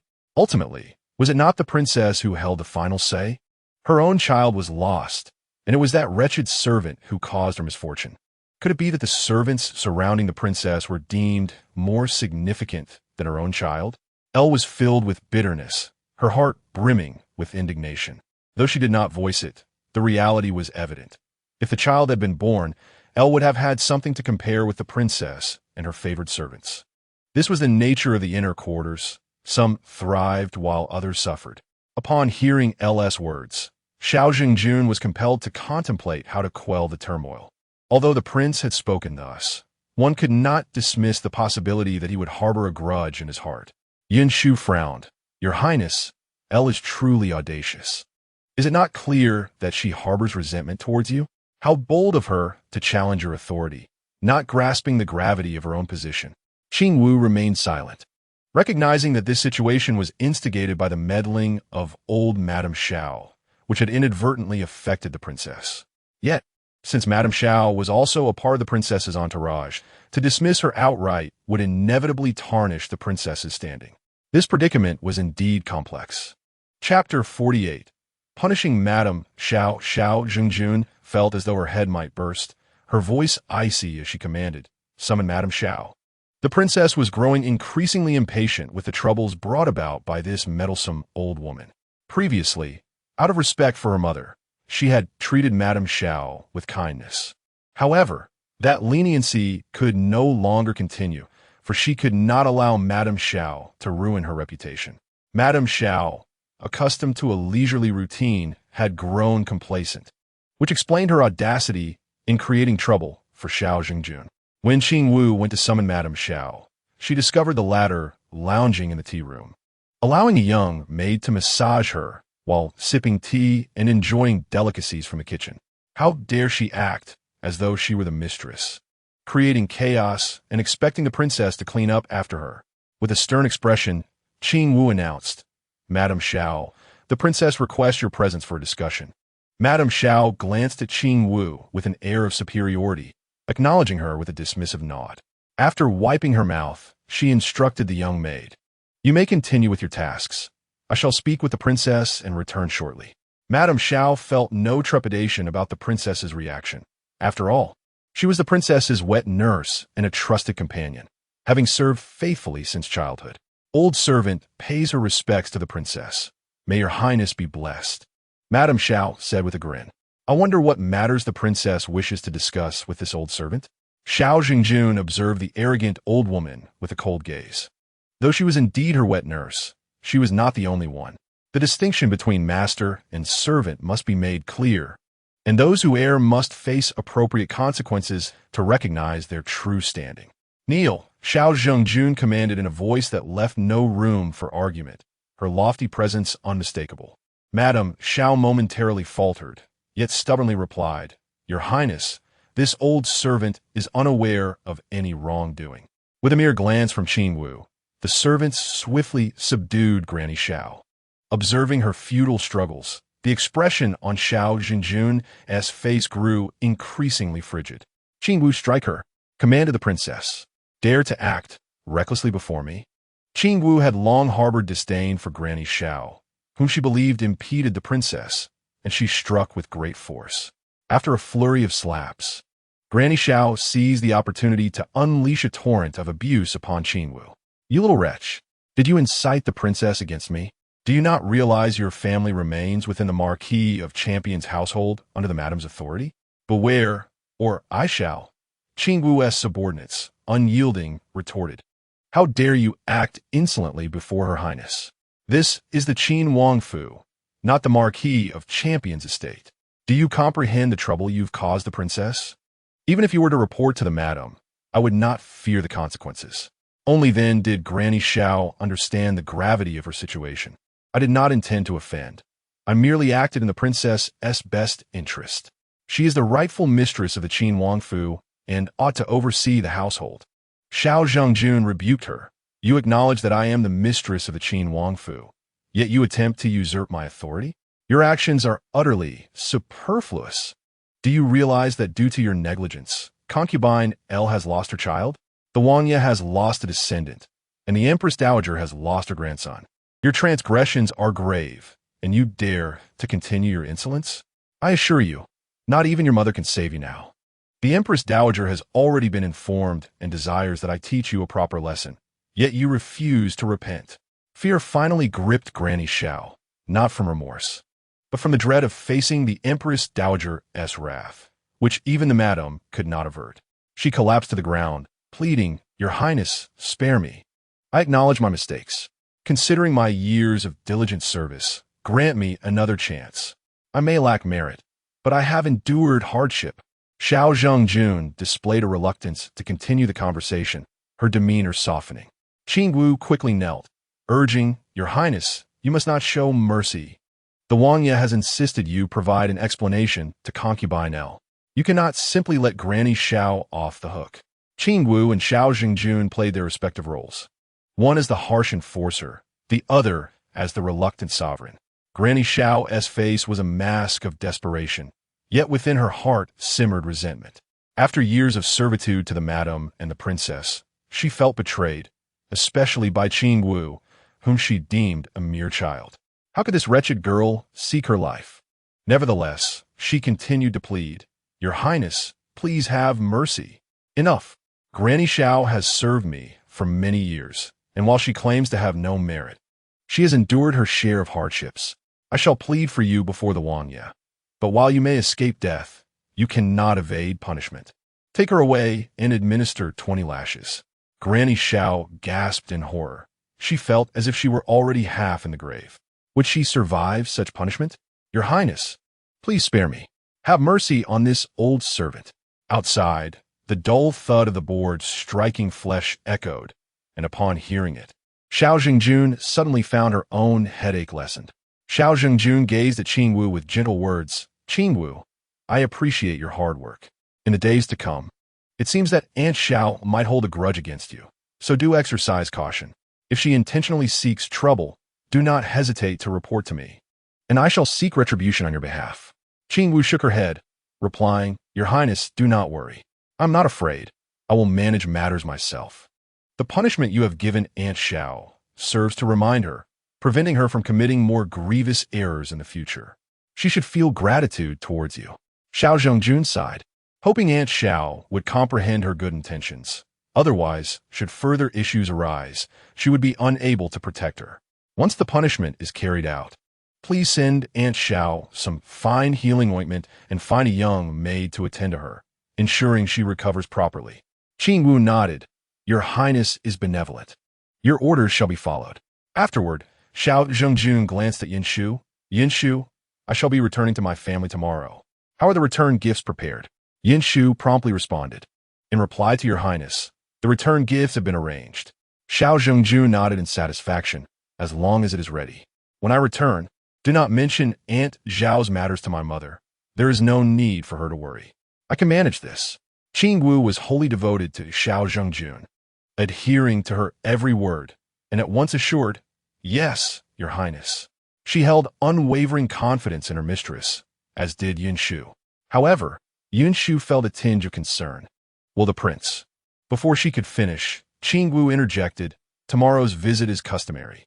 The prince would not dare to embarrass your Highness, nor disregard the honor of the champion Marquis's residence." Qingwu stated with conviction. Yin Shu, upon hearing this, quickly replied, "What Qingwu says is true. It is my overthinking. Please forgive me, your Highness." Chapter 49. Temptation. That evening, the Prince of Qin arrived at the main courtyard. Upon seeing him, Xiao Zhengjun felt a wave of relief. It was good that the prince still valued her dignity as his wife. "I pay my respects to your Highness," she said. "You need not be overly courteous. Given your frail health, you ought to rest more," the Prince of Qin said with concern. Xiao Zhengjun smiled warmly. "I have been troubled by the servants below, and coupled with the loss of the child by Lady L, my heart is heavy, which has led to my illness." Cautiously, she assessed the prince's expression and continued, "Your Highness, since Lady L has lost her child, I wish to make amends. How about promoting her to the status of a noblewoman?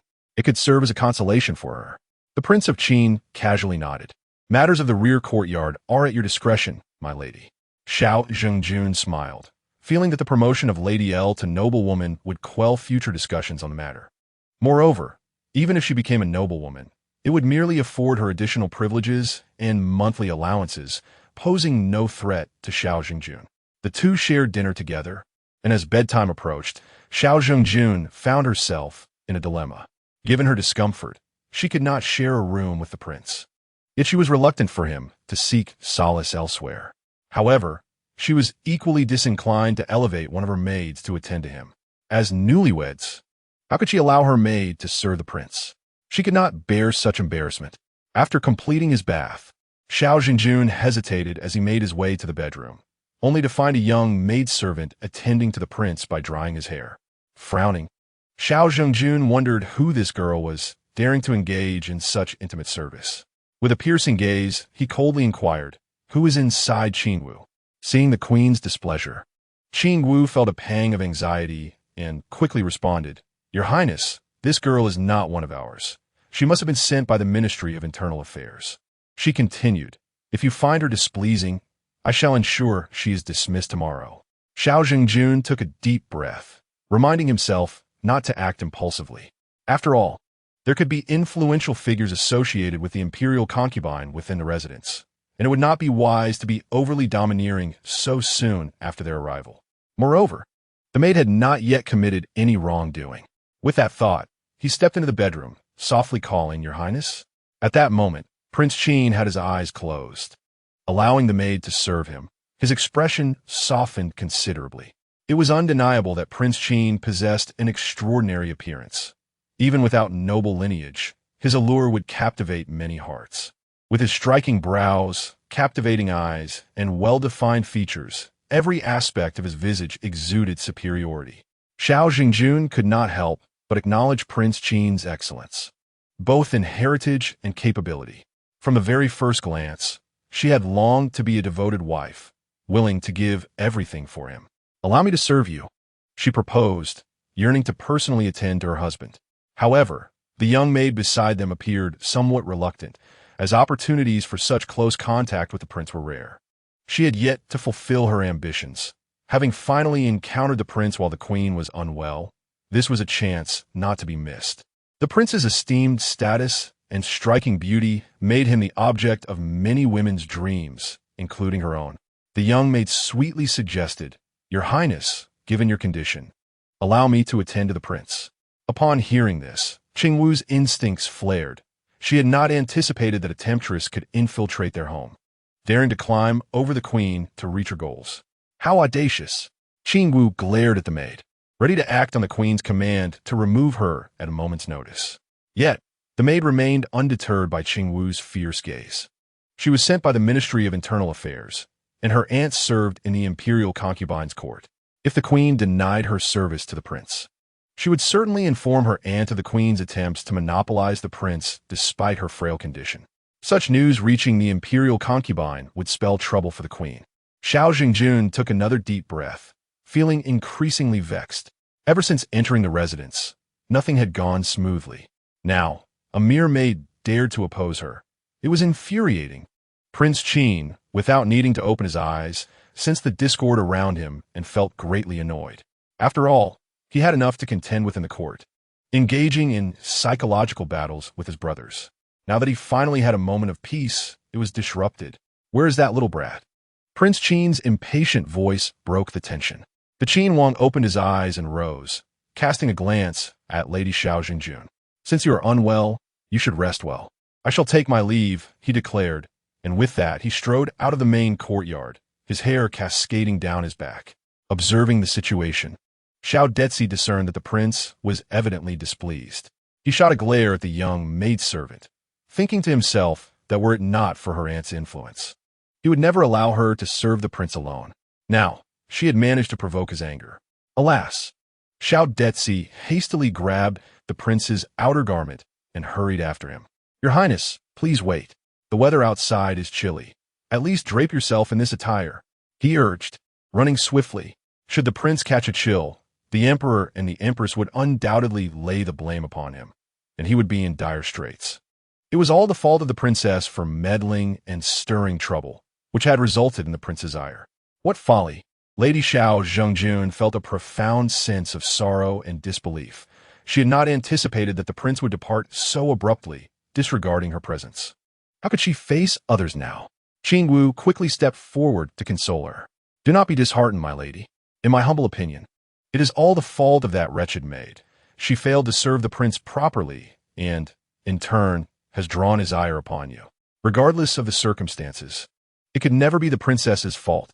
It was solely the maid's misstep." The young maid, still kneeling and stunned by the prince's departure, interjected, "I was serving the prince perfectly well, and it was only when the princess arrived that he chose to leave. What does that have to do with me? My lady, you must be reasonable." The maid protested indignantly. Lady Xiao Zhengjuan's face flushed with anger, alternating between shades of green and red. How dare this impertinent girl speak so boldly before her? Do you not comprehend your place? Who is the mistress here, you or I? Such blatant disregard for hierarchy. Qingwu, discipline her. Lady Xiao Zhengjun commanded furiously. "I did not mean to offend, my lady. Please forgive me. I recognize my error." The maid whimpered, now gripped by fear. After all, she needed to survive in the main courtyard and hope to win the prince's favor. She could not afford to mar her appearance. Reluctantly, she resolved to endure. While she wished to submit, Lady Xiao Jingjun was not inclined to let her off lightly. Chapter 50. The jealous princess Lady Xiao Zhengjun scrutinized the maid's countenance.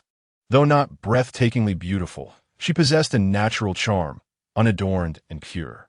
It was evident that such a maidservant, eager to serve the prince, was merely a seductress. How ironic that upon her arrival at the Qin Wang's estate, she found not only the concubines of renown, but also the servants around her were restless. Assuming her to be an easy target, Lady Xiao Zhengjun resolved to make an example of this maid, to quell the audacity of these servants, lest they entertain ambitions of aligning themselves with the prince. "Calm down," she scoffed coldly, taking her seat. She regarded the kneeling maid with a frigid stare. "Those permitted to attend in the inner chamber are my esteemed maidens and my own relatives. From whence do you hail?" With a resounding slap upon the table, she demanded, "What are your intentions in approaching the prince? Do you harbor designs against him?" At this moment, Yun Shu entered, kneeling to plead for forgiveness, saying, "Your Highness, I beg for your pardon. It is entirely my fault for not keeping a close watch on them, allowing this wretched girl to slip in." Overcome with guilt, she expressed that if her negligence were to cause the prince to be displeased with the princess, she would be utterly at fault.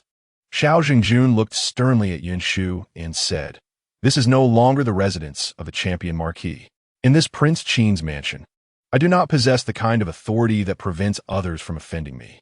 Countless eyes are upon the main courtyard, eager to seize a piece of me. You are my dowry servants. Our fortunes are intertwined. Only by standing tall together can we prevent anyone from daring to offend us."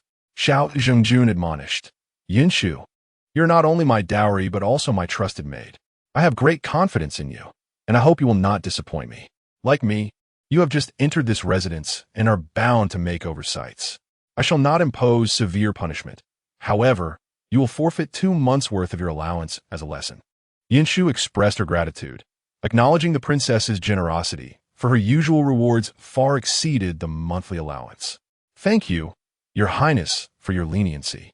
I shall remember this and ensure I do not err again. Now, tell me, who is this girl?" Xiao Zhengjun inquired. "In response to Your Highness," Yin Shu replied, "This girl is named Zissou, sent from the Internal Affairs Bureau. Initially, I kept her due to her cleverness and eloquence, as well as her fair appearance. I never anticipated she harbored such sordid intentions." Yun Shu spoke with disdain, for she detested treacherous servants. Xiao Zhengjun nodded, recognizing the girl's malevolent heart. "She has deliberately approached the prince. Who knows what scheme she harbors? Qingwu, inquire into her true motives. Is she perhaps an agent of someone else?" With a knowing glance exchanged between the master and servant, there was an understanding. Qingwu stepped forward, viciously seizing Zissou's hair, demanding, "Speak. What is your true purpose? Are you plotting against the prince?" Zissou, of course, denied it, shaking her head in distress. Qingwu struck her harshly.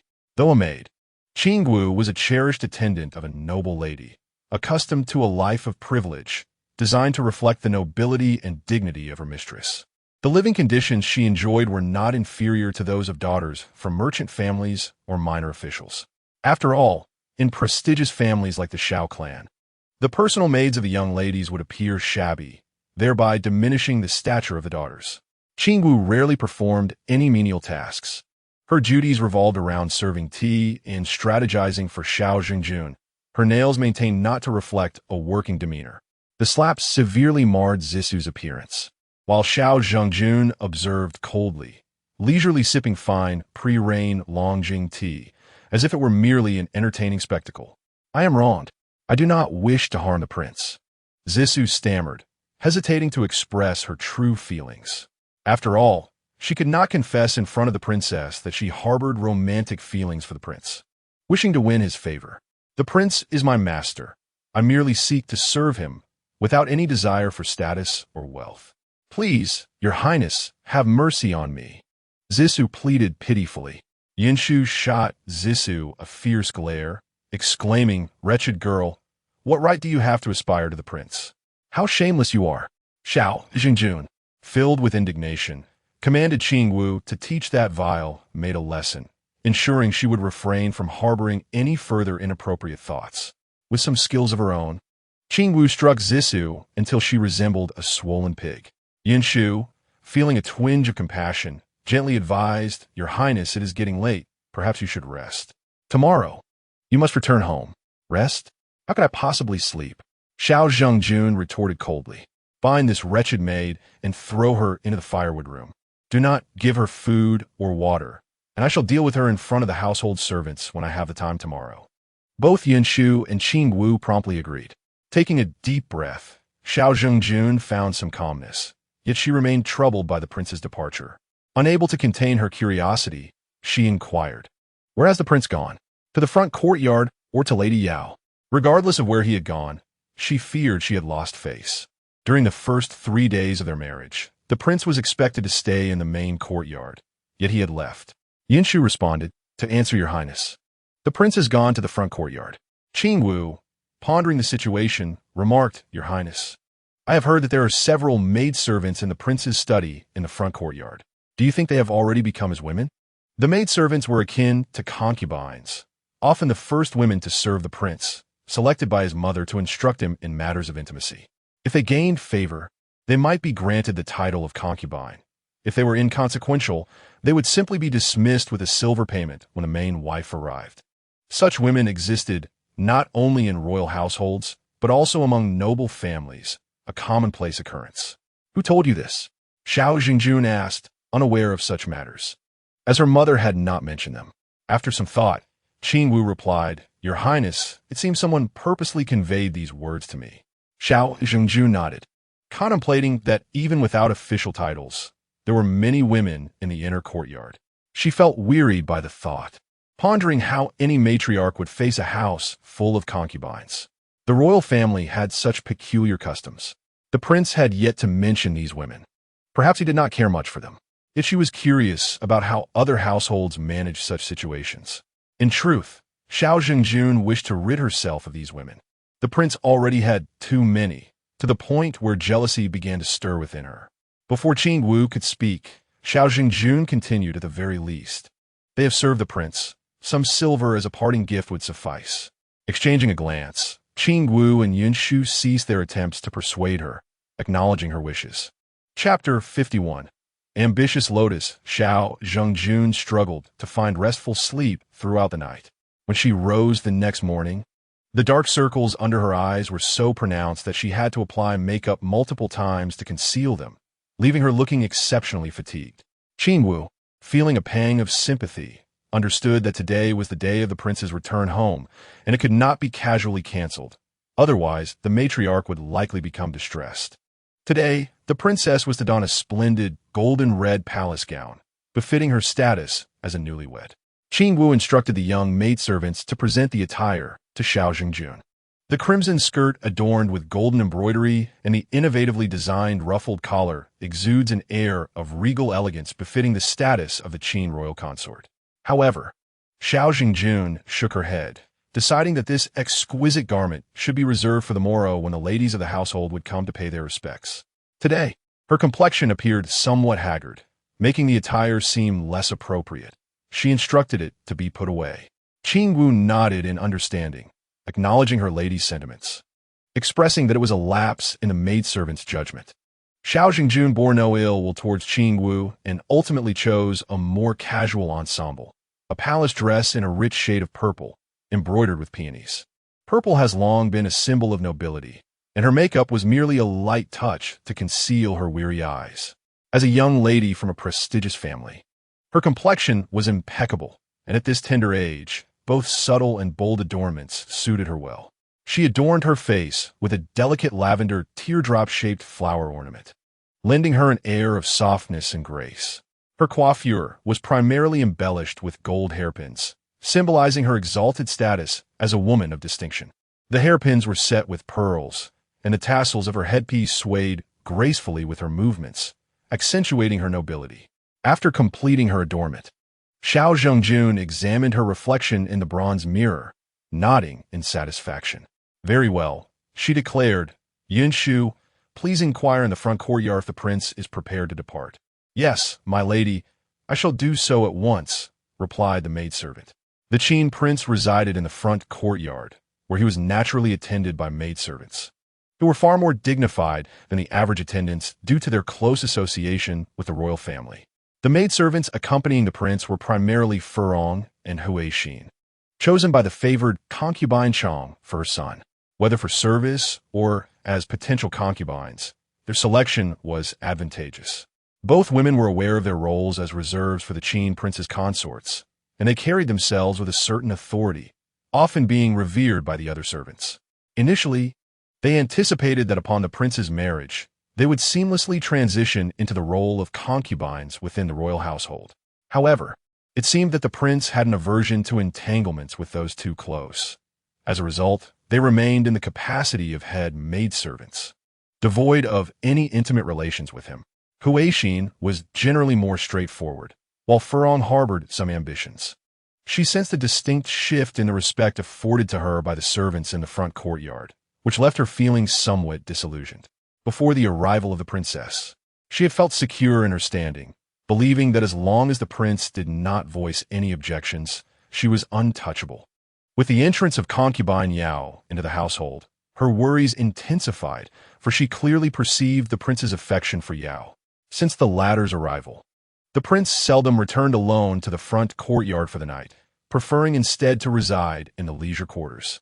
Furong feared that concubine Yao might take exception to her presence and persuade the prince to dismiss her, lacking the confidence that she could secure her place in his affections. Fortunately, concubine Yao seemed oblivious to her existence. Furong felt a mixture of relief and jealousy. Why should concubine Yao be the recipient of the prince's favor? Was it merely because of her noble lineage, which surpassed her own? If only she too had been born into a distinguished family. She awaited the princess's arrival with a sense of foreboding, acutely aware that should she fail to capture the prince's affections, her chances for the future would be irrevocably diminished. However, it seemed that the palace was beset with numerous troubles. The prince had lost a child, and the princess herself had fallen ill, leaving her feeling neglected. Unwilling to accept this fate, she resolved to leverage the connections she had painstakingly cultivated to remind the princess of her existence. With a sense of trepidation, Furong pondered that if the princess desired a reputation for virtue, she would undoubtedly elevate Furong to the status of a concubine. Once she became pregnant, she would not be as foolish as concubine L, who failed to protect her own child. The prince would surely cherish her offspring, and in turn, she would win his favor. No longer would she endure the indignity of servitude, nor would she allow her child to suffer the same subservience. She was determined to carve a path for her child.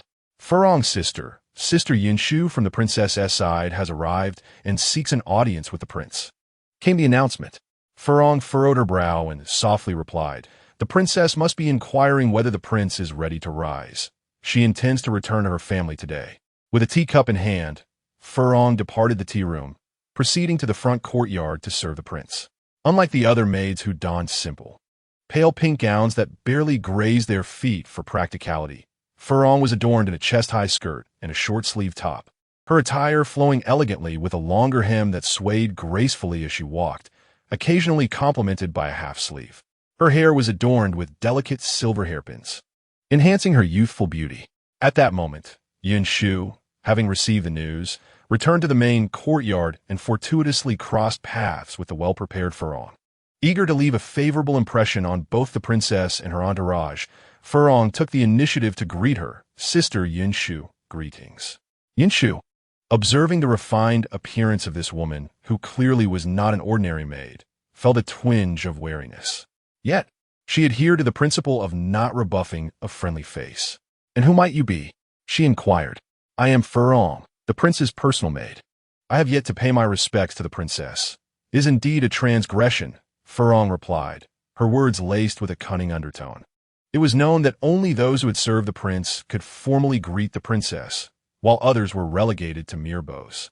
Furong's phrasing was intentionally ambiguous, potentially leading to misunderstandings, which she welcomed, as it might facilitate her ascension to concubine status. Yunshu's sense of caution intensified. She had not anticipated the presence of such a person close to the prince. The earlier arrivals of concubine Li and concubine Yao had yielded no such developments. Could it be that this was a deliberate attempt to vex the princess? "I must report to the princess. I shall take my leave, Sister Furong," she said, bowing slightly. Furong smiled and nodded, watching as Yunshu departed before her expression fell, lost in contemplation. After a moment of stillness, she turned to leave. At that juncture, Furong, still holding the teacup, approached the study to serve Prince Qin, only to be halted by Xiao Detzi. With an irritable glance, he informed her, "Lady Furong, Hui Exen has already delivered tea. The prince has no need for more. You cannot enter the study at will. Did the prince not instruct you otherwise?" Furong felt a surge of indignation but maintained her composure, responding softly, "I beg your pardon. De Gong, it was my oversight. What shall be done with this tea?" Xiao Detzi coldly replied, "There are rules for servants. You may return now." Furong clenched her teeth in silence, acknowledging his authority with a stifled bitterness. Harboring a deep-seated resentment, I thought to myself, just wait until I become the mistress. I shall repay you in kind. Chapter 52. The new princess of the capital. Upon returning to the main courtyard, Yearns reported to the princess, "Your Highness, preparations at the prince's residence are complete, and we can depart at any moment. Additionally, there's one more matter I must convey." Xiao Jingzong nodded slightly and inquired, "What is it? Please go ahead."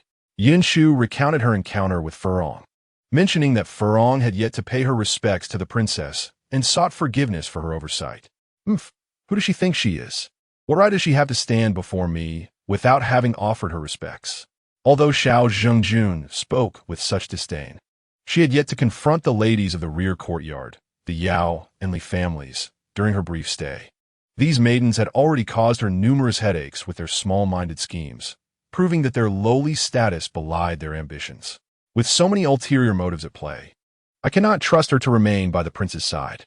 Nonetheless, she was dispatched by the esteemed imperial concubine. In a few days, when I return to the palace to report to the imperial concubine, I shall send her off with a dowry for her marriage, Xiao Jingzong declared coldly. "Your Highness speaks wisely," Qing Wu and Yun Shu concurred. The conversation among the three did not shy away from being overheard by the servants coming in and out of the main courtyard, which would later lead to Xiao Zhengjun stumbling into further complications. Let's set aside these matters for now. It is getting late, and we must return to the champion Marca residence, Qing Wu reminded. Indeed, this is of utmost importance. I have allowed these servants to cloud my judgment. Xiao Zhengjun pressed her fingers to her temples. The Qin Wang and Xiao Jingzong arrived at the champion Marca residence, laden with gifts for the return visit. The champion Marquis and his wife, along with their son, greeted them at the entrance. "Father, look, the carriage from the Qin Wang's residence has arrived," exclaimed the champion Marquis' son. Elated, though the champion Marquis household was a prestigious and powerful family, having their daughter become the Qin Wang Fei brought significant benefits to their standing. "Your humble servant and his wife pay their respects to His Highness the Qin Wang and Her Highness the Wang Fei. May you both enjoy endless blessings and peace." Xiao Zhengjun hastily assisted her father and brother to their feet, insisting, "Father, mother, brother, there is no need for such formalities. You honor me too greatly." The champion Marquis' son chuckled, "Sister, you are now the Qin Wang Fei. We cannot neglect the proper rites." Xiao Zhengjun nodded, turning to the prince. "Shall we proceed inside, Your Highness?" The Qin Wang nodded and led the way into the champion Marca residence, where the Marquis and his son entertained the Qin Wang, while the Wang Fei accompanied her mother to the rear courtyard for a conversation. As Xiao Zhengjun gazed upon the familiar main courtyard, a soft sigh escaped her lips. In just 3 short days, so much had transpired. Indeed, the comfort of home is unparalleled. "Mother, where is sister-in-law?" Xiao Jingzong inquired, suddenly filled with a desire to converse with her sister-in-law. Xiao Forn appeared somewhat awkward, responding, "Your sister-in-law is unwell and is currently recuperating." Xiao Zhengjun nodded, refraining from further comment.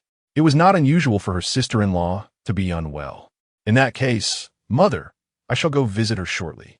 But let us not dwell on that. Tell me, my child, how have you fared these days? Your complexion appears quite fatigued. Even newlywed couples must exercise some restraint." Madame Xiao jested, believing that her daughter's weariness stemmed from the closeness of her marital relationship, feeling a sense of joy for her daughter. Unbeknownst to Madame Xiao, who lacked the capability to extend her influence into the Prince of Qin's residence, her daughter had been facing troubling circumstances. Otherwise, her heart would surely ache for her. Young Master Xiao, possessing a proud disposition, would not fully confide in his mother, convinced he could handle matters without burdening her with worry. Just as the mother and daughter enjoyed their harmonious moment, a young maid rushed in, panting, and exclaimed, "Madam, something is amiss." Madame Xiao rebuked her sharply. "How dare you? What could possibly be wrong? I fear for your well-being instead." The frightened maid quickly knelt and replied, "Please, madam, calm your anger. Is the young lady of the air. She wishes to return to her family. She has already exited the second gate, and we cannot stop her." Madame Xiao felt a wave of darkness wash over her, Today was her daughter's return home, and His Highness, the Prince of Qin, was present. Did she not understand the implications of such a scene? If word got out, the Xiao family would surely become a laughingstock. Madame Xiao urged quickly, "Stop the young lady of the air. Call for the soft sedan chair. I shall personally intervene." Xiao Zhengjun hastily supported her, saying, "Mother, do not panic. What has happened? Why would my sister-in-law suddenly wish to return her family? Let's go together." They hurriedly made their way and managed to intercept the young lady of the air near the main gate. This lady, of considerable standing, was a princess from the Su Wangfu, and her relationship with the Prince of Qin was that of cousins. The commotion in the back courtyard reached the front, alerting the three individuals from the Qin Wangfu. The Prince of Qin furrowed his brow and inquired of the air, "Have you angered the Princess of Xindu?" His calm tone bore an immense authority that caused the air to break into a cold sweat. The prince continued, "The Princess of Xindu, being a noble of the royal family, deserves our utmost respect.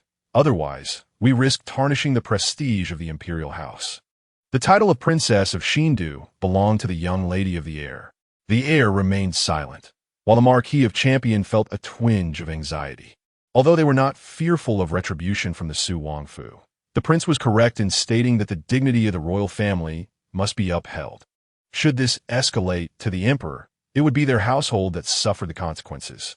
With this thought, the Marquis glared fiercely at his son, considering him a useless fool for being unable to manage a mere woman.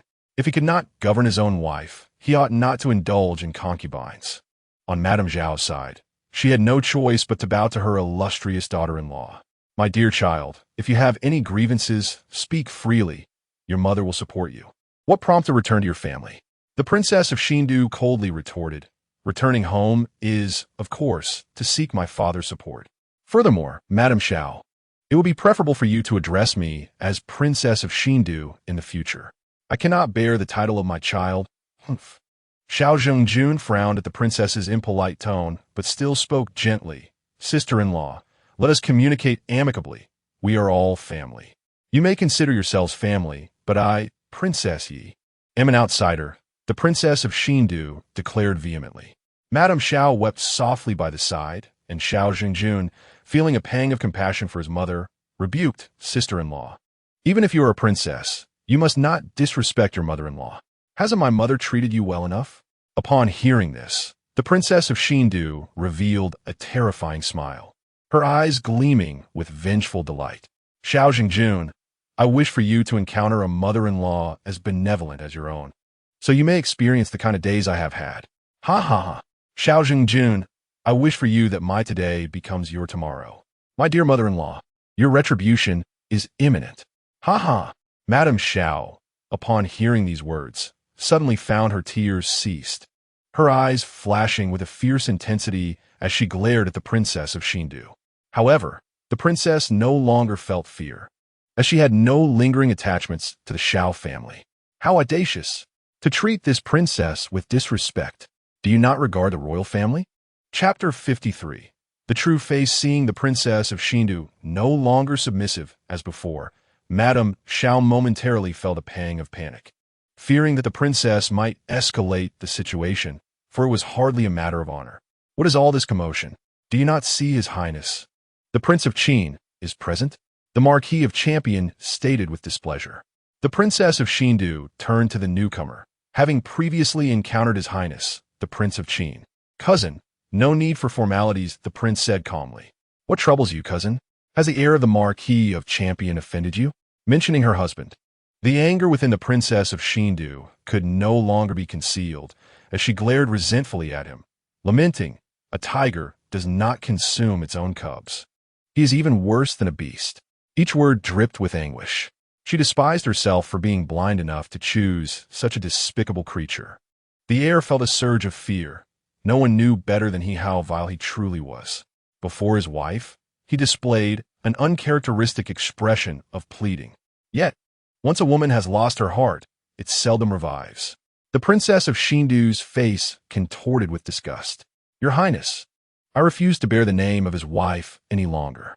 I intend to report to the Empress and the imperial concubine to seek a divorce." Madame Zhao's face registered shock upon hearing this. Divorce? Absolutely not.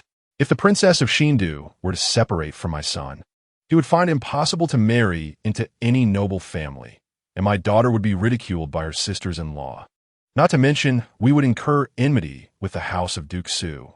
Cousin, even if you harbor resentment towards Yuning, can you truly disregard your child? Madame Zhao's words bore a menacing tone. What will become of the child, so young, deprived of a mother? The princess of Shindu scoffed, speaking coldly. I do not care for a son born of a lowly concubine. I am a noble woman of the imperial clan and will not bear such base blood. With that, she cast a vindictive smile at Madame Zhao, threatening, do you think a mere outsider has the fortune to call me mother and that I would regard him as my own son? He is unworthy. Adjusting the crimson gold peony hairpin adorned with a ruby, the princess of Shindu gleefully declared, since Xiao Jingjun is so fond of that woman outside, I shall grant you a divorce, thus allowing you to marry her and shower her with affection. Would that not be delightful? Observing the increasingly darkened expression on Xiao Yuning's face, the new capital princess felt an overwhelming sense of joy. After enduring for so many years, she had finally reached her limit. With her father having passed away, the affairs of the Su Wang manor were now under the control of her mother and her legitimate elder brother, leaving no one to obstruct her return to her maternal home. With this thought, the new capital princess inwardly cursed, relieved that the old man had finally departed from this world. For years, he had caused her untold suffering. Had it not been for his desire to marry her off to such a heartless wretch, he would have truly been a good father. To think he would pave the way for a bastard by sacrificing his own legitimate daughter.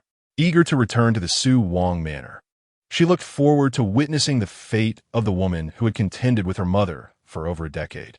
With these thoughts occupying her mind, the new capital princess lost all desire to engage further with them and coldly addressed Madame Zhao. In a few days, my royal brother will send someone to retrieve my dowry. The list is well documented, and should anything be found lacking, I shall bring ruin upon your marquisate. Making a jest of the situation before the Prince of Qin, she excused herself, maintaining her respect towards him, knowing that with him present, the Xiao family would not dare to impede her. Thus, she left the Xiao manor with an air of arrogance. The Prince of Qin observed the new capital princess's retreating figure and recalled the white sails displayed at the Su Wang manor days prior, for which he had paid his respects to the late Su Wang. It appeared that the ownership of the Su Wang manor had indeed changed hands. Scanning the room, he remarked with a cold smile, you all have certainly caught my attention. He understood that this matter would bring him criticism as well, and with that, he turned and departed from the Xiao manor, leaving behind the most significant character of the return gift. Lord Xiao Jingjun wore a troubled expression. Once the Prince of Qin had left, he turned to his mother, bewildered by the unfolding situation. Mother, what on earth is happening? If my sister-in-law and brother truly part ways, how will you expect your daughter to navigate life? In the past, Madame Zhao would have confidently assured that the new capital princess would never separate from her son, but now she could not make such claims. As the one who had once held power was no longer alive, and the current authority within the Su Wang manor was uncertain, it was well known that the former heir had always looked down upon her son. Suddenly, the Marquis erupted in fury, delivering a resounding slap to his son, exclaiming, useless fool. I warned you. If you lack the ability, do not keep a woman outside. You think you could emulate me? This deeply pained Madame Zhao, who protested, what are you saying? Yuning is already grown. How can you strike him? She hurriedly summoned the physician to tend to her son and gently comforted him. The Marquis, shedding his usual playful demeanor and exhibiting a calm yet cold disposition, remarked, rather than fretting over your son's minor injury, it would be wiser to contemplate how to resolve the issues between him and the new capital princess. You must understand, I am not limited to just this one son. But you, my dear wife, have only him. With that, the Marquis turned to his daughter and issued a subtle dismissal. The hour is late, Princess of Qin. I shall not keep you any longer. It will be best for you to return to the Qin Wang manor. His words, though polite, carried an implicit reminder that now that she was married, she should refrain from meddling in matters of her natal family. Upon hearing these words, Madame Zhao became exceedingly displeased and approached Champion Ho, tearing at him while weeping and cursing incessantly. Oh, you heartless wretch! After all these years of marriage, managing the household and bearing children for you, how could you treat me this way? Speak. Are you still thinking of that shameless woman? Champion Ho, having risen through military merit, was unafraid of any woman. He immediately pulled Madame Xiao aside and retorted, "And what of it? In this residence, I have tolerated your every action, but now your dear son has tarnished my family's reputation. How am I to conduct myself? As for bearing children, I wish you had not at all. Look at the worthless offspring you have raised." With that, Champion Ho turned and departed. At this moment, the servants of the Champion Ho's residence lowered their heads, fearful of incurring their master's wrath. Their lives were hardly valued. Xiao Jingjun gazed upon her once familiar home, now feeling alienated. The amiable father, gentle brother, and kind mother seemed to have transformed entirely, becoming utterly unrecognizable and loathsome. Eventually, Xiao Zhengjun returned to the Qin Wang's residence in a daze. Chapter 54. The esteemed Qin Wu observed the disoriented princess with profound sympathy. "Your Highness, you must regain your composure. The madam still requires your support." Today's events had left Xiao Zhengjun utterly bewildered. She had always believed her parents to be deeply affectionate, aspiring for her relationship with her husband to mirror their harmonious bond. However, the scene she witnessed today shattered her idealized perception of her parents' love, leaving her momentarily at a loss. After gathering her thoughts, Xiao Zhengjun recalled, "What of the prince?" Her confidence in achieving harmony with him had waned, for numerous issues had arisen recently, and she could sense his impatience. At that moment, the words of the princess of Xindu echoed in her mind, causing her complexion to pale. In response to the princess's inquiry, it was reported that the prince had just entered the palace. Upon Yunshu's return, she had immediately sent someone to inquire. Just then, a small maidservant guarding the main gate reported, "Your Highness, Miss Furong from the front courtyard seeks an audience." Xiao Zhengjun felt a surge of displeasure. The matter concerning the princess of Xindu left her uncertain about how to proceed. If the princess truly divorced her brother, she would undoubtedly become the subject of ridicule among her sisters-in-law. How would the noble consort perceive her? "What business does a mere maid have in seeking an audience with me?" Xiao Zhengjun replied impatiently. Yet upon reflection, considering that such an ambitious individual might attempt to ensnare the prince, it would be wise to use this opportunity to dismiss her. Very well, let her enter. On this day, Furong had deliberately adorned herself in a flowing pale pink gown, adorned with a jade hairpin and delicate earrings, an accessory forbidden for maidservants.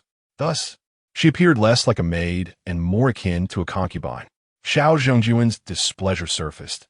She had always disdained those who flouted decorum, and Furong's alluring appearance was a clear display of ambition. "Your servant pays her respects to your highness, wishing you eternal prosperity and good health," Furong said respectfully. Xiao Zhengjun's expression darkened further, though Furong, with her head bowed, remained oblivious to her displeasure. Furong's intention in coming here was to seek refuge with the princess. She had learned of the prince's early return to the manor, which suggested that some issue had arisen between the prince and the princess. As the prince's personal maid, she believed that if she aligned herself with the princess, she would surely be accepted, and the matter of her status would naturally follow. "Are you Furong?" the princess inquired. Reply to her highness, Furong responded obediently. With a knowing smile, Xiao Zhengjun asked, "How long have you served the prince?" Reply to her highness, Furong replied. "I have been attending to the imperial concubine in Weiyang Palace since I was 12. At 17, I was transferred to the Qin Wangfu to serve the prince." Furong deliberately emphasized her service to the imperial concubine. Xiao Zhengjun nodded, surveying Furong from a lofty position as she knelt on the ground. "In that case, you have indeed toiled diligently, and this princess cannot overlook your efforts." Furong felt a flicker of joy at the mention of a reward, but maintained her modest demeanor, saying, "Thank you, your highness, for your generosity. Serving the prince is my duty." Internally, Xiao Zhengjun scoffed at her words. "Duty? You have failed in your obligations as a servant while harboring aspirations that are beyond your station. Raise your head and let me see you." Suppressing her inner delight, Furong slowly lifted her gaze, careful not to meet her mistress's eyes, appearing quite proper. Xiao Zhengjun smirked, teasingly remarking, "Though your looks are rather ordinary, you indeed hail from the Qin Wangfu. Fear not, this princess will ensure you receive a generous dowry, allowing you to marry in splendid fashion. Furong's eyes widened in shock as she caught the mocking glint in the princess's gaze. Ignoring the implications, she hastily prostrated herself, exclaiming, "I beseech your highness to have mercy. I do not wish to marry. I only wish to serve the prince for my entire life." Do you truly believe you can serve the prince for eternity? You ought to consider your own status, warned Qingwu from the side. Given your long service to the prince and your origins from the palace, the princess will not treat you unfairly. Do not spurn her kindness. At that moment, Yinshu interjected, "Your highness, what should be done with that shameless maid in the pantry who seeks to cling to the prince?" Xiao Xingjun adjusted her ornate hairpin carelessly and replied, "Ah, I'd almost forgotten about that wretched maid. Since she is so shameless in her attempts to attach herself to the prince, let her be punished with 20 blows of the rod, and summon the servants of the manor to witness her punishment. They should see the fate of those who harbor foolish dreams." Xiao Zhangjun had witnessed her mother deal with such shameless maids in a similar manner during her childhood. Her mother always asserted that those who sought to ascend the ranks through such means required an iron fist and a heart of stone. As Furong listened to the trio discussing such a cruel punishment without regard, a chill coursed through her, and she could not help but collapse onto the ground. Xiao Zhangjun observed her with a smirk, asking, "What is it, Furong? Have you come to a realization?" Suppressing her fear, Furong lowered her head, replying, "I am grateful for your highness's grace. Now that you understand, you know what is expected of you, do you not?" Xiao Zhangjun appraised Furong, noting that although her attire was inconsequential, it was not befitting her station. "Do not let me see you in such clothing again, understand?" "Yes, your highness, I understand," Furong replied. "Depart now." Furong emerged from the main courtyard and happened upon a servant dragging a girl, whose features were now indistinguishable, away while stripping her of her garments. The little maid struggled and pleaded for mercy, and the sight sent shivers down Furong's spine, compelling her to draw herself closer in an instinctive embrace. She walked briskly, her mind a tumult of conflicting thoughts. Should she defy the princess and remain in the royal residence? Or should she simply go with the flow, allowing the princess to marry her off to a random suitor, thus severing her ties with wealth and grandeur? At that moment, Furong noticed a throng of servants surrounding an individual as they slowly approached her direction. Recognizing the person, she knelt respectfully, bowing her head in greeting. "Greetings to the esteemed side consort. May you enjoy long-lasting peace and prosperity." Furong did not catch the word spoken, but heard only the soft rustle of footsteps and the gentle swish of silk. Clenching the fabric of her own attire, she watched the glistening satin glide past her in the sunlight, an exquisite garment she had never donned herself, having only seen it worn by the empress. Her gaze fell upon the embroidered shoes adorned with lustrous red gems and sizable pearls, each pearl worth more than her entire annual stipend. Why should they be so casually displayed upon someone else's footwear? My fate is mine to command, not dictated by the heavens. I shall rise above. Why should I not succeed? Chapter 55. Deliberately provoking displeasure, Yao Meier strolled leisurely through the garden of the royal residence, a fan in hand, playfully teasing butterflies. Utterly content in her demeanor, Tinglan, supporting Yao Meier, spoke softly, "Esteemed side consort, I have heard that today marks the day the princess returns to her family. It is quite unusual that the prince returned to the residence early and then ventured into the palace alone. One wonders what transpired." As the favored side consort, many servants in the estate were inclined to extend courtesies to the attendants of the idle clouds, making it relatively easy for Tinglan to gather information. Yao Meier, unconcerned, languidly replied, "The princess' actions must certainly align with his own intentions. It is best we refrain from prying too much into the princess's affairs. By the way, how fares concubine Lu? She has been notably subdued of late." Tinglan nodded respectfully, responding, "Indeed, esteemed side consort. It is no longer a secret that the princess has promised concubine Lu an elevation in rank, and she shall henceforth be known as Madame Lu, which is why concubine Lu has calmed down. However, it seems that after this news reached the ears of Madame Sun and Madame Ling, they appeared quite unwilling and have shown signs of disdain toward the Lu family." The afternoon sun was somewhat glaring, prompting Yao Meier to shield her eyes with her fan. "I understand. The sunlight is rather harsh.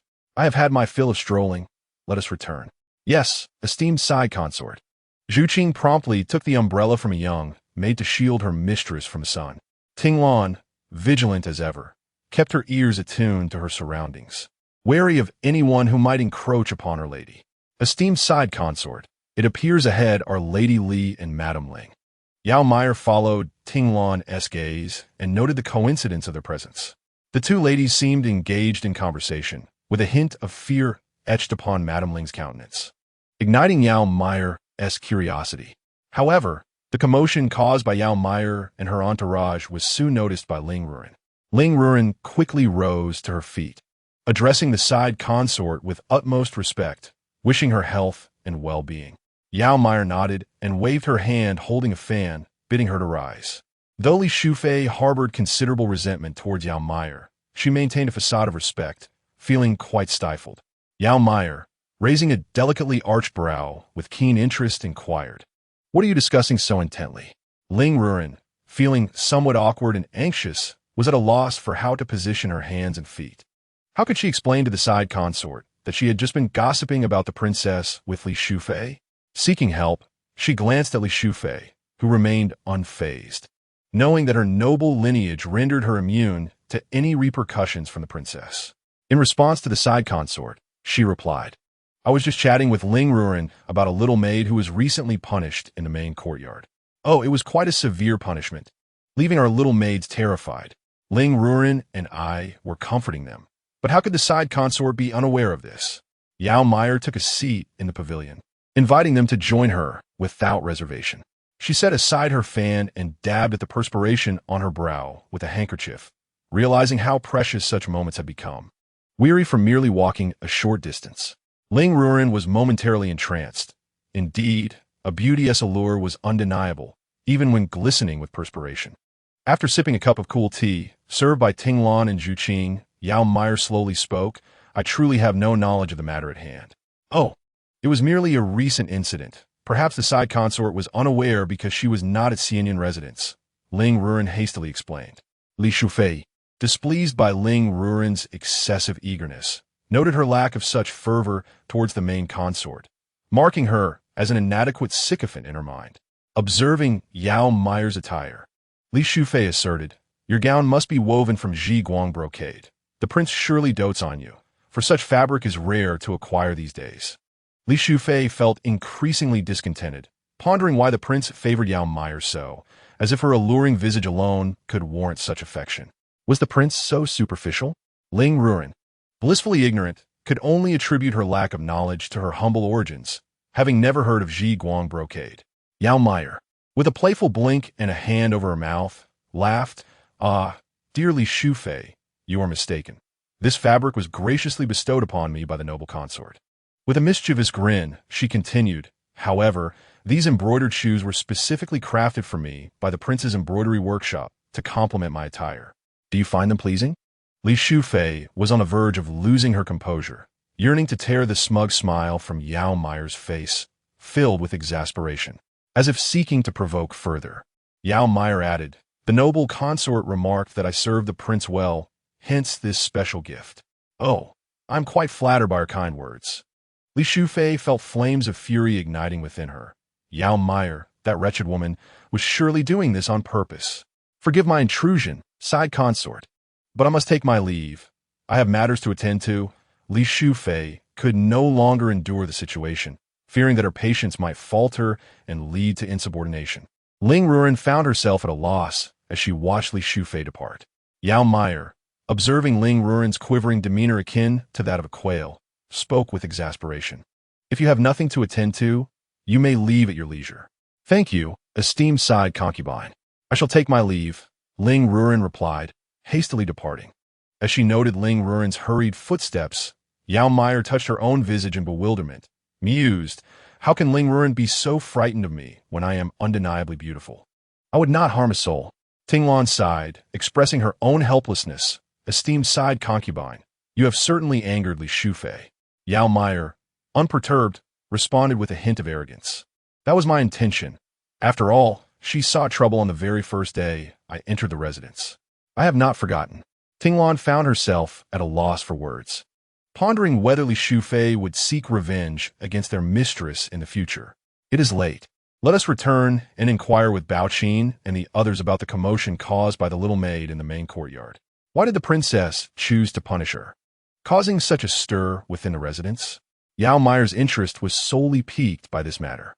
She was aware of Tinglin's concerns, but knew that a sisterly bond with Li Shufei was an impossibility. They had been rivals from the very beginning, and Li Shufei would seize any opportunity to undermine her. Thus, she had no desire to feign civility with Li Shufei, preferring instead to contemplate how to better endear herself to the prince, who was far more reliable than these trivial matters. Feeling lazy on the way back, Yao Meier ultimately had Zhu Qing summon a sedan chair, and the group successfully returned to Xianyanju. Chapter 56. The Prince's Fury, my prince, Yao Meier exclaimed joyfully, for the subject of their earlier discussion now resided within Xianyanju. I pay my respects to the prince. May your fortunes be abundant. Yao Meier affectionately approached, her voice sweet and delicate. Did you not go to the palace? Why have you returned so soon? Yi Yongjun smoothly drew Yao Meier into his embrace, explaining. An incident arose. I went to the palace to alert my mother and did not linger long. She has been quite busy of late. Recently, the Empress has been quite active, reminiscent of the early days when my mother first entered the palace. She seems less devoted to her prayers, and my mother, having battled the Empress for many years, is now quite vigilant. The allure of the throne is indeed compelling. Yao Meier refrained from pressing further, suspecting it pertained to the princess, but deciding it prudent to keep her thoughts to herself. Yi Yongjun gently stroked Yao Meier's hair, his typically composed and impassive visage revealing a flicker of concern. What have you been doing? You appear quite flushed. In response to your inquiry, my prince, I just returned from the garden in pursuit of butterflies. However, they proved to be quite clever, and I failed to catch a single one, Yao Meier admitted, a hint of irritation in her tone. Upon hearing this, Yi Yongjun's eyes sparkled mischievously. So, in your frustration over not capturing any butterflies, you decided to vex Li Shufei instead? He teased, fiddling with a fragrant pouch at her waist. Yao Meier, straightening up, innocently retorted, Were you suggesting, my prince? I am far from that petty. Her assertion rang with conviction, devoid of any hint of guilt.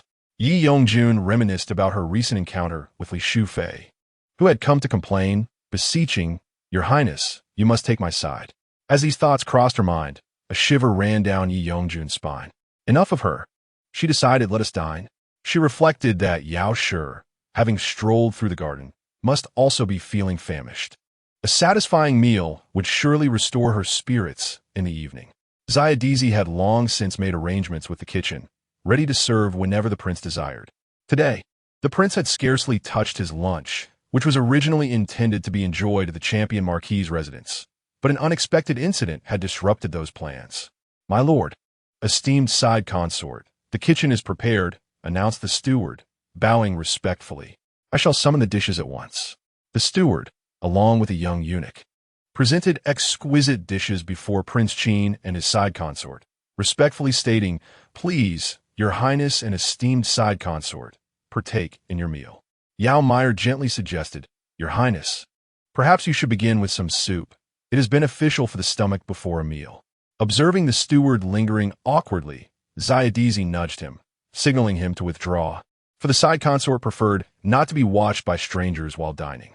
The steward, realizing his oversight, retreated, silently lamenting his years of service without such awareness. Xiadizi watched contentedly as the prince and the side consort enjoyed their dinner, hoping that no further troubles would arise. Just then, he noticed a young eunuch outside, giving him a furtive signal. Cautiously, Xiadizi stepped aside with him, asking, What is the matter? Why do you look so furtive before the prince? Ah, Masterda, we have a situation. A young maid has accidentally met her demise in the main courtyard. If word spreads, others may weave tales that could tarnish the reputation of our Qin royal household. This matter must be reported to the prince, the young eunuch whispered urgently. Xiadizi was momentarily taken aback. Could it be that the princess, feeling slighted by the prince's departure, had returned in a fit of rage and taken it out on the servants? Such a thought sent chills down his spine. Enough of this. I shall inform the prince. Now troubled, Xiadizi wore a frown, knowing the prince would likely be displeased. The loss of a servant was trivial, yet he feared that others might exploit this incident to cast aspersions on the prince. After much anticipation, he finally relayed the troubling news to the prince and side consort once they had finished their meal. Upon witnessing the prince's visibly darkening expression, Yao Meier quickly masked her smile, realizing that it was unwise to appear amused at such a moment. Yi Yongjun, born into imperial lineage, had received a royal education that endowed him with an exceptional demeanor and poise. He was adept at concealing his emotions, remaining calm and composed, qualities essential for a prince. Yet now, his patience was wearing thin, and it was well known that few of royal blood possessed an amiable temperament. Yi Yongjun turned to Yao Meier, saying, "There are matters I must attend to. You may go and freshen up." "Of course, Your Highness," Yao Meier replied promptly, taking Tinglan with her. "Inform the princess that the royal family has indeed seen its share of discarded consorts. She must tread carefully. Should she provoke the wrath of the emperor, I shall not be able to shield her." Yi Yongjun's impatience was becoming increasingly evident. "Since the grand wedding, I have not experienced a single day of peace. Has the Imperial Astronomical Bureau been bribed by the Shao family? Is it possible that the compatibility between myself and the Shao clan is fundamentally flawed?" This has begun to sow seeds of doubt in Yi Yongjun's mind. Undoubtedly, there are those within the Qin Wangfu who support the favored concubine Chong. It is rare for concubine Chong of the Weiyang Palace to fly into a rage. Yet, despite her efforts, she cannot even manage her servants properly. What kind of upbringing has the Shao family provided her? Utterly ineffectual. Concubine Chong's fury remains unabated, and she yearns to summon the Shao family to the palace for a reprimand. However, in an effort to avoid becoming the laughingstock of others, she restrains herself. Just days prior, the palace was mocking Lady Rong, and now the slap has landed squarely on my own face. How does the Imperial Astronomical Bureau conduct its business? Have they accepted favors from the Shao family? What sort of compatibility is this? Indeed, it is evident that they are cut from the same cloth, sharing identical thoughts. Originally a skeptic of such matters, concubine Chong is reluctantly led to believe that the Shao family may not be favorable for her son. This will not do. I must see the emperor. What kind of daughter-in-law has he chosen for Eugene? Concubine Chong boards her palanquin, making her way directly to Qianxin Palace. As the sovereign of the realm, there is little that escapes the emperor's knowledge. At this moment, he is meticulously examining the birth charts of his sons and their wives, with the chief of the Imperial Astronomical Bureau and other ministers standing before him. It is worth mentioning that the emperor's 5 adult sons do not maintain particularly harmonious marital relationships. Initially indifferent to the matter, the emperor reflects that his own relationship with the empress is hardly exemplary, yet they still manage to govern well together. At this juncture, Jiang Fuhai approaches with a report. "Your Majesty, it's not good. I mean, it's not that. Your Majesty, the concubine has arrived and wishes to see you." Jiang Fuhai wishes he could slap himself for his loose tongue. "Concubine? Let her in," the emperor responds, glancing at the representatives from the Imperial Astronomical Bureau, already contemplating how to shift the blame. Though it cannot truly be classified as blame, for it is indeed their responsibility to assess the birth charts. They have failed at this minor task. What purpose do they serve if they cannot handle such matters? The officials of the Imperial Astronomical Bureau feel a chill creeping over them. Chapter 57. Affectionate moments. The emperor hears concubine Chang's voice before he sees her. "Your Majesty, you must take charge for Eugene." Upon entering Qianxin Palace, concubine Chang realizes that she is not alone with the emperor, as long as she maintains her composure. The awkwardness falls upon others. With a flicker of her alluring eyes, smoldering with indignation, her expression betrays a hint of displeasure, stripping away her usual mask of stoicism. "You have arrived just in time. I was looking for you," she declares. In an instant, she transforms her demeanor, adopting a somewhat aggrieved look as she greets the emperor. "Your Majesty, may you prosper in health." The emperor harbors genuine affection for concubine Chong. Otherwise, he would not have entrusted her with significant authority in the harem. Although she shares this power with the empress, it is widely understood that the empress has spent many years in Kunning Palace, engaging in prayers, leaving the matters of the harem primarily in concubine Chong's hands, second only to the emperor himself. The emperor, with a resigned expression, seeks to calm her. My beloved, please do not be angry. Let us discuss this calmly. Jiang Fuhai, quickly fetch a chair for the concubine. Yes, at once, Jiang Fuhai responds promptly. The emperor was perplexed by the upbringing of the Shao family's daughters. Upon entering the palace, they displayed a fierce disposition towards the servants. Should word of this spread, how would outsiders perceive the royal family? They might mistakenly believe that the women of our imperial lineage are ruthless and vengeful. The Empress Dowager Chong, both complaining and coaxing, lamented, just after the wedding, a calamity has struck. My emperor, I have but one son, Eugene. If anything were to befall him, I would wish for nothing but to perish. Her eyes brimmed with tears, and the emperor, moved by her sorrowful countenance, descended from his throne and took her hand, offering solace. Do not weep, my beloved. As long as I am here, none shall dare harm our son. At this moment, Empress Dowager Chong cautiously inquired, might it be that the Shao family and our Eugene are incompatible? The emperor remained silent, even if there were discrepancies in their fates. The marriage had already been solemnized, and it would be unthinkable for the royal family to cast aside the Shao family, as they are of considerable standing. Resuming his seat on the throne, he leaned forward slightly, his eyes narrowing with a glint of coldness as he addressed the ministers of the Imperial Astronomical Bureau below. Gentlemen, do you not owe me an explanation? When he had initially summoned them to assess the compatibility of the couple's fates, they had sung praises of their union, proclaiming a harmonious balance of elements and a celestial match. Now, it appeared that they had deceived him. Given the recent events, it seemed that Eugene had developed a poor impression of the Shao family. Since their marriage, the fourth and fifth princes had encountered misfortune, and the third prince had yet to produce a legitimate heir, causing him great concern. The officials of the Imperial Astronomical Bureau knelt in submission, pleading, "We have sinned. Please, Your Majesty, quell your anger." They internally prayed for divine protection, for it was known that daughters of noble families seldom possessed ill fortunes. Their lineage ensured otherwise. The princes, being of royal blood, were even more crucial. If there were to be any conflict, it should be between His Highness, the Prince of Qin, and the Shao family. It was implausible that the Shao family's fate could overshadow that of the Prince of Qin. The chief of the Imperial Astronomical Bureau pondered the compatibility of the Prince of Qin and the Shao family's fates, realizing that they indeed aligned. Yet he was perplexed as to where the fault lay. Empress Dowager Chong, understanding that it was impossible to replace her son as consort, reconciled herself to the situation, recognizing the Shao family's respectable lineage and resigning herself to the circumstances.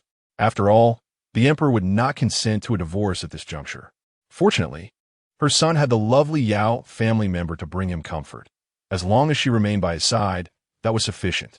All she hoped for was that the Shao family would cease their tumultuous behavior. Approaching the emperor, Empress Dowager Chong affectionately patted his chest, personally offering him a cup of tea. Your Majesty, do not let anger consume you. Your health is paramount.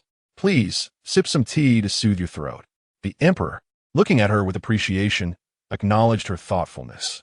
Rest assured, my beloved, I shall protect you both. Empress Dowager Chong gently shook her head, creating a pathway for the emperor's emotions. Do not let this matter trouble your heart, for the champion duke has indeed served the realm. I should not harbor grievances against the Shao family for such trivial issues. However, I have but one son, Eugene, and I cannot help but desire a complete resolution. I beseech you, do not hold my aspirations against me. Thus, she employed a strategy of retreat to advance, subtly indicating her vulnerability. The emperor indeed falls for this approach. My beloved consort, what do you mean? Eugene is our only son, and naturally, I wish for him to achieve fulfillment.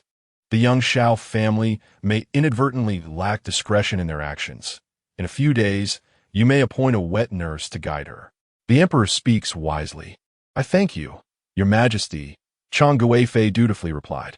I recall that I possess several splendid estates in the outskirts, gifts left to me by my mother. And after Eugene's grand wedding, with numerous wives and concubines, he will surely have a multitude of offspring. I shall bestow those estates upon him. Whether for dowries for my granddaughters or for leisurely outings with his wives, they will serve excellently. The emperor cast a soothing glance upon Chong Guifei, gently patting her hand. Do not harbor anger, my beloved. I possess 2 bolts of golden brocade silk in the treasury. Since you admire beauty, I shall gift them to you. This exquisite silk, woven with intricate techniques, features intricate patterns crafted from gold and colorful threads, such as dragons and phoenixes. Most notably, this material was originally meant for the Empress alone. And in recent years, even the Empress has not been graced with such a reward from the Emperor. A flicker of hesitation crossed Chang Guifei's radiant phoenix eyes, her fingers instinctively clutching the Emperor's sleeve. Your Majesty, might this be overstepping? Would the Empress not be displeased? The Emperor chuckled, shaking his head. When did my beloved become so timid? I am the Emperor. With me, what is there to fear? Furthermore, during the reign of the late Emperor, this was once bestowed upon a favored consort. Over the years, have I not cherished you above all else? A warm current unexpectedly surged within Chang Guifei's heart, her eyes moistening. She understood that she should not place blind faith in the sovereign, yet throughout the years, her bond with the Emperor had grown profound. Emotionally touched, she nestled closer to him. Jiang Fuhai and others lowered their heads, fearing to intrude upon the intimate moment between the Emperor and the beloved consort. The officials from the Astronomical Bureau secretly lamented the consort's favor, wishing the Emperor would allow them to withdraw. Should he inadvertently utter anything inappropriate, their fates would be sealed. For they too had cherished wives at home. While in the Qianqing Palace, where the Emperor and consort basked in affection at the Qin Wangfu, our esteemed Prince Qin was preparing to take Yao Meier out for a leisurely excursion. Are you truly taking me out today, my lord? Yao Meier asked, her eyes wide with disbelief. What is it? Did you not persistently whisper in my ear about wanting to explore? Why the sudden reluctance? Ye Yongjun inwided. Puzzled by this difficult-to-please woman, Yao Meier pouted, her cheeks flushed, gazing at the prince with playful reproach. My lord, are you jesting with me? Or have you forgotten something? She gracefully moved behind the prince, offering to massage his shoulders. You must be weary. Allow me to ease your burden. Yi Yongjun enjoyed the moment, then took her hand, pulling her closer. Enough of this rough work. I cannot bear for you to toil like this. Pray, tell me what I have forgotten. Her soft hands lacked strength, and as he felt her gentle touch, a warmth enveloped him, indicating it was time to introduce some cooling relief into the room. Your Highness, have you perhaps forgotten that today we concubines are to pay our respects to the princess? After all, the visit was postponed due to her discomfort on the originally scheduled day. It will be quite improper for me not to attend. Today, Yao Meier is adorned in a delicate lavender gown, accentuating her exquisite figure as she sweetly nestled beside the prince, saying, Your Highness, were you merely teasing me just now? Upon finishing her sentence, she playfully tugged at the prince's sleeve, adding, Your Highness, I cannot comply. If I cannot go today, you must take me another day. Her intention was to gauge the prince's limits, revealing a hint of her capricious nature. Yi Yongjun wore a playful smile, perhaps contemplating how she dared to threaten him. Yao Meier, biting her lower lip with a feigned air of helplessness, replied, Then I shall not accompany you, Your Highness. Yi Yongjun lifted his head, sunlight streaming through the window and illuminating the prince's visage, a sight so captivating that it momentarily stunned Yao Meier. Clad in a dark brocade robe, the prince appeared even more regal. With a decisive smirk, Yi Yongjun stated, Have I ever jested with you? If I say we shall go today, then we shall go today. Afterwards, Yi Yongjun turned to Xiao Detzi, instructing Xiao Detzi, Go to the main courtyard and inform the secondary consort that she may take leave. With a courteous smile, Xiao Detzi responded, Yes, Your Highness. Rest assured, I will not forget. Yet, he mused to himself about how many beautiful palace maids had once flocked to the prince, who had remained indifferent, his demeanor icy. Could it be that he has finally awakened to his emotions? Your Highness, please wait for me a moment. I shall change into another outfit, Yao Meier announced. Though she adored her current attire, it felt a trifle cumbersome for an outing. Unbeknownst to Yi Yongjun, he gazed indulgently after Yao Meier as she departed, a detail that Xiao Detzi noted. The trials of love. In the Qianqing Palace, the emperor ceased reviewing memorials and returned to the Weiyang Palace with concubine Chang. Since her initial entry to the palace, concubine Chang had resided there, and over the years, Weiyang Palace had transformed into a bastion of grandeur. with the emperor having contributed significantly to its splendor. In the palace, one could discern a favored consort by the vitality of her residence. Your Majesty, the Princess of Shindu wishes to divorce the heir of the champion marquis. What is your opinion on this matter? Concubine Chong inquired while assisting the emperor in changing into more comfortable attire. The emperor turned to her, remarking, "Such matters of marriage are not to be trifled with. What could compel the Princess of Shindu to be so resolute in seeking a divorce?" Concubine Chong explained, "It is said that the heir has taken a mistress outside, leaving the princess to dwell alone. As if that were not enough, he has even brought the child of this mistress back to be raised by the princess, deceitfully claiming it is a servant-esque child."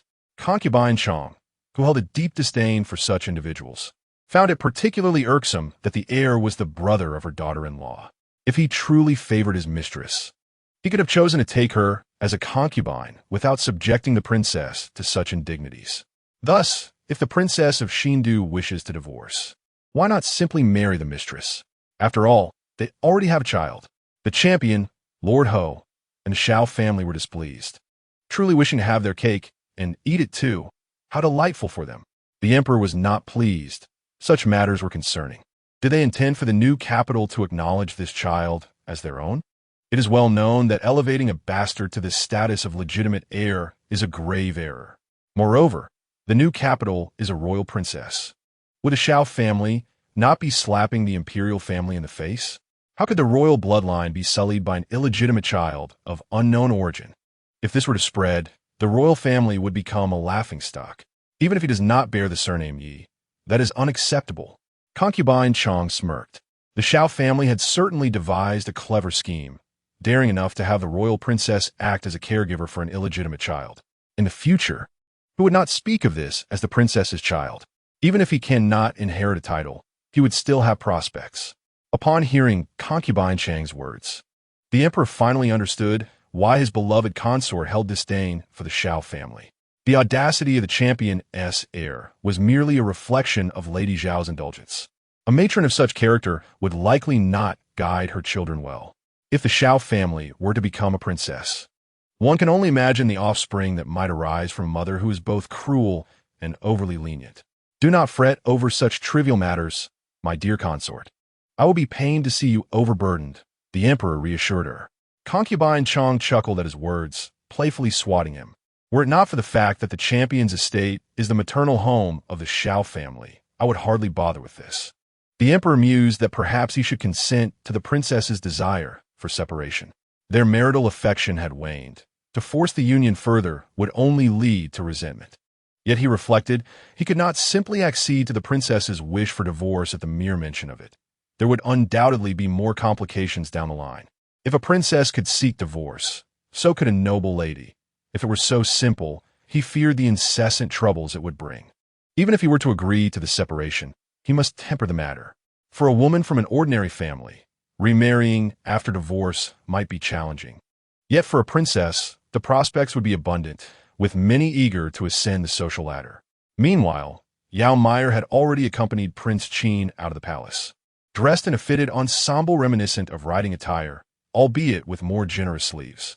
They arrived at the grandest gold pavilion in the capital. Prince Qin's chief aide presented a token, and they were led by the manager to the topmost floor, where dedicated attendants awaited them. The new capital princess recognized Prince Qin. Her curiosity piqued at his presence in the gold pavilion, as he was more likely to visit a brothel than this establishment. Who was the woman beside Prince Qin? She inquired of her attendant. In response, the attendant reverently replied, that lady should be Concubine Yao, Prince Qin's favored consort. It is said that even during his marriage to Princess Qin, he could not bear to part from Concubine Yao, often spending his days with her, showcasing his affection. This matter was no secret in the capital. Indeed, the new capital princess resolved to make the acquaintance of Concubine Yao. It seemed the Shao family had truly married their daughter into the right family. How amusing, she thought with unabashed delight. Chapter 59. Eager to pay, may I inquire what tea our esteemed guests would like to enjoy? We have the finest Dongting Biluakan, harvested from the renowned Taihu Dongting Mountain. The manager beamed with an ingratiating smile, expressing his respect. Such distinguished guests merit exceptional service. which may yield additional rewards for me. How splendid that would be. Yao Meier harbored little desire for tea. After all, during her time in the Wangfu, she had indulged in the finest tribute tea, thanks to the prince's affection for her. Presently, she yearned to delve into the main topic, as the prince had initially been reluctant to accompany her. It was only after she had playfully enticed him for quite some time, promising numerous intimate engagements, that he had relented. Oh, but she wished not to dwell on that. Hastily, Yao Meier patted her flushed cheeks. Yi Yongjun regarded Yao Meier with curiosity. What troubles you, Meier? Are you unwell? Since learning of Yao Meier's given name, Yi Yongjun had softened his demeanor, affectionately addressing her as Meier in a display of intimacy. Yao Meier quickly replied, "No, I am perfectly fine." She had just caught sight of a golden hairpin adorned with a splendidly hued ruby, one she had yet to admire in detail. Although the Yao family was not as impoverished as others, the notion of freely spending in such a lavish setting was far from reality. If the Yao family truly possessed such wealth, they would have quietly vanished in due course, for the capital was not merely a realm of prosperity and comfort. Yi Yongjun nodded, discerning the thoughts swirling in the mind of the charming woman beside him. He could not help but chuckle. Well, regardless of what it is, if it pleases you, it shall be wrapped up. This was no mere boast, as long as Prince Qin desired it. Everything from exquisite silks within the capital to rare treasures from Jiangnan will be promptly delivered to this favored son of heaven. As the most cherished prince of the emperor, with a mother who was a powerful and beloved consort, Prince Qin was surrounded by an abundance of rare and extraordinary treasures within the palace. He recalled how, in his youth, his father had gifted his mother with a pearl from the western regions, radiant and seldom seen in the world, and on his birthday, he had received a beautifully carved jade, warm and invaluable, crafted by a master artisan. Prince Qin's reluctance to come was simply due to his perception that such treasures were mundane, easily sent to the Wangfu without the need for a personal visit. However, since Meier was so endearingly coaxing and willing to make concessions, he found no objection. Meier's every whim resonated with his desires, though she could be somewhat delicate. She often wept softly at night, despite his carefulness, leaving traces on her skin as pure as mutton fat jade. Yao's family would frequently voice their complaints to him, with her flushed cheeks and misty-eyed, phoenix-like gaze. My lord, Yao Meier cautiously tugged at Yi Yongjun's sleeve. What are you thinking about? Nothing of consequence. Yi Yongjun replied, gently patting her delicate hand before turning to the shopkeeper. Bring forth your store's prized treasures. At once, my lord, the shopkeeper exclaimed eagerly. He then cast a furtive glance at the enchanting beauty before him, pondering how could any man be stingy when such a vision was in his embrace. Surely, she must be the renowned favorite of Prince Qin. Indeed, the reputation was well-deserved. Having hosted numerous noble ladies and daughters, he had encountered many from the royal family. Yet this exquisite lady was a first. Madam, the shopkeeper said, flatteringly, not long ago, our master craftsman created a pair of hairpins. With decades of skill. This pair is exceptionally beautiful.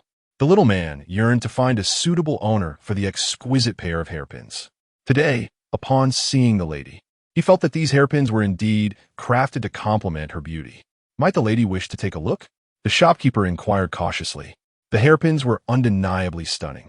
Their craftsmanship could be described as unparalleled, though they were rather flamboyant and opulent, often too much for most ladies to carry off. Today, however, seemed to present an opportunity. The maids serving on the top floor possessed an acute sense of perception. They promptly brought the hairpins forth with respect, presenting them to Yao Meier for her appreciation. These pins, though intricately designed, were executed to perfection.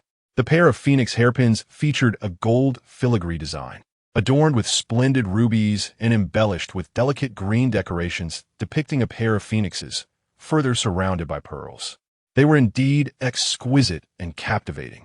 Yao Meier felt a swell of satisfaction, nodding modestly, clearly impressed. She then turned to the man beside her. What do you think, Your Highness? Yi Yongjun would certainly not voice any disapproval. If you fancy them, we can have them brought to the residence every month.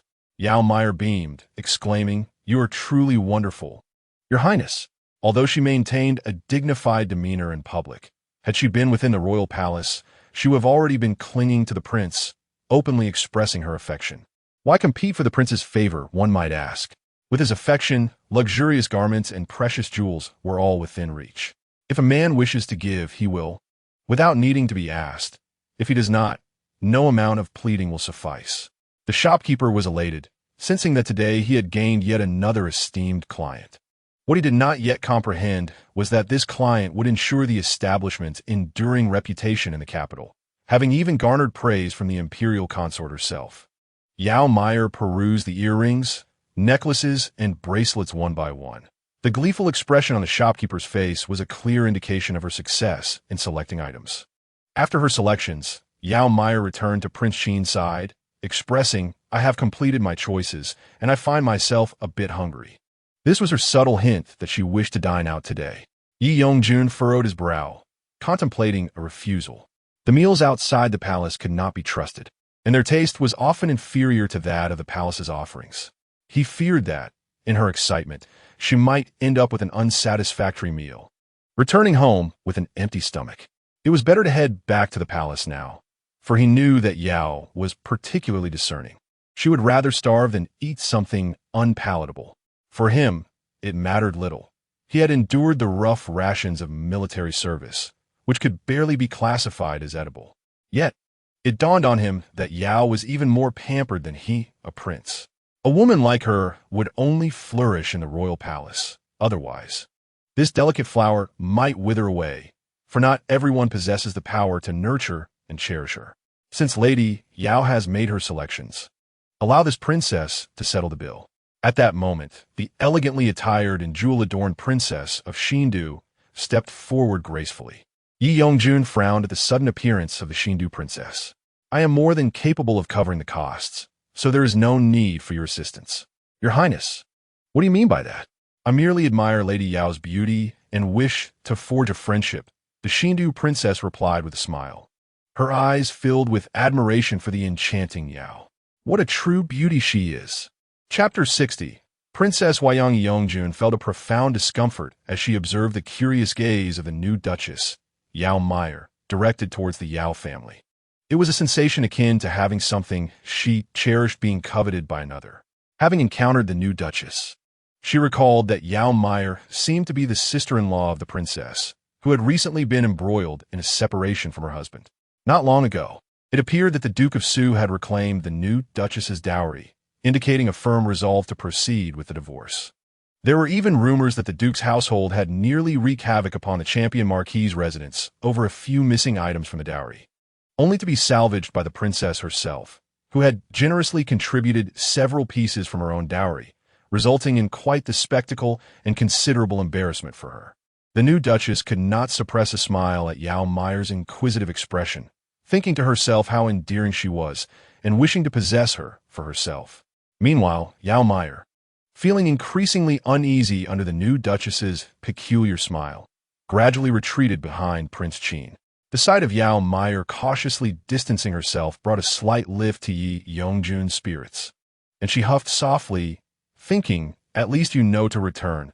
Do not be deceived by the facade of good intentions outside, for there are those who would strip you bare and consume you whole." Seeing Yao Meier hide, the new Duchess softened her tone, saying, "Sister, I'm not a bad person. Do not be afraid. I am the new Duchess, Yuang Shu." Yao Meier peeked out, enchanted by the melodious name, which was indeed more poetic than her own. "I am called Meier," she replied. The new Duchess nodded repeatedly, affirming that one's name often reflects their essence. At that moment, the steward had already discreetly withdrawn, recognizing the presence of a prince and a duchess, preferring to remain unseen. The atmosphere in the room grew somewhat peculiar, prompting Yi Yongjun to glance impatiently at the new Duchess. "Do you have any business, or can I take Yao back to the estate?" The new Duchess's gaze remained fixated on Yao Meier, her eyes betraying a hint of avarice. What a pity indeed that such a gem had fallen into the hands of these wretched men. Would they truly cherish her? Why must your Highness be so wary of me? After all, I have grown up alongside Princess Huayang as a close confidant. Is it necessary to treat me with such suspicion? Especially since I find myself in need of your favor at present. Princess Huayang, the sister of Prince Qin, had been accompanying her husband to guard the borders for the past 2 years and had yet to return to the capital. Had she been present, the champion marquis's residence would have undoubtedly been turned upside down by their antics. Just days ago, Princess Huayang had sent word that she would be returning to the capital by the end of this year. A smile graced the new duchess's lips at the thought of her long-lost friend, and she felt a renewed sense of hope for the future. If only Princess Huayang were here, her father could have truly made decisions on her behalf. What a jest that would be. I had not heard of this, Prince Xin remarked, raising an elegant brow with a hint of intrigue. Is this the reason you are so intent on seeking a divorce? Because your ally is returning? The new duchess nodded with candor, revealing that it was not solely Princess Huayang's return that stirred her ambition. Her father had passed away, leaving her elder brother in command of the Duke of Su's household. The favored wife and young son, once a source of contention, now posed no threat. A shadowy smile crossed her face, tinged with a chilling undertone. Princess Huayang is the most cherished daughter of the emperor. Unlike the crown prince, who bears the weight of numerous expectations and is often viewed as a thorn in the eyes of many, the emperor refrains from showing excessive favoritism towards him, fearing that it may draw undue attention and destabilize the court. Consequently, the emperor strives to treat all his sons equitably. However, Princess Huayang is distinct. She was born during the most affectionate period of the emperor's relationship with Consort Yao, arriving at a fortuitous time.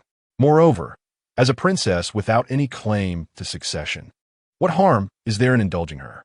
Who would dare to voice objections? The title Huayang itself conveys a rich significance. Hua refers to Mount Hua, one of the 5 great mountains, while Yang signifies brightness. Thus, Huayang also symbolizes the region south of Mount Hua.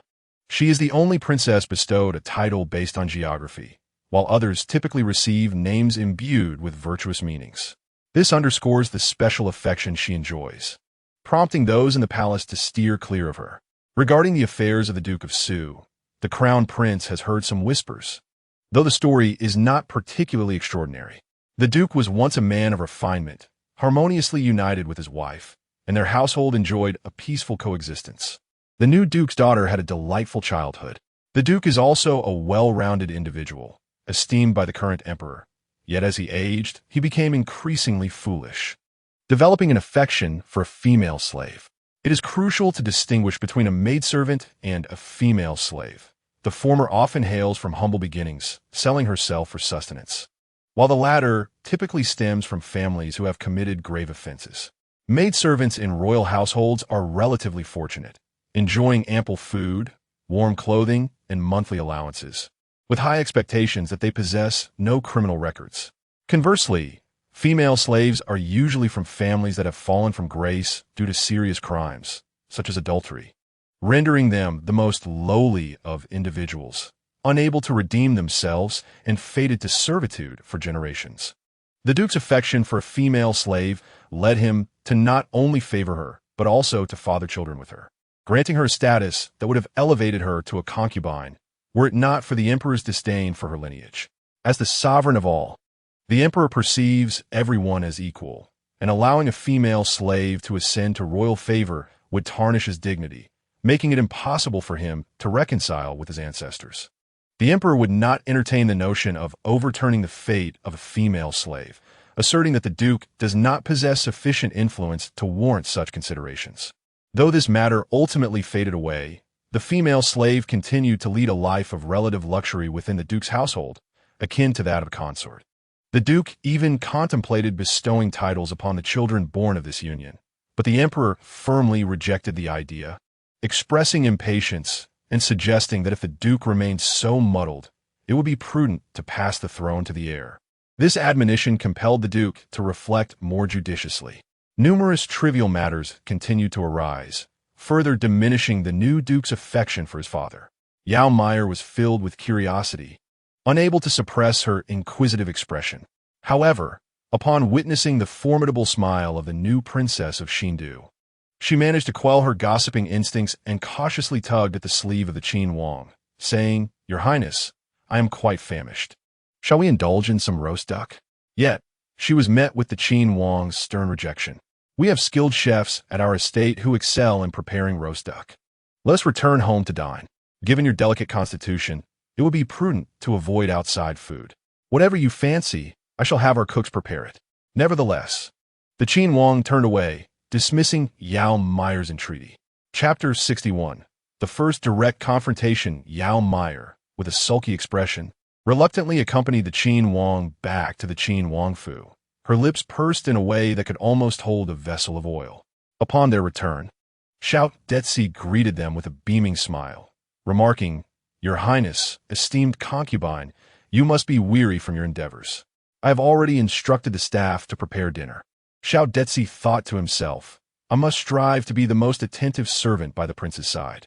The Qin Wang nodded and commanded Xiao Detzi, "Instruct the main kitchen to prepare a roast duck." "Yes, Your Highness, I shall relay your orders at once." Upon uttering these words, Xiao Detzi suddenly realized and, with a hint of confusion, inquired, "Your Highness, while we can certainly make roast duck, it will require some time, as the preparation is rather time-consuming." Fearing that the prince might grow impatient, he suggested, "If you prefer, I could procure some from outside. There is an establishment in the capital renowned for its exceptional roast duck." As he spoke, Xiao Detzi found himself feeling quite tempted by the thought of roast duck as well. Hearing this, Yi Yongjun narrowed her slanted eyes, asserting, "No outside roast duck can surpass the culinary expertise of our palace chefs." "That will not do. Stop your prattling and hurry." "Ah, forgive me, Your Highness. It was my folly to speak out of turn. I shall attend to it immediately." Once the prince departed, Xiao Detzi cautiously wiped the cold sweat from his brow, thinking, "The aura emanating from the prince is growing increasingly formidable. It is no wonder he is a royal descendant." Xiao Detzi promptly made his way to the main kitchen to convey the prince's instructions, for the prince's commands must not be neglected. The head of the kitchen could not help but scratch his head in confusion, saying, "Isn't it true that the prince seldom relishes roast duck? What has prompted this sudden desire today? We had not prepared for it." Xiao Detzi rolled his eyes and retorted, "Do you think you can predict the prince's whims? Simply follow his orders without delay. Be swift, lest you keep the prince waiting." The head of the kitchen, not daring to offend such a close confidant of the prince, quickly smiled and flattered, "You're quite right, Master Detzi. It is my failing to have misjudged the situation. Please do not hold it against me." "Very well. I do not wish to complicate matters for you. Please expedite your preparations, as I still need to report back to the prince." After offering a few more words of guidance, Xiao Detzi took his leave, as he could not linger in the kitchen and allow others the opportunity to exploit any gaps. Once Xiao Detzi departed, the main kitchen buzzed with activity, for the saying holds true: when a command is issued from above, the feet below must race to comply. In the tranquil clouds of the Qin Wang Fu, the Qin Wang observed Yao Meier, who was still sulking, feeling both amused and exasperated. No one had dared to display such attitude towards him in all his years.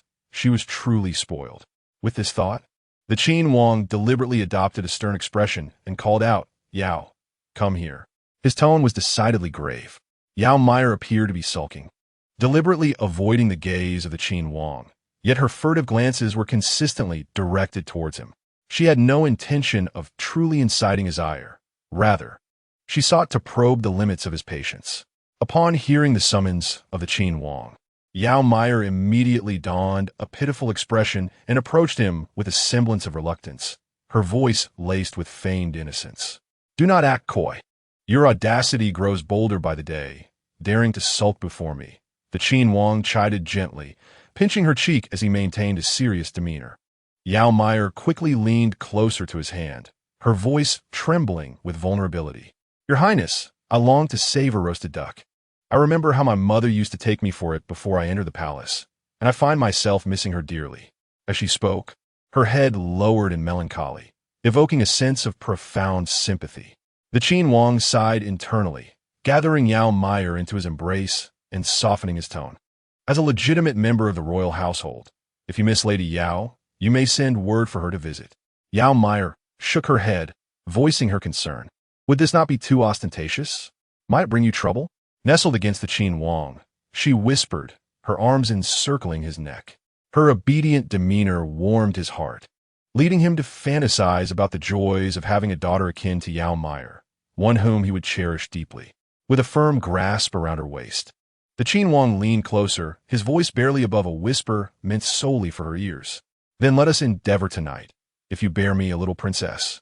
We could invite Lady Yao to assist during the delivery. How does that sound? His tone, imbued with a magnetic allure, sent a delightful shiver through Yao Meier, leaving her feeling faint. Just as the atmosphere reached an intimate crescendo, a sudden announcement shattered the moment. The Qin Wang's expression darkened, irritation brewing within him. Where has Xiao Detzi vanished to? These servants are becoming increasingly unruly, brazenly shouting in all corners. His voice, though calm, carried an ominous weight, akin to the stillness preceding a tempest. Xiao Detzi, who had served the prince since childhood, recognized the gravity of the Qin Wang's anger and hurriedly entered, prostrating himself on the ground. I implore your highness to temper your wrath. It was the Wang Fei who sought an audience with you, and I could not obstruct her. May she seek her own fortune. Upon hearing that the Wang Fei had arrived, Yao Meier raised an eyebrow, sensing that the Wang Fei, too, could no longer contain herself. She was eager to witness the prowess of the legitimate daughter of the champion marquis. Feigning trepidation, she clung to the Qin Wang's arm, her voice laced with concern. Your Highness, you do not suppose the Wang Fei will be angered by my outing with you today, do you? Please do not be upset if your health suffers. It would grieve me, and the Wang Fei would be distressed as well. The Qin Wang was indeed vexed. He was weary of the turmoil. He sought tranquility within the palace, to indulge in the company of the woman who intrigued him. The Wang Fei should remain compliant, and he would not neglect her nor allow anyone to undermine her. Yet, he pondered her intentions in seeking him out, as she had come to the idle clouds, perhaps to catch him in a moment of indiscretion. With a resolute demeanor, the Qin Wang seated himself upon the grand Zetenwood chair, casting a cold gaze at Xiao Detzi. Why do you linger? Hurry and invite the Wang Fei in. Xiao Jingzong was in a fit of rage, for the prince had once again taken that woman out of the residence, and to add insult to injury, he did not allow her to pay her respects to him. Such behavior was utterly intolerable. After all, she was the rightful princess of Qin. Upon hearing that the prince and Yao Shi had returned to the residence, she had come to the Idle Cloud Pavilion with her entourage.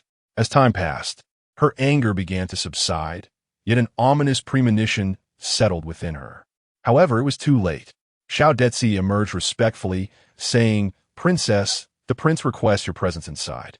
Xiao Jingzong feigned composure as she adjusted her attire before stepping into the hall.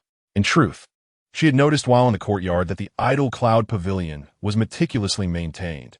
Every flower and tree had been carefully pruned, and the servants in the courtyard were all courteous and well-mannered. It was evident that Yao Shi wielded her authority effectively, which only heightened Xiao Zhengjuan's unease toward her. Chapter 62. A resounding victory greetings, Princess. May you be blessed. Yao Meier stepped forward first, bowing gracefully, appearing quite demure and respectful. As Yao Meier's true visage came into view, Xiao Zhengjuan's foreboding feelings intensified. How could those incompetent servants have failed to mention such a stunning beauty? Had she known, she would not have acted so recklessly today. No wonder Yao Shi was favored. It would be strange if she were not. Yao Shi was adorned in a pale purple wide-sleeved dress, embroidered with blooming begonia flowers at the collar and cuffs. The hem swept the ground, embellished with golden threads that shimmered in the sunlight, complemented by a purple shawl. She truly appeared a beautiful and noble lady. From Yao Shi's attire, Xiao Jingzong could discern her favored status. The rumors of Prince Qin's deep affection for his concubine, Yao Shi, were not without basis. The garments she wore were undoubtedly exquisite treasures, and she could hardly believe that a mere daughter of a third-rank scholar could afford such finery. Given her father's modest monthly salary, particularly striking was the large South Sea pearl around Yao Shi's neck, a tribute that could only have been bestowed upon her by the prince. The Yao family could never have possessed it otherwise. Sensing the princess's gaze upon her, Yao Meier shifted her attention from her face to the pearl around her neck, instinctively reaching to touch it. It was a gift from the prince on the second day of her arrival at the residence, rumored to be a tribute that even the ladies of the harem did not all possess. A smile crept upon Yao Meier's lips as she fixed her gaze on Princess Xiao. Xiao Zhengjuan was incensed. This vixen was openly challenging her. How dare she? Before she could voice her thoughts, the prince's impatient voice rang out, Princess, What brings you to the Idle Cloud Pavilion with such fanfare? With Yao Meier's enchanting face present, even Xiao Zhengjuan's meticulously arranged appearance paled in comparison. Her bright red palace attire seemed less radiant, and the golden phoenix crown atop her head lost its imposing aura. Xiao Zhengjun, with righteous indignation, turned to the prince and demanded, "If I may be permitted to speak." Today is the day when the concubines of the inner courtyard pay their respects to the legitimate wife. How could Yao Shi possibly be absent? The tone of Lady Xiao displeased King Qin, who was accustomed to his domineering ways and had little tolerance for defiance, even from his nominal wife. "I did not summon Xiao Detzi to report on the Yao family's matters on your behalf. Furthermore, the day following our grand wedding is when a concubine pays respects to the legitimate wife. Are you not unwell, my queen?" King Qin spoke coldly, his eyes aflame with anger and impatience. "As the queen, you are responsible for managing the affairs of the household. Ought you not lead by example and uphold the rules of this estate? Allowing the maidservants to create a ruckus in the Idle Clouds Pavilion is unacceptable. This is the Qin manor, and you are the Qin queen. Abandon the airs of a noble lady from the marquis's residence." King Qin had not chosen to overlook Lady Zhao's status as the daughter of the champion marquis repeatedly. His previous forgiveness was a gesture of goodwill, as she was his wife, albeit in name only. Yet, she deserved the dignity befitting her position. Lord Xiao Jingjun did not anticipate the king's reaction to be so vehement, especially as he brought up past incidents. However, in those prior instances, Lord Xiao had indeed been at fault and could not muster the strength to defend herself. Qingwu and Yinshu exchanged worried glances towards the queen. Their mistress was typically proud, and they feared she might refuse to submit. If she truly provoked the king's ire, their relationship would only deteriorate to the advantage of others. Qingwu gritted her teeth, knelt, and begged for forgiveness, saying, "Please, your majesty, spare us. It is all my fault. I am willing to accept punishment. Please do not hold the queen accountable."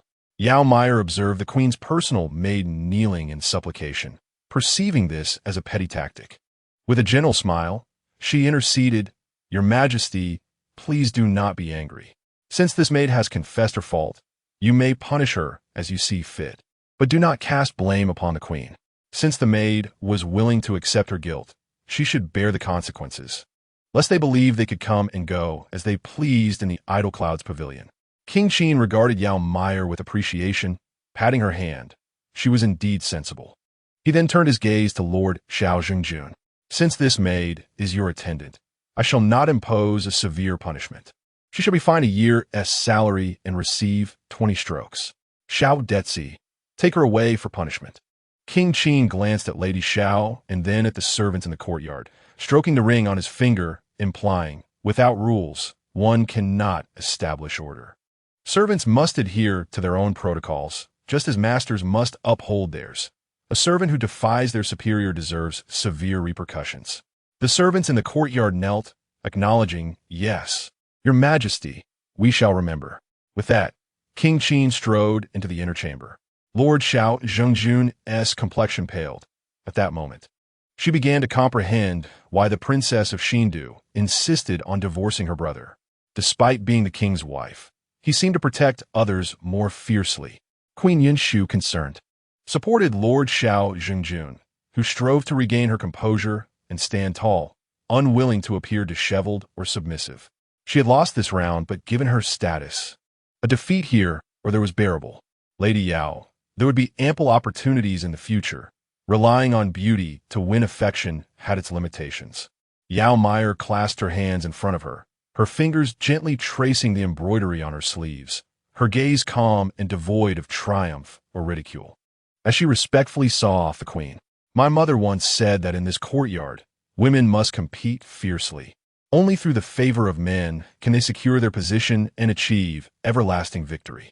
Winning once is merely a fleeting triumph. One must continue to prevail until death. And therein lies the tragic fate of the women in this courtyard." Nevertheless, she harbors no sympathy for the women around her, for her desires are overwhelming, and she cannot afford a single loss. Moreover, it is wise for a woman to refrain from meddling in the affairs of others and to show compassion towards herself instead. Qingwu has recently endured a severe punishment, receiving 20 lashes. Xiadizi dared not show leniency, for the prince is currently in a foul mood. Although he respects Qingwu as a loyal servant, the princess has not interceded on her behalf, and he sees no need to be overly kind. Yunshu supported the princess, hesitating as she contemplated the bond forged over many years with Qingwu. Summoning her courage, she inquired, "Your Highness, what shall become of Qingwu?" Xiao Jingjun harbored resentment towards the servants below, believing that their ignorance of the courtyard's affairs warranted their punishment. Even if the prince chose not to punish them, he would surely mete out justice. Yet, given that Qingwu had demonstrated a willingness to atone, Xiao Jingjun felt that neglecting her would be excessively heartless, especially since Qingwu had always been of service.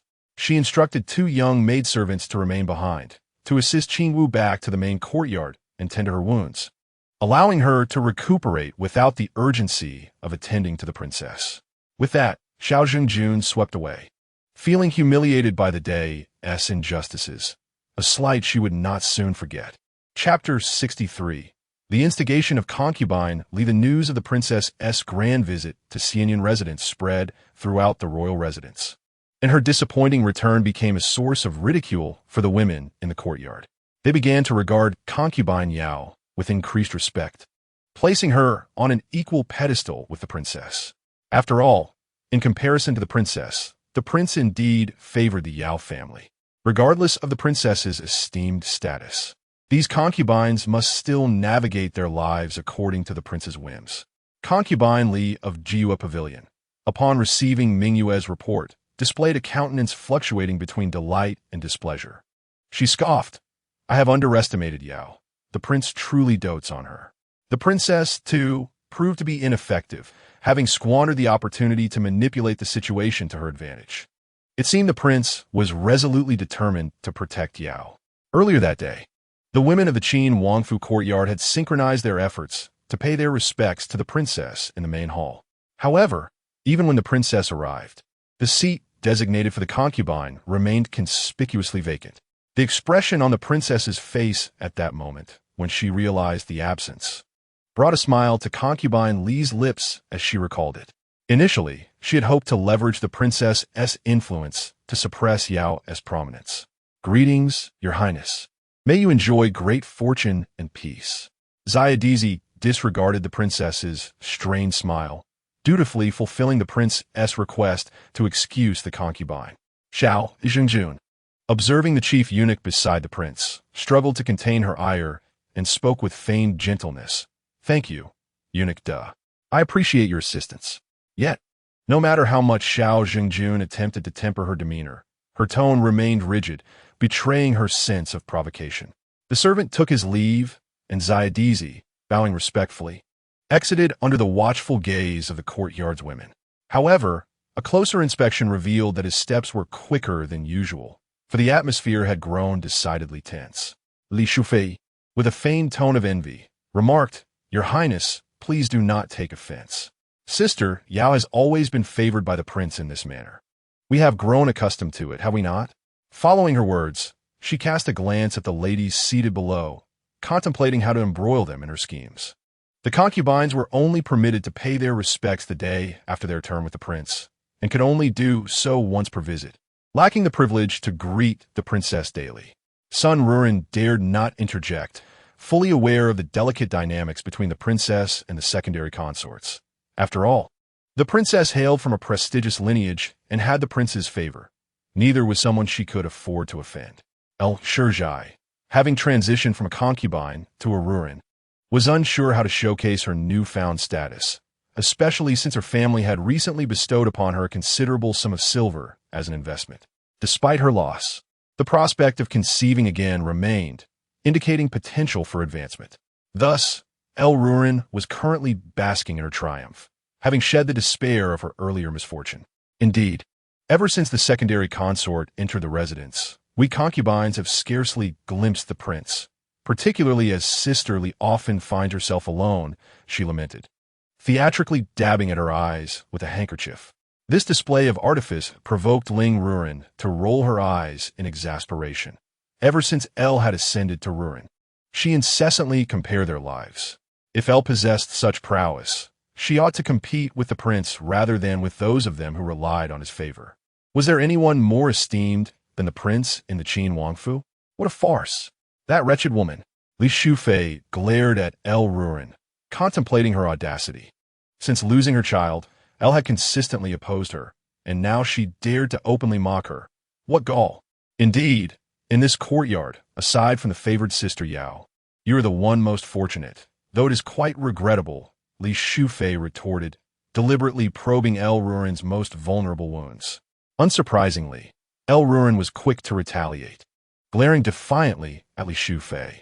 Had Li Shufei chosen to protect her back then, her child might have been born, and perhaps she would not merely be a humble Ruren, but a Shufei, with aspirations for a position as a secondary consort, especially as the prince's firstborn.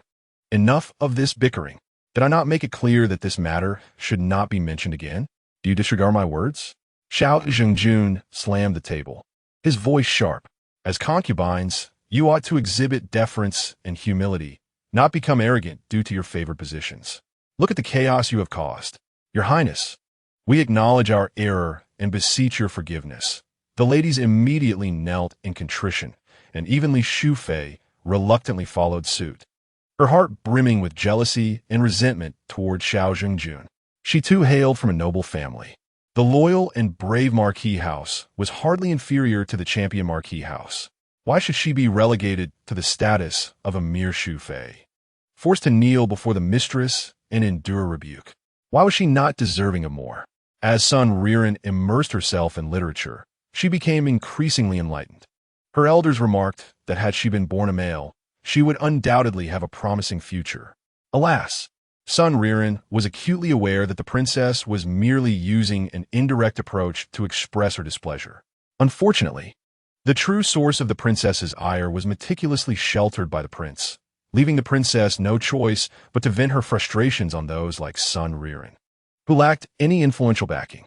Moreover, she discerned clearly that Consort Li harbored resentment towards the princess, a sentiment so palpable it unsettled her. While her jealousy towards the favored concubine was evident, it was perplexing why Consort Li harbored such animosity towards the princess. Time grows late. You should all return and reflect upon your actions, Xiao Zhengjun declared with impatience. These individuals posed no threat to her, and she was disinclined to expend energy on them. As for the Li family, as long as she remained, they would never rise again. Most importantly, there was the Yao family. How dare they provoke her and disregard her authority? The more she contemplated, the more her anger festered, ultimately leading to an audacious confrontation at Xianyun residence in search of an explanation, only to suffer considerable embarrassment. That evening, however, His Royal Highness transformed his fury into motivation, striving for the little princess he had contemplated throughout the day. The lights at Xianyun residence did not extinguish until the early hours of the morning, while the women in the back courtyard endured their vigil, reluctantly surrendering to slumber only at the stroke of midnight. What a needless hardship! Yao Meier nestled comfortably in the embrace of Prince Qin, murmuring, "Your Highness." Prince Qin, with his broad and slightly calloused hand, gently patted Yao Meier's delicate back, soothingly assuring her, "Sleep well. I am here." Since Yao Meier entered the residence, they had shared the same blanket at night, resembling an ordinary couple. Unlike other princes who insisted on separate bedding even with their spouses, fearful of the contact with those they were closest to. Chapter 64. The establishment of the crown prince on this day. A grand court assembly necessitated an early rise for Prince Qin. Yao Meier, drowsily opening her eyes, beheld the prince already adorned in his court attire. She approached him, her voice sweet. "Your Highness, the sky remains dim outside.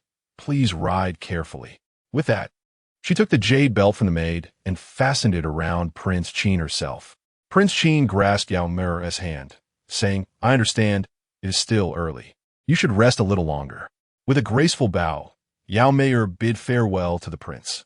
Once his figure disappeared from view, Tinglan respectfully inquired, "Your Highness, it is still early. Why not sleep a while longer?" "Yes, I shall sleep a bit more. Please wake me when the time comes," Yao Meier replied, stifling a yawn. Her eyes, still bleary with sleep, Her legs felt weak, and she knew she could not forego a little more rest. Just before she turned to burrow under the covers, she suddenly remarked, "By the way, Tinglan, I have grown weary of that sachet. There is no need to prepare it any longer." Tinglan, elated by this news, quickly responded, "Yes, Your Highness, I understand." Fearing a change of heart from the consort, she hurriedly disposed of the sachet. The sachet originally contained contraceptive medicines prepared by old Lady Yao for her granddaughter. Her intention was to wait until her granddaughter firmly established herself in the Wang residence before considering pregnancy.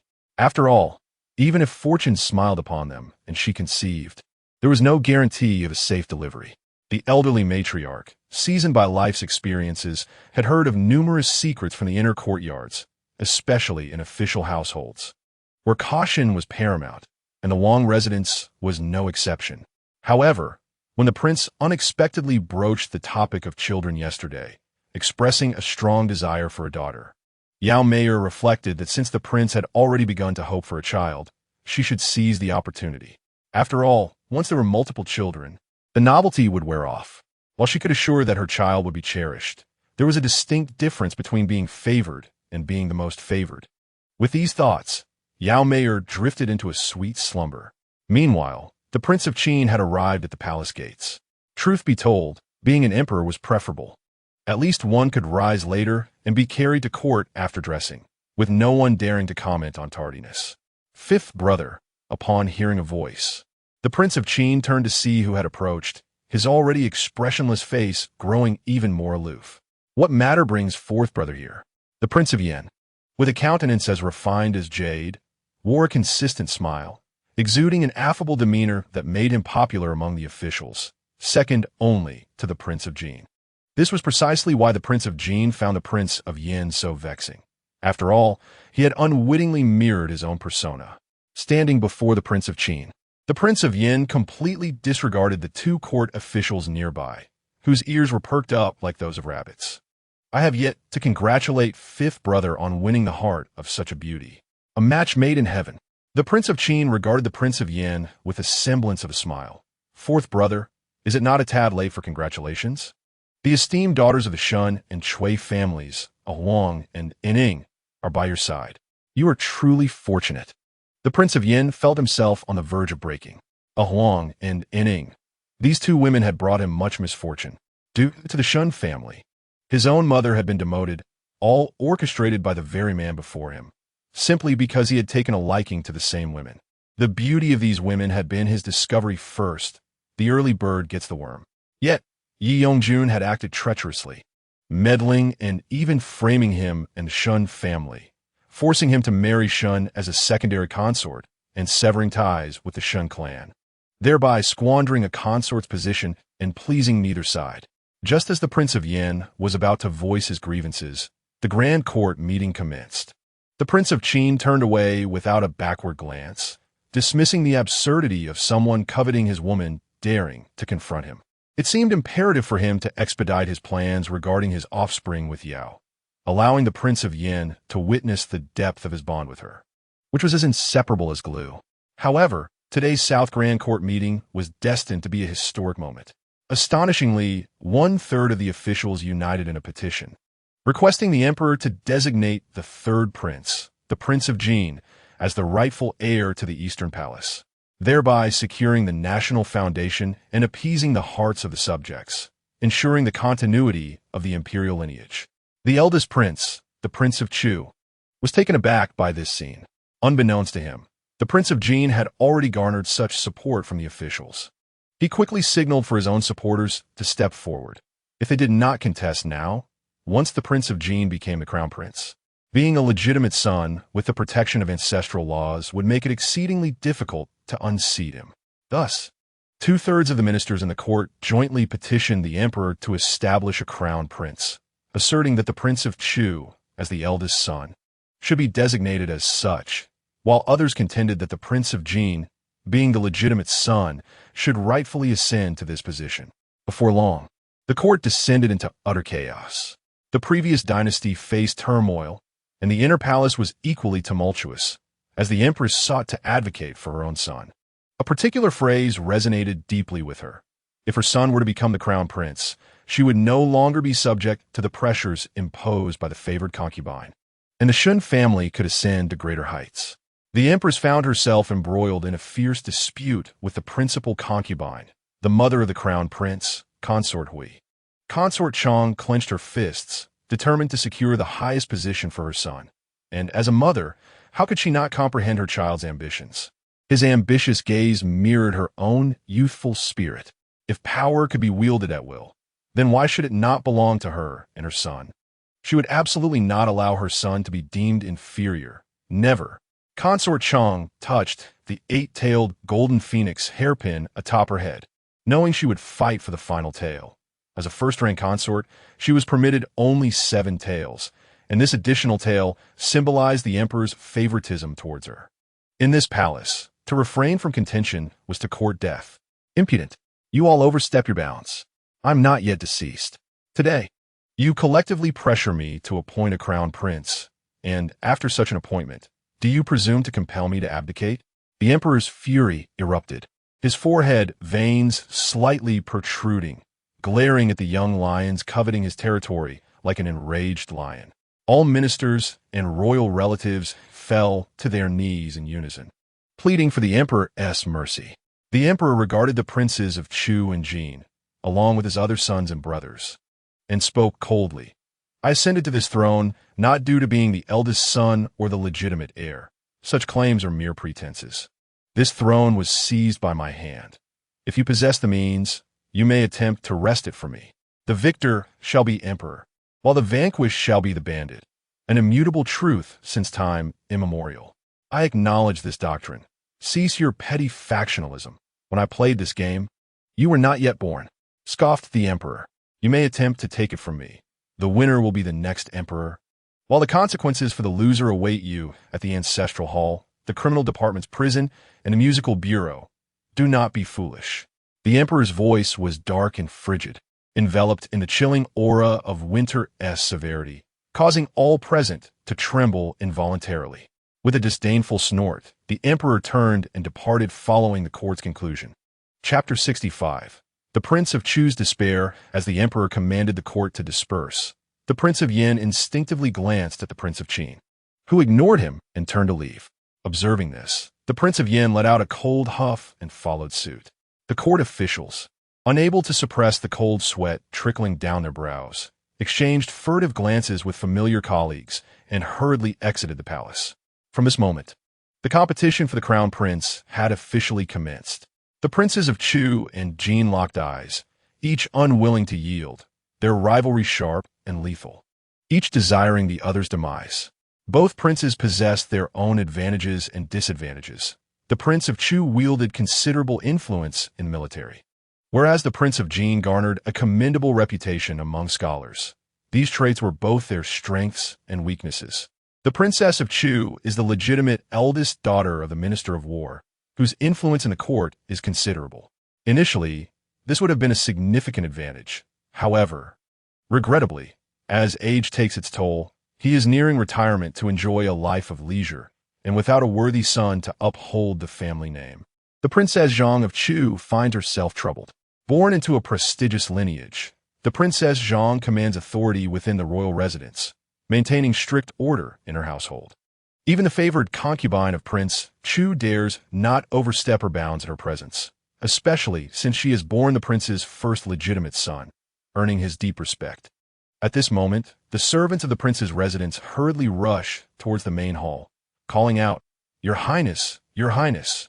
The princess has been managing the household affairs of the prince for several years now, naturally exuding the regal demeanor of one in power. She casts an annoyed glance at her maid, who appears flustered, and reprimands her. What calamity has struck? The sky is not falling. You are my personal maid. You ought to maintain your composure. Forgive me, Your Highness. I am aware of my misstep. News has just arrived that this morning, court officials have petitioned for the establishment of the crown prince. It is said that the emperor was greatly angered, and the favored consort who sent a matron to request your presence in the palace. The maid, trembling with anxiety, kneels before the princess, awaiting her response. The princess, with her exquisitely manicured fingers, lightly taps the armrest of the Zetenwood chair, revealing a hint of melancholy on her countenance as she sighs inwardly. To relish in the wealth that others covet comes with the burden of risks that few can bear. The position of crown prince is fraught with peril, and a single misstep could lead to catastrophic consequences. Bring me my attire and prepare the carriage. I shall visit the empress to pay my respects, she commands, glancing down at the kneeling maid. You may rise and take your leave. Thank you, your highness. I shall take my leave. The maid bows deeply before departing. The Chaoyang Palace has always been the domain of the favored consort who was once a side consort of the emperor during his time in Qianxi. Initially, consort who believed that the position of the esteemed consort would be hers. Yet the emergence of Consort Chong thwarted her aspirations. Now, of considerable age, even older than Empress Shun by a year or two, consort who has served the emperor for over 3 decades. However, winning a man's heart is not merely a matter of time spent in proximity. It wasn't until her grandson was born that she grasped this truth. With affection, consort who clasps her son's hand, remembering the effort she invested to safeguard his existence, relieved that he has not brought her shame. Despite Consort Chong wielding power in the palace, consort who has been the one to contend longest with Empress Shun. My son, the Fong clan has diminished under your father's reign. Your mother willingly married your father as a side consort to restore the glory of our family.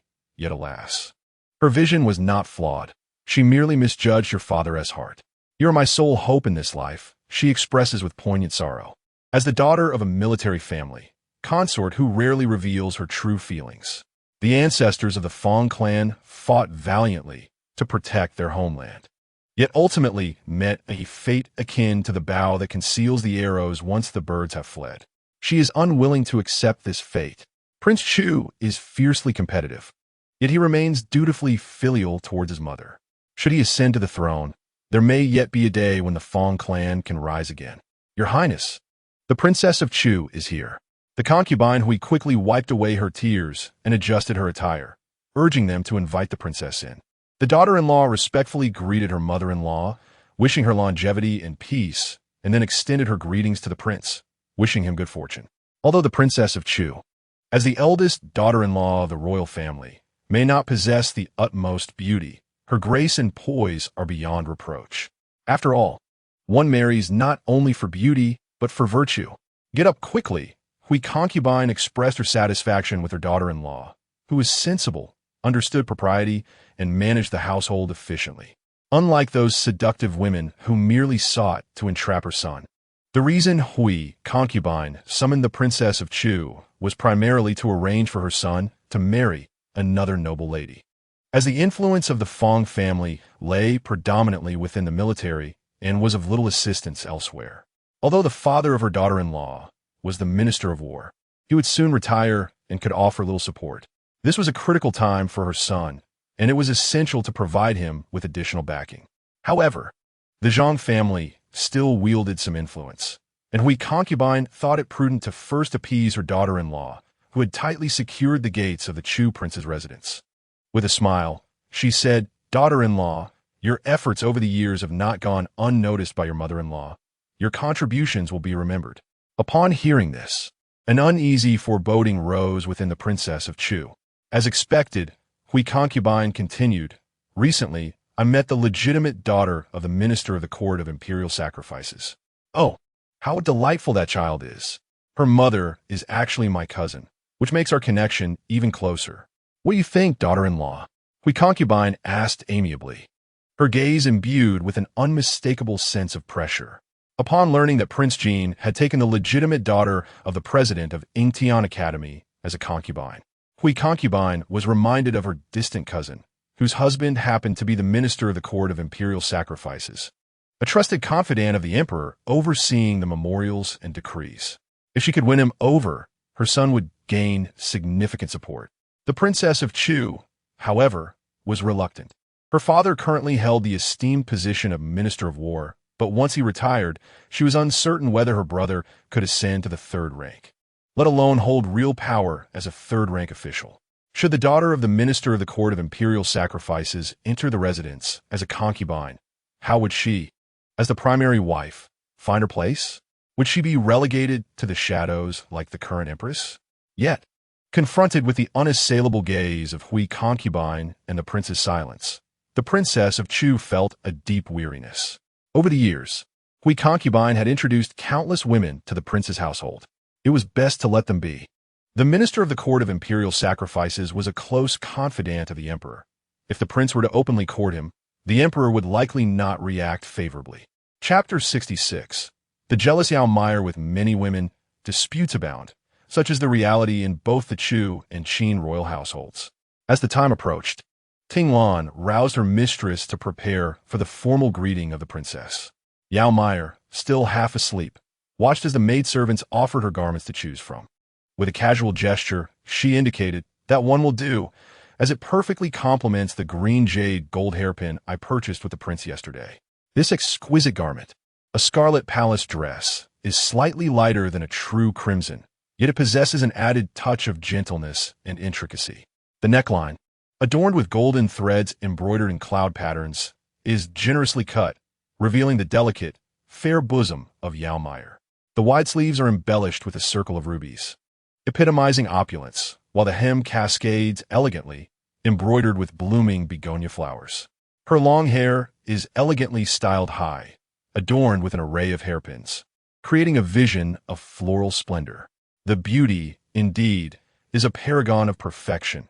Even her slender, porcelain fingers are painted with a lovely shade of red. Yao Meier gazes with satisfaction at her reflection in the bronze mirror. Ting Lan, it is no wonder the prince is so enamored with me. I find myself entranced by my own beauty, she muses with a hint of vanity. Ting Lan, accustomed to her mistress's self-admiration, replied without a flicker of emotion. Will the side consort be taking the soft sedan chair today, or will she walk to the main courtyard? After all, the Idle Cloud's residence is the closest, separated only by a small bamboo grove. However, considering Yao Meier's delicate stature, she frowned and declared, "Of course, I shall take the soft sedan chair. Do you not realize your mistress's legs are still weak? How could I possibly walk?" "Yes, my lady, I apologize for my lack of foresight. I shall arrange for the soft sedan chair immediately." In this esteemed courtyard, it is customary for noble ladies and young maidens to travel in soft sedan chairs, carried by sturdy matrons. Ting Lan assisted Yao Meier into the chair and followed closely beside her, while Yao Meier languidly reclined against the backrest, reveling in her comfort. "Madam, we have arrived at the side consort's main courtyard," Ting Lan softly announced. Upon arrival, Yao Meier extended her hand, inwardly lamenting, "It is all the prince's fault for leaving me so utterly drained. Indeed, I require assistance to rise." Some younger maids, still naive to the ways of the world, were oblivious to the nuances, yet the experienced matrons understood well, noting how favored the side consort was. With such alluring charm, how could the prince not be captivated? Any man would be drawn to her, and they must tread carefully in their service. To offend the prince's heart would bring dire consequences. As the side consort entered, Li Shufei and others rose to greet her, watching as Yao Meier's enchanting figure suggested she had been thoroughly indulged the previous night. Observing her beguiling gaze, they could not help but remark upon her captivating allure.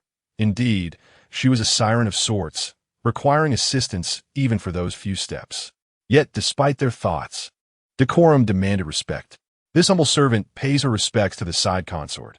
May the side consort enjoy longevity and peace. Yao Meier, casting a glance over her shoulder, commanded, "Everyone may rise."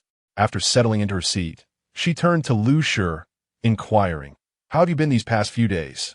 I have heard that the prince has not visited you for several days. Have you been heartbroken, perhaps speaking ill of me before the princess?"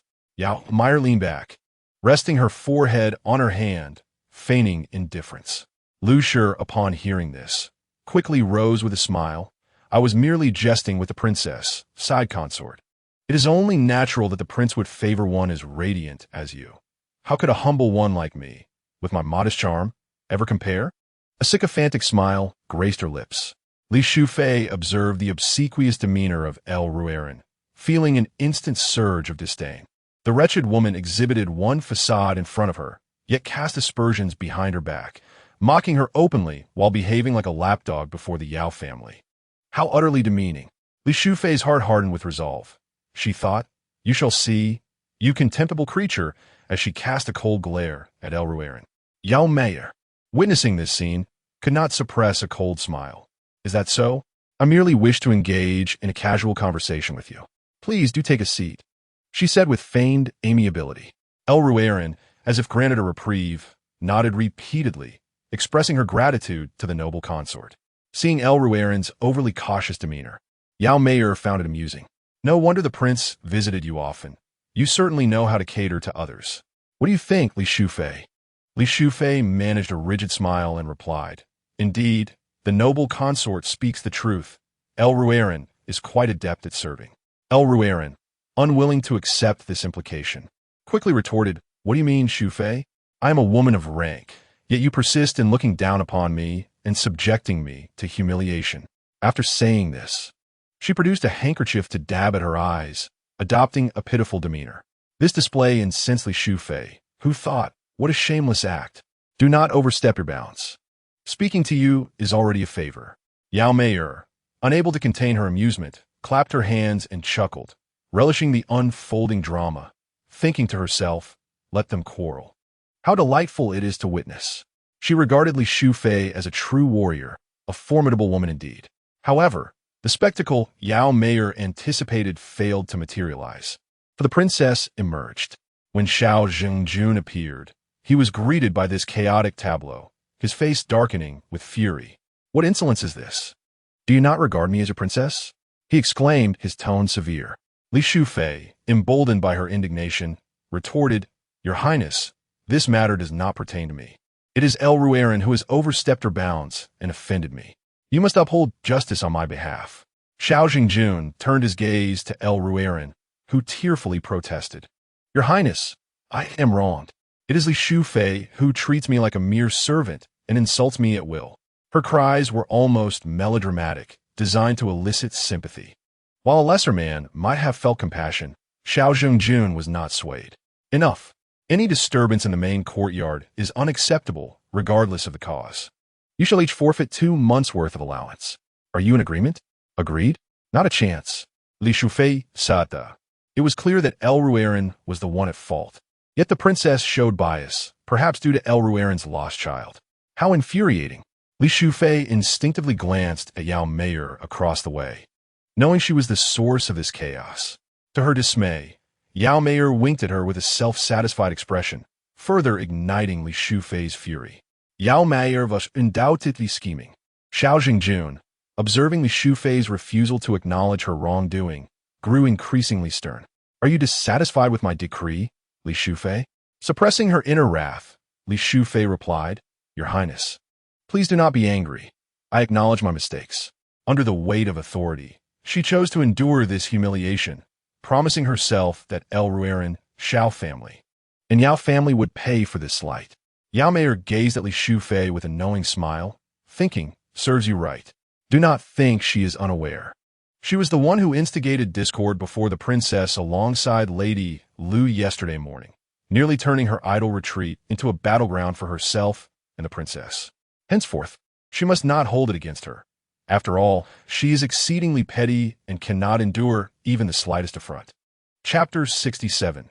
The formal visit to the main courtyard. Xiao Zhengjun sat at the head of the table, finding the sight of Yao Shi, clad in a striking crimson dress, exceedingly garish.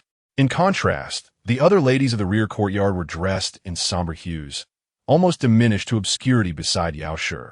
It would be remarkable if the prince were to spare them a glance. Li Shi, on the other hand, was tastefully attired. However, should she gain favor, she would undoubtedly disregard her as the princess in the future. With her illustrious lineage, Li Shi might prove even more formidable than Yao Shi. At this moment, Xiao Zhengjun felt a flicker of relief, sensing that the prince seemed rather indifferent to Li Shi. Otherwise, her position would be precarious. Your servant pays her respects to the princess, wishing her eternal peace and prosperity. Yao Meier, second only to the princess among the royal concubines, performed the greeting without kneeling, while the remaining ladies, including the secondary concubines, were required to kneel. Be at ease, please take your seats, Xiao Zhengjun commanded, her gaze lingering on Yao Meier for a moment, pondering her thoughts. After a brief pause, she leisurely remarked, It has been quite some time since this gathering of sisters has occurred. Silence enveloped the room. Yao Meier meticulously examined her fingernails, while Li Shi, visibly perturbed, chose to disregard the princess. The others, of lower status, scarcely dared to utter a word. The scene unfolded in stark contrast to Xiao Jingzhun's expectations. Not only was there no eager flattery from the concubines below, but they also seemed to ignore her entirely. When she was at the Marquis's residence, the concubines would respectfully pay their respects to their matron. None failed to extol her virtues. In typical noble households, concubines are akin to servants, easily traded at the mistress's whim. Yet, royal concubines are not mere concubines. Even when they err gravely, the clan court or the empress dispatches individuals to address matters, and they cannot be casually disposed of. Xiao Jingzhun had yet to fully acclimate to her role as the princess. In truth, the princess is but a candidate for empress. The emperor's consorts are also concubines, yet some cannot be dealt with capriciously, let alone the empress herself. Thus, being a royal wife is the most arduous of positions. The well-manicured nails pierced her palm, the pain awakening her senses. Yet, Xiao Jingzhun knew she must not succumb to anger, for that would render her unreasonable, leading to ridicule should it be known. She could not afford another misstep. The favored concubine in the palace had already expressed her dissatisfaction, placing her in a precarious situation. Turning to Yao Meier, Xiao Jingzhun softened her expression and spoke gently. "Doesn't it seem so, Sister Yao?" As if the previous day's discord had never transpired. All eyes shifted to Yao Meier, who delicately touched the hairpin atop her head with her fair fingers, her face painted with feigned contrition. "This is indeed my fault. I intended to pay my respects to the princess yesterday, but unexpectedly, the prince had a whim to take me out, preventing my arrival. Surely, the princess does not hold it against me?" Xiao Jingzhun smirked, contemplating that if you truly valued this princess, she would have no reason to hold a grudge. "But what of you? Sister Yao, what a curious statement. The prince holds you in high regard and appreciates your service, which brings me joy. As a princess, it is only natural for me to wish for your success in attending to the prince," she replied, her pride evident in her assertion of her rightful status as the primary wife. However, Xiao Jingzhun's words did not pierce Yao Meier's defenses. She had long accepted her role as a concubine, initially believing she could only aspire to be a secondary wife. The mere fact that she had a position as a concubine was already a source of contentment for her. Yet, Li Shufei's expression grew increasingly grim. Yao Meier remained untroubled, as her humble origins precluded her from ever becoming the princess, but Li Shufei's situation was markedly different. She hailed from a noble family and was once the favored concubine. Yet due to her status as a daughter of a secondary wife, she was relegated to a position of inferiority. This predicament left her father, the loyal and brave Marquis, baffled. How could the emperor be so harsh? Even if he was reluctant to see his son wed a concubine of lesser status, surely his daughter was worthy of the position of secondary wife to Prince Qin. Was it possible that the emperor bore some grievance against him, thus intentionally undermining his family? Unbeknownst to Li Shufei, upon her entry into the Qin royal household, the Marquis had sequestered himself in his study for an entire month, pondering this conundrum. In truth, it was merely a capricious act of those in power. As long as the princess holds no resentment towards me, the prince is indeed correct. The princess is truly magnanimous. Yao Meier remarked with a smile, displaying no trace of displeasure. The other concubines, sensing the shift in emotional intelligence, eagerly echoed her sentiments. Indeed, the princess is most generous. It is our fortune to serve under her. Observing this scene, Xiao Jingzhun felt no desire to linger further. These individuals were utterly lacking in ambition. "The hour grows late. You may all return," she declared. "I take my leave." After this audience, Xiao Jingzhun suddenly realized that Yao's favor was unmatched and unassailable. She had initially thought that Lu's pregnancy would divert some of the prince's attention. However, that proved untrue. Throughout Lu's pregnancy and subsequent miscarriage, the prince remained remarkably indifferent, as if the child held no significance for him. If she had felt a twinge of pride in the past, it now seemed utterly laughable in light of Yao's undeniable affection. Her earlier sense of superiority stemmed from the prince's focus on the legitimate heir, rendering Lu's child inconsequential. Yet, reflecting upon her current relationship with the prince, she realized that even if they were to have a legitimate firstborn, it would be in vain. Such thoughts sent the usually confident Xiao Zhengjun into a state of agitation. Glancing at Xu Yun standing nearby, she suddenly remembered that she had not seen Qing Wu for a couple of days. Yin Shu, how is Qing Wu's injury? Is he still unwell? Yun Shu hesitated. Qing Wu's injury is quite severe. Although he summoned the physician promptly and applied the necessary ointments, recovery will take time. At present, he still limps, and the physician warns that if he does not take proper care, he may be left with lasting repercussions. With a sense of resignation, Yin Shu cautiously replied. In response to the princess's words, Qing Wu requires a few more days of recuperation. Should the princess have any instructions, please feel free to entrust them to me. Yun impatiently retorted. This princess wishes nothing more than for the Yao family to lose favor immediately, to re-establish her authority. Can you achieve that? Lowering her head submissively, Yin Shu allowed her mistress to vent. Such was the fate of servants, devoid of autonomy. After some time, Xiao Xingjun felt somewhat relieved. Very well, you may return now.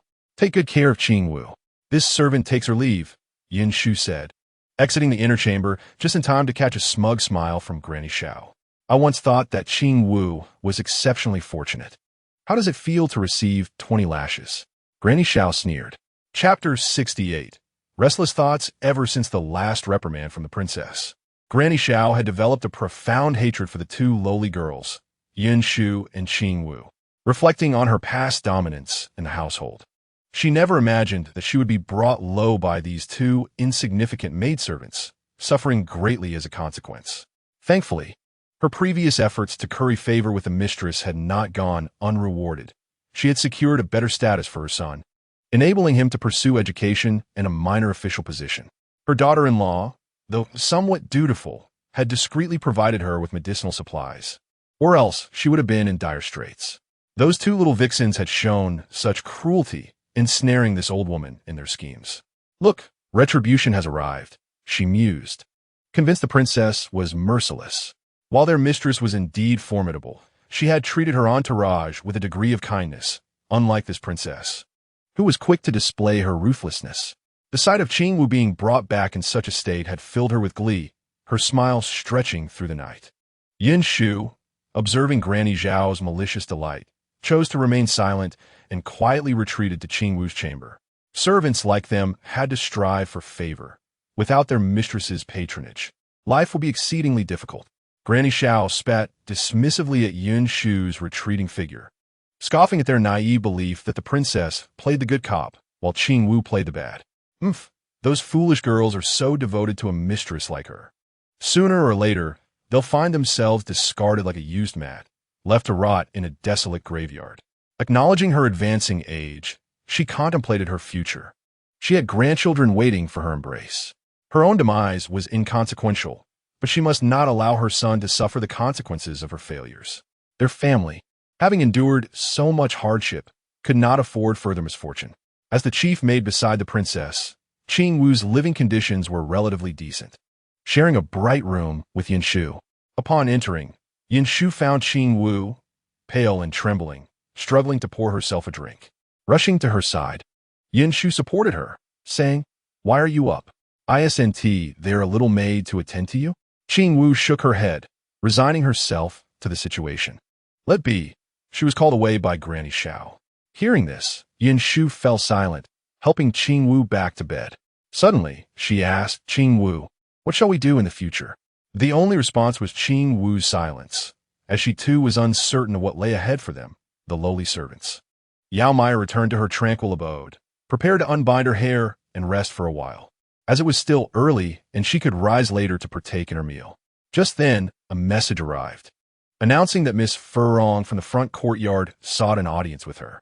Yao Meier, feeling languid and with tears welling at the corners of her eyes from yawn, was somewhat displeased. Why would a mere servant of the prince approach her? She held no authority and thought it best for her to seek the princess instead. "I shan't see her. I am so weary."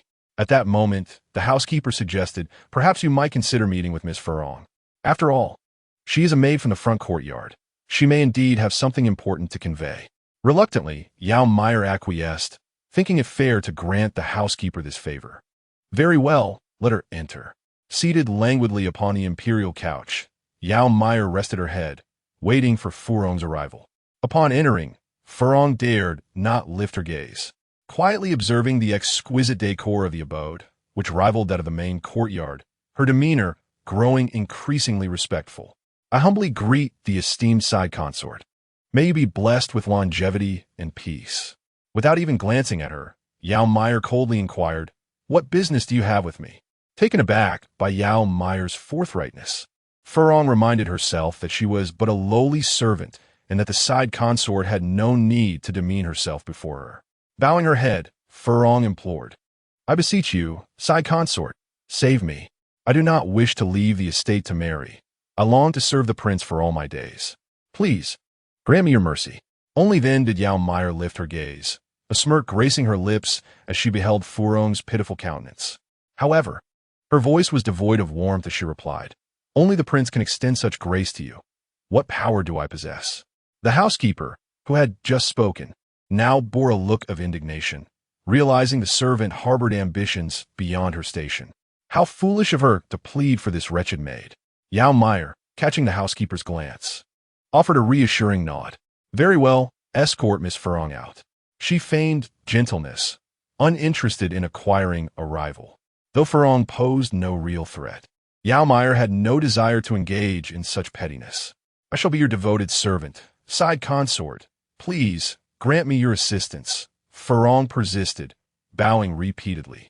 Growing weary of Furong's obstinacy, Yao Meier furrowed her brow, thinking, "Is she attempting to cling to me?" Just then, a voice announced, "The prince has arrived." Yao Meier understood, realizing this was merely a ploy to gain her favor.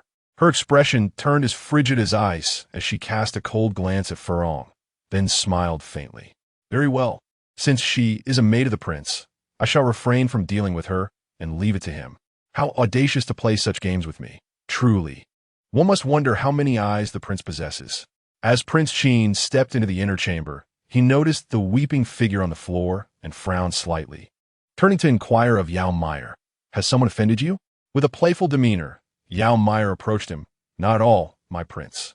I am the gentlest of souls, far too mild to harbor any anger. You unjustly accuse me." After a brief glance at Furong, the esteemed maid beside the prince, she expressed her desire to serve him loyally rather than marry and leave the palace. However, this was not a decision I could make on my own. With a gentle shake of the prince's arm, I mentioned this to him. Having endured the tribulations of the grand court assembly, the prince merely sought tranquility, expressing his disinterest with an impatient press of his brow. "Take her to the princess. Let her decide her fate," he instructed, turning to Zayadizi. "Miss Furong, please follow me." Zayadizi said hastily. Suddenly, Furong rushed forward, clasping the prince's leg. "My lord, I seek no title, only to serve you for eternity." Zayadizi, taken aback, feared that Furong, out of unrequited love, might attempt to harm the prince. "Someone, pull her away. This mad woman." The prince, now thoroughly exasperated, questioned the absurdity of the day's events. Zayadizi informed the princess to dismiss her. She must not be allowed to reappear in the palace. Sighing internally, Zayadizi lamented that had Furong behaved more appropriately, she could have awaited her departure with some rewards, ensuring her future comfort. It was unfortunate that, had the prince truly favored her, he would have cherished her long ago, especially with concubine Yao's presence to contend with. Concubine Yao supported the prince as he reclined on the favored couch, resting his head upon her lap. "You must be weary, my lord. Allow me to ease your burdens," she said, her delicate fingers gently massaging his temples.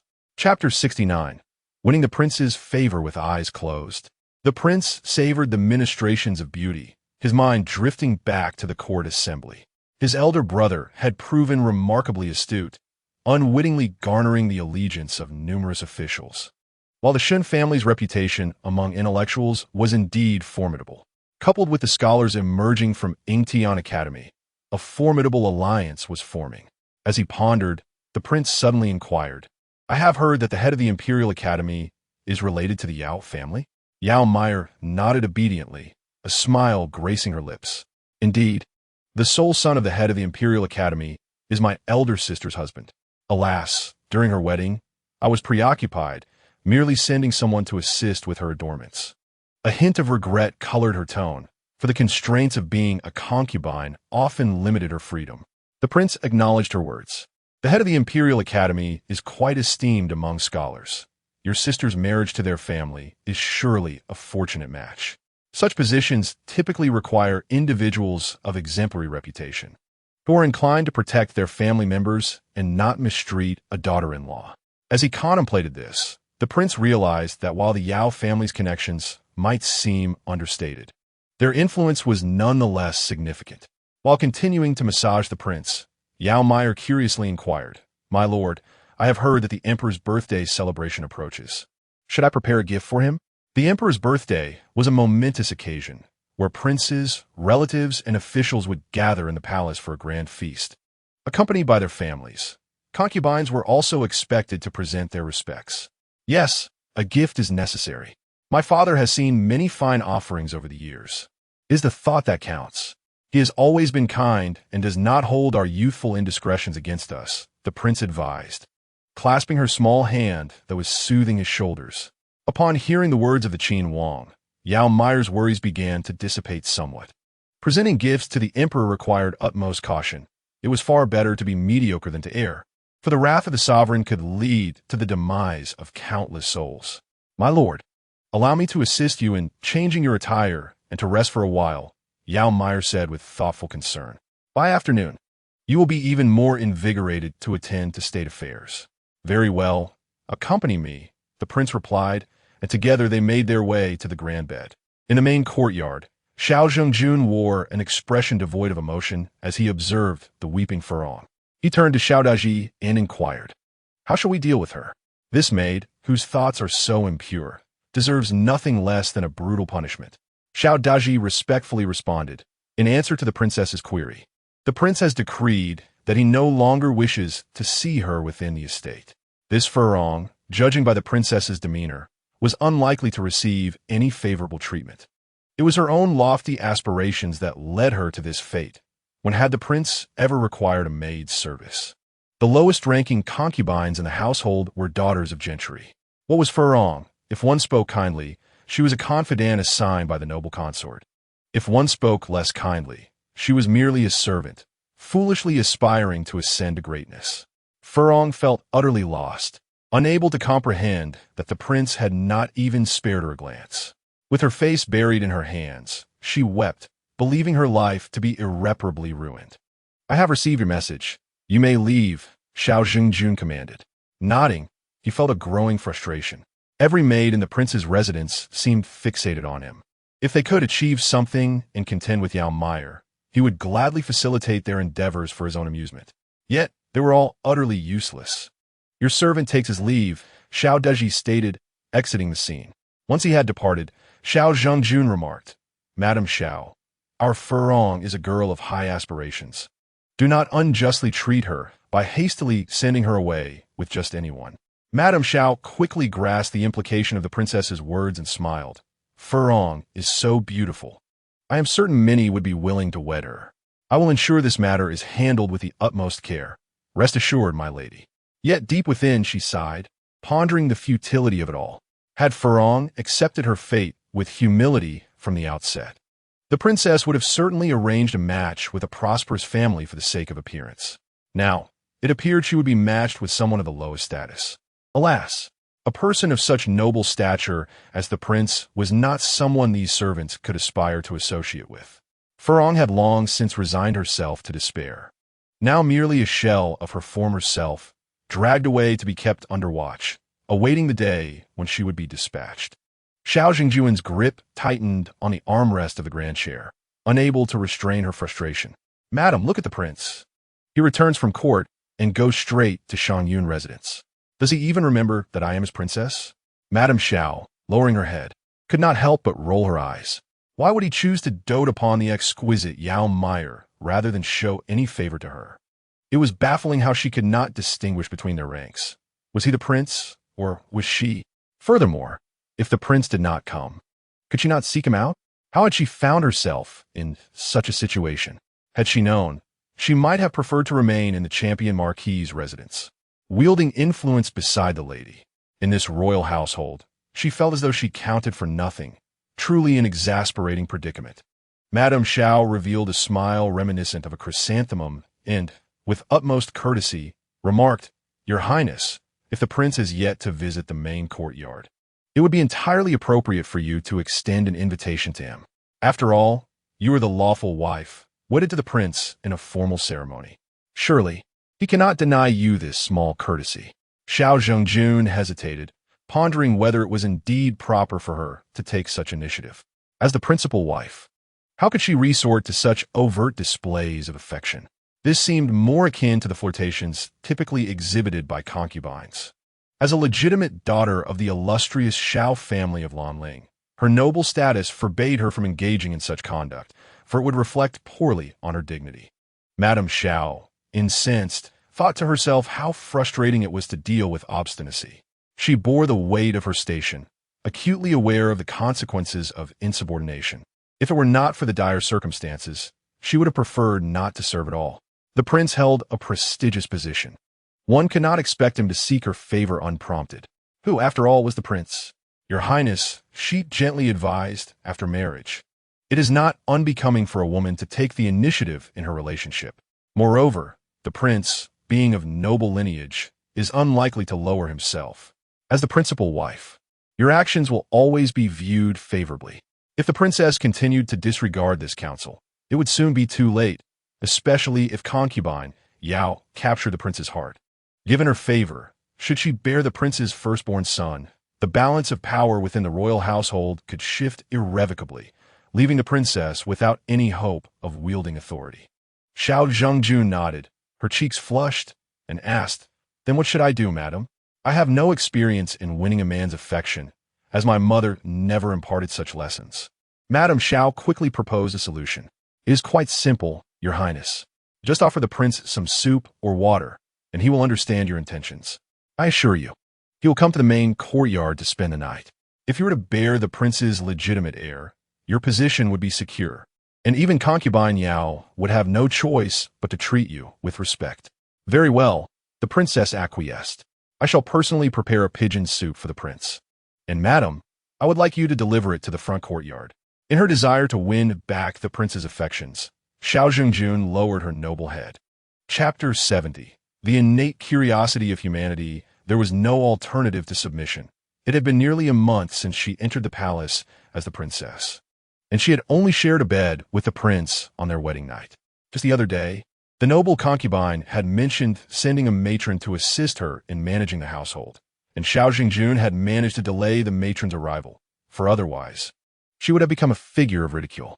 It had been less than a month since her wedding, and already the noble concubine deemed it necessary to send a matron down, indicating a lack of confidence in her abilities. Xiao Zhengjun changed into a fresh outfit, resolved to prepare pigeon soup for the prince. She had made this dish for her father before, and he had enjoyed it immensely. Surely the prince would appreciate it as well.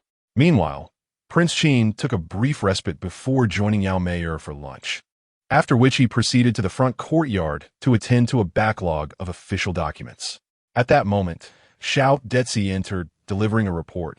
"Your Highness, this is an invitation from the Wang of Chongqing, who wishes to meet you at Hongbin Pavilion in 2 days." Chongqing Wang.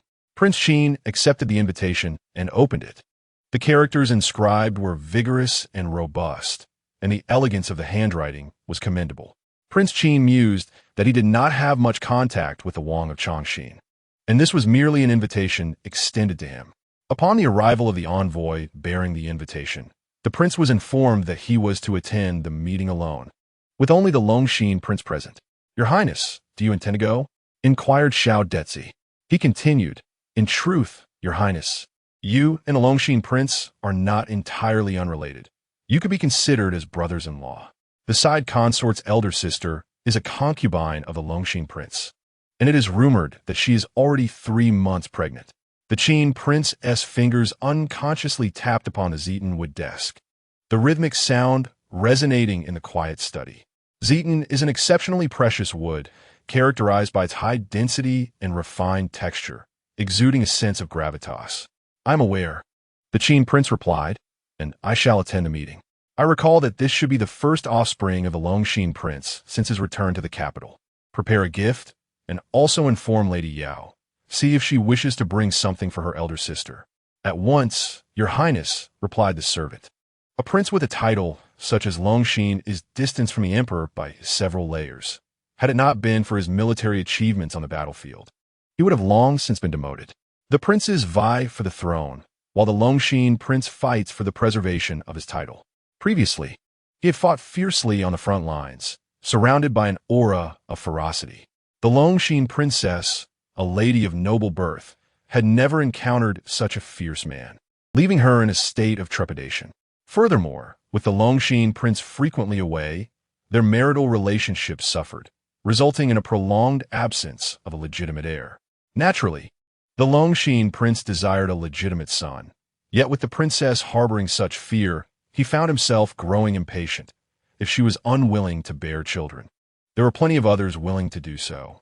Your Highness, the invitation has been delivered, and His Highness the Qin prince has agreed to attend the meeting, announced a personal guard of the Longxin prince. The Longxin prince nodded in delight, understanding that retaining or even elevating his title would ultimately rely more on the merits of the dragon's ascent than on any personal achievements. Meanwhile, he had been observing the princes from a distance, for the military ranks were no trifling matter. A single misstep could cost not only one's title, but one's life. Recently, however, he had heard from his concubine, Lady Yao, that the Yao family had grown quite close to the prince. The third miss of the Yao family, Lady Yao, who is also the side consort of the Qin prince, had been invited by the princess to a banquet at the prince's residence. Although the Longxin prince was a warrior, he was not devoid of intellect. He quickly ordered an investigation into this connection. Indeed, it was discovered that on the day Lady Yao attended the banquet at the prince's residence, the prince had also invited the Qin prince to join him for drinks. The Longxin prince found it hard to believe that Lady Yao had not crossed paths with the Qin prince, for such coincidences are rare. Once Lady Yao entered the Qin prince's residence, she became nearly singularly favored, with the Qin prince himself coming to escort her, suggesting that their affections had long been mutual. Though the prince was a relatively idle member of the royal family, his maternal and marital ties remained influential. If the prince were covertly supporting the Qin prince, it would indeed be a significant discovery. Now that a grand vessel was already at hand, all that remained was for him to find a way aboard. There was no need to construct another. Upon learning of her elder sister's pregnancy, Yao Meier felt a surge of joy. This was indeed splendid news, and she was grateful to the prince for the information. After expressing her gratitude, she gestured for Tinglan to fetch a purse. Tinglan handed a purse to Xiao Detzi, along with the side consort, would share in the joyful tidings. Xiao Dezai promptly smiled and said, "Thank you, Your Highness, for your generous gift. If I may add a word, I would rather bask in Your Highness's good fortune."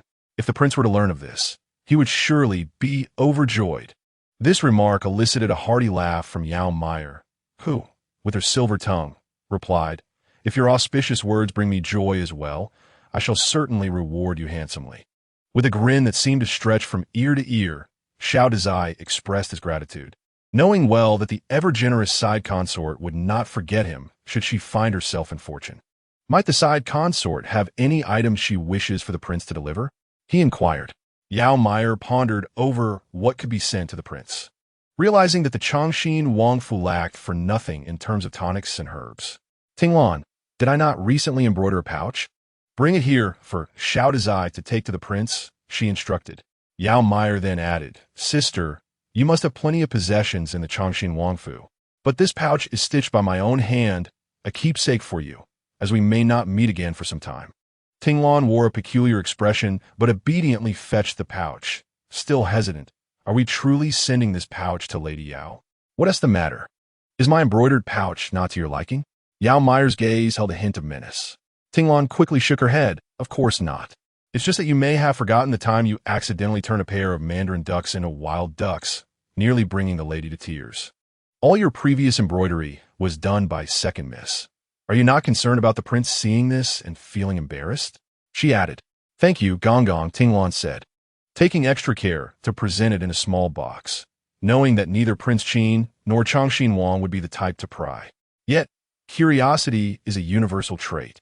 Prince Qin was particularly intrigued by Yao Meier's affairs. As Prince Qin gazed at the small box on the table, he inquired, "What lies within?" According to the side consort, "It is a pouch she personally embroidered," Xiao Dezai promptly replied, "but the specifics remain unknown to me." Prince Qin, contemplating the box, thought it prudent to inspect it. After all, Yao's carefree nature could lead to unforeseen issues. Upon opening the box and retrieving the pouch, he beheld the 2 wild ducks embroidered upon it, promptly discarding any notion of requesting Yao to create a pouch for him. Perhaps it was best to let this idea go. Chapter 71. A miscalculation with an impassive demeanor. Xiao Dezai praised. "The pouch embroidered by the side consort is indeed quite unique, Your Highness. As my father's longevity festival approaches, ensure that the gift prepared for him are meticulously inspected. Any mistake could lead to dire consequences," Prince Qin sternly commanded. "If any issues arise with the Emperor's gifts, he would undoubtedly take it out on me. Rest assured, Your Highness, the Emperor's gifts are always under vigilant supervision, with round-the-clock oversight," Xiao Dezai assured, demonstrating the diligence expected of someone in his esteemed position as the prince's chief eunuch. "Your Highness, the maidens in the front courtyard have all entered the palace alongside Furong, and they're no longer young. Perhaps it would be wise for Your Highness to grant them a favor?" Zayadizi, pondering the situation, sensed that these maidens, influenced by Furong, had long lost their focus on their duties. It would be prudent to dismiss them before another ambitious girl like Furong emerged. This matter should have been overseen by the princess, not a mere servant like himself. However, the events surrounding Furong had truly unsettled him. If she were to harbor resentment and harm Your Highness, they would be left regretting their inaction. The prince, having no ulterior motives towards the maidservants who attended him, considered the front courtyard a place for political matters, devoid of any desire for romantic distractions. Those wishing to marry should be matched with suitable families, while those uninterested in marriage could be assigned to serve in the inner quarters. Without raising his gaze, the prince instructed, "You may handle this matter as you see fit." "Yes, I shall ensure this task is executed well," replied Zayadizi. Just then, voices were heard outside the study, prompting him to step out briskly. "Masterda, I am an attendant to the princess, and today she personally prepared a pigeon soup for Your Highness, sending me to deliver it to you," said Mama Xiao with a smile. Such unfettered eunuchs were not to be trifled with. They might not achieve much, but they could easily cause trouble. Zayadizi's face bore a cordial smile as he recognized Mama Xiao. "My apologies, esteemed Mama. Please wait a moment while I inform His Highness. He is currently occupied." Of course, I shall wait here," Mama Xiao replied cheerfully, presenting herself as a benevolent elder. However, as soon as Zayadizi turned away, his smile vanished. The princess sought to please the prince, but seemed neglectful in discerning his preferences. The prince had little fondness for soups, much like the emperor, who was often preoccupied with various broths and tonics due to Consort Chang's incessant culinary experiments. A plate of pastries might have been more to the prince's liking. He might have indulged in at least a morsel out of respect for the princess. "Your Highness, the attendant from a main courtyard has brought the pigeon soup prepared by the princess," Zayadizi reported candidly. The prince frowned. "Did I not previously mention that the female attendants should not visit the front courtyard without reason?" After a moment's reflection, he added, "You may keep the soup, but ensure it is noted. I do not wish to see this happen again." The prince disapproved of the ladies from the inner quarters seeking favor in the front courtyard. It was inappropriate, especially given the presence of outside men. "Yes, I will attend to it immediately," Zayadizi replied, hurrying to exit. "Mama, Your Highness is busy. Let me take the soup inside," he suggested. Noticing that Mama Xiao seemed about to say something further, he quickly interjected, "Mama, you may not be aware, but His Highness prefers that the ladies do not wander into the front courtyard without purpose. It is inconvenient with outside men coming and going. Out of respect for the princess, he will overlook it this time." With an impeccable smile, Zayadizi continued, "Surely, Mama, the princess too must avoid situations where she might be seen with outside men." He countered with a smile. Madame Xiao nodded in agreement, acknowledging that what Masterda had said was indeed correct, and that it was her own misunderstanding. With that, she decided to take her leave. This young Detzi was truly impervious to persuasion. Upon reflection, it appeared that the prince's first impression of the princess was rather mediocre. If the princess wished to win the prince's affection, she would find it quite challenging. Alas, had she known this, she would not have accompanied the princess to the Qin Wangfu. What a predicament! If the princess were to fall out of favor, their positions as servants would surely diminish in the royal household. However, the pressing issue was not merely this. It was her failure to meet the prince and fulfill her purpose. She must devise a plan to placate the princess, for this old woman could hardly endure further punishment. Having formed a plan, Madame Xiao quickened her steps toward the main courtyard. I come to pay my respects to your highness. May you be blessed with longevity and peace. Xiao Jingzong observed Madame Xiao returning empty-handed and felt a flicker of joy, accompanied by a hint of shyness and excitement. Well, how did it go? What did the prince say? The princess is informed that the pigeon soup has been delivered to the front courtyard, Madame Xiao replied. However, the prince mentioned that there are often men from outside in the front courtyard, and he advised the ladies of the rear courtyard to refrain from going forward. Moreover, he is currently occupied with preparations for the emperor's longevity festival, and is unlikely to be available. Madame Xiao spoke with a mixture of truth and pretense. Cautiously watching Xiao Zhengjuan's expression, Xiao Zhengjun sighed inwardly, maintaining an outward appearance of understanding. The prince's words were not without merit. Inform the ladies of the rear courtyard to refrain from disturbing the prince. The emperor's longevity festival is approaching, and we must prepare our gifts. Xiao Zhengjun felt a headache coming on. As the new daughter-in-law, she could not afford to be negligent. What should she prepare? Contemplating this, she inquired, "What is the situation with the Yao family?" In response to your highness, everything is normal on Lady Yao's side. They too seem to be busy with this matter. However, we have not been able to ascertain the specifics. I beg your highness's forgiveness. Madame Xiao hastily apologized. There is no need for such formality, madam. After all, you have watched me grow, and I regard you as my second elder. Xiao Zhengjun began to cultivate goodwill, recognizing that with Qin Wu absent, both Madame Xiao and Yin Shu still held some value. The princess is the master, and the servant must always show respect, as is the custom. Madame Xiao replied with a respectful demeanor, though inwardly she sneered. Xiao Zhengjun nodded in satisfaction. By the way, madam, please expedite the matter regarding that girl Furong. Mentioning this girl ignited a fire of frustration within Xiao Zhengjun. These insolent maidservants truly lacked self-awareness. Your Highness, I have a suitable candidate in mind. A steward from the estate below the Qin Wangfu is interested in marrying Furong as his secondary wife. What do you think? Madame Xiao, harborings ulterior motives, took this matter seriously, as the steward had gifted her a substantial bribe of 20 taels of silver. Madam, please handle it as you see fit. Thus the matter was settled.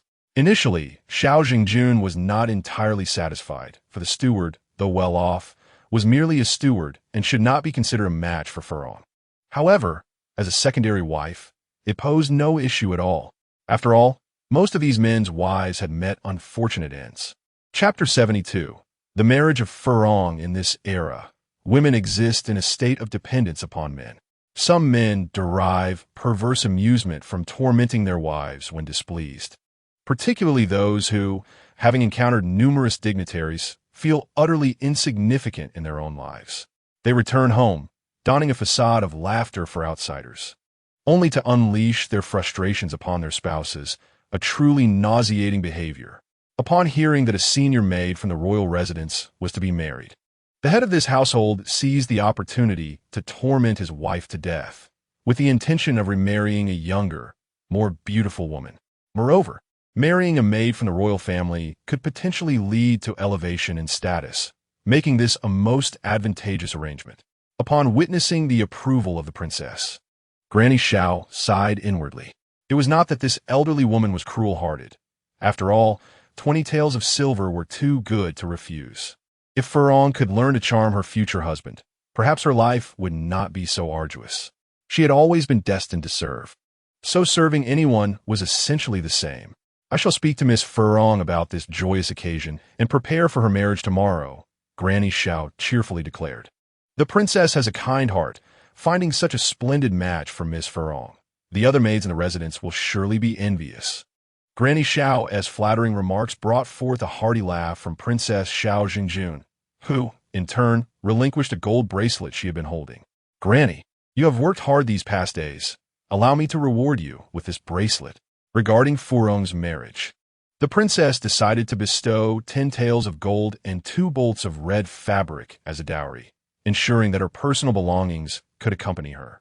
Princess Xiao Zhangjun did not mind presenting a more favorable image. Thus, with just a few words from Princess Xiao Zhangjun, the course of a young woman's life was irrevocably determined. News of this joyous event quickly spread beyond the main courtyard. Yao Meier, leisurely perusing an illustrated book, also caught wind of the marriage. However, she had no intention of meddling in its merits or demerits. She had no desire to entangle herself in the affairs of others, especially since Furong seemed intent on using her as a stepping stone. She was not one to repay malice with kindness. Upon learning of her impending marriage, Furong's eyes became vacant, her complexion ashen, as if all hope for life had dissipated. Granny Xiao, in her cheerful manner, remarked, "Miss Furong, you are truly fortunate. Look how benevolent the princess is, bestowing upon you such a generous dowry and matching you with a well-to-do family, the steward of the estate. In the future, you shall enjoy endless blessings, living leisurely as a lady with servants to attend to you." As she spoke, Granny Xiao began to believe that this marriage indeed held promise. Dispelling her feelings of guilt, "Furong, you must cultivate a sense of gratitude. Were it not for the princess's intervention, how could you have garnered such fortune?" Granny Xiao continued to indoctrinate Furong. "Oh, Furong, are you listening? Time is of the essence. You are to be married tomorrow. Make sure to prepare promptly and do not forget to don your wedding attire." Just then, a clear female voice called from outside, "Granny, are you there?" Granny Xiao stepped out of the room, her expression laced with curiosity and a hint of caution as she inquired, "Miss Huixin, what brings you here?" With a resigned smile, Huixin approached and gently grasped Granny Xiao's hand, discreetly slipping a pouch into her palm. In a low voice, she earnestly pleaded, "I implore you, Granny, to show me some kindness. I have known Furong since we both emerged from the palace. Although our relationship has not been particularly close, we have shared many years together. I wish to see her off as she weds and exchange a few words with her." Granny Xiao weighed the pouch in her hand, her expression softening into a warm smile. "Ah, we are all working in the Wangfu. There is no need for such formality with me. Go on in. It is commendable that you possess such loyalty. Do encourage Furong. Life must continue to move forward." "Indeed, indeed. Thank you for your understanding, Granny," Huixin responded promptly. "Very well. You two sisters may share your private words. I shall wait outside. Do call for me if needed." With that, Granny Xiao departed, her demeanor cheerful, reveling in the ease of earning a little extra coin that day. Once Granny Xiao was gone, Huixin's smile faded as she entered the room, only to find Furong, who usually delighted in her appearance, sprawled disheveled across the bed, her hair in disarray, with a vibrant red bridal gown lying nearby. Huixin raised an eyebrow, thinking, one might mistakenly believe she has already been sullied. "Furong, it is I, Huixin, here to check on you," she said softly, observing Furong's vacant expression. Furong finally reacted, managing a stiff smile, and coldly retorted, "Have you come to relish my misfortune?" Huixin nodded. "Indeed, I have come to witness your plight. You have relied on your modest beauty to dominate the front courtyard for years. Do you realize how loathsome you have become? Now, it seems, due to your actions, you and your fellow maids cannot serve in the front courtyard any longer and must be reassigned. Those fortunate enough might serve the princess or the concubines, while the less fortunate, like yourself, face marriage to strangers." Huixin adjusted her sleeve and continued, "The man you are to marry has already killed 2 wives, truly. The princess has chosen a splendid match for you." With that, she turned to leave. "Were it not for you, we might still be living as we once did. But now, which master would still value our service? All of this is your doing. Because of your example, the more attractive maids are now scrutinized closely. My intention was merely to let you take the lead, to scout the path ahead, yet you have hastily brought ruin upon yourself, dragging me down with you. Among us maids in the front courtyard, how many do not harbor inappropriate thoughts toward the prince?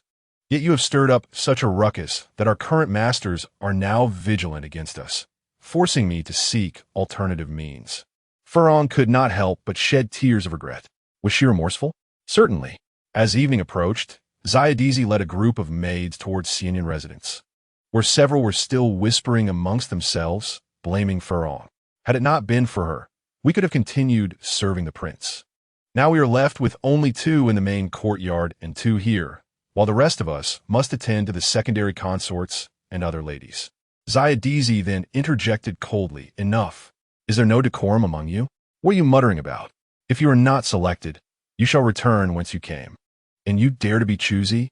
In the past, the absence of a lady in the Wang residence allowed your whims, but times have changed. This group of young maidens, raised like mistresses, cannot endure the slightest grievance. If the noble concubine were to learn of this, they might find themselves sent back to the Ministry of Internal Affairs. And I am merely providing them with a glimmer of hope." Chapter 73. The thoughts of concubine. Yao Meier gazed at the brightly adorned maidens below her, her brows furrowing slightly. She had no desire to harbor such delicate young ladies in her tranquil abode. "Here, I lack not for attendance, so you may all depart." Upon hearing Yao's words, Huixin clenched her fists. It had only been a day since she had fallen from the rank of the prince's favored maid to that of a common servant, and now, not a single mistress wished to take her in. Such disgrace was unbearable. Without a mistress to take her in, her fate would either be marriage or a return to the Ministry of Internal Affairs, neither of which she desired. Xiao Detzi smiled cheerfully and said, "Since the concubine does not require attendance, I shall escort them away." The concubine had no interest in these burdensome maidens, and he dared not impose them. The prince frequented the tranquil abode, and he could not afford to be at fault should any misfortune arise. Jiua Pavilion was the final stop on Xiao Detzi's journey. After all, these maidens had previously served the prince, yet the rank of the lady was too low, and she could only have 2 senior attendants. The pavilion, reflecting the preferences of concubine Li, had transformed from its previous elegance to an increasingly opulent state. Although concubine Li was not the most favored, she was supported by a respectable father. Reclining on a soft couch, concubine Li looked at Xiao Detzi in confusion and inquired, "What brings you here today? That you have come to see me?" She idly played with her nails. To this, Xiao Detzi replied, "I have come to present some maidens for your consideration, esteemed concubine. Please see if any of them meet your approval. If not, I shall take them back." He spoke politely. "If none suit your fancy, it matters not, as I shall escort them away." Concubine Li then straightened her posture and surveyed the maidens below, frowning in displeasure. They did not appear to be the type to remain obedient. "I find them unsuitable. Please take them back." Xiao Detzi ceased his persuasion, nodding in agreement as he prepared to leave. These maidens had already tarnished their reputations under Furong's influence and would need to return to the Ministry of Internal Affairs to relearn proper conduct. At that moment, Huixin stepped forward and knelt, saying, "I greet you, concubine. I am Huixin. I implore you to grant me an opportunity. I shall serve you diligently." With a pleading expression, she continued, "Concubine, I merely wish to live a life of propriety without any ulterior motives." Huixin concubinely pondered the name. Her heart stirred somewhat. After all, she had previously served the prince and might possess some knowledge of his preferences. Retaining her by her side could prove beneficial, and should she develop other intentions, she would be unable to escape concubine Li's grasp.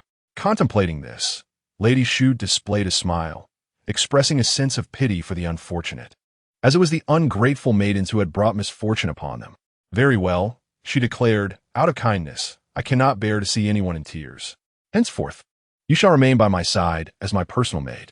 With that, Lady Shu removed a golden bracelet from her wrist and said, "From now on, you shall be known as Mingxin. This bracelet is a token of my favor. You must serve diligently, for I have little patience for undisciplined servants." With a smile that held a hint of menace, she added, "I trust you do not wish to witness my methods." "Yes, Mingxin is grateful for the bestowed name and gift," she replied, kneeling once more in a display of humiliation.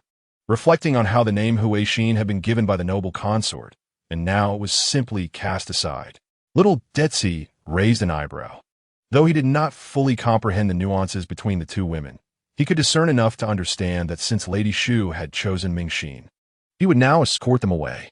Lady Shu nodded and instructed, Mingyue, please see off Master De. Xinger, take your sister Mingxin to tidy up. You will both be part of Jiyue Pavilion from this day forth. To extract every ounce of utility from Mingxin, Lady Shu maintained a faade of a benevolent mistress. After Mingxin departed, Siyue approached and reported, Lady Shu, I have learned that the main courtyard's princess has retained 2 young maids as third-class palace servants, while no one from Xianyenju was kept. Lady Shu nodded, reflecting, the princess likely shares my sentiments. We lack the confidence of concubine Yao. Her tone grew somber as she continued. I have heard that the Emperor's longevity celebration approaches, yet regrettably, I am not permitted to enter the palace to pay my respects. She recalled attending banquets in the palace with her birth mother before her marriage. And now she was deemed unworthy, the daughters of other noble houses likely laughing at her plight. This thought stirred a deep discontent within Lady Shu, and she yearned to vent her frustrations. However, she recognized that the imperial marriage edict was decreed by the emperor. Any expression of dissatisfaction could lead to trouble for her family, as she had her father, concubine mother, and younger brother to consider. Reflecting on her childhood naivety, when she inquired of her concubine mother why she chose to be a secondary wife rather than a primary, she now understood the sorrow reflected in her eyes. Mingxin has arrived, Lady Shu, Siyue softly reminded her. Lady Shu quickly masked her earlier vulnerability with an impeccable smile and addressed Mingxin. As you are newly arrived at Jiyue Pavilion, it is perfectly acceptable to rest a while. There is no need to rush to serve me. Mingxin, with utmost respect, replied. In response to Lady Shu, I am but a servant, and everything must revolve around my mistress. Moreover, I wish to be by your side and serve you promptly. Hearing this, Lady Shu's eyes glimmered with satisfaction, and Mingxin finally breathed a sigh of relief. Fortunately, she had exchanged a few words with Xinger earlier. Otherwise, she feared it would not have been so easy to gain acceptance. Mingxin reflected on her previous quarters, feeling a sense of suffocation. Realizing the stark contrast in conditions compared to the front courtyard. Mingxin, tomorrow you shall accompany Siyue to pay respects to the princess in the main courtyard, Lady Shu announced, signifying her intention for Mingxin to serve closely. Thank you for your trust, Lady Shu, Mingxin expressed gratefully. Before Mingxin had considered seeking refuge with the princess, it was the disdain the princess harbored for them, particularly due to Furong, that deterred her. The princess refused to even cast a glance in their direction. Had it not been for the persuasion of Elder Madame Xiao, who advised retaining a few maids from the front courtyard to glean insights into the prince's preferences, the princess likely would not have kept those 2 at all. Furthermore, given the princess's illustrious lineage, even if one day she were to rise to prominence, it would be improbable to escape the princess's grasp, forever remaining subservient. As Mingxin pondered, her thoughts drifted to the favored concubine Yao she had seen at Xianyan residence. If only she possessed such beauty, wealth and grandeur would be within reach. Even the aloof and imposing prince showed great affection towards Yao. Having served the prince for so long, do you know his preferences? Lady Li inquired, unable to contain her curiosity, as the prince seldom visited Jiyue Pavilion, making it challenging for her to observe anything at all. Mingxin lowered her head in trepidation and replied, Forgive me, lady. It is usually Sister Furong who attends to the prince. She could not divulge what Lady Li was interested in just yet. She needed to secure her own position first. Chapter 74.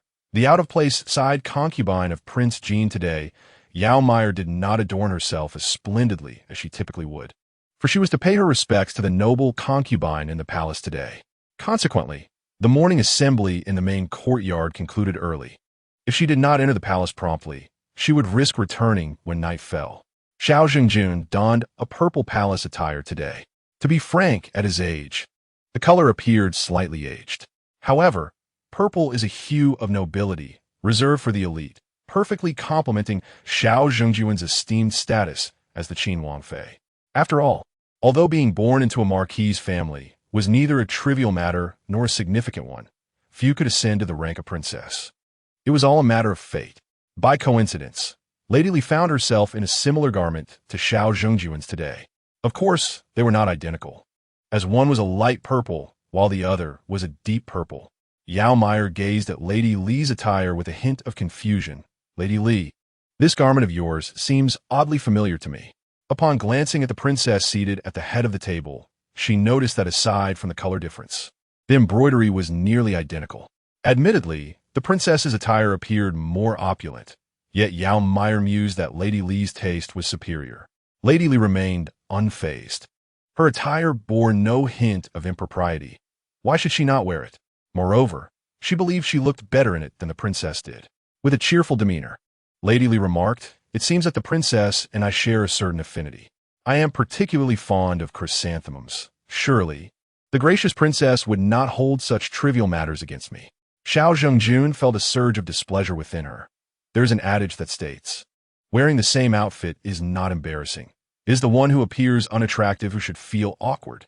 Lady Li showed no signs of embarrassment. Thus the discomfort surely fell upon her. Standing nearby, Elder Madame Zhao's eyelids twitched. This was the very attire she had suggested for the princess today, having proclaimed that purple signified nobility. Who could have anticipated that her good intentions would lead to such an unfortunate outcome? Xiao Zhengjun restrained his anger, for he did not wish to dismiss the Li family over such a trivial matter, lest others perceive him as petty. After all, they were sisters by relation. How could this noble consort quarrel with Sister Li? However, he found the color of Sister Li's attire rather too pale. Being young, she ought to don more vibrant hues. Xiao Zhengjun displayed an air of magnanimity, tactfully retreating while advancing his point. In this era, deep and bright colors were deemed prestigious, as common folk were prohibited from wearing yellow, purple, green, or red. Li Shufei, with a smile that did not reach her eyes, responded, "Your Highness speaks wisely. Yet I believe that as long as one looks good, any color is suitable. If one does not appear attractive, even the most noble colors are of no use." Her words carried a veiled implication. Yao Meier chuckled at the exchange, finding it quite amusing. "What say you, consort?" she inquired, having noticed Li Shufei's awareness of her glee. Yao Meier, adjusting her new attire, carelessly remarked, "I harbor no such worries. I am naturally beautiful and look splendid in any garment." Upon hearing this, Ming Xin, standing behind Li Shufei, could not help but glance up, her eyes betraying a deep-seated jealousy. Li Shufei, observing Yao Meier's alluring damiano, felt a strong urge to tear her face apart for her ostentation. "Well, time is fleeting. I must enter the palace to pay my respects to the noble consort." "Everyone disperse," she declared. Yao Meier's words also irked Xiao Zhengjun considerably. "Your Highness, the carriage is prepared," reported the attendant. Thus, the noble consort and the side consort of the Qin Wangfu set off towards the palace, one carriage following the other. Today marked the first day of the month, a significant occasion, as Empress Shun was still alive. Hence they, as daughters-in-law, ought to pay their respects to her, demonstrating both reverence and filial piety. At the palace gates, they encountered the ladies from other noble houses, as most consorts and side consorts entered the palace at this time. Yao Meier, curious, noted that aside from the consort and her sister Wei, she had yet to meet any other noble women from the royal families. She had intentionally brought her aunt, a woman well-versed in palace etiquette and gossip, to accompany her. Upon dismounting from their carriages, they exchanged pleasantries with familiar ladies at the palace entrance before proceeding inside. Yao Meier sensed numerous scrutinizing gazes upon her, but she remained unfazed. Having grown accustomed to her beauty, she knew that a mere glance would not diminish her allure. Everyone was well aware of the illustrious Qin Wang's favored consort, Yao Shi, and their curiosity was palpable. Upon witnessing her exquisite beauty, akin to blossoming peach and plum trees in spring, they marveled at the good fortune of the Qin Wang. There were no envious souls daring to provoke her, for they were all refined ladies raised with utmost care by their families, far too dignified to engage in such folly. Today, Kunning Palace was a veritable garden of flowers, as numerous consorts and side consorts gathered together, adorned in colorful silks and brocades. Their garments were either embroidered with blossoms or embellished with pearls and jewels, hairpins swaying gracefully, and their movements producing a gentle sound, as they stood elegantly, epitomizing the grandeur of the imperial family. The daughter-in-law respectfully greets the empress, wishing her boundless blessings and good health.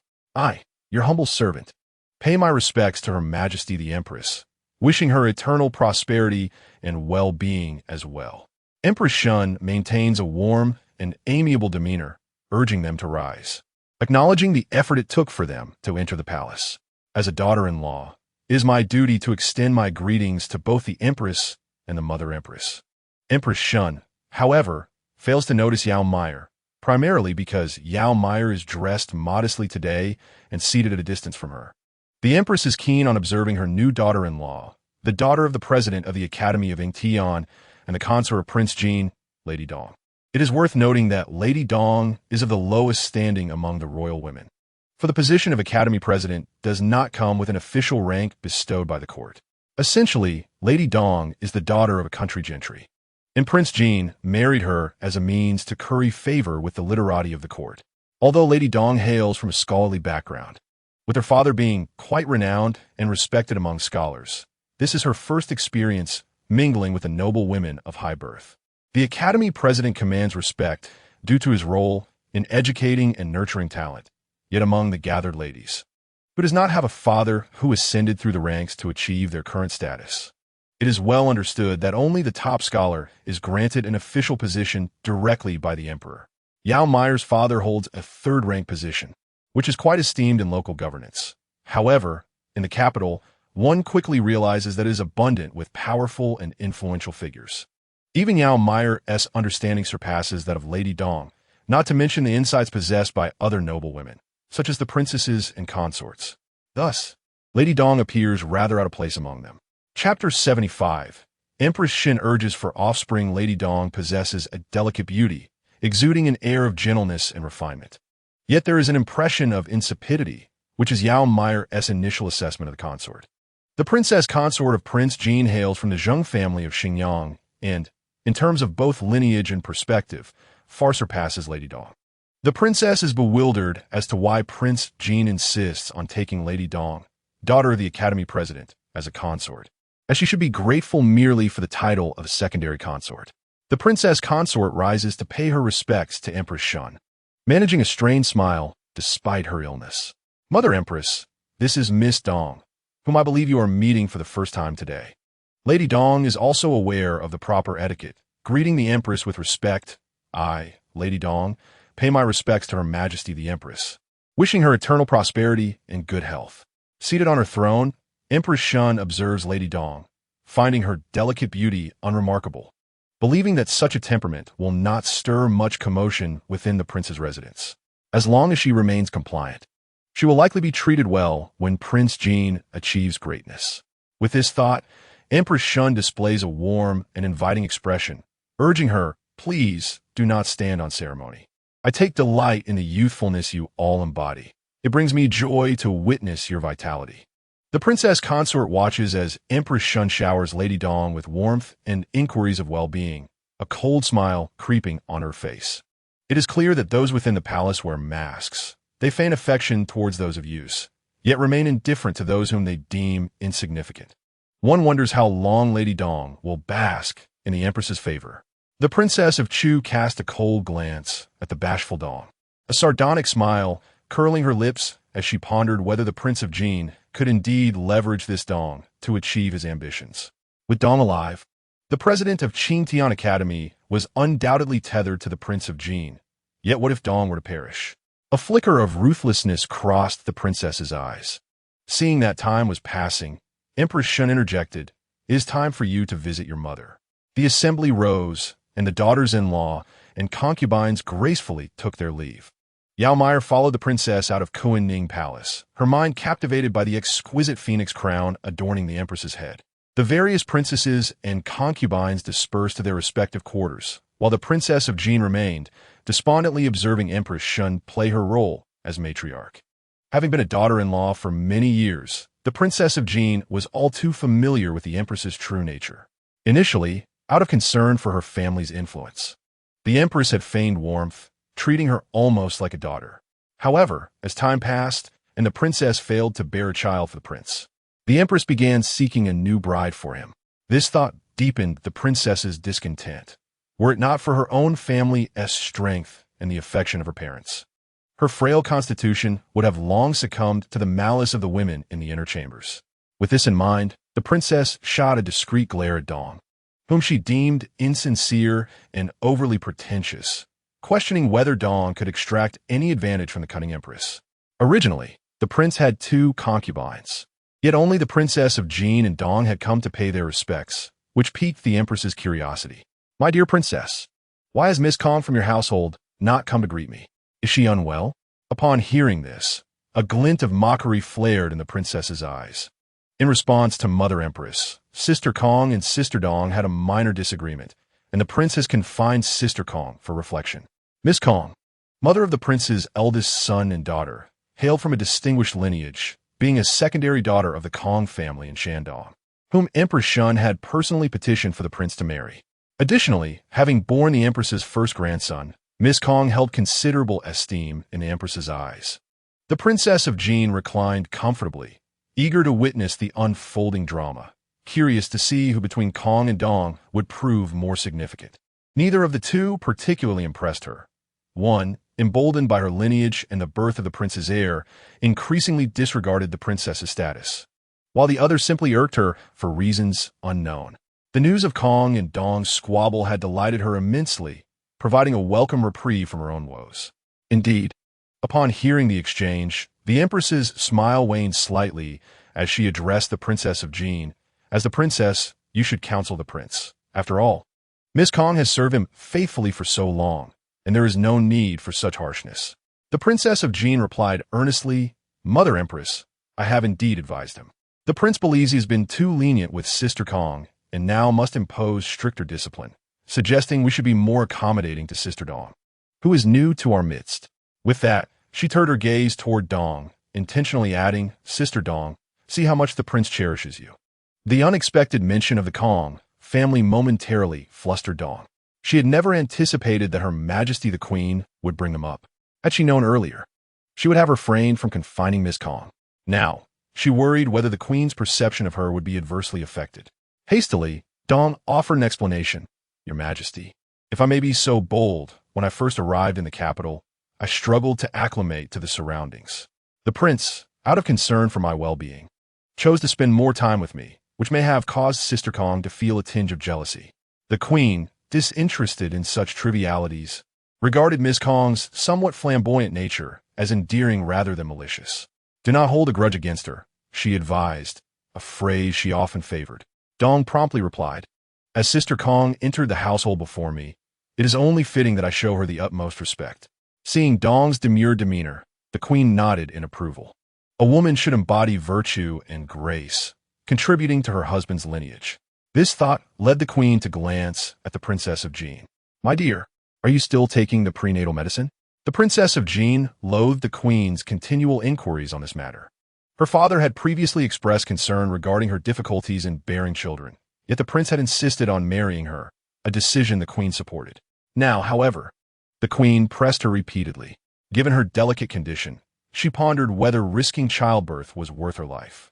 Responding to the Queen's comments, the court physician had indicated that the princess faced challenges in conceiving, and despite numerous remedies, there had been little progress. The princess then mentioned her earlier agreement with her mother to consider adopting a child to raise. She felt that her status rendered her inability to bear children inconsequential. Yet the Queen's selfish desires to see her produce an heir disregarded her well-being. At that moment, the Queen found herself at a loss for words. How could she express that the princess's lack of offspring was detrimental to the interests of the Zheng family, who might not wholeheartedly support the prince without a child of their own? Having your own child is preferable. I do not wish to pressure you, but you're still young. Some matters are best left unspoken for the sake of mutual dignity, the Queen thought, hesitant to voice her concerns. Chapter 76. Yao Meier's pregnancy. When Yao Meier and Xiao Zhengjun arrived at Weiyang Palace, the personal maidservant of the esteemed Empress Chong was already awaiting them at the entrance. Xiao Zhengjun hesitated momentarily, reluctant to face the Empress. Conversely, Yao Meier felt no such trepidation. She harbored a fondness for her mother-in-law, finding her both beautiful and gracious. Their relationship was devoid of competing interests, alleviating any fears Yao Meier had of being undermined by the Empress. The maidservant greeted them warmly. Greetings to the esteemed princess and the honored concubine. The empress has been eagerly anticipating your arrival. Her face radiated warmth, embodying the amiable demeanor expected of palace attendants. Thank you, esteemed maidservant, Yao Meier replied. Seated regally at the head of the room, the empress remained as stunning as ever, her beauty undiminished even after a month of absence. The radiance bestowed by the emperor's favor was evident. One could hardly overlook how the once favored Lady Rong appeared to have aged a decade since her fall from grace. Though Lady Rong had been reinstated, the emperor had not visited Yongfu Palace since her demotion. I pay my respects to you, mother. May you enjoy long life and prosperity, Yao Meier said, bowing respectfully. I humbly pay my respects to your highness, the noble consort. May you enjoy boundless blessings and tranquility. Consort Chang nodded, gesturing for them to rise and be seated. She inquired, what brings you here later than usual today? Has Her Majesty the Empress issued any commands? Xiao Jingjun rose respectfully, stating, today, the side consort of Prince Jin, Lady Dong, has entered the palace for the first time to pay her respects to Her Majesty the Empress. Her Majesty was pleased and engaged her in conversation for a while. Consort Chang waved her hand. Please sit down. There is no need for such formalities. As she spoke, Consort Chang observed Lady Yao in the lower right corner, who had grown even more enchanting in the month since their last meeting, clearly well-loved by her son. These are some new delicacies crafted by the small kitchen. Do try them and see if they please your palate, Consort Chang said kindly. Although she had her reservations about the consort, she did not wish to reprimand her in front of others, deciding to address it at a more opportune moment. Lady Yao Mei gazed at the colorful treats, feeling a sudden desire to indulge, puzzled by her inexplicable hunger despite having had breakfast earlier. Xiao Jingjun exhibited a measure of restraint, while Lady Yao Mei continued to eat with unabated enthusiasm, prompting a smile from Consort Chang. It seems these delicacies have been well crafted. Remember to reward the small kitchen later, she remarked. The attendants of Weiyang Palace smiled warmly as they observed Lady Yao Mei's delight in the treats, though Xiao Jingjun felt a surge of discomfort. Recognizing Lady Yao's knack for ingratiating herself, Lady Yao Mei flashed a charming smile at Consort Chang, unaware of why she had felt so ravenous moments ago, only to be suddenly besieged by a wave of nausea. It felt as though her stomach had been filled with a damp, heavy mass. An unpleasant sensation that threatened to rise in her throat, leaving her eyes glistening with unshed tears, appearing pitiful. Consort Chang noticed Lady Yao Mei's suddenly pale visage and displayed a hint of concern. This is my Weiyang Palace. Surely, the food cannot be poisoned. Lady Yao, what ails you? Xiao Zhengjuan's spirits lifted momentarily, relishing the thought of Lady Yao facing the consequences of her ingratiating ways with the consort. How delightful this is. Let us see how you manage to maintain your composure in front of the consort. Your days of ease may soon come to an end. Lady Yao Mei spoke weakly. I feel quite unwell, as if I might be ill. At this moment, an experienced matron from Weiyang Palace chimed in. Could it be that the side consort is with child?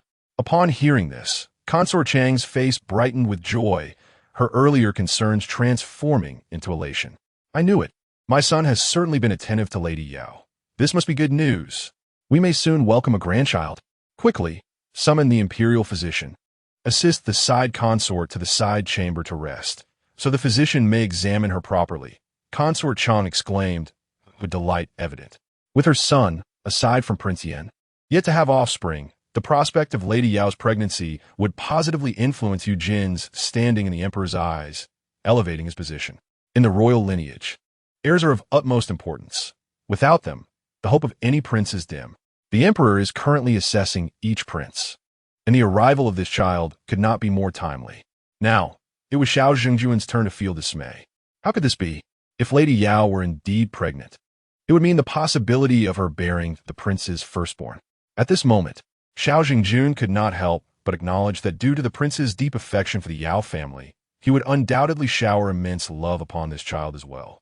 Once her child is born, would there still be a place for her in the prince's heart?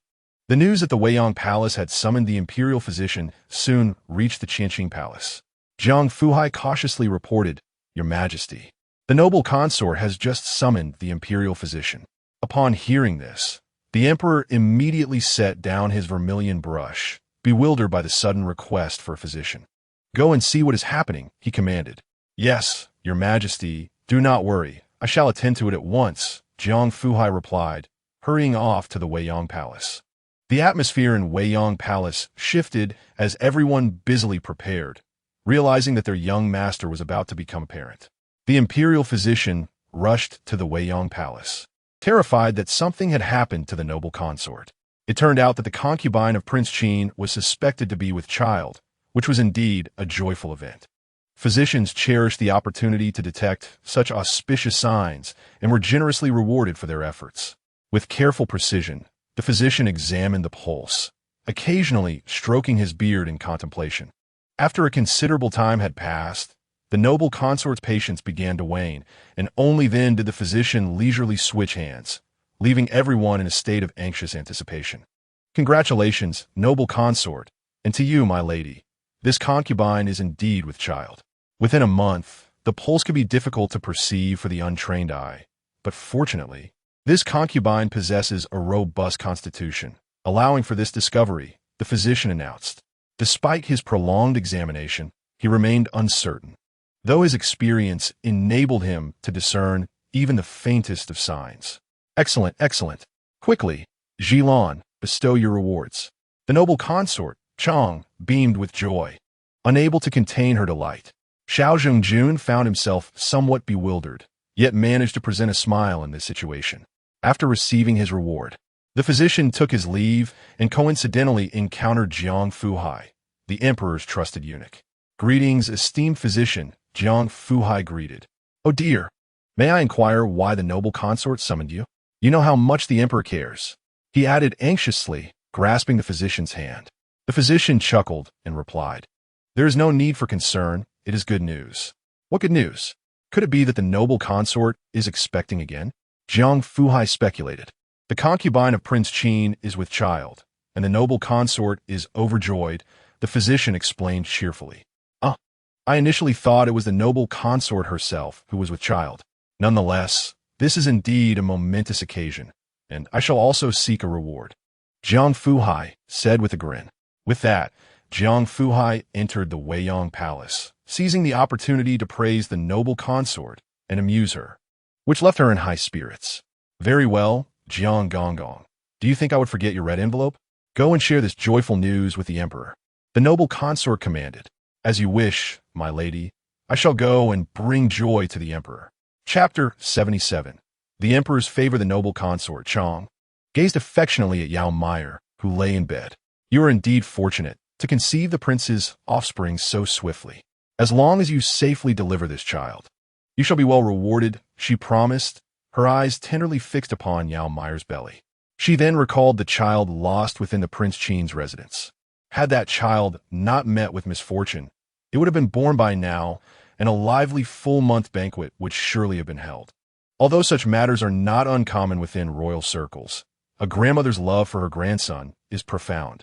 Thus, the noble consort Chang could not help but gently remind the princess, "My dear princess, I have always told Lady Roan that I have acquired a splendid daughter-in-law, one who brings prosperity to both her husband and her family. Look, it seems you will soon be called mother."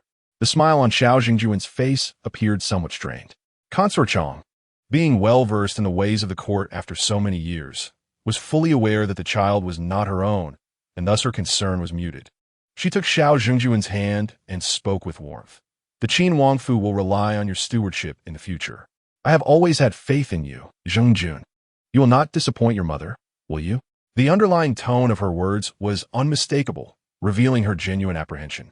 Given the recent actions of the Xiao family, how could she possibly feel at ease with a mistress who could not even accommodate a mere maid? Had she not already cleared the palace of threats? Whispers of the Qin princess's jealousy would have long echoed throughout the capital. Xiao Jingjun nodded obediently, assuring her, "Rest assured, mother. I will manage the affairs of the Qin Wangfu's inner court diligently, ensuring that the prince has no worries, and I will watch over Sister Yao, ensuring she safely delivers the prince's first offspring." Seeing the princess so understanding, Consort Chang nodded in satisfaction and replied with a gentle smile, "I always knew you were a good child. I do not concern myself with trivial matters. Yet royal offspring are invaluable, as Lady Rome can attest. Indeed, mother speaks wisely.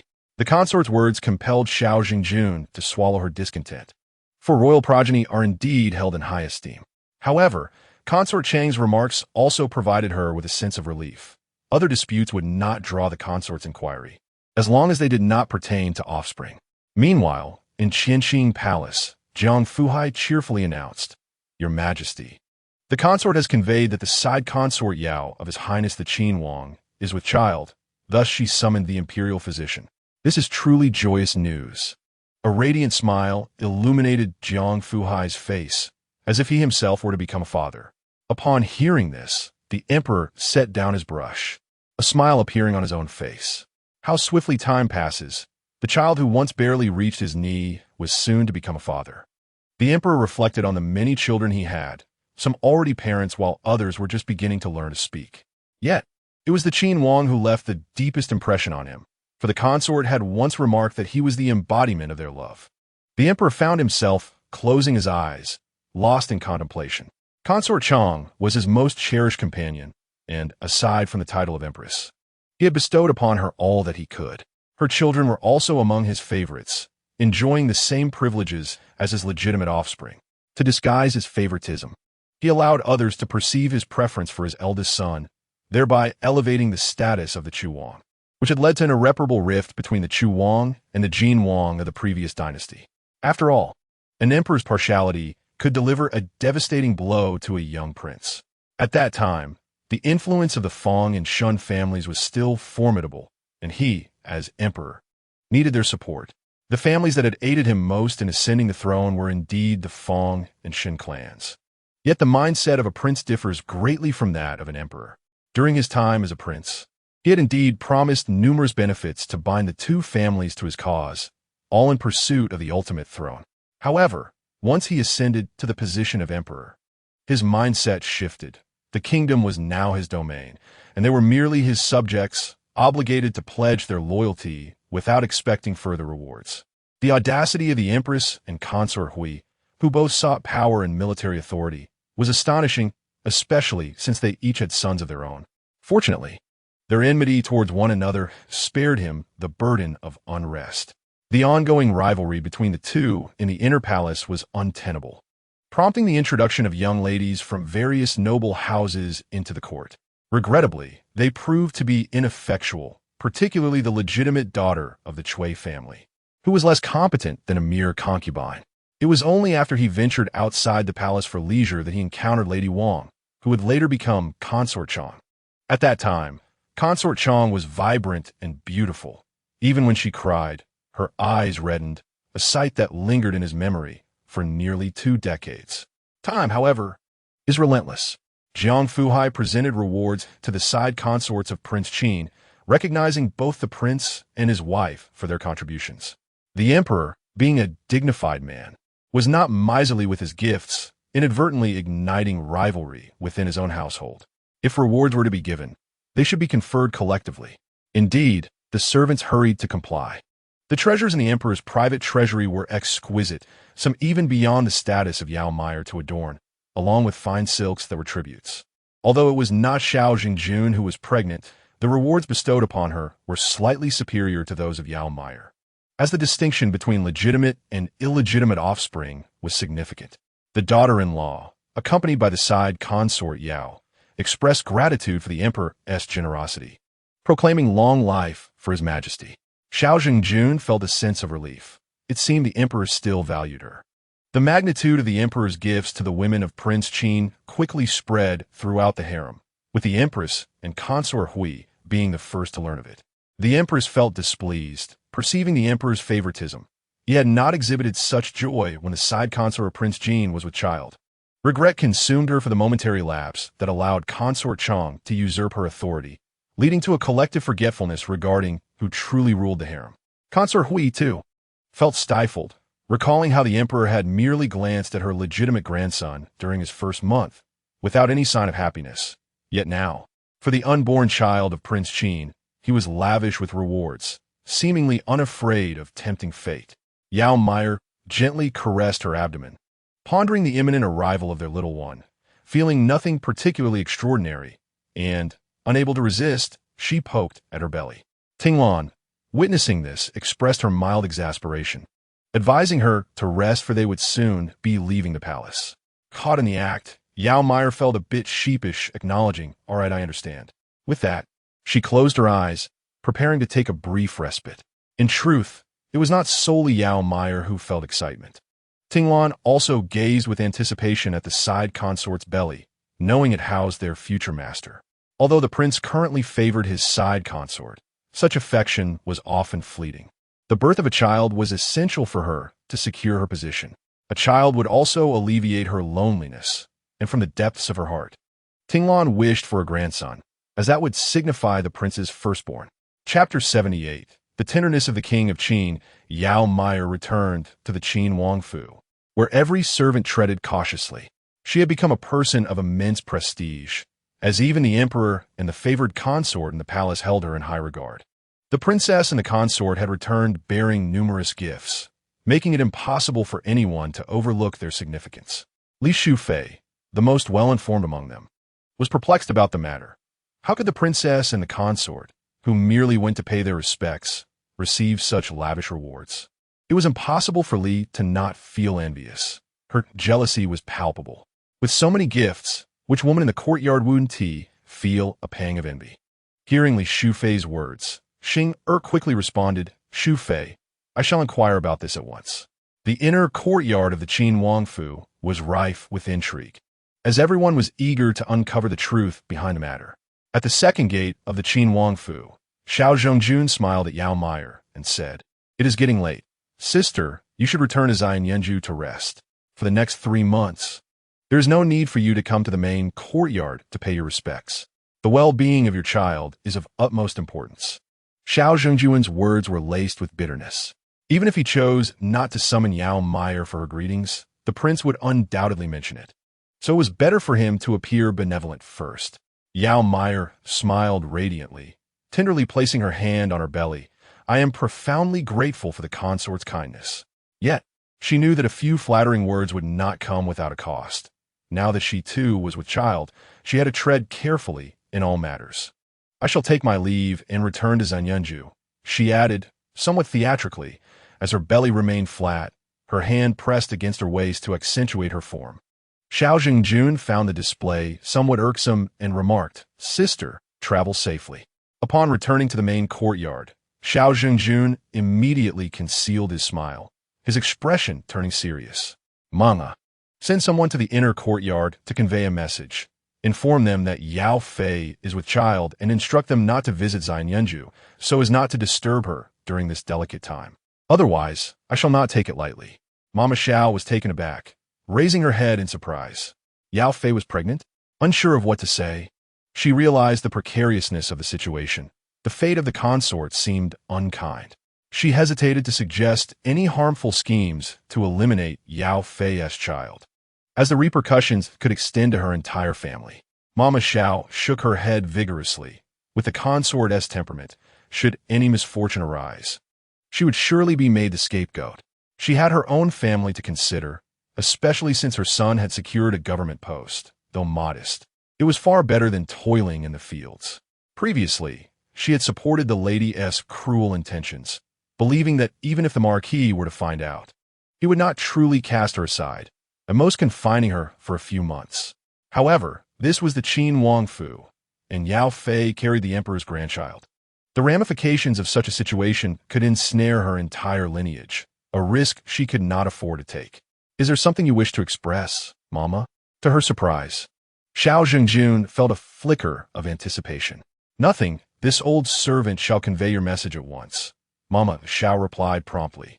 Xiao Zhengjun's expression darkened as he commanded, "Very well. You may leave.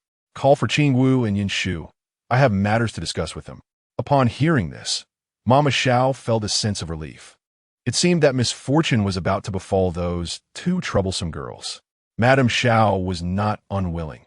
On the contrary, she eagerly went to summon Qingwu and Yinshu, unexpectedly bestowing a rare smile upon the two impudent girls. "Qingwu, it seems you have nearly recovered. The princess has matters to discuss with you." So off you go. Qing Wu and Yin Shu exchanged bewildered glances, astonished that Madame Xiao could greet them with such warmth. Unable to contain herself, Madame Xiao rolled her eyes and urged, "What are you still lingering for? Hurry along. If you delay the princess's important business, can you bear the consequences?" "Yes, thank you for the reminder, madam," Yin Shu quickly replied, coming to her senses. Little Detsi, ever well-informed, joyfully approached the Qin Wang, who was engrossed in state affairs, and announced, "Master, I bear good news. The side consort is with child." Upon hearing this, the Qin Wang set down his pen, a flicker of joy crossing his typically stern visage. "Indeed, it seems she is not yet 2 months along, discovered in the Weiyang palace of the esteemed consort." Little Detsi recounted the details meticulously. "Very well, I am aware. Prepare the horses. We shall return to the residence." The Qin Wang's mind was no longer on the documents before him. He was eager to see Yao and their little princess. Indeed, the Qin Wang longed for a daughter resembling Yao, a lovely and endearing girl who would affectionately call him father. Little Detsi was also in high spirits, delighted that their master would soon have an heir. Why had little Detsi not felt such exhilaration when Lady L was pregnant? It was simply because the master had shown little interest, if the master was indifferent. Their joy as servants was in vain, for reality could be quite cruel. While the princess and side consort's daughters could be titled as princesses, the offspring of concubines like L would not necessarily receive such honors. Even attaining the rank of a county lady would be commendable. Princesses and county ladies were supported by the court with substantial stipends. If all daughters of a prince were granted the title of princess, the burden on the court would be excessively heavy. As a royal son, the Qin Wang's offspring would be the emperor's grandchildren, so even children born of concubines would possess titles. However, the grandchildren of the emperor's brothers would not be guaranteed the same. Upon returning to the residence, the Qin Wang headed straight for the tranquil abode, gazing at the woman resting upon the bed. For some inexplicable reason, his heart felt warm, as if something was about to emerge. He extended his slender fingers to trace Yao Meier's delicate features, yearning for a daughter resembling her, one who would sweetly call him father. "Your Highness, what are you doing?" Yao Meier felt a tickle on her face, startled, fearing a tiny insect had landed upon her. She had always harbored a deep aversion to such creatures. Upon opening her eyes, she realized it was the Qin Wang, and she instinctively patted her chest. The Qin Wang inquired gently, "How do you fare? Are you still unwell?" Yao Meier looked at him, astonished. "Your Highness, why are you so gentle today?" Although he had always treated her kindly, today he seemed particularly amiable, as if he were more approachable than usual. "All right, if you feel fine, get up quickly. Do not linger in bed, as you may find it difficult to sleep later while staying up late reading scripts." The Qin Wang's tone shifted instantly from gentle to serious. With that, Yao Meier rose from the bed. Previously, her mother had forbidden her from reading scripts, claiming that she could indulge in them after marriage. Now that she was wed, the prince also disallowed her from such pastimes. "You are with child, so refrain from burning incense in the room," he added. Realizing his previous tone had been somewhat harsh, the Qin Wang softened, saying, "In my private treasury, there lies a box of rubies sent from below. I shall craft a new headdress for you." At this, Yao Meier's interest was piqued. "Thank you, Your Highness. You are truly the best to me."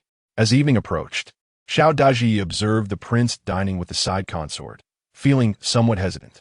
Today was the first day of the month, and, according to custom, the prince was supposed to stay with the main consort. Uncertain of the prince's intentions, he pondered whether he should remind him. The Qin Wang, satisfied with Yao Meier's meal, decided to reward the kitchen for their excellent service. "Is the prince?" Xiao Daji quickly replied. The Qin Wang turned to Yao Meier, her delicate face glowing with happiness, and advised, "Today being the first day, I cannot remain with you. Please take a walk before bed to avoid discomfort. I must go to the main courtyard." He gently patted her back. A sudden wave of disappointment washed over Yao Meier. Since she chose to become the Qin Wang's concubine, she had mentally prepared herself.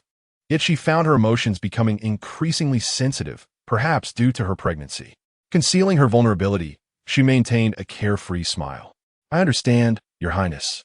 You may go with peace of mind." The Qin Wang studied her for a moment, tenderly stroking her hair, and said, "Be good. I shall return tomorrow." The first day was significant, and if he did not spend the night with the main consort on such an occasion, it could draw criticism from the palace towards Yao. As the Qin Wang stood to leave, he reminded Yao Meier's aunt to take good care of her, ensuring she did not stay up late reading scripts again.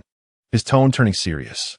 "But, Your Highness, how dreary it would be without reading scripts." Yao Meier protested, yet seeing the prince's stern demeanor, she pouted slightly, conceding, "I understand, Your Highness." Nevertheless, her sense of disappointment diminished somewhat. As the Qin Wang departed from Xianyan residence on his way to the main courtyard, he suddenly recalled a conversation with his father from a few years prior. In the Qinqing palace, the emperor, gazing at his son, who was nearly as tall as he, inquired with a smile, "Yujin, what do you believe imperial power to be?" The emperor, intrigued, sought to test his son's understanding. The fifth prince, who had not yet left the palace to establish his residence, described it as the supreme authority possessed by father. Sunlight streamed through the intricately carved windows, illuminating the fifth prince's face, enhancing his noble aura, and in that moment, the emperor seemed to see a reflection of his youthful self. Indeed, the throne symbolizes supreme authority. The emperor gazed at the fifth prince and imparted, "This throne is akin to a double-edged sword. If you can master it, you shall wield unparalleled power. Yet, should you covet it without the requisite ability, you will plunge into the abyss." Rising, the emperor approached the fifth prince and stated, "In this world, only power remains everlasting. It is power that allows you to accomplish all that your heart desires. What is it that you yearn for, my son?" Naturally, his desire was to attain that supreme authority. From the moment he was born, he understood that his existence was destined for power. Otherwise, why would he have been born into royalty? In response to his father's words, he declared, "I aspire to usher in an era of peace and prosperity, just like you, father." The unwavering ambition gleamed in the youth's eyes. "Very well, I await your demonstration," the emperor replied. To be a role model for one's own son is the pride of every father. However, the current king of Qin had come to a deeper understanding of royal power, recognizing that such supreme authority would grant him the freedom to act as he pleased. Taking a deep breath to compose himself, he made his way towards the main courtyard where the princess resided. At that moment, Lady Xiao Jingjun sat in front of the bronze mirror, gazing at her reflection as she asked Qingwu, "Do you think the prince will come tonight?" Qingwu was uncertain how to respond to the princess's query. The prince was so enamored with concubine Yao, and given her pregnancy, it was possible he might not visit the main courtyard that evening. The princess, too, felt a twinge of anxiety. "Do you not also believe the prince will not come?" Xiao Zhengjun turned to Qingwu, her voice heavy with despair. "Today is the first day of the month. The prince would not disregard your dignity, my lady," Qingwu reassured her, albeit nervously, hoping the prince would show the princess some consideration. Just then, Yinshu entered with a bright smile and announced, "My lady, just now, Lord has sent word that the prince is on his way to the main courtyard, asking you to prepare." Yinshu's face radiated an uncommon brightness, while the servants were unable to share in the joy due to the princess's lack of favor. "Really?" Xiao Jingjun exclaimed, her spirits lifting, and she quickly said, "Qingwu, you were right. The prince would indeed not disregard my dignity. Hurry, assist me in my preparations." Qingwu sighed with relief, grateful that the prince was indeed coming. Otherwise, their wait might have turned dire. She hurriedly helped Xiao Jingjun with her attire, suggesting, "Perhaps tonight, you should opt for a more modest look, to leave a fresh impression before the prince." Reflecting on concubine Yao's unmatched beauty and extravagant attire, Qingwu felt that the princess need not follow suit in that direction. "You speak wisely. Today I shall heed your advice, Qingwu," Xiao Zhengjun agreed, her mood brightened. Thus, Lady Xiao donned a gown of moonlight white, complemented by a pale pink robe with wide sleeves, softening her overall appearance. Adorning her hair with a jade hairpin and several palace flowers, she appeared more radiant. Once ready, she positioned herself at the entrance of the main courtyard to welcome the king of Qin, her joy unmistakable. "I pay my respects to the prince. May you have good fortune." "Rise," he replied. "There is no need for you to come out to greet me at such an hour." Although the king of Qin and Xiao Jingjun were wed, their interactions have been rather infrequent. Being in a relationship with a man without shared topics of conversation is untenable, unless he is willing to indulge you. When the prince arrives, he must have dined already, right? Xiao Jing was at a loss for words and could only express her concern for the prince. I have dined with Lady Yao at Xianyan residence, replied the Qin Wang. And what the princess? I just dined as well. Hearing the prince mention Lady Yao stirred an uncomfortable feeling within Xiao Jing. Yet, as the prince's consort, she felt compelled to maintain a demeanor of generosity and grace. At that moment, darkness enveloped the sky outside. The Qin Wang suddenly recalled, in a few days, it will be my father's longevity festival. I have already prepared the gifts, so you need not worry, my princess. Furthermore, Lady Yao's condition is likely still precarious. So please remember to request leave for her from the Empress. Thank you, Your Highness, for your concern. I will certainly remember to ask for leave on behalf of Sister Yao. Upon mentioning this, Xiao Jing spoke with a hint of envy. Your Highness is so considerate towards Sister Yao. I can't help but feel a tinge of jealousy. As she uttered those words, a sense of shyness washed over her, as if she were vying for affection. The Qin Wang fell silent for a brief moment, so subtle that Xiao Zhengjun did not perceive it. It is getting late. Let us retire for the night. Chapter 80. Caught in bed, Xiao Zhengjun felt a deep sense of disappointment. The conversations and moments she had envisioned had not materialized, all due to the prince. At that moment, the Qin Wang noticed the princess's attire, which was far more appealing than her previous ensemble of crimson and purple, rendering her appearance more vibrant.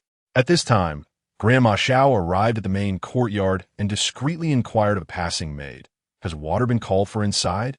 The young maid, her cheeks flushed with embarrassment, shook her head and hurried away. Oh dear, how could Grandma Xiao ask such a question? She lamented, striking her thigh in frustration. She scolded the princess in her mind for not seizing such a splendid opportunity. With Lady Yao already in the picture, if the princess did not catch up soon, it would be too late. What would she say to the lady if the truth were to come to light? In truth, Xiao Jing felt equally distressed. The prince lacked interest, and she was not the type to beg for affection. They merely shared a blanket to sleep. Gazing at the prince's handsome features, she thought how many noble ladies would envy her for such a husband, yet he harbored no feelings for her. With such thoughts swirling in her mind, sleep eluded her. The following morning, the Qin Wang awoke to attend court, and Xiao Jing rose to assist him with his attire. After bidding farewell to the prince, a profound sense of loneliness overwhelmed her, leaving her feeling utterly exhausted. Qin Wu cautiously remarked, "Princess, you appear quite fatigued. Would you like to excuse them from their morning greetings?" "No need, it is my duty. They are concubines and should come to pay their respects." Xiao Jing donned her usual attire, exuding the regal presence befitting the esteemed princess of Qin. The prince had spent the night in the main courtyard, and Li Shufei felt a surge of jealousy. Aside from the initial days of entering the palace, the prince had only stayed with her 3 times, and it had been nearly a month since she last saw him. Surely, this morning, the princess must feel quite triumphant. Li Shufei, feeling displeased, spoke with a hint of sarcasm. "Mingxin, please assist our mistress with her grooming." Li Shufei placed the jade comb down on the dressing table with a sharp clap, sending a wave of unease through the servants of Jiue Pavilion. Mingxin was taken aback. Although Li Shufei appeared gentle and amicable, she was, in reality, quite difficult to please, often erupting in fury, having even chastised Mingxin herself. While serving in the front courtyard, Mingxin had never faced reprimand from the prince. With such a volatile temperament, it was no wonder she lacked favor. The initial decision to remain in Xianyan residence was ill-conceived, especially since concubine Yao exuded arrogance, prompting her to choose Li Shufei instead, a regrettable misjudgment. Mingxin approached cautiously to comb Li Shufei's hair, her gaze drifting to the array of hairpins on the dressing table. A flicker of envy crossed her eyes. How could Li Shufei, despite her lack of favor and the prince's absence for months, live so splendidly? Li Shufei, observing Mingxin's expression in the mirror, caught the hint of jealousy and felt a surge of anger. How dare this lowly maid harbor resentment towards her? Yet, recognizing Mingxin's potential utility, she decided to extract every ounce of usefulness from her before discarding her to keep company with that insolent maid, Furong. Such a disloyal girl was unworthy of her trust. "What attire do you suggest I wear today, Mingxin?" Li Shufei inquired nonchalantly. "The azure dress would complement your complexion beautifully. Your ladyship, might you consider it?" Mingxin proposed. Very well, I shall heed your advice. By the way, what news did the maid from the main courtyard bring last night? Mingyue and Suyue exchanged glances, with Suyue stepping forward to respond. In answer to your ladyship, the princess dispatched word that concubine Yao is with child. She instructed the ladies of the rear courtyard to refrain from disturbing concubine Yao during her confinement, or they would face severe consequences. What? Li Shufei exclaimed, rising abruptly. Oh, my hair! She cried out in pain, turning to slap Mingxin. How dare you serve so poorly and lack awareness? She then chastised Mingyue and Suyue. What audacity!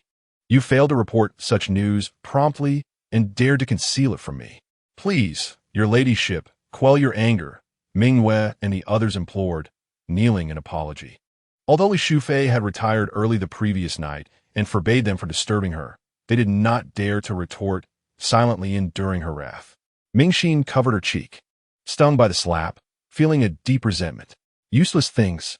Li Shufei spat venomously, then sat back, contemplating the child in Yao's womb. If Yao were to safely bear a son, the prince would surely dote on him excessively. She could tolerate Yao's rise in favor. But Yao could never safely deliver the prince's heir. Mingyue was to convey the news to her father, stating that Yao was with child. Reluctantly, Li Shufei realized she must seek assistance from her family. Yes, I shall go at once, Mingyue hastily replied, fleeing the tense atmosphere. Li Shufei then turned her attention to the kneeling Mingxin, signaling to Siyue, who helped Mingxin to her feet. Li Shufei allowed a hint of guilt to surface. After all, it was she who had lost her composure. I am quite tough-skinned, and it is of no concern. I accept the blame for not serving you adequately, your ladyship. Mingxin responded, feigning surprise at the attention. Very well, you may take your leave to rest. I shall leave this in Suyue's capable hands. Li Shufei gazed upon Mingxin's swollen face, contemplating that she could not allow her reputation to be tarnished. Yes, the servant takes her leave. Li Shufei then instructed Suyue. Ensure that she is closely monitored. With a sigh, she continued, with Yao's pregnancy, she can no longer serve the prince, thus presenting us with more opportunities. As Yao Meier's condition stirred unrest within the Qin Wangfu, envy and resentment brewed among the court. Ting Lan, observing her mistress languishing in bed, felt exasperated. The side consort should rise, she urged. Do we not establish that there is no need for morning greetings? Why must you rise so early? Yao Meier replied, groggy and discontent. Yet, even without morning greetings, you must still partake in breakfast. Even if you have no appetite, the little prince within you requires sustenance, Ting Lan implored earnestly. Yao Meier dismissed Ting Lan's nagging. I do not wish to eat. The attendants of Xian Yunju wore forlorn expressions, pondering how the side consort could be so willful, at a loss for words. It was not until the sun rose high in the sky that Yao Meier stirred, feeling a pang of hunger. Ting Lan, I am hungry. She finally called out. After a considerable time without a response, she mustered the effort to open her eyes. Prince? Qin Wang, noticing Yao Meier's drowsy state, inhaled deeply. Why have you risen so late? Are you unwell? He inquired with concern. Xiao Daji quickly summoned the imperial physician. At once, my lord, Xiao Daji replied, turning to leave. Your servant is fine, Yao Meier thought to herself, panicking at how she would explain her behavior. Oh dear. Chapter 81. The ruthlessness of Li Shufei the physician arrived promptly. Renowned as the most skilled obstetrician in the imperial hospital, with a kind demeanor and a long beard, he resembled an otherworldly sage. He placed silk upon Yao Meier's wrist to diagnose her pulse. Yet with each examination, his brow furrowed deeper in concern. Xiao Daji, feeling anxious, was aware of how much the prince cherished the child within Yao Meier. The physician's demeanor suggested that something might be amiss. With a furrowed brow, the physician advised Qin Wang, pregnant women are sensitive. They must maintain a cheerful disposition. It is imperative to avoid late-night weeping, as it harms the liver and spleen, and is detrimental to the child. Qin Wang was taken aback. Could it be that Yao had concealed herself to weep alone after his departure? He regarded her with suspicion. Surely not.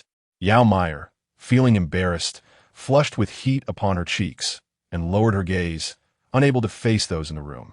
Last night, she had become engrossed in a captivating tale, losing herself in its narrative, and had even shed tears for its characters. Oh, what a disgrace. Qin Wang, observing Yao Meier's guilty demeanor, felt helpless. Physician, how is Yao's condition? In response, the physician stated, the side consort is well. However, she must take ample rest, maintain a regular diet, and ensure proper nutrition. There is no need for tranquilizing medicine, as excessive medication can be harmful to the unborn child. Qin Wang nodded, acknowledging the physician's counsel. Thank you, Physician Su. Xiao Deji, please see him out. Physician Su, a trusted confidant of Empress Chong, was highly skilled and routinely treated both the Empress and Princess Huayang, as well as Qin Wang himself. Then I shall take my leave, Physician Su said, bowing respectfully. With a beaming smile, Xiao Dezai bid farewell to Physician Su, generously presenting him with a substantial red envelope, expressing gratitude for his journey. Not at all. I have watched the princess and the prince grow, Physician Su replied with a jovial touch to his beard. I am genuinely delighted that the prince now has an heir. In the tranquil abode, Prince Qin maintained a serious demeanor as he fixed his gaze upon Yao Meier. After a moment, he instructed, please rise and freshen up. We shall have our lunch first. Tinglan promptly stepped forward to assist, cheerfully informing Yao Meier. The side consort had the kitchen prepare cherry pork today. While cherries are indeed seasonal fruits, they are not native to the capital, necessitating considerable resources for transportation. Such delicacies are typically beyond the reach of ordinary folk, reserved for the royal family and esteemed dignitaries, as a single basket of cherries could sustain a typical family of 3 for an entire month. The thought of the sweet and tangy cherry pork made Yao Meier's mouth water, and her stomach began to rumble. Hurry, help me change. I am quite famished. Unbeknownst to her, her words darkened Prince Qin's expression further, though he bore with it, wishing only for her to eat well. The treatment at the tranquil abode has always been exceptional, and with Yao Meier's pregnancy, the privileges have only increased. The finest offerings from the palace are prioritized for her. The head chef, aware of her condition, had specially prepared the cherry pork to please her. When one is hungry, anything tastes delightful, especially when the palace chefs possess remarkable skills and utilize the freshest ingredients. Yao Meier savored her meal with such joy that, to Prince Qin, she resembled an adorable little piglet. Prince Qin personally served her a bowl of soup, advising her to sip it carefully before indulging in her meal. Thank you, my lord, she replied, her eating pace not particularly slow, yet exuding an undeniable elegance. After their lunch, Prince Qin took Yao Meier for a stroll to aid digestion, fully aware that without his supervision, she might become lethargic. Indeed, it wasn't long before Yao Meier playfully whined, my lord, I am feeling a bit weary. Let's find a place to rest. Prince Qin gazed at her in surprise, noting how close they were to the tranquil abode. What will you do when the time comes for your delivery? He recalled his sister's words about their mother, who had to walk for at least half an hour daily in the Weiyang Palace during her pregnancy, a lesson learned from the difficulties faced during the birth of his sister. He understood that if she exerted herself too much, it could lead to complications, especially for first-time mother. Yao Meier looked despondently at her belly, perplexed by her fatigue despite her increased appetite since becoming pregnant. Prince Qin took her hand gently, saying, be obedient. Walking now will make it easier later. I shall accompany you. As they strolled among the flowers, the atmosphere was warm and affectionate, possibly unnoticed by both. As their glances lingered on one another, concealed behind a rockery, Concubine Li observed the prince tenderly holding Yao Meier's hand, their laughter resonating around them. The prince's gaze towards Yao Meier was so indulgent, so warm, a look she had never witnessed before. The concubine inquired softly, shall we proceed? My lord is ahead? To which Li, the concubine, coldly retorted, what purpose would that serve, but to vex the prince?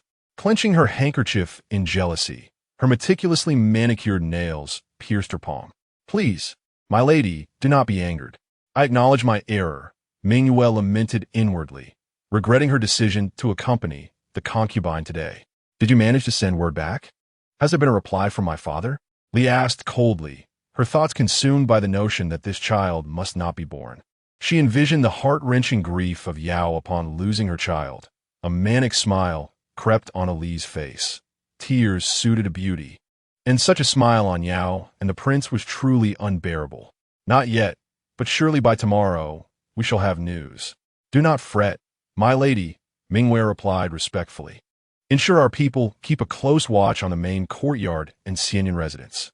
Should any disturbance arise, they are to report back to me immediately. Understood? Yes, my lady. I comprehend, came the response. Li recalled the disdainful expression of the princess upon the mention of Yao's pregnancy during today's court visit.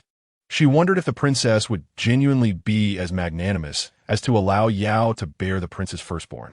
Should the princess take action, Li would not hesitate to assist her, thus positioning herself to reap the benefits.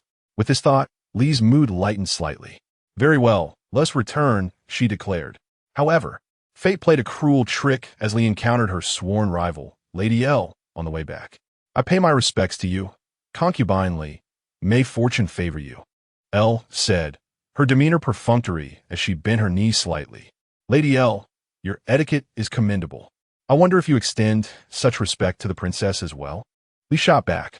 Unfazed, L replied, the princess is the princess. We concubines must show reverence, casting a challenging glance at Li, as if to imply her insignificance.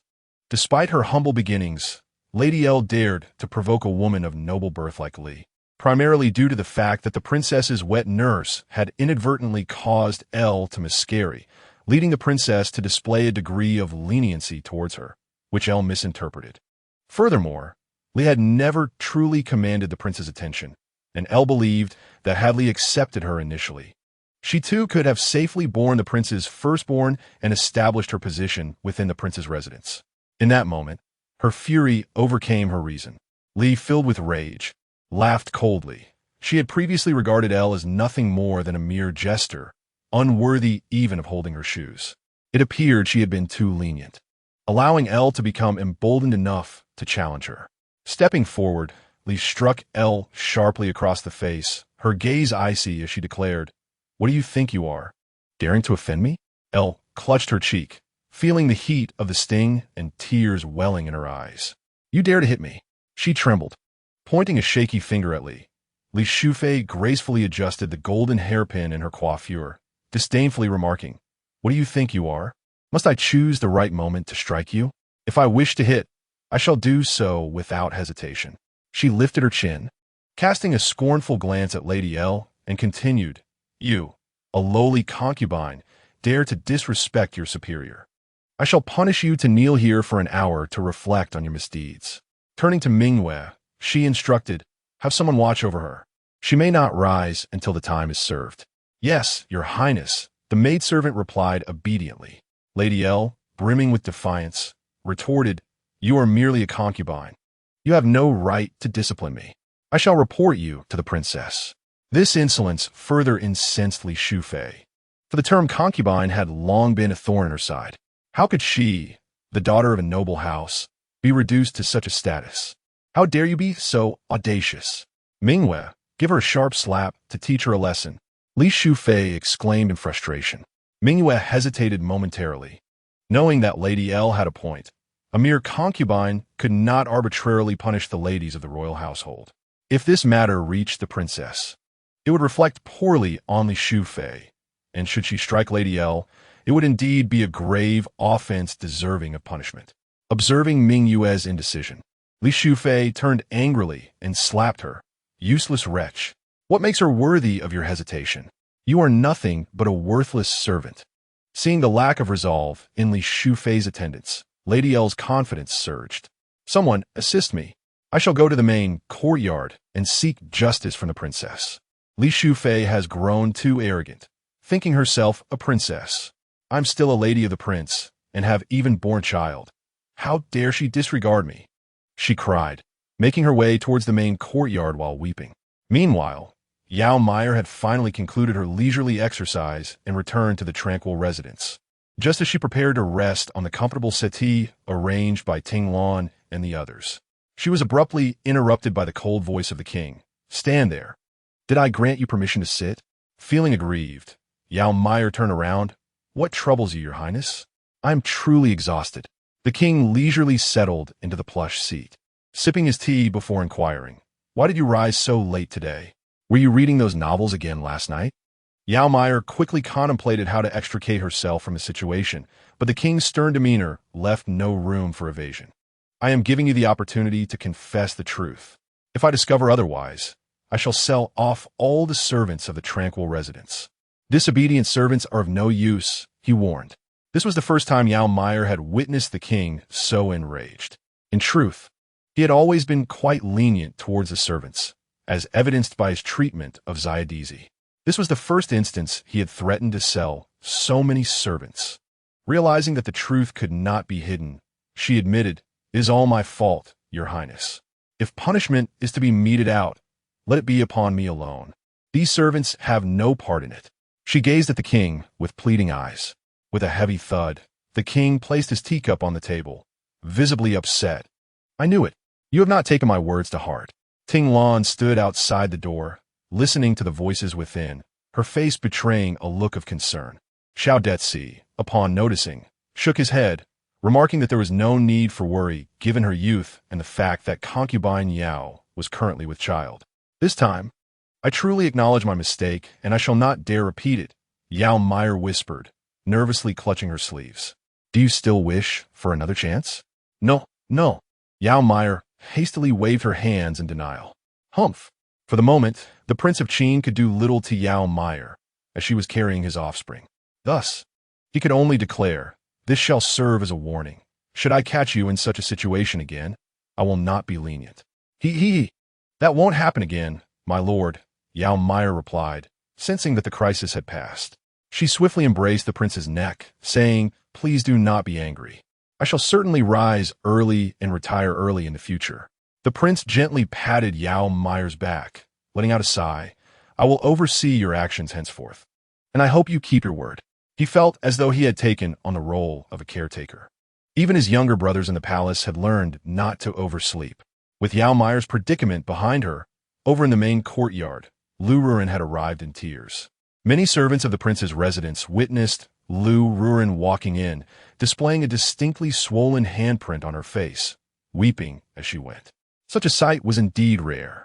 Among the noble ladies in the rear courtyard, few would dare to lose face as she had. "Princess, you must speak on my behalf," Lu Ruren cried at the entrance of the main courtyard. Upon seeing the handprint on Lu Ruren's face, Mama Xiao knew that a spectacle was unfolding and hurriedly approached with a feigned expression of concern. "Oh dear Lu Ruren, what has happened to you? Who struck you? Why not to strike the face?" Wiping her tears with a handkerchief, Lu Ruren lamented. "Mama, is the princess in?" Mama Xiao nodded. "The princess has just awakened from her afternoon nap. I stepped out to take a look." "Please, Lu Ruren, come inside." Mama Xiao ushered Lu Ruren into the main courtyard, keen to uncover the details of the incident. Who is so audacious as to strike Lu Ruren, and in such a conspicuous manner? It cannot possibly be concubine Yao, she thought. "Forgive my impertinence, but what has caused this injury to your face?" Lu Ruren indignantly replied. It was none other than Lady Li. Upon hearing that it was not concubine Yao who had struck her, Mama Xiao felt a wave of relief. If it had been concubine Yao, with her current favor and her pregnancy, they would have been powerless to intervene. Chapter 83. Humiliation. Lu Ruren knelt before the stern-faced Xiao Jingjun, crying out, "Princess, you must stand up for me." Xiao Jingjun, observing the tear-streaked face of Lu Ruren, with a clear handprint visible, rubbed her temples in exasperation and said impatiently, "Enough of this weeping. Speak your mind properly." With a pause in her sobs, Lu Ruren, still aggrieved, continued, "Princess, you must support me. That Lady Li, relying on her superior lineage, has begun to act as if she were the princess herself, bypassing your authority to punish me. This is entirely improper." Xiao Jingjun, gazing at the aggrieved Lu Ruren, found her words somewhat credible, for Lady Li certainly appeared to be of a haughty disposition. "Is that so? But why would Lady Li seek to punish you?" "I'm quite interested to hear this," she inquired. Xiao Jingjun was indeed quite intrigued by the circumstances surrounding the matter. El Ruren immediately embellished the story, casting a pitiful glance at Xiao Jingjun as she lamented, "Your Highness, I am acutely aware of my humble status. Ever since I entered the residence, I have shown utmost respect to my superiors. Yet, I do not comprehend why sisterly Shufei has chosen to treat me thus. Oh, woe is me. Elle's propensity for tears was remarkable, her weeping rendering her quite distraught. Xiao Jingjun, although exasperated, recognized this as a splendid opportunity to undermine Li Shufei. Despite Li Shufei's lack of favor, her esteemed lineage remained, and one could never predict when she might regain prominence. It would be far more challenging to address the issue once she was favored. Regardless of the veracity of Elle's claims, Li Shufei's act of striking Elle was inherently unjust, providing Xiao Zhengjun with a chance to assert her authority. Mother, please summon Li Shufei to the main courtyard, Xiao Zhengjun commanded with an air of authority. Since Elle Ruren seeks my intervention, it is my duty as the principal wife to oversee the conduct of the women in the rear court. I cannot remain indifferent. Upon hearing this, Elle Ruren's eyes lit up with joy as she exclaimed, "Thank you, Your Highness, for standing up for me." Xiao Zhengju nodded. "Very well, you may rise. If you are truly aggrieved, I shall ensure justice is served." Meanwhile, Li Shufei, upon witnessing Elle Ruren's complaint to the main courtyard, was infuriated. "This vile woman dares to be the first to accuse me. How disgusting." She commanded Mingyue to convey a message to her father, instructing him to discipline the Elle family for raising such a wretched creature. With a fierce determination, she resolved to deal with the Yao family first before addressing Elle. Mingyue nodded in agreement, feeling troubled. Ever since her mistress entered the Qin Wang's residence, her temperament had become increasingly unpredictable, akin to that of a concubine. Li Shufei, reflecting on Elle's demeanor, suspected that the entire household was aware of the incident, and she felt no shame in this. Thus, she proceeded toward the main courtyard, convinced that the princess would seize this opportunity to suppress her. As Li Shufei approached the main courtyard, Xiao Mama was en route to Jiyue Pavilion, and the two soon crossed paths. The old servant respectfully greeted Li Shufei. "Greetings, esteemed Shufei. The princess requests your presence." Xiao Mama spoke courteously. Considering Li Shufei's fierce demeanor in striking Elle Ruren, she felt compelled to show respect, for she was merely a servant and could not compare to Elle Ruren. "Lead the way, Mama," Li Shufei replied with an air of haughtiness. She felt emboldened, believing that a mere Elle could be easily dealt with. There was a distinct hierarchy, and those of lower status were expected to bow and submit. She thought, what harm is there in teaching Elle a lesson? After all, it was Elle who showed me disrespect first. The news of Elle Ruren's beating spread swiftly throughout the residence, even reaching the seemingly indifferent Yao Meier. Bored, Yao Meier was currently pestering the Qin Wang about acquiring a pet. Elle has been struck. How crude of Li Shufei, who is otherwise well-behaved. Yao Meier held no fondness for Li Shufei. Their antagonistic relationship was well known, and despite not fearing her, repeated encounters had led to a growing annoyance. The king of Qin harbored no particular feelings towards Lady Li, born into a prestigious family of loyal marquises. Lady Li's elevated status in the inner palace often led to discord, which resulted in the king's reluctance to shower her with affection. Moreover, Lady Li did not possess the gentle and virtuous demeanor one might expect. She displayed a flair for extravagance, albeit with a fierceness that set her apart from Lady Yao, whose charm remained superficial, akin to an adorably playful kitten. Within the royal palace, the king, as a prince, had numerous informants. Although he seldom visited the Jiyue Pavilion, he was well informed about its affairs. Given Lady Li's nature, excessive favoritism could lead to conflicts with the princess and Lady Yao. While a tripartite balance might benefit the inner palace, the king ultimately deemed Lady Li an unwise choice. "Your Highness, I wish to raise a kitten. How delightful it would be to have a soft, cuddly companion." The charming voice of Yao Meier snapped the king from his musings. With a resigned pinch to her cheek, he replied, "You are expecting, and caring for a kitten may prove troublesome. Its lively nature could disrupt your well-being. Rest assured, there are many in Xianyun residents who will look after it for me."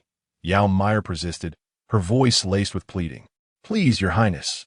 I could even take it for walks with me." She nestled against the king's arm, her demeanor endearing. Recalling the recent tribute from Persia, which included several exceptionally docile Persian cats with striking heterochromia and luxurious coats, the king thought of how Lady Yao would surely cherish one. "However, I have a condition. He proposed, "If you commit to an early bedtime and morning walks for the month, I shall bring you a splendid Persian cat from the palace."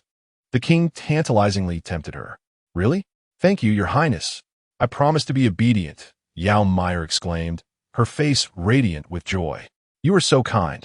The atmosphere in Xianyan residence was particularly warm and inviting, in stark contrast to the main courtyard, where Lady Li was glaring fiercely at Lady Lu. "How dare you demand an apology from me, you wretched woman?" She seethed. "Lady, it was Lady Lu who first disrespected me. Is it wrong for me to punish her?" "You are certainly biased towards Lady Lu," Lady Li retorted indignantly. "I will not accept such treatment." Xiao Jingzong, aware that Lady Li was not easily subdued, responded calmly. "If Lady Lu has wronged you, you may report it to me. However, if the women of the inner palace were all like you, how could I manage them?" His tone grew firmer as he emphasized that there was no rule permitting a concubine to indiscriminately punish others within the palace. "Do you understand, Lady Li?" The title of concubine had become a psychological burden for her, a constant reminder of her inferior status. "I acknowledge my mistakes," Lady Li admitted, feeling the sting of humiliation anew. Chapter 84. Imitation. Shared favor. Having subdued Lady Li, Xiao Jingzhong's mood lifted slightly, recognizing the need for balance rather than excess. "We serve His Highness together. We should be as close as sisters. If there is discord among us, how can the king feel at ease? Wouldn't you agree, Lady Li?" Lady Li clenched her jaw, forcing a semblance of an apologetic smile. "You speak wisely, my lady. I acted rashly."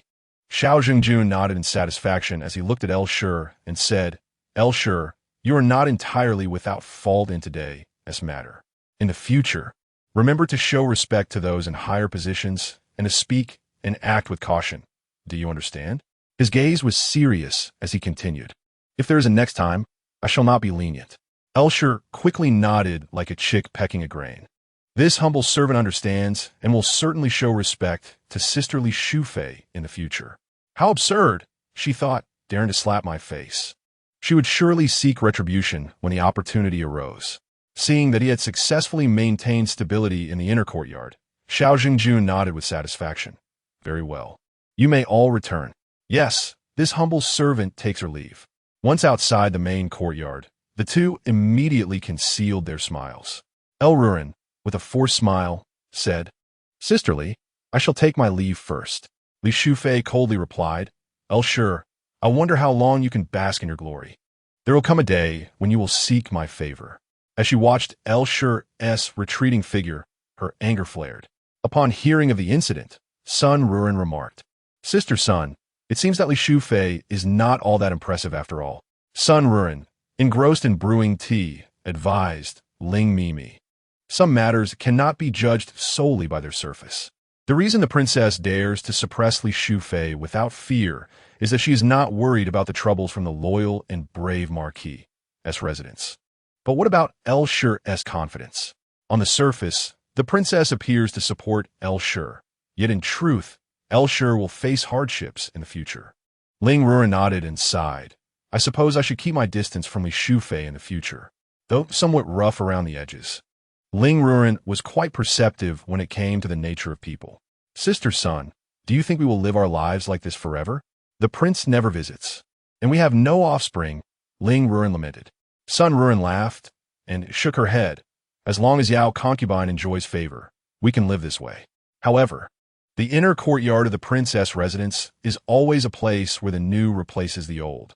When more women enter the prince's household in the future, our days of ease will come to an end." Sun Ruren understood clearly. The current stability of the prince's residence stemmed from the fact that the prince showed little interest in anyone besides Yao concubine. If he were to develop affections for another, the situation could change drastically. Ling Ruren found it hard to believe that Yao concubine, with her beauty, could also fall from grace. The royal family was never short of beautiful women. In the end, they were all the same, for men were notoriously fickle. Sun Ruren finished her tea in one gulp. With Yao concubine expecting a child, the women of the inner courtyard realized that their opportunities were on the horizon. Surely the prince could not remain in the idle clouds forever. Thus, the princess residence gradually became lively, with more people chasing butterflies in the garden. "Oh, Look at that butterfly. A young woman in a pink dress chased after a butterfly, her laughter ringing like silver bells. On this day, as Xiao Jingjun strolled through the garden, he observed the charming young woman and asked the nearby Xiao Momo, who is that? I feel as though I have never seen her before. Embarrassed, Xiao Momo was at a loss, but at that moment, Qingwu stepped forward and said, Your Highness, that is the maidservant Zhou. As she is merely a maid, she does not have the privilege to pay her respects to you, which is why you have not encountered her. Xiao Momo shot a discreet glare at Qingwu, thinking to herself, only you know how to show off. Xiao Jingjun carefully scrutinized the maid, Zhou, and remarked, Do you not perceive a certain resemblance to concubine Yao? Xiao Mama expressed her astonishment. Her? How could that be? The beauty of concubine Yao is unparalleled. Zhou cannot possibly compare, nor is she favored, I assure you. With a touch of exasperation, Xiao Zhengjun replied, Mama, I speak of a feeling, a certain similarity. Upon hearing this, Xiao Mama began to examine Zhou closely, nodding in agreement. Might you be suggesting that this maid is imitating concubine Yao? Whether she is or not, this maid possesses ambition, and I find her quite likable. Please summon her. I have matters to discuss with her. Xiao Jingjun thought to herself that with Yao now pregnant, this presented an opportune moment to share her favor. If Zhou proved to be a promising candidate, what harm was there in aiding her? Even if she gained favor in the future, a mere maid could not escape her grasp. Indeed, I shall do so at once, Xiao Mama said cheerfully. Ah, that's the spirit. If one cannot win the Lord's affection directly, having others share the burden is equally valid. The inner courtyard cannot harbor those who are too favored. It is essential for all flowers to bloom harmoniously. Excellence must not overshadow the rest. I have met Miss Zhou, Xiao Mama continued with a smile. The young lady is summoned by our princess. As she spoke, she assessed Zhou discreetly, feeling quite pleased. Indeed, she was a promising candidate. Just look at how lively her waist swayed. Zhou was momentarily taken aback by the presence of this well-dressed mama, realizing she was from the main courtyard, which explained much. It was said that the maids who served the masters lived more comfortably than the concubines themselves, and now she witnessed this firsthand. Please, mama, there is no need for such formalities. Kindly lead the way. It would be remiss to keep the princess waiting, Zhou said hastily. Xiao Jingjun was seated in a pavilion, appreciating the blooming flowers, her fan gently swaying, exuding an air of contentment. Zhou, the maid, pays her respects to the princess. May you enjoy boundless blessings, Zhou greeted. Xiao Jingjun wore a warm smile. Rise, please. I called you here merely because you appeared unfamiliar. Let us converse. Have a seat. Zhou, feeling relieved by the princess's amiable demeanor, dared not sit fully, instead perching on a third of the bench. Thank you, Your Highness. Xiao Jingjun examined Zhou and remarked, That garment suits you well. I have 2 more pieces of satin in the same color in the palace. I shall gift them to you so that you may have a change of attire. Zhou, momentarily overwhelmed by such unexpected favor, quickly rose to express her gratitude. Thank you, Your Highness. Before she could finish, Xiao Zhengjun interjected, No need for excessive formalities. If you adorn yourself beautifully, the Lord will surely take delight in you, and I, too, will be pleased. After a moment, Xiao Zhengjun gazed at Zhou and inquired, Zhou, do you wish to gain favor? Zhou, upon hearing this, raised her head. Her teeth clenched as she replied, Your Highness, I do wish for that. I am willing to follow your lead. I ask for your assistance. Ah, splendid. It is good to possess such spirit, Xiao Jingjun exclaimed joyfully, clapping her hands. However, you are still somewhat naive in your approach. I shall ensure you receive proper guidance. Thank you, Your Highness. Zhou could hardly contain her joy. Chapter 85. The concubine Xiao Jingjun had discovered a promising talent capable of diverting Yao's affections, which brought a measure of solace to her heart. She instructed Qingwu to spare no effort in hiring the finest master to instruct concubine Zhou. Merely possessing a semblance of charm was futile. When the true mistress appeared, this counterfeit would inevitably falter. It was imperative to cultivate genuine skills. She recalled a favored imperial concubine from the previous emperor's court, renowned for her exquisite hand dances that had captivated the late sovereign. Regrettably, beauty often meets a tragic fate. As Xiao Zhangjun reflected upon this ancient adage, she harbored a secret hope that it would soon apply to Yao. Seek out a master to thoroughly teach concubine Zhou. If she can master the hand dance, would she not surely gain favor? Xiao Zhangjun was confident, for men are inherently sentimental. And how could one remain devoted to a single woman, especially a prince of such noble lineage? Qingwu nodded in agreement. Yes, your highness, I shall attend to it immediately. Just then, old Madame Xiao entered, holding a letter. Esteemed princess, I pay my respects to you. May you enjoy eternal peace and prosperity. Noticing the old woman's flustered demeanor, Xiao Zhengjuan's brow furrowed. What troubles you, Madame Xiao? You appear quite agitated. Your highness, this letter was sent by the madam, requesting you to return to the marquis's residence at once. Madame Zhao's palms were clammy with sweat. The messenger was unfamiliar, yet bore the madam's token. If all was as it seemed, the madam must be in distress. Though she held some reservations about the princess, her loyalty to the madam was unwavering. The madam was her pillar of support, and should she err gravely, the princess would likely spare her life for the madam's sake. Let me see it, Xiao Zhangjun said, her heart suddenly gripped by anxiety upon learning it was a missive from her mother. She took the letter, which contained but a single line, "My child, return swiftly." In an instant, Xiao Zhangjun rose, gazing at Madame Xiao. Where's the messenger? Her hand instinctively clenched the letter tightly. In response to your highness. The messenger's face was unfamiliar, but they possessed the madam's token, indicating it was indeed her final recourse. The madam must truly be in peril, Madame Xiao replied urgently. When shall we return, your highness? She inquired. Today, it is too late. Darkness has already fallen. We can only depart at dawn. Tonight, I must inform the prince. Xiao Zhangjun said, striving to regain her composure as she made swift arrangements. Xiao Zhangjun could scarcely fathom what calamity could befall her mother, the esteemed madam of the marquis, while she herself held the title of the Qin Wangfei. What could possibly have transpired? Quickly, find out if the prince has returned. If he has, summon him at once. She commanded without hesitation. Yes, your highness, Qingwu responded promptly. Compared to concubine Zhou, the madam is of far greater importance. At that moment, Xiao Zhangjun remained unaware that the marquis's residence had already undergone a significant change in regime.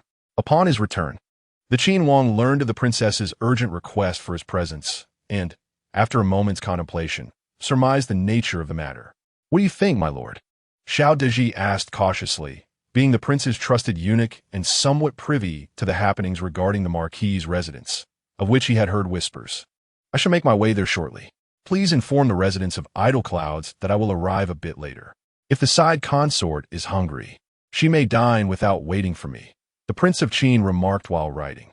Understood, your highness, I shall attend to it at once, Ting Lan replied. Upon receiving this news, she felt a twinge of concern.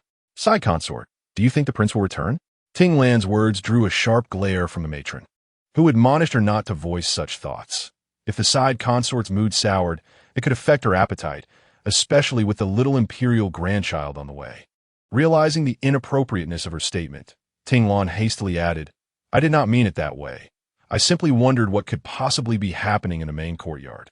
Yao Meier languidly reclined on the favored concubine's couch and remarked, it all boils down to the same thing. The prince is known for his word. If he says he will arrive later, he shall undoubtedly do so. What is there to worry about? Ting Lan silenti lamentet. I am merely concerned that you may find it difficult to sleep tonight and wish to read a novel. Yet at that moment, Xiao Zhangjun harbored no thoughts of seeking favor. Her heart was solely occupied with worry for her mother. Your highness, I wish to return to the marquis's residence tomorrow. And I humbly seek your permission, Xiao Zhangjun implored. You are the princess of Qin. The marquis's estate is your family home.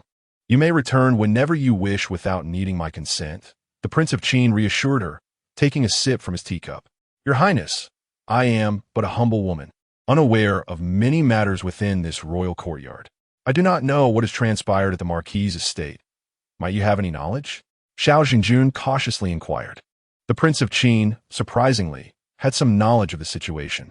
He had not paid much attention to the marquis's estate until his dear fourth brother.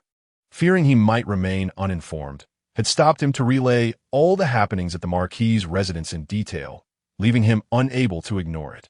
"Ah, my dear fifth brother, the Marquis is indeed still in his prime, as he is about to take a primary wife. I must commend him." The Prince of Qin recalled the smirk of the King of Yin with irritation. Looking earnestly into his wife's eyes, the Prince of Qin stated, "My dear, the Marquis is to take a primary wife." His calm tone delivered the most unexpected news to Xiao Jingzong. "What?" she exclaimed, momentarily losing her composure. "How could this be? How could father possibly take a primary wife? If it were a concubine, that might be understandable. But he is currently adhering to a strict monogamous system, with the exception of a primary wife. For men of noble rank wishing to take a primary wife, they must seek the court's approval. The status of a primary wife is exceedingly elevated.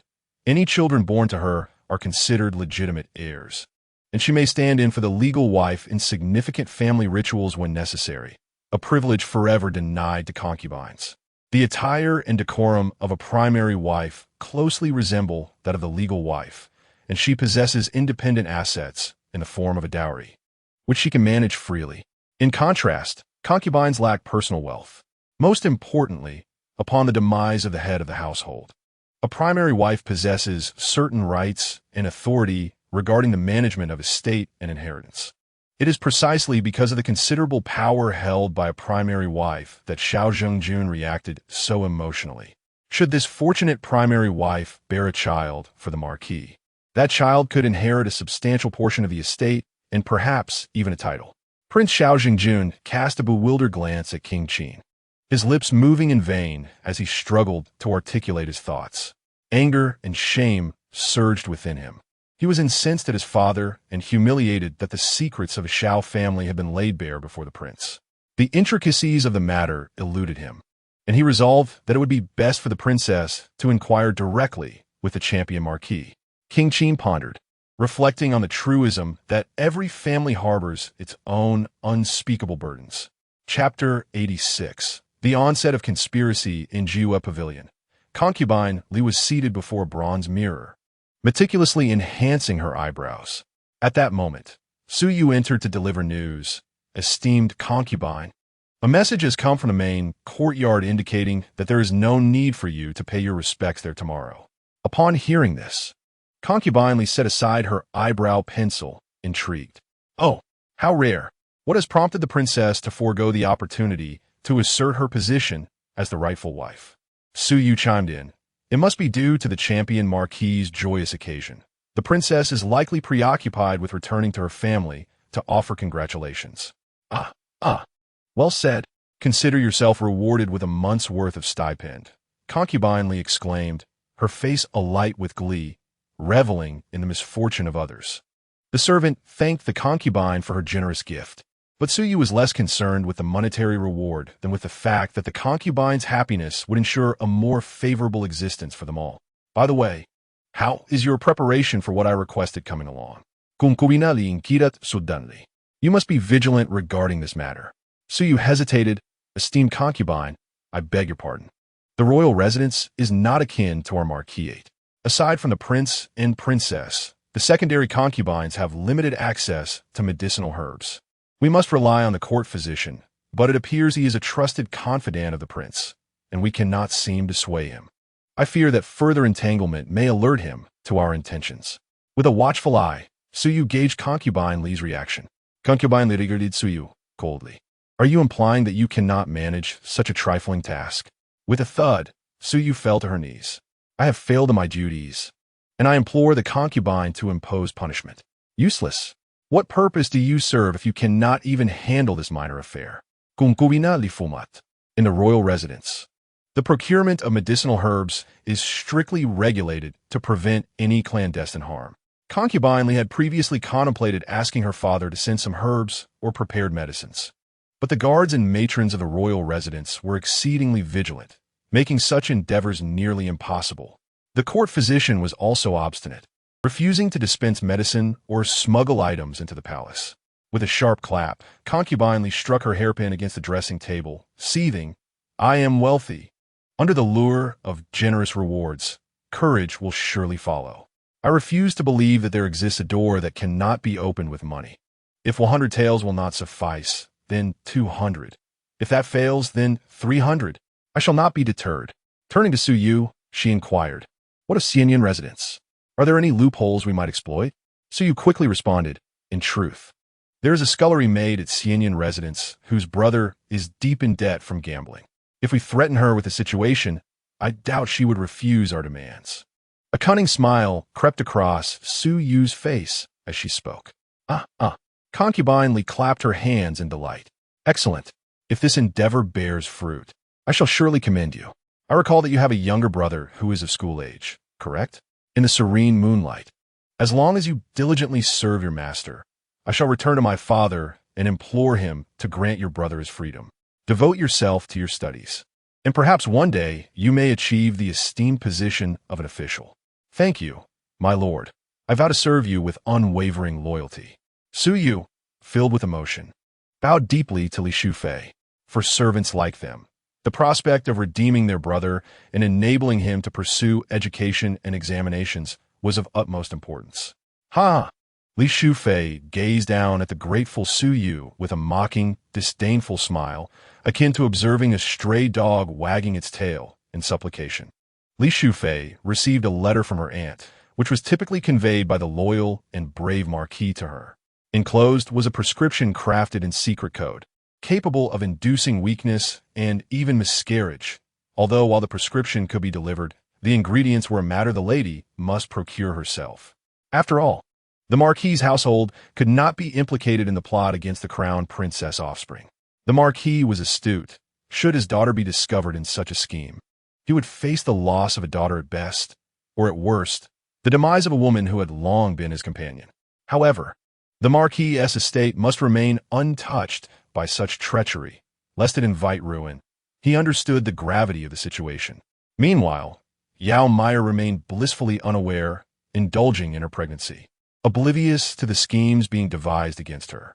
At this time, Xiao Jingjun had returned to her family home in a carriage befitting a princess. Upon arriving at the gates of the champion Marquis's residence, her fury intensified as she found the main entrance firmly shut. Seeing this, Grandma Xiao hurriedly interjected, "My lady, please do not be angry. I shall summon the gatekeepers." Xiao Jingjun stifled her indignation. "Very well, go ahead." Grandma Xiao approached the door with fervor, knocking with such force that it seemed she might break it down. "Who goes there?" The guards at the Marquis's gates recognized Grandma Xiao, as her husband was the steward of the estate. "What brings you here, Grandma Xiao?" one asked. "Why have you wretches closed the main gate?" Grandma Xiao retorted angrily, "Are you not aware that Our Lady has returned? Calm yourself, Grandma. This is the Marquis's command. We, the servants, have no choice in the matter," the guard sighed. "Of course, upon the return of the lady, we are obliged to open the gates to welcome her." Grandma Zhao's expression softened. It seemed these guards were not entirely oblivious. She had feared they had grown indifferent to the lady's status. Grandma Xiao discreetly slipped a purse to one of the guards and pulled him aside to inquire, "Pray tell, what is truly happening within these walls? I have heard whispers that the Marquis intends to take a primary wife. Is there any truth to this?" The guard, looking troubled, replied, "Grandma, this matter is indeed delicate. However, I can assure you that significant changes are afoot in this household." He added, "You must not be too obstinate. The one who holds sway here remains the Marquis. Regardless of Our Lady's esteemed status, she is still an outsider. Can she truly govern the affairs of the Marquis's estate?" Before Grandma Xiao could respond, the sound of the steward's voice echoed from within. As soon as Granny Xiao knocked on the door, someone rushed to inform the steward that the young lady had returned. "Why are you all just standing there? Open the main entrance to welcome her." The steward smiled amiably at Granny Xiao and remarked, "It would have been courteous for the princess to give us a heads up about her return, so we could greet her properly."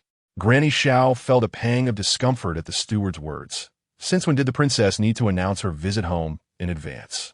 Choosing not to engage with the steward further, she turned to the carriage and declared, "Your Highness, you may disembark.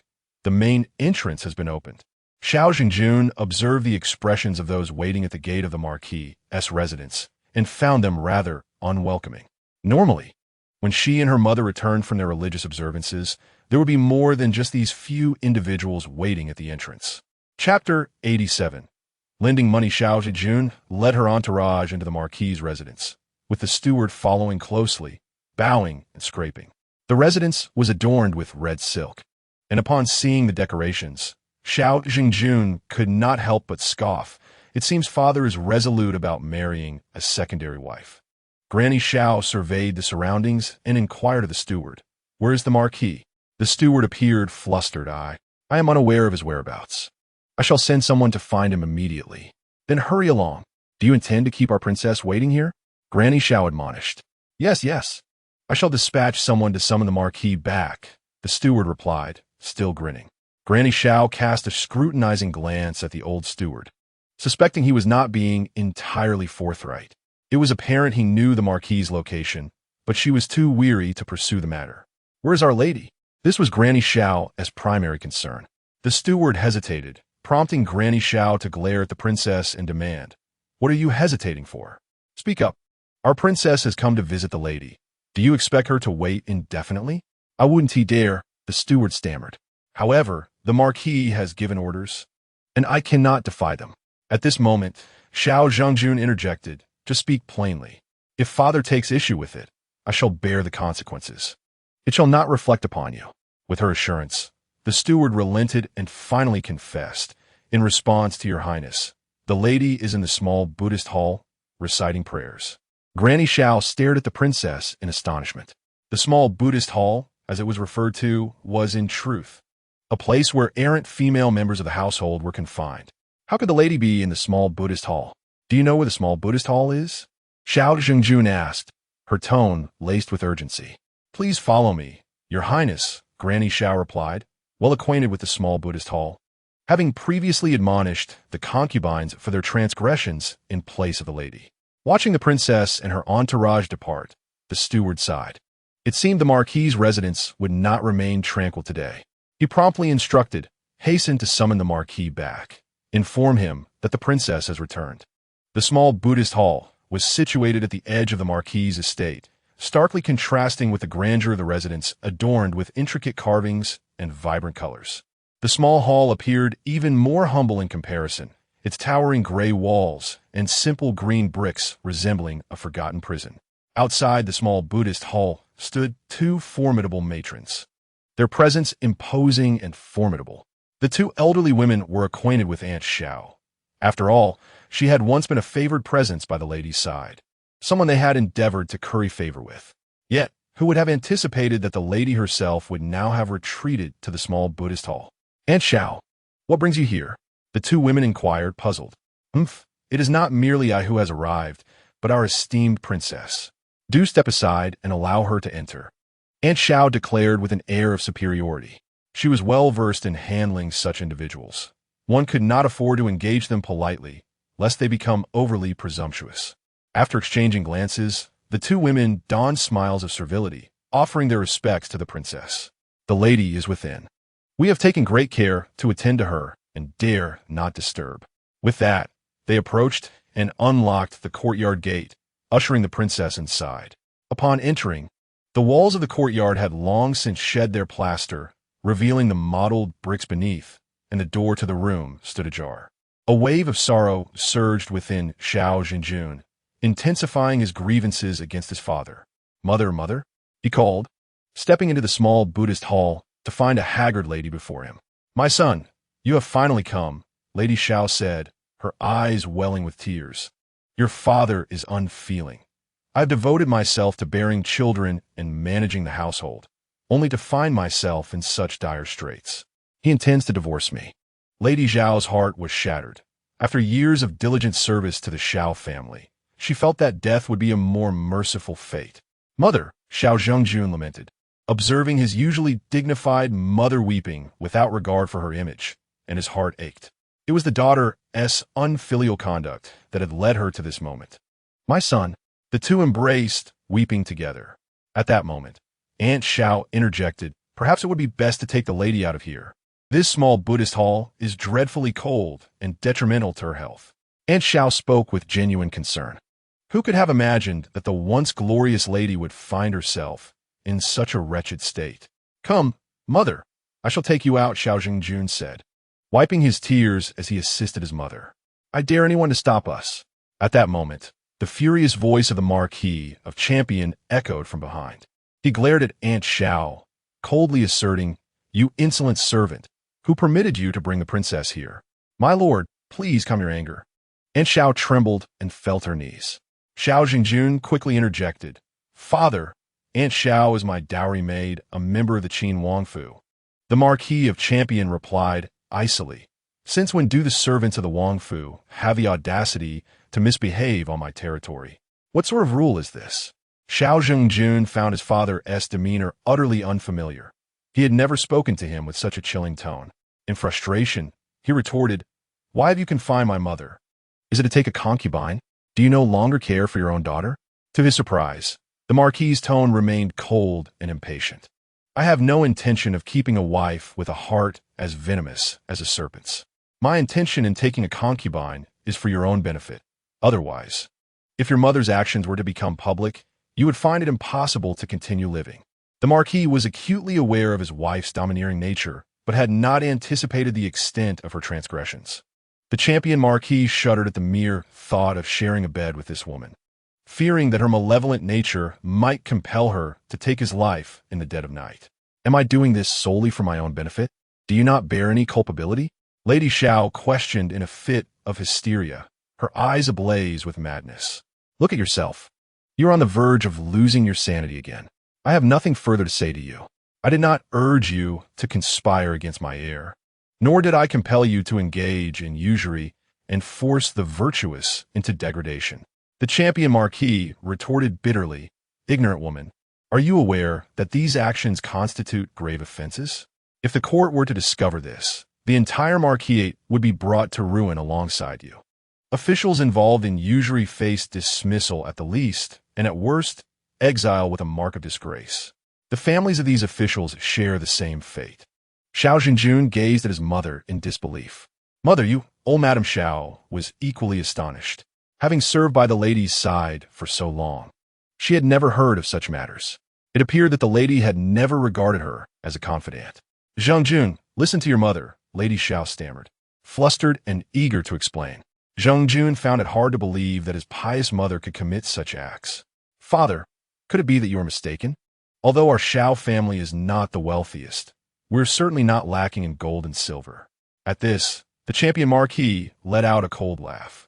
"I too hope this is merely a misunderstanding. As for the truth, perhaps you should inquire further with your mother. I am quite curious myself." Lady Xiao, now filled with regret, recalled the time she had engaged in usury, counting money to the point of cramping her hands, all without exerting much effort. She had known it was wrong, but had never anticipated that it would come to light.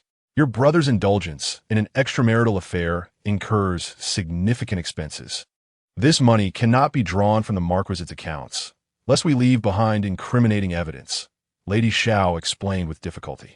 "I do not know how the Princess of Xindu learned of this, but she threatened to report your brother to the Dali Temple if he refused to grant a divorce." As she spoke, Lady Xiao began to weep anew, never imagining she would be threatened by a woman she had always dismissed. Initially, she had been pleased with the princess's illustrious background when she married into the family. But as time passed, and the princess failed to retain her husband and bore no children, Lady Xiao had gradually ceased to regard her with any concern. "And what of my brother?" Zheng Jun inquired, unable to contain himself. At this juncture, the champion Marquis sighed heavily. "Your brother was caught red-handed by the King of Su, who indicated that unless he renounced his claim to the title of heir, he would appeal to the Emperor for intervention." With this revelation, the champion Marquis appeared to age a decade in an instant. "Zheng Jun, you are your father's daughter, now and always. However, your father is only one legitimate son. If your brother cannot inherit the title, what will become of it? A legitimate son must pass the title on without degradation." The champion Marquis revealed his own burdens. "The reason I did not share this with you was to spare you worry, but now you are aware of the situation." He spread his hands in resignation. "If the King of Su brings this matter before the Emperor, your brother's claim to the title of champion Marquis will be irrevocably lost." At that moment, Madame Xiao grasped Xiao Jingjuan's sleeve and implored, "My daughter, as the wife of the Qin Wang, You must persuade him to intercede with the emperor on behalf of your brother." Her eyes brimmed with hope, as if she clung to a final lifeline. Yet, Xiao Jingzong could not bear to meet her mother's gaze. She was at a loss for words, reluctant to disclose her family's troubles to the Wang, fearing it would tarnish the last vestiges of her reputation in his eyes. "Father, what more does the princess of Xindu want? She has received her dowry, and my brother has agreed to a divorce with her. Why is she still relentless?" Xiao Zhangjun lamented. "She has completely disrupted our once harmonious household." The Marquis of Champion remained silent, sighing inwardly. When Lord Su sought his assistance, requesting help for his son through his military connections, he had acquiesced on the condition that the princess of Xindu would marry his son. Who would have imagined that it would all amount to nothing? "It is your brother's fault," the Marquis thought bitterly. "I invested so much to secure his marriage to the princess of Xindu. Do you think a royal princess can be treated like an ordinary noblewoman, simply married off and left at home?" The recollection ignited his anger. Lord Su's youngest son was indeed a weakling. Despite providing him with ample resources, it was still the heir of Su who called the shots. Incensed by these thoughts, the Marquis resolved that the matter of marrying a secondary wife would stand. In the future, he would have his wife retreat to a small Buddhist hall to pray and meditate, and when she came to her senses, he would consider releasing her. With that, he strode away, leaving Xiao Jingzong in a state of distress, gazing at her mother. Madame Xiao, clutching her daughter's sleeve, spoke with a touch of madness. "My daughter, you must win his favor. Only by bearing the Wang's legitimate heir can you aid your mother. Your brother is of no use now. I can only rely on you. Look at me. If you do not strive, I'll be trapped here for eternity. I have treated you so well. You wouldn't want to see your mother suffer, would you?" Her words struck Xiao Zhangjun like a hammer, shattering her previous tranquility. If her mother had fallen out of favor with her father, what support could she expect if he were to have other offspring in the future? Grasping Madame Zhao's hand, she vowed, "Do not worry, mother. I will find a way to rescue you." In a secluded corner of the Qin Wang's residence, a maid adorned with makeup and a veil spoke brusquely to a rough servant girl. "Remember, your brother's life is in your hands. Just add this powder to the incense burner of concubine Yao, and I will reward you with 200 taels of silver." Inger, trembling with fear, inquired, "What is this substance?" She cautiously lifted her head, straining to discern the true identity behind the veil. The veiled woman chuckled lightly. "It is, of course, something splendid, something that will please our master. But what if I get caught?" Yingya asked anxiously. "That is your concern. Just remember, your brother's fate rests with you." The woman replied dismissively. "What if I do this and you fail to pay me? Wouldn't I be at a loss? You must give me 100 taels first." Sakura boldly extended her hand, exclaiming that she had never seen such a sum of money in her life, and insisted on taking a look. The veiled woman seemed to have prepared for this moment, offering, "Here you go. However, if you fail to fulfill your obligations, I shall pluck each of your brother's fingernails one by one." Understanding the gravity of her brother's situation, Sakura replied, "I am well aware that my parents have only him as their sole heir. How could I abandon him in his time of need? Rest assured." With great enthusiasm, Sakura accepted the silver, patting her chest as she declared, "Await my good news." The two then parted ways. Sakura returning to Idle Cloud residence with a pouch of medicinal powder and 100 taels of silver, her spirits high. Thus, the medicinal powder made its way into Yao Meier's possession. She delicately prodded the pouch with her slender fingers, wondering if this was the essence of domestic strife. How utterly trivial. Curiously, Yao Meier inquired of Sakura, "Are you not afraid for your brother's safety?" A tinge of nervousness and shyness washed over Sakura in the presence of Yao Meier. Yet she mustered her courage to respond. In reply to the concubine, "I fear that my brother may be unharmed. He frequently gambles, and my niece was sold to a casino to settle his debts, leaving my sister-in-law in tears."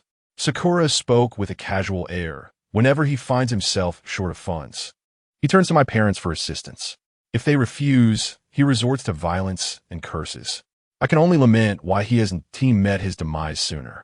Beneath her calm demeanor lay a profound resentment. "Alas, you have endured much. After your remarkable service, you shall receive the monthly salary of a first-class maid, and I shall grant you an additional 100 taels." Yao Meier, perhaps softened by her pregnancy, felt a pang of sympathy for the frail girl before her. Your reward is a testament to your loyalty, Yao Meier affirmed, and that 100 taels is my gift to you. As Sakura eagerly waved her hands, she replied, I have already earned that through my own efforts. Chapter 89. A poisonous scheme. Watching Sakura depart joyfully, Yao Meier retracted her smile, her gaze falling upon the pouch, a flicker of wrath igniting within her. Damn it! At that moment, Yao Meier yearned to unearth the puppet master behind this scheme, to exact a severe toll upon her in retribution for her anguish. Yet, she recognized the societal expectations of women, who were often regarded as gentle, virtuous, and dutiful. Thus, she resolved to present a facade of compliance and grace, even in the face of threats to her offspring, ultimately reduced to tearfully beseeching the prince for justice. Suppressing her simmering fury, Yao Meier coldly commanded, when the prince returns, summon him promptly. Tinglon promptly replied, Yes, I understand. She then gently reassured, Concubine, do not be angered. Those who wish harm upon the young master are truly heartless. Trust that the prince will advocate for you. Yao Meier nodded, recognizing that she could only rely on the prince for support. Otherwise, what power did she, a mere concubine, possess? Should this matter escalate, it was likely that the ladies of the palace would blame her for her insensitivity, for family disgrace must not be aired publicly. Tinglon dispatched someone to keep watch and report upon the prince's return, eager to relay the matter to him on behalf of the concubine. At that moment, the matron pondered, I wonder if the concubine has any suspects in mind? Yao Meier's disdainful sneer indicated her suspicion towards every individual within the royal residence. Each of them appeared questionable. The matron nodded in agreement, acknowledging that although the women of the inner courtyard seemed compliant, their hearts may harbor ulterior motives, perhaps not wishing for the safety of the prince's firstborn. The plot to harm Yao Meier's unborn grandchild was no trivial matter. Xiao Detzi, aware of the gravity of the situation, promptly reported this to the prince, fully cognizant of his regard for Yao Meier, and thus he dared not delay. Xiao Detzi, casting a concerned glance at Tinglon, inquired, Is the concubine unwell? Should we summon the imperial physician? Tinglon shook her head. The concubine was not physically ill, but rather appeared despondent, having scarcely touched her lunch. I will inform the prince at once, Tinglon asserted. Upon learning of the situation, Prince Qin recalled Yao's delicate demeanor and hastily set aside his affairs to visit the tranquil abode. Xiao Detzi, summon the court physician, commanded the prince. Upon entering the tranquil abode, Prince Qin beheld Yao Meier seated alone on the favored couch, cradling her belly. The sight of him brought forth tears, as if she had endured a multitude of grievances.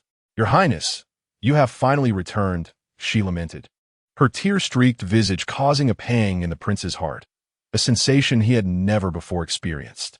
He did not chastise her for failing to bow, instead embracing her gently and tenderly wiping away her tears.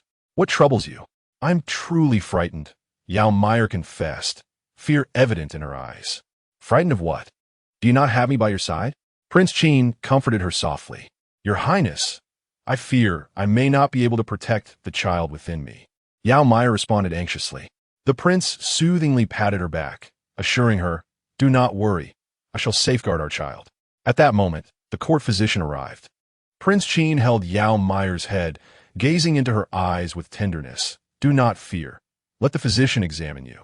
It is essential to be cautious now that you are with child. The physician approached, carefully taking her pulse, and after a while declared, Your Highness, the concubine is unharmed. She has merely experienced some fright, which is of no consequence. Prince Qin nodded, already informed of the events by Tinglon. Observing a pouch of powder medicine, he inquired, What is contained within that? Following his orders, the physician gingerly lifted the pouch, examining it closely, even sampling its contents. His brow furrowing in contemplation as he muttered to himself. Impatiently, Prince Qin broke the silence. Physician, what is it? After a moment of silence, the physician finally replied, Your Highness, this powder is not a threat to the fetus.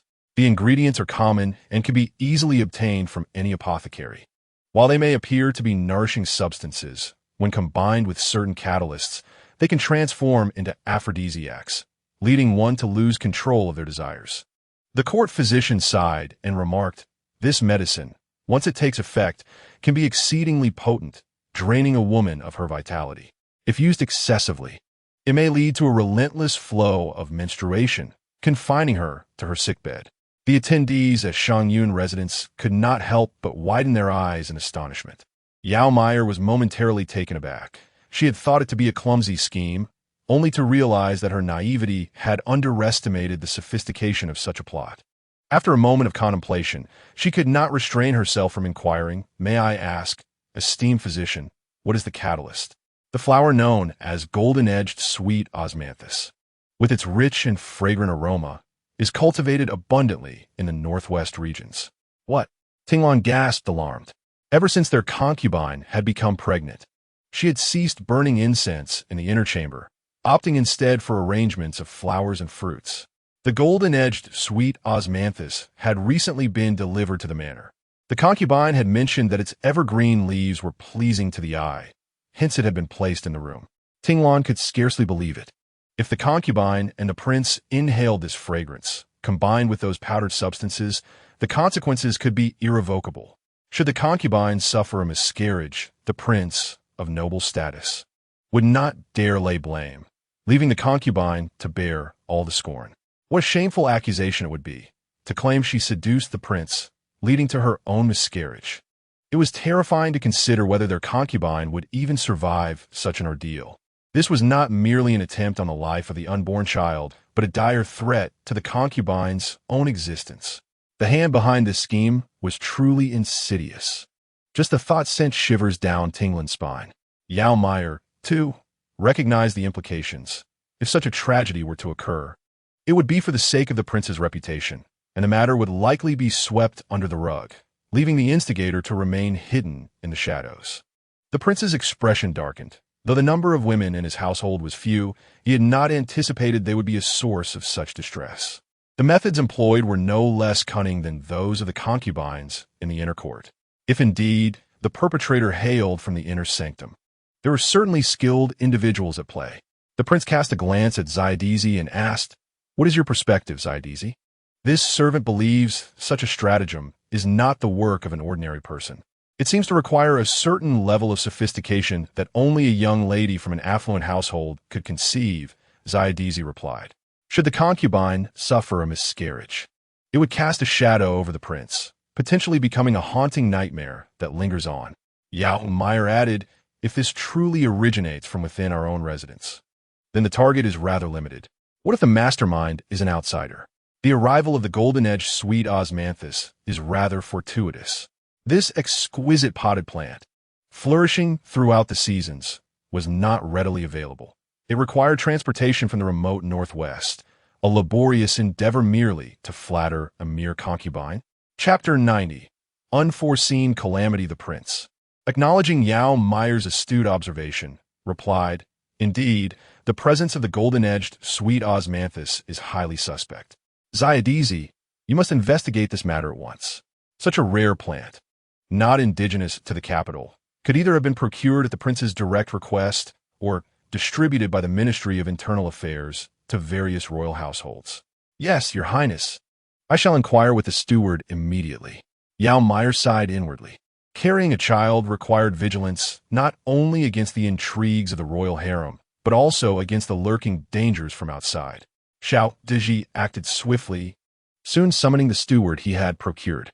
The steward bowed, greeting, "Your highness, may you be blessed," and then addressed the side consort respectfully.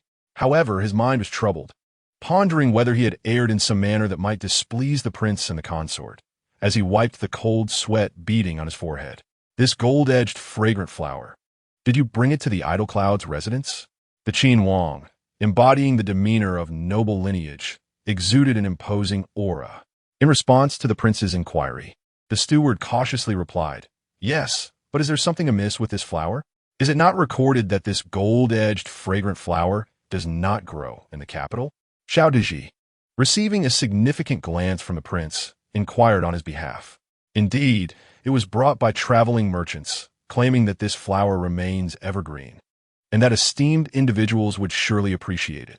Thus, I thought to present it at the Idle Cloud's residence, the steward hastily explained, aware that after years of toil, he had finally secured a minor position in the palace and could not afford to be embroiled in disputes that might jeopardize his life. Was it solely delivered to the Idle Cloud's residence? Xiao Deji pressed further. The main courtyard also had one scent, but it seems the princess did not favor this flower and had it returned. She prefers the crepe myrtle, the steward responded. The Qin Wang nodded, and Xiao Deji declared, "Very well, you may leave now." Subsequently, the Qin Wang turned to Yao Meier, saying, "Rest for a while. I shall return to accompany you tonight. Rest assured, I will thoroughly investigate this matter." Yao Meier gazed at the Qin Wang with affectionate eyes and nodded. "I am most grateful, Your Highness." After departing from the Idle Cloud's residence, the Qin Wang retreated to his study, reflecting upon the incident. The more he contemplated it, the more incensed he became. This was not the sort of affair that could be orchestrated by the women of the inner quarters. The financial and material resources required for such a scheme were beyond the means of ordinary individuals. The princess was overwhelmed with the issues surrounding the Xiao family and could not manage without the assistance of the Marquis of Champions. The same held true for Lady Li.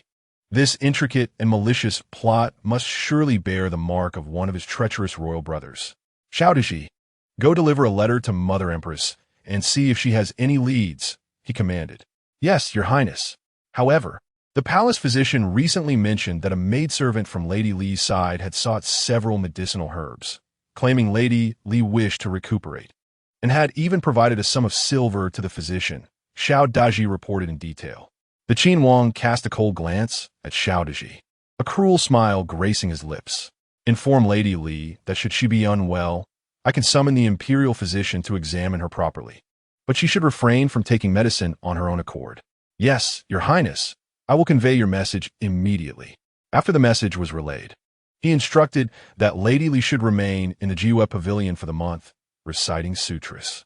Although Lady Li had yet to take any significant actions, she had already begun to entertain certain thoughts.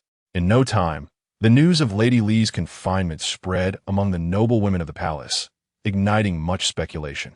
Lady Lu, reveling in the misfortune, exclaimed, "Oh dear, I wonder what transgression Lady Li committed to incite such wrath from the prince. I hear he has ordered her to spend her idle time reciting sutras, which implies she lacks compassion." Laughter erupted from her peers. "It serves that wretchedly right, thinking she could act with impunity due to her prominent family. No matter how illustrious her lineage, it cannot surpass that of the prince. Look at her now, suffering the consequences." In the main courtyard, Xiao Zhengjun furrowed his brows, pondering what actions had led to the confinement of Consort Li. Granny Xiao was equally perplexed. Consort Li had always been haughty and dismissive of the princess, yet it seemed unlikely she could have provoked the prince to such a degree. Moreover, the prince had not visited Jiwe Pavilion recently. At that moment, Qing Wu stepped forward to report, "Your Highness, yesterday the prince summoned the steward of the purchasing department to inquire at Xianyan residence. When he emerged, some keen-eyed individuals noticed that the prince appeared displeased, subsequently leading to the punishment of Consort Li. Could this possibly be related to Consort Yao? Consort Yao? How has the prince's favor for her escalated to such an extent that her discontent affects our own happiness?" Xiao Zhengjun remarked with a sarcastic tone. "Well, since it does not concern us, let's not dwell on it. How has the training of concubine Zhou progressed? In a couple of days, the 15th will arrive, and the prince will come to the main courtyard. This will be our opportunity." Xiao Zhengjun clearly showed greater concern for concubine Zhou, wishing for someone by the prince's side to advocate for her. If this concubine Zhou could speak well of her to the prince, their relationship might grow closer. As the saying goes, the whispers of a lover can be more persuasive than any argument. Rest assured, this concubine Zhou is quite capable. In your discerning, I has not failed you. The mentor of concubine Zhou has mentioned that she possesses a supple waist, which surely appeals to men. Granny Xiao said with a hint of innuendo. "That is good to hear. I place great importance on her and hope she does not disappoint me." "Granny, please guide her and remind her not to forget who her benefactor is," Xiao Zhengjun replied thoughtfully. "Given her background, I can elevate or diminish her favor at will. She must navigate her own path wisely between heaven and hell. Fear not, Managing a mere concubine is well within my capabilities, Granny Xiao expressed with confidence. The difficulty with the side consorts stemmed from their status within the royal family, as they required reporting to the imperial clan court for any disciplinary actions. However, a concubine station was far less significant. Consort Li, suppressing her fury, dismissed Xiadizi, only to be overtaken by anxiety. She slumped into a chair, questioning whether the prince had discovered something. Do not worry, consort. The prince is merely upset. Once his anger subsides, all will be well, Su Yue attempted to console her. Yet, Su Yue's words only fueled Consort Li's ire. She slapped the air dismissively and scolded, "You useless fool. You cannot even manage such a trivial matter. And now you have let it slip. You are a hindrance rather than a help." Consort Li felt a sense of defeat. Her lack of favor with the prince had now worsened due to this incident. Yet, she had not even harmed Yao. What a predicament. The prince's favoritism towards Yao was overwhelming. Consort Li felt as if the prince had unjustly placed all blame upon her. Meanwhile, Yao Meier, having received a letter from her mother, was well aware of the situation. Her mother had mentioned that the emperor was furious over the matter of the heir succession. And it seemed the political landscape was far from clear. Chapter 91, A Precious Fate. The matter regarding the medicinal powder had yet to be clarified when another incident arose. A maidservant in the Qin Wangfu's rear courtyard had drowned. With a grave expression, Xiao Daji reported, "Your Highness, it appears to me that this is a case of murder to silence." As the personal eunuch to the Qin Wang, Xiao Daji was not solely responsible for the prince's daily needs. He was also quite astute regarding significant matters. The circumstances surrounding the death were suspicious, particularly at this critical juncture, suggesting that there might be individuals within the residence harboring ulterior motives. A glimmer of ruthlessness flashed in Xiao Daji's eyes. The urgency of the murder and the timely acquisition of information hinted at the presence of an informant within the estate, potentially lurking in the rear courtyard. There should be no concerns regarding those close to the prince, as the eunuchs and maidservants in his immediate service had undergone thorough scrutiny by the noble consort, all of whom came from reputable families. The Qin Wang tapped his fingers on the exquisite rosewood desk, pondering, what does the princess have to say about this? After all, the rear courtyard was under her management, and a sudden death would inevitably demand an explanation from her. Xiao Daji hesitated before responding. The prince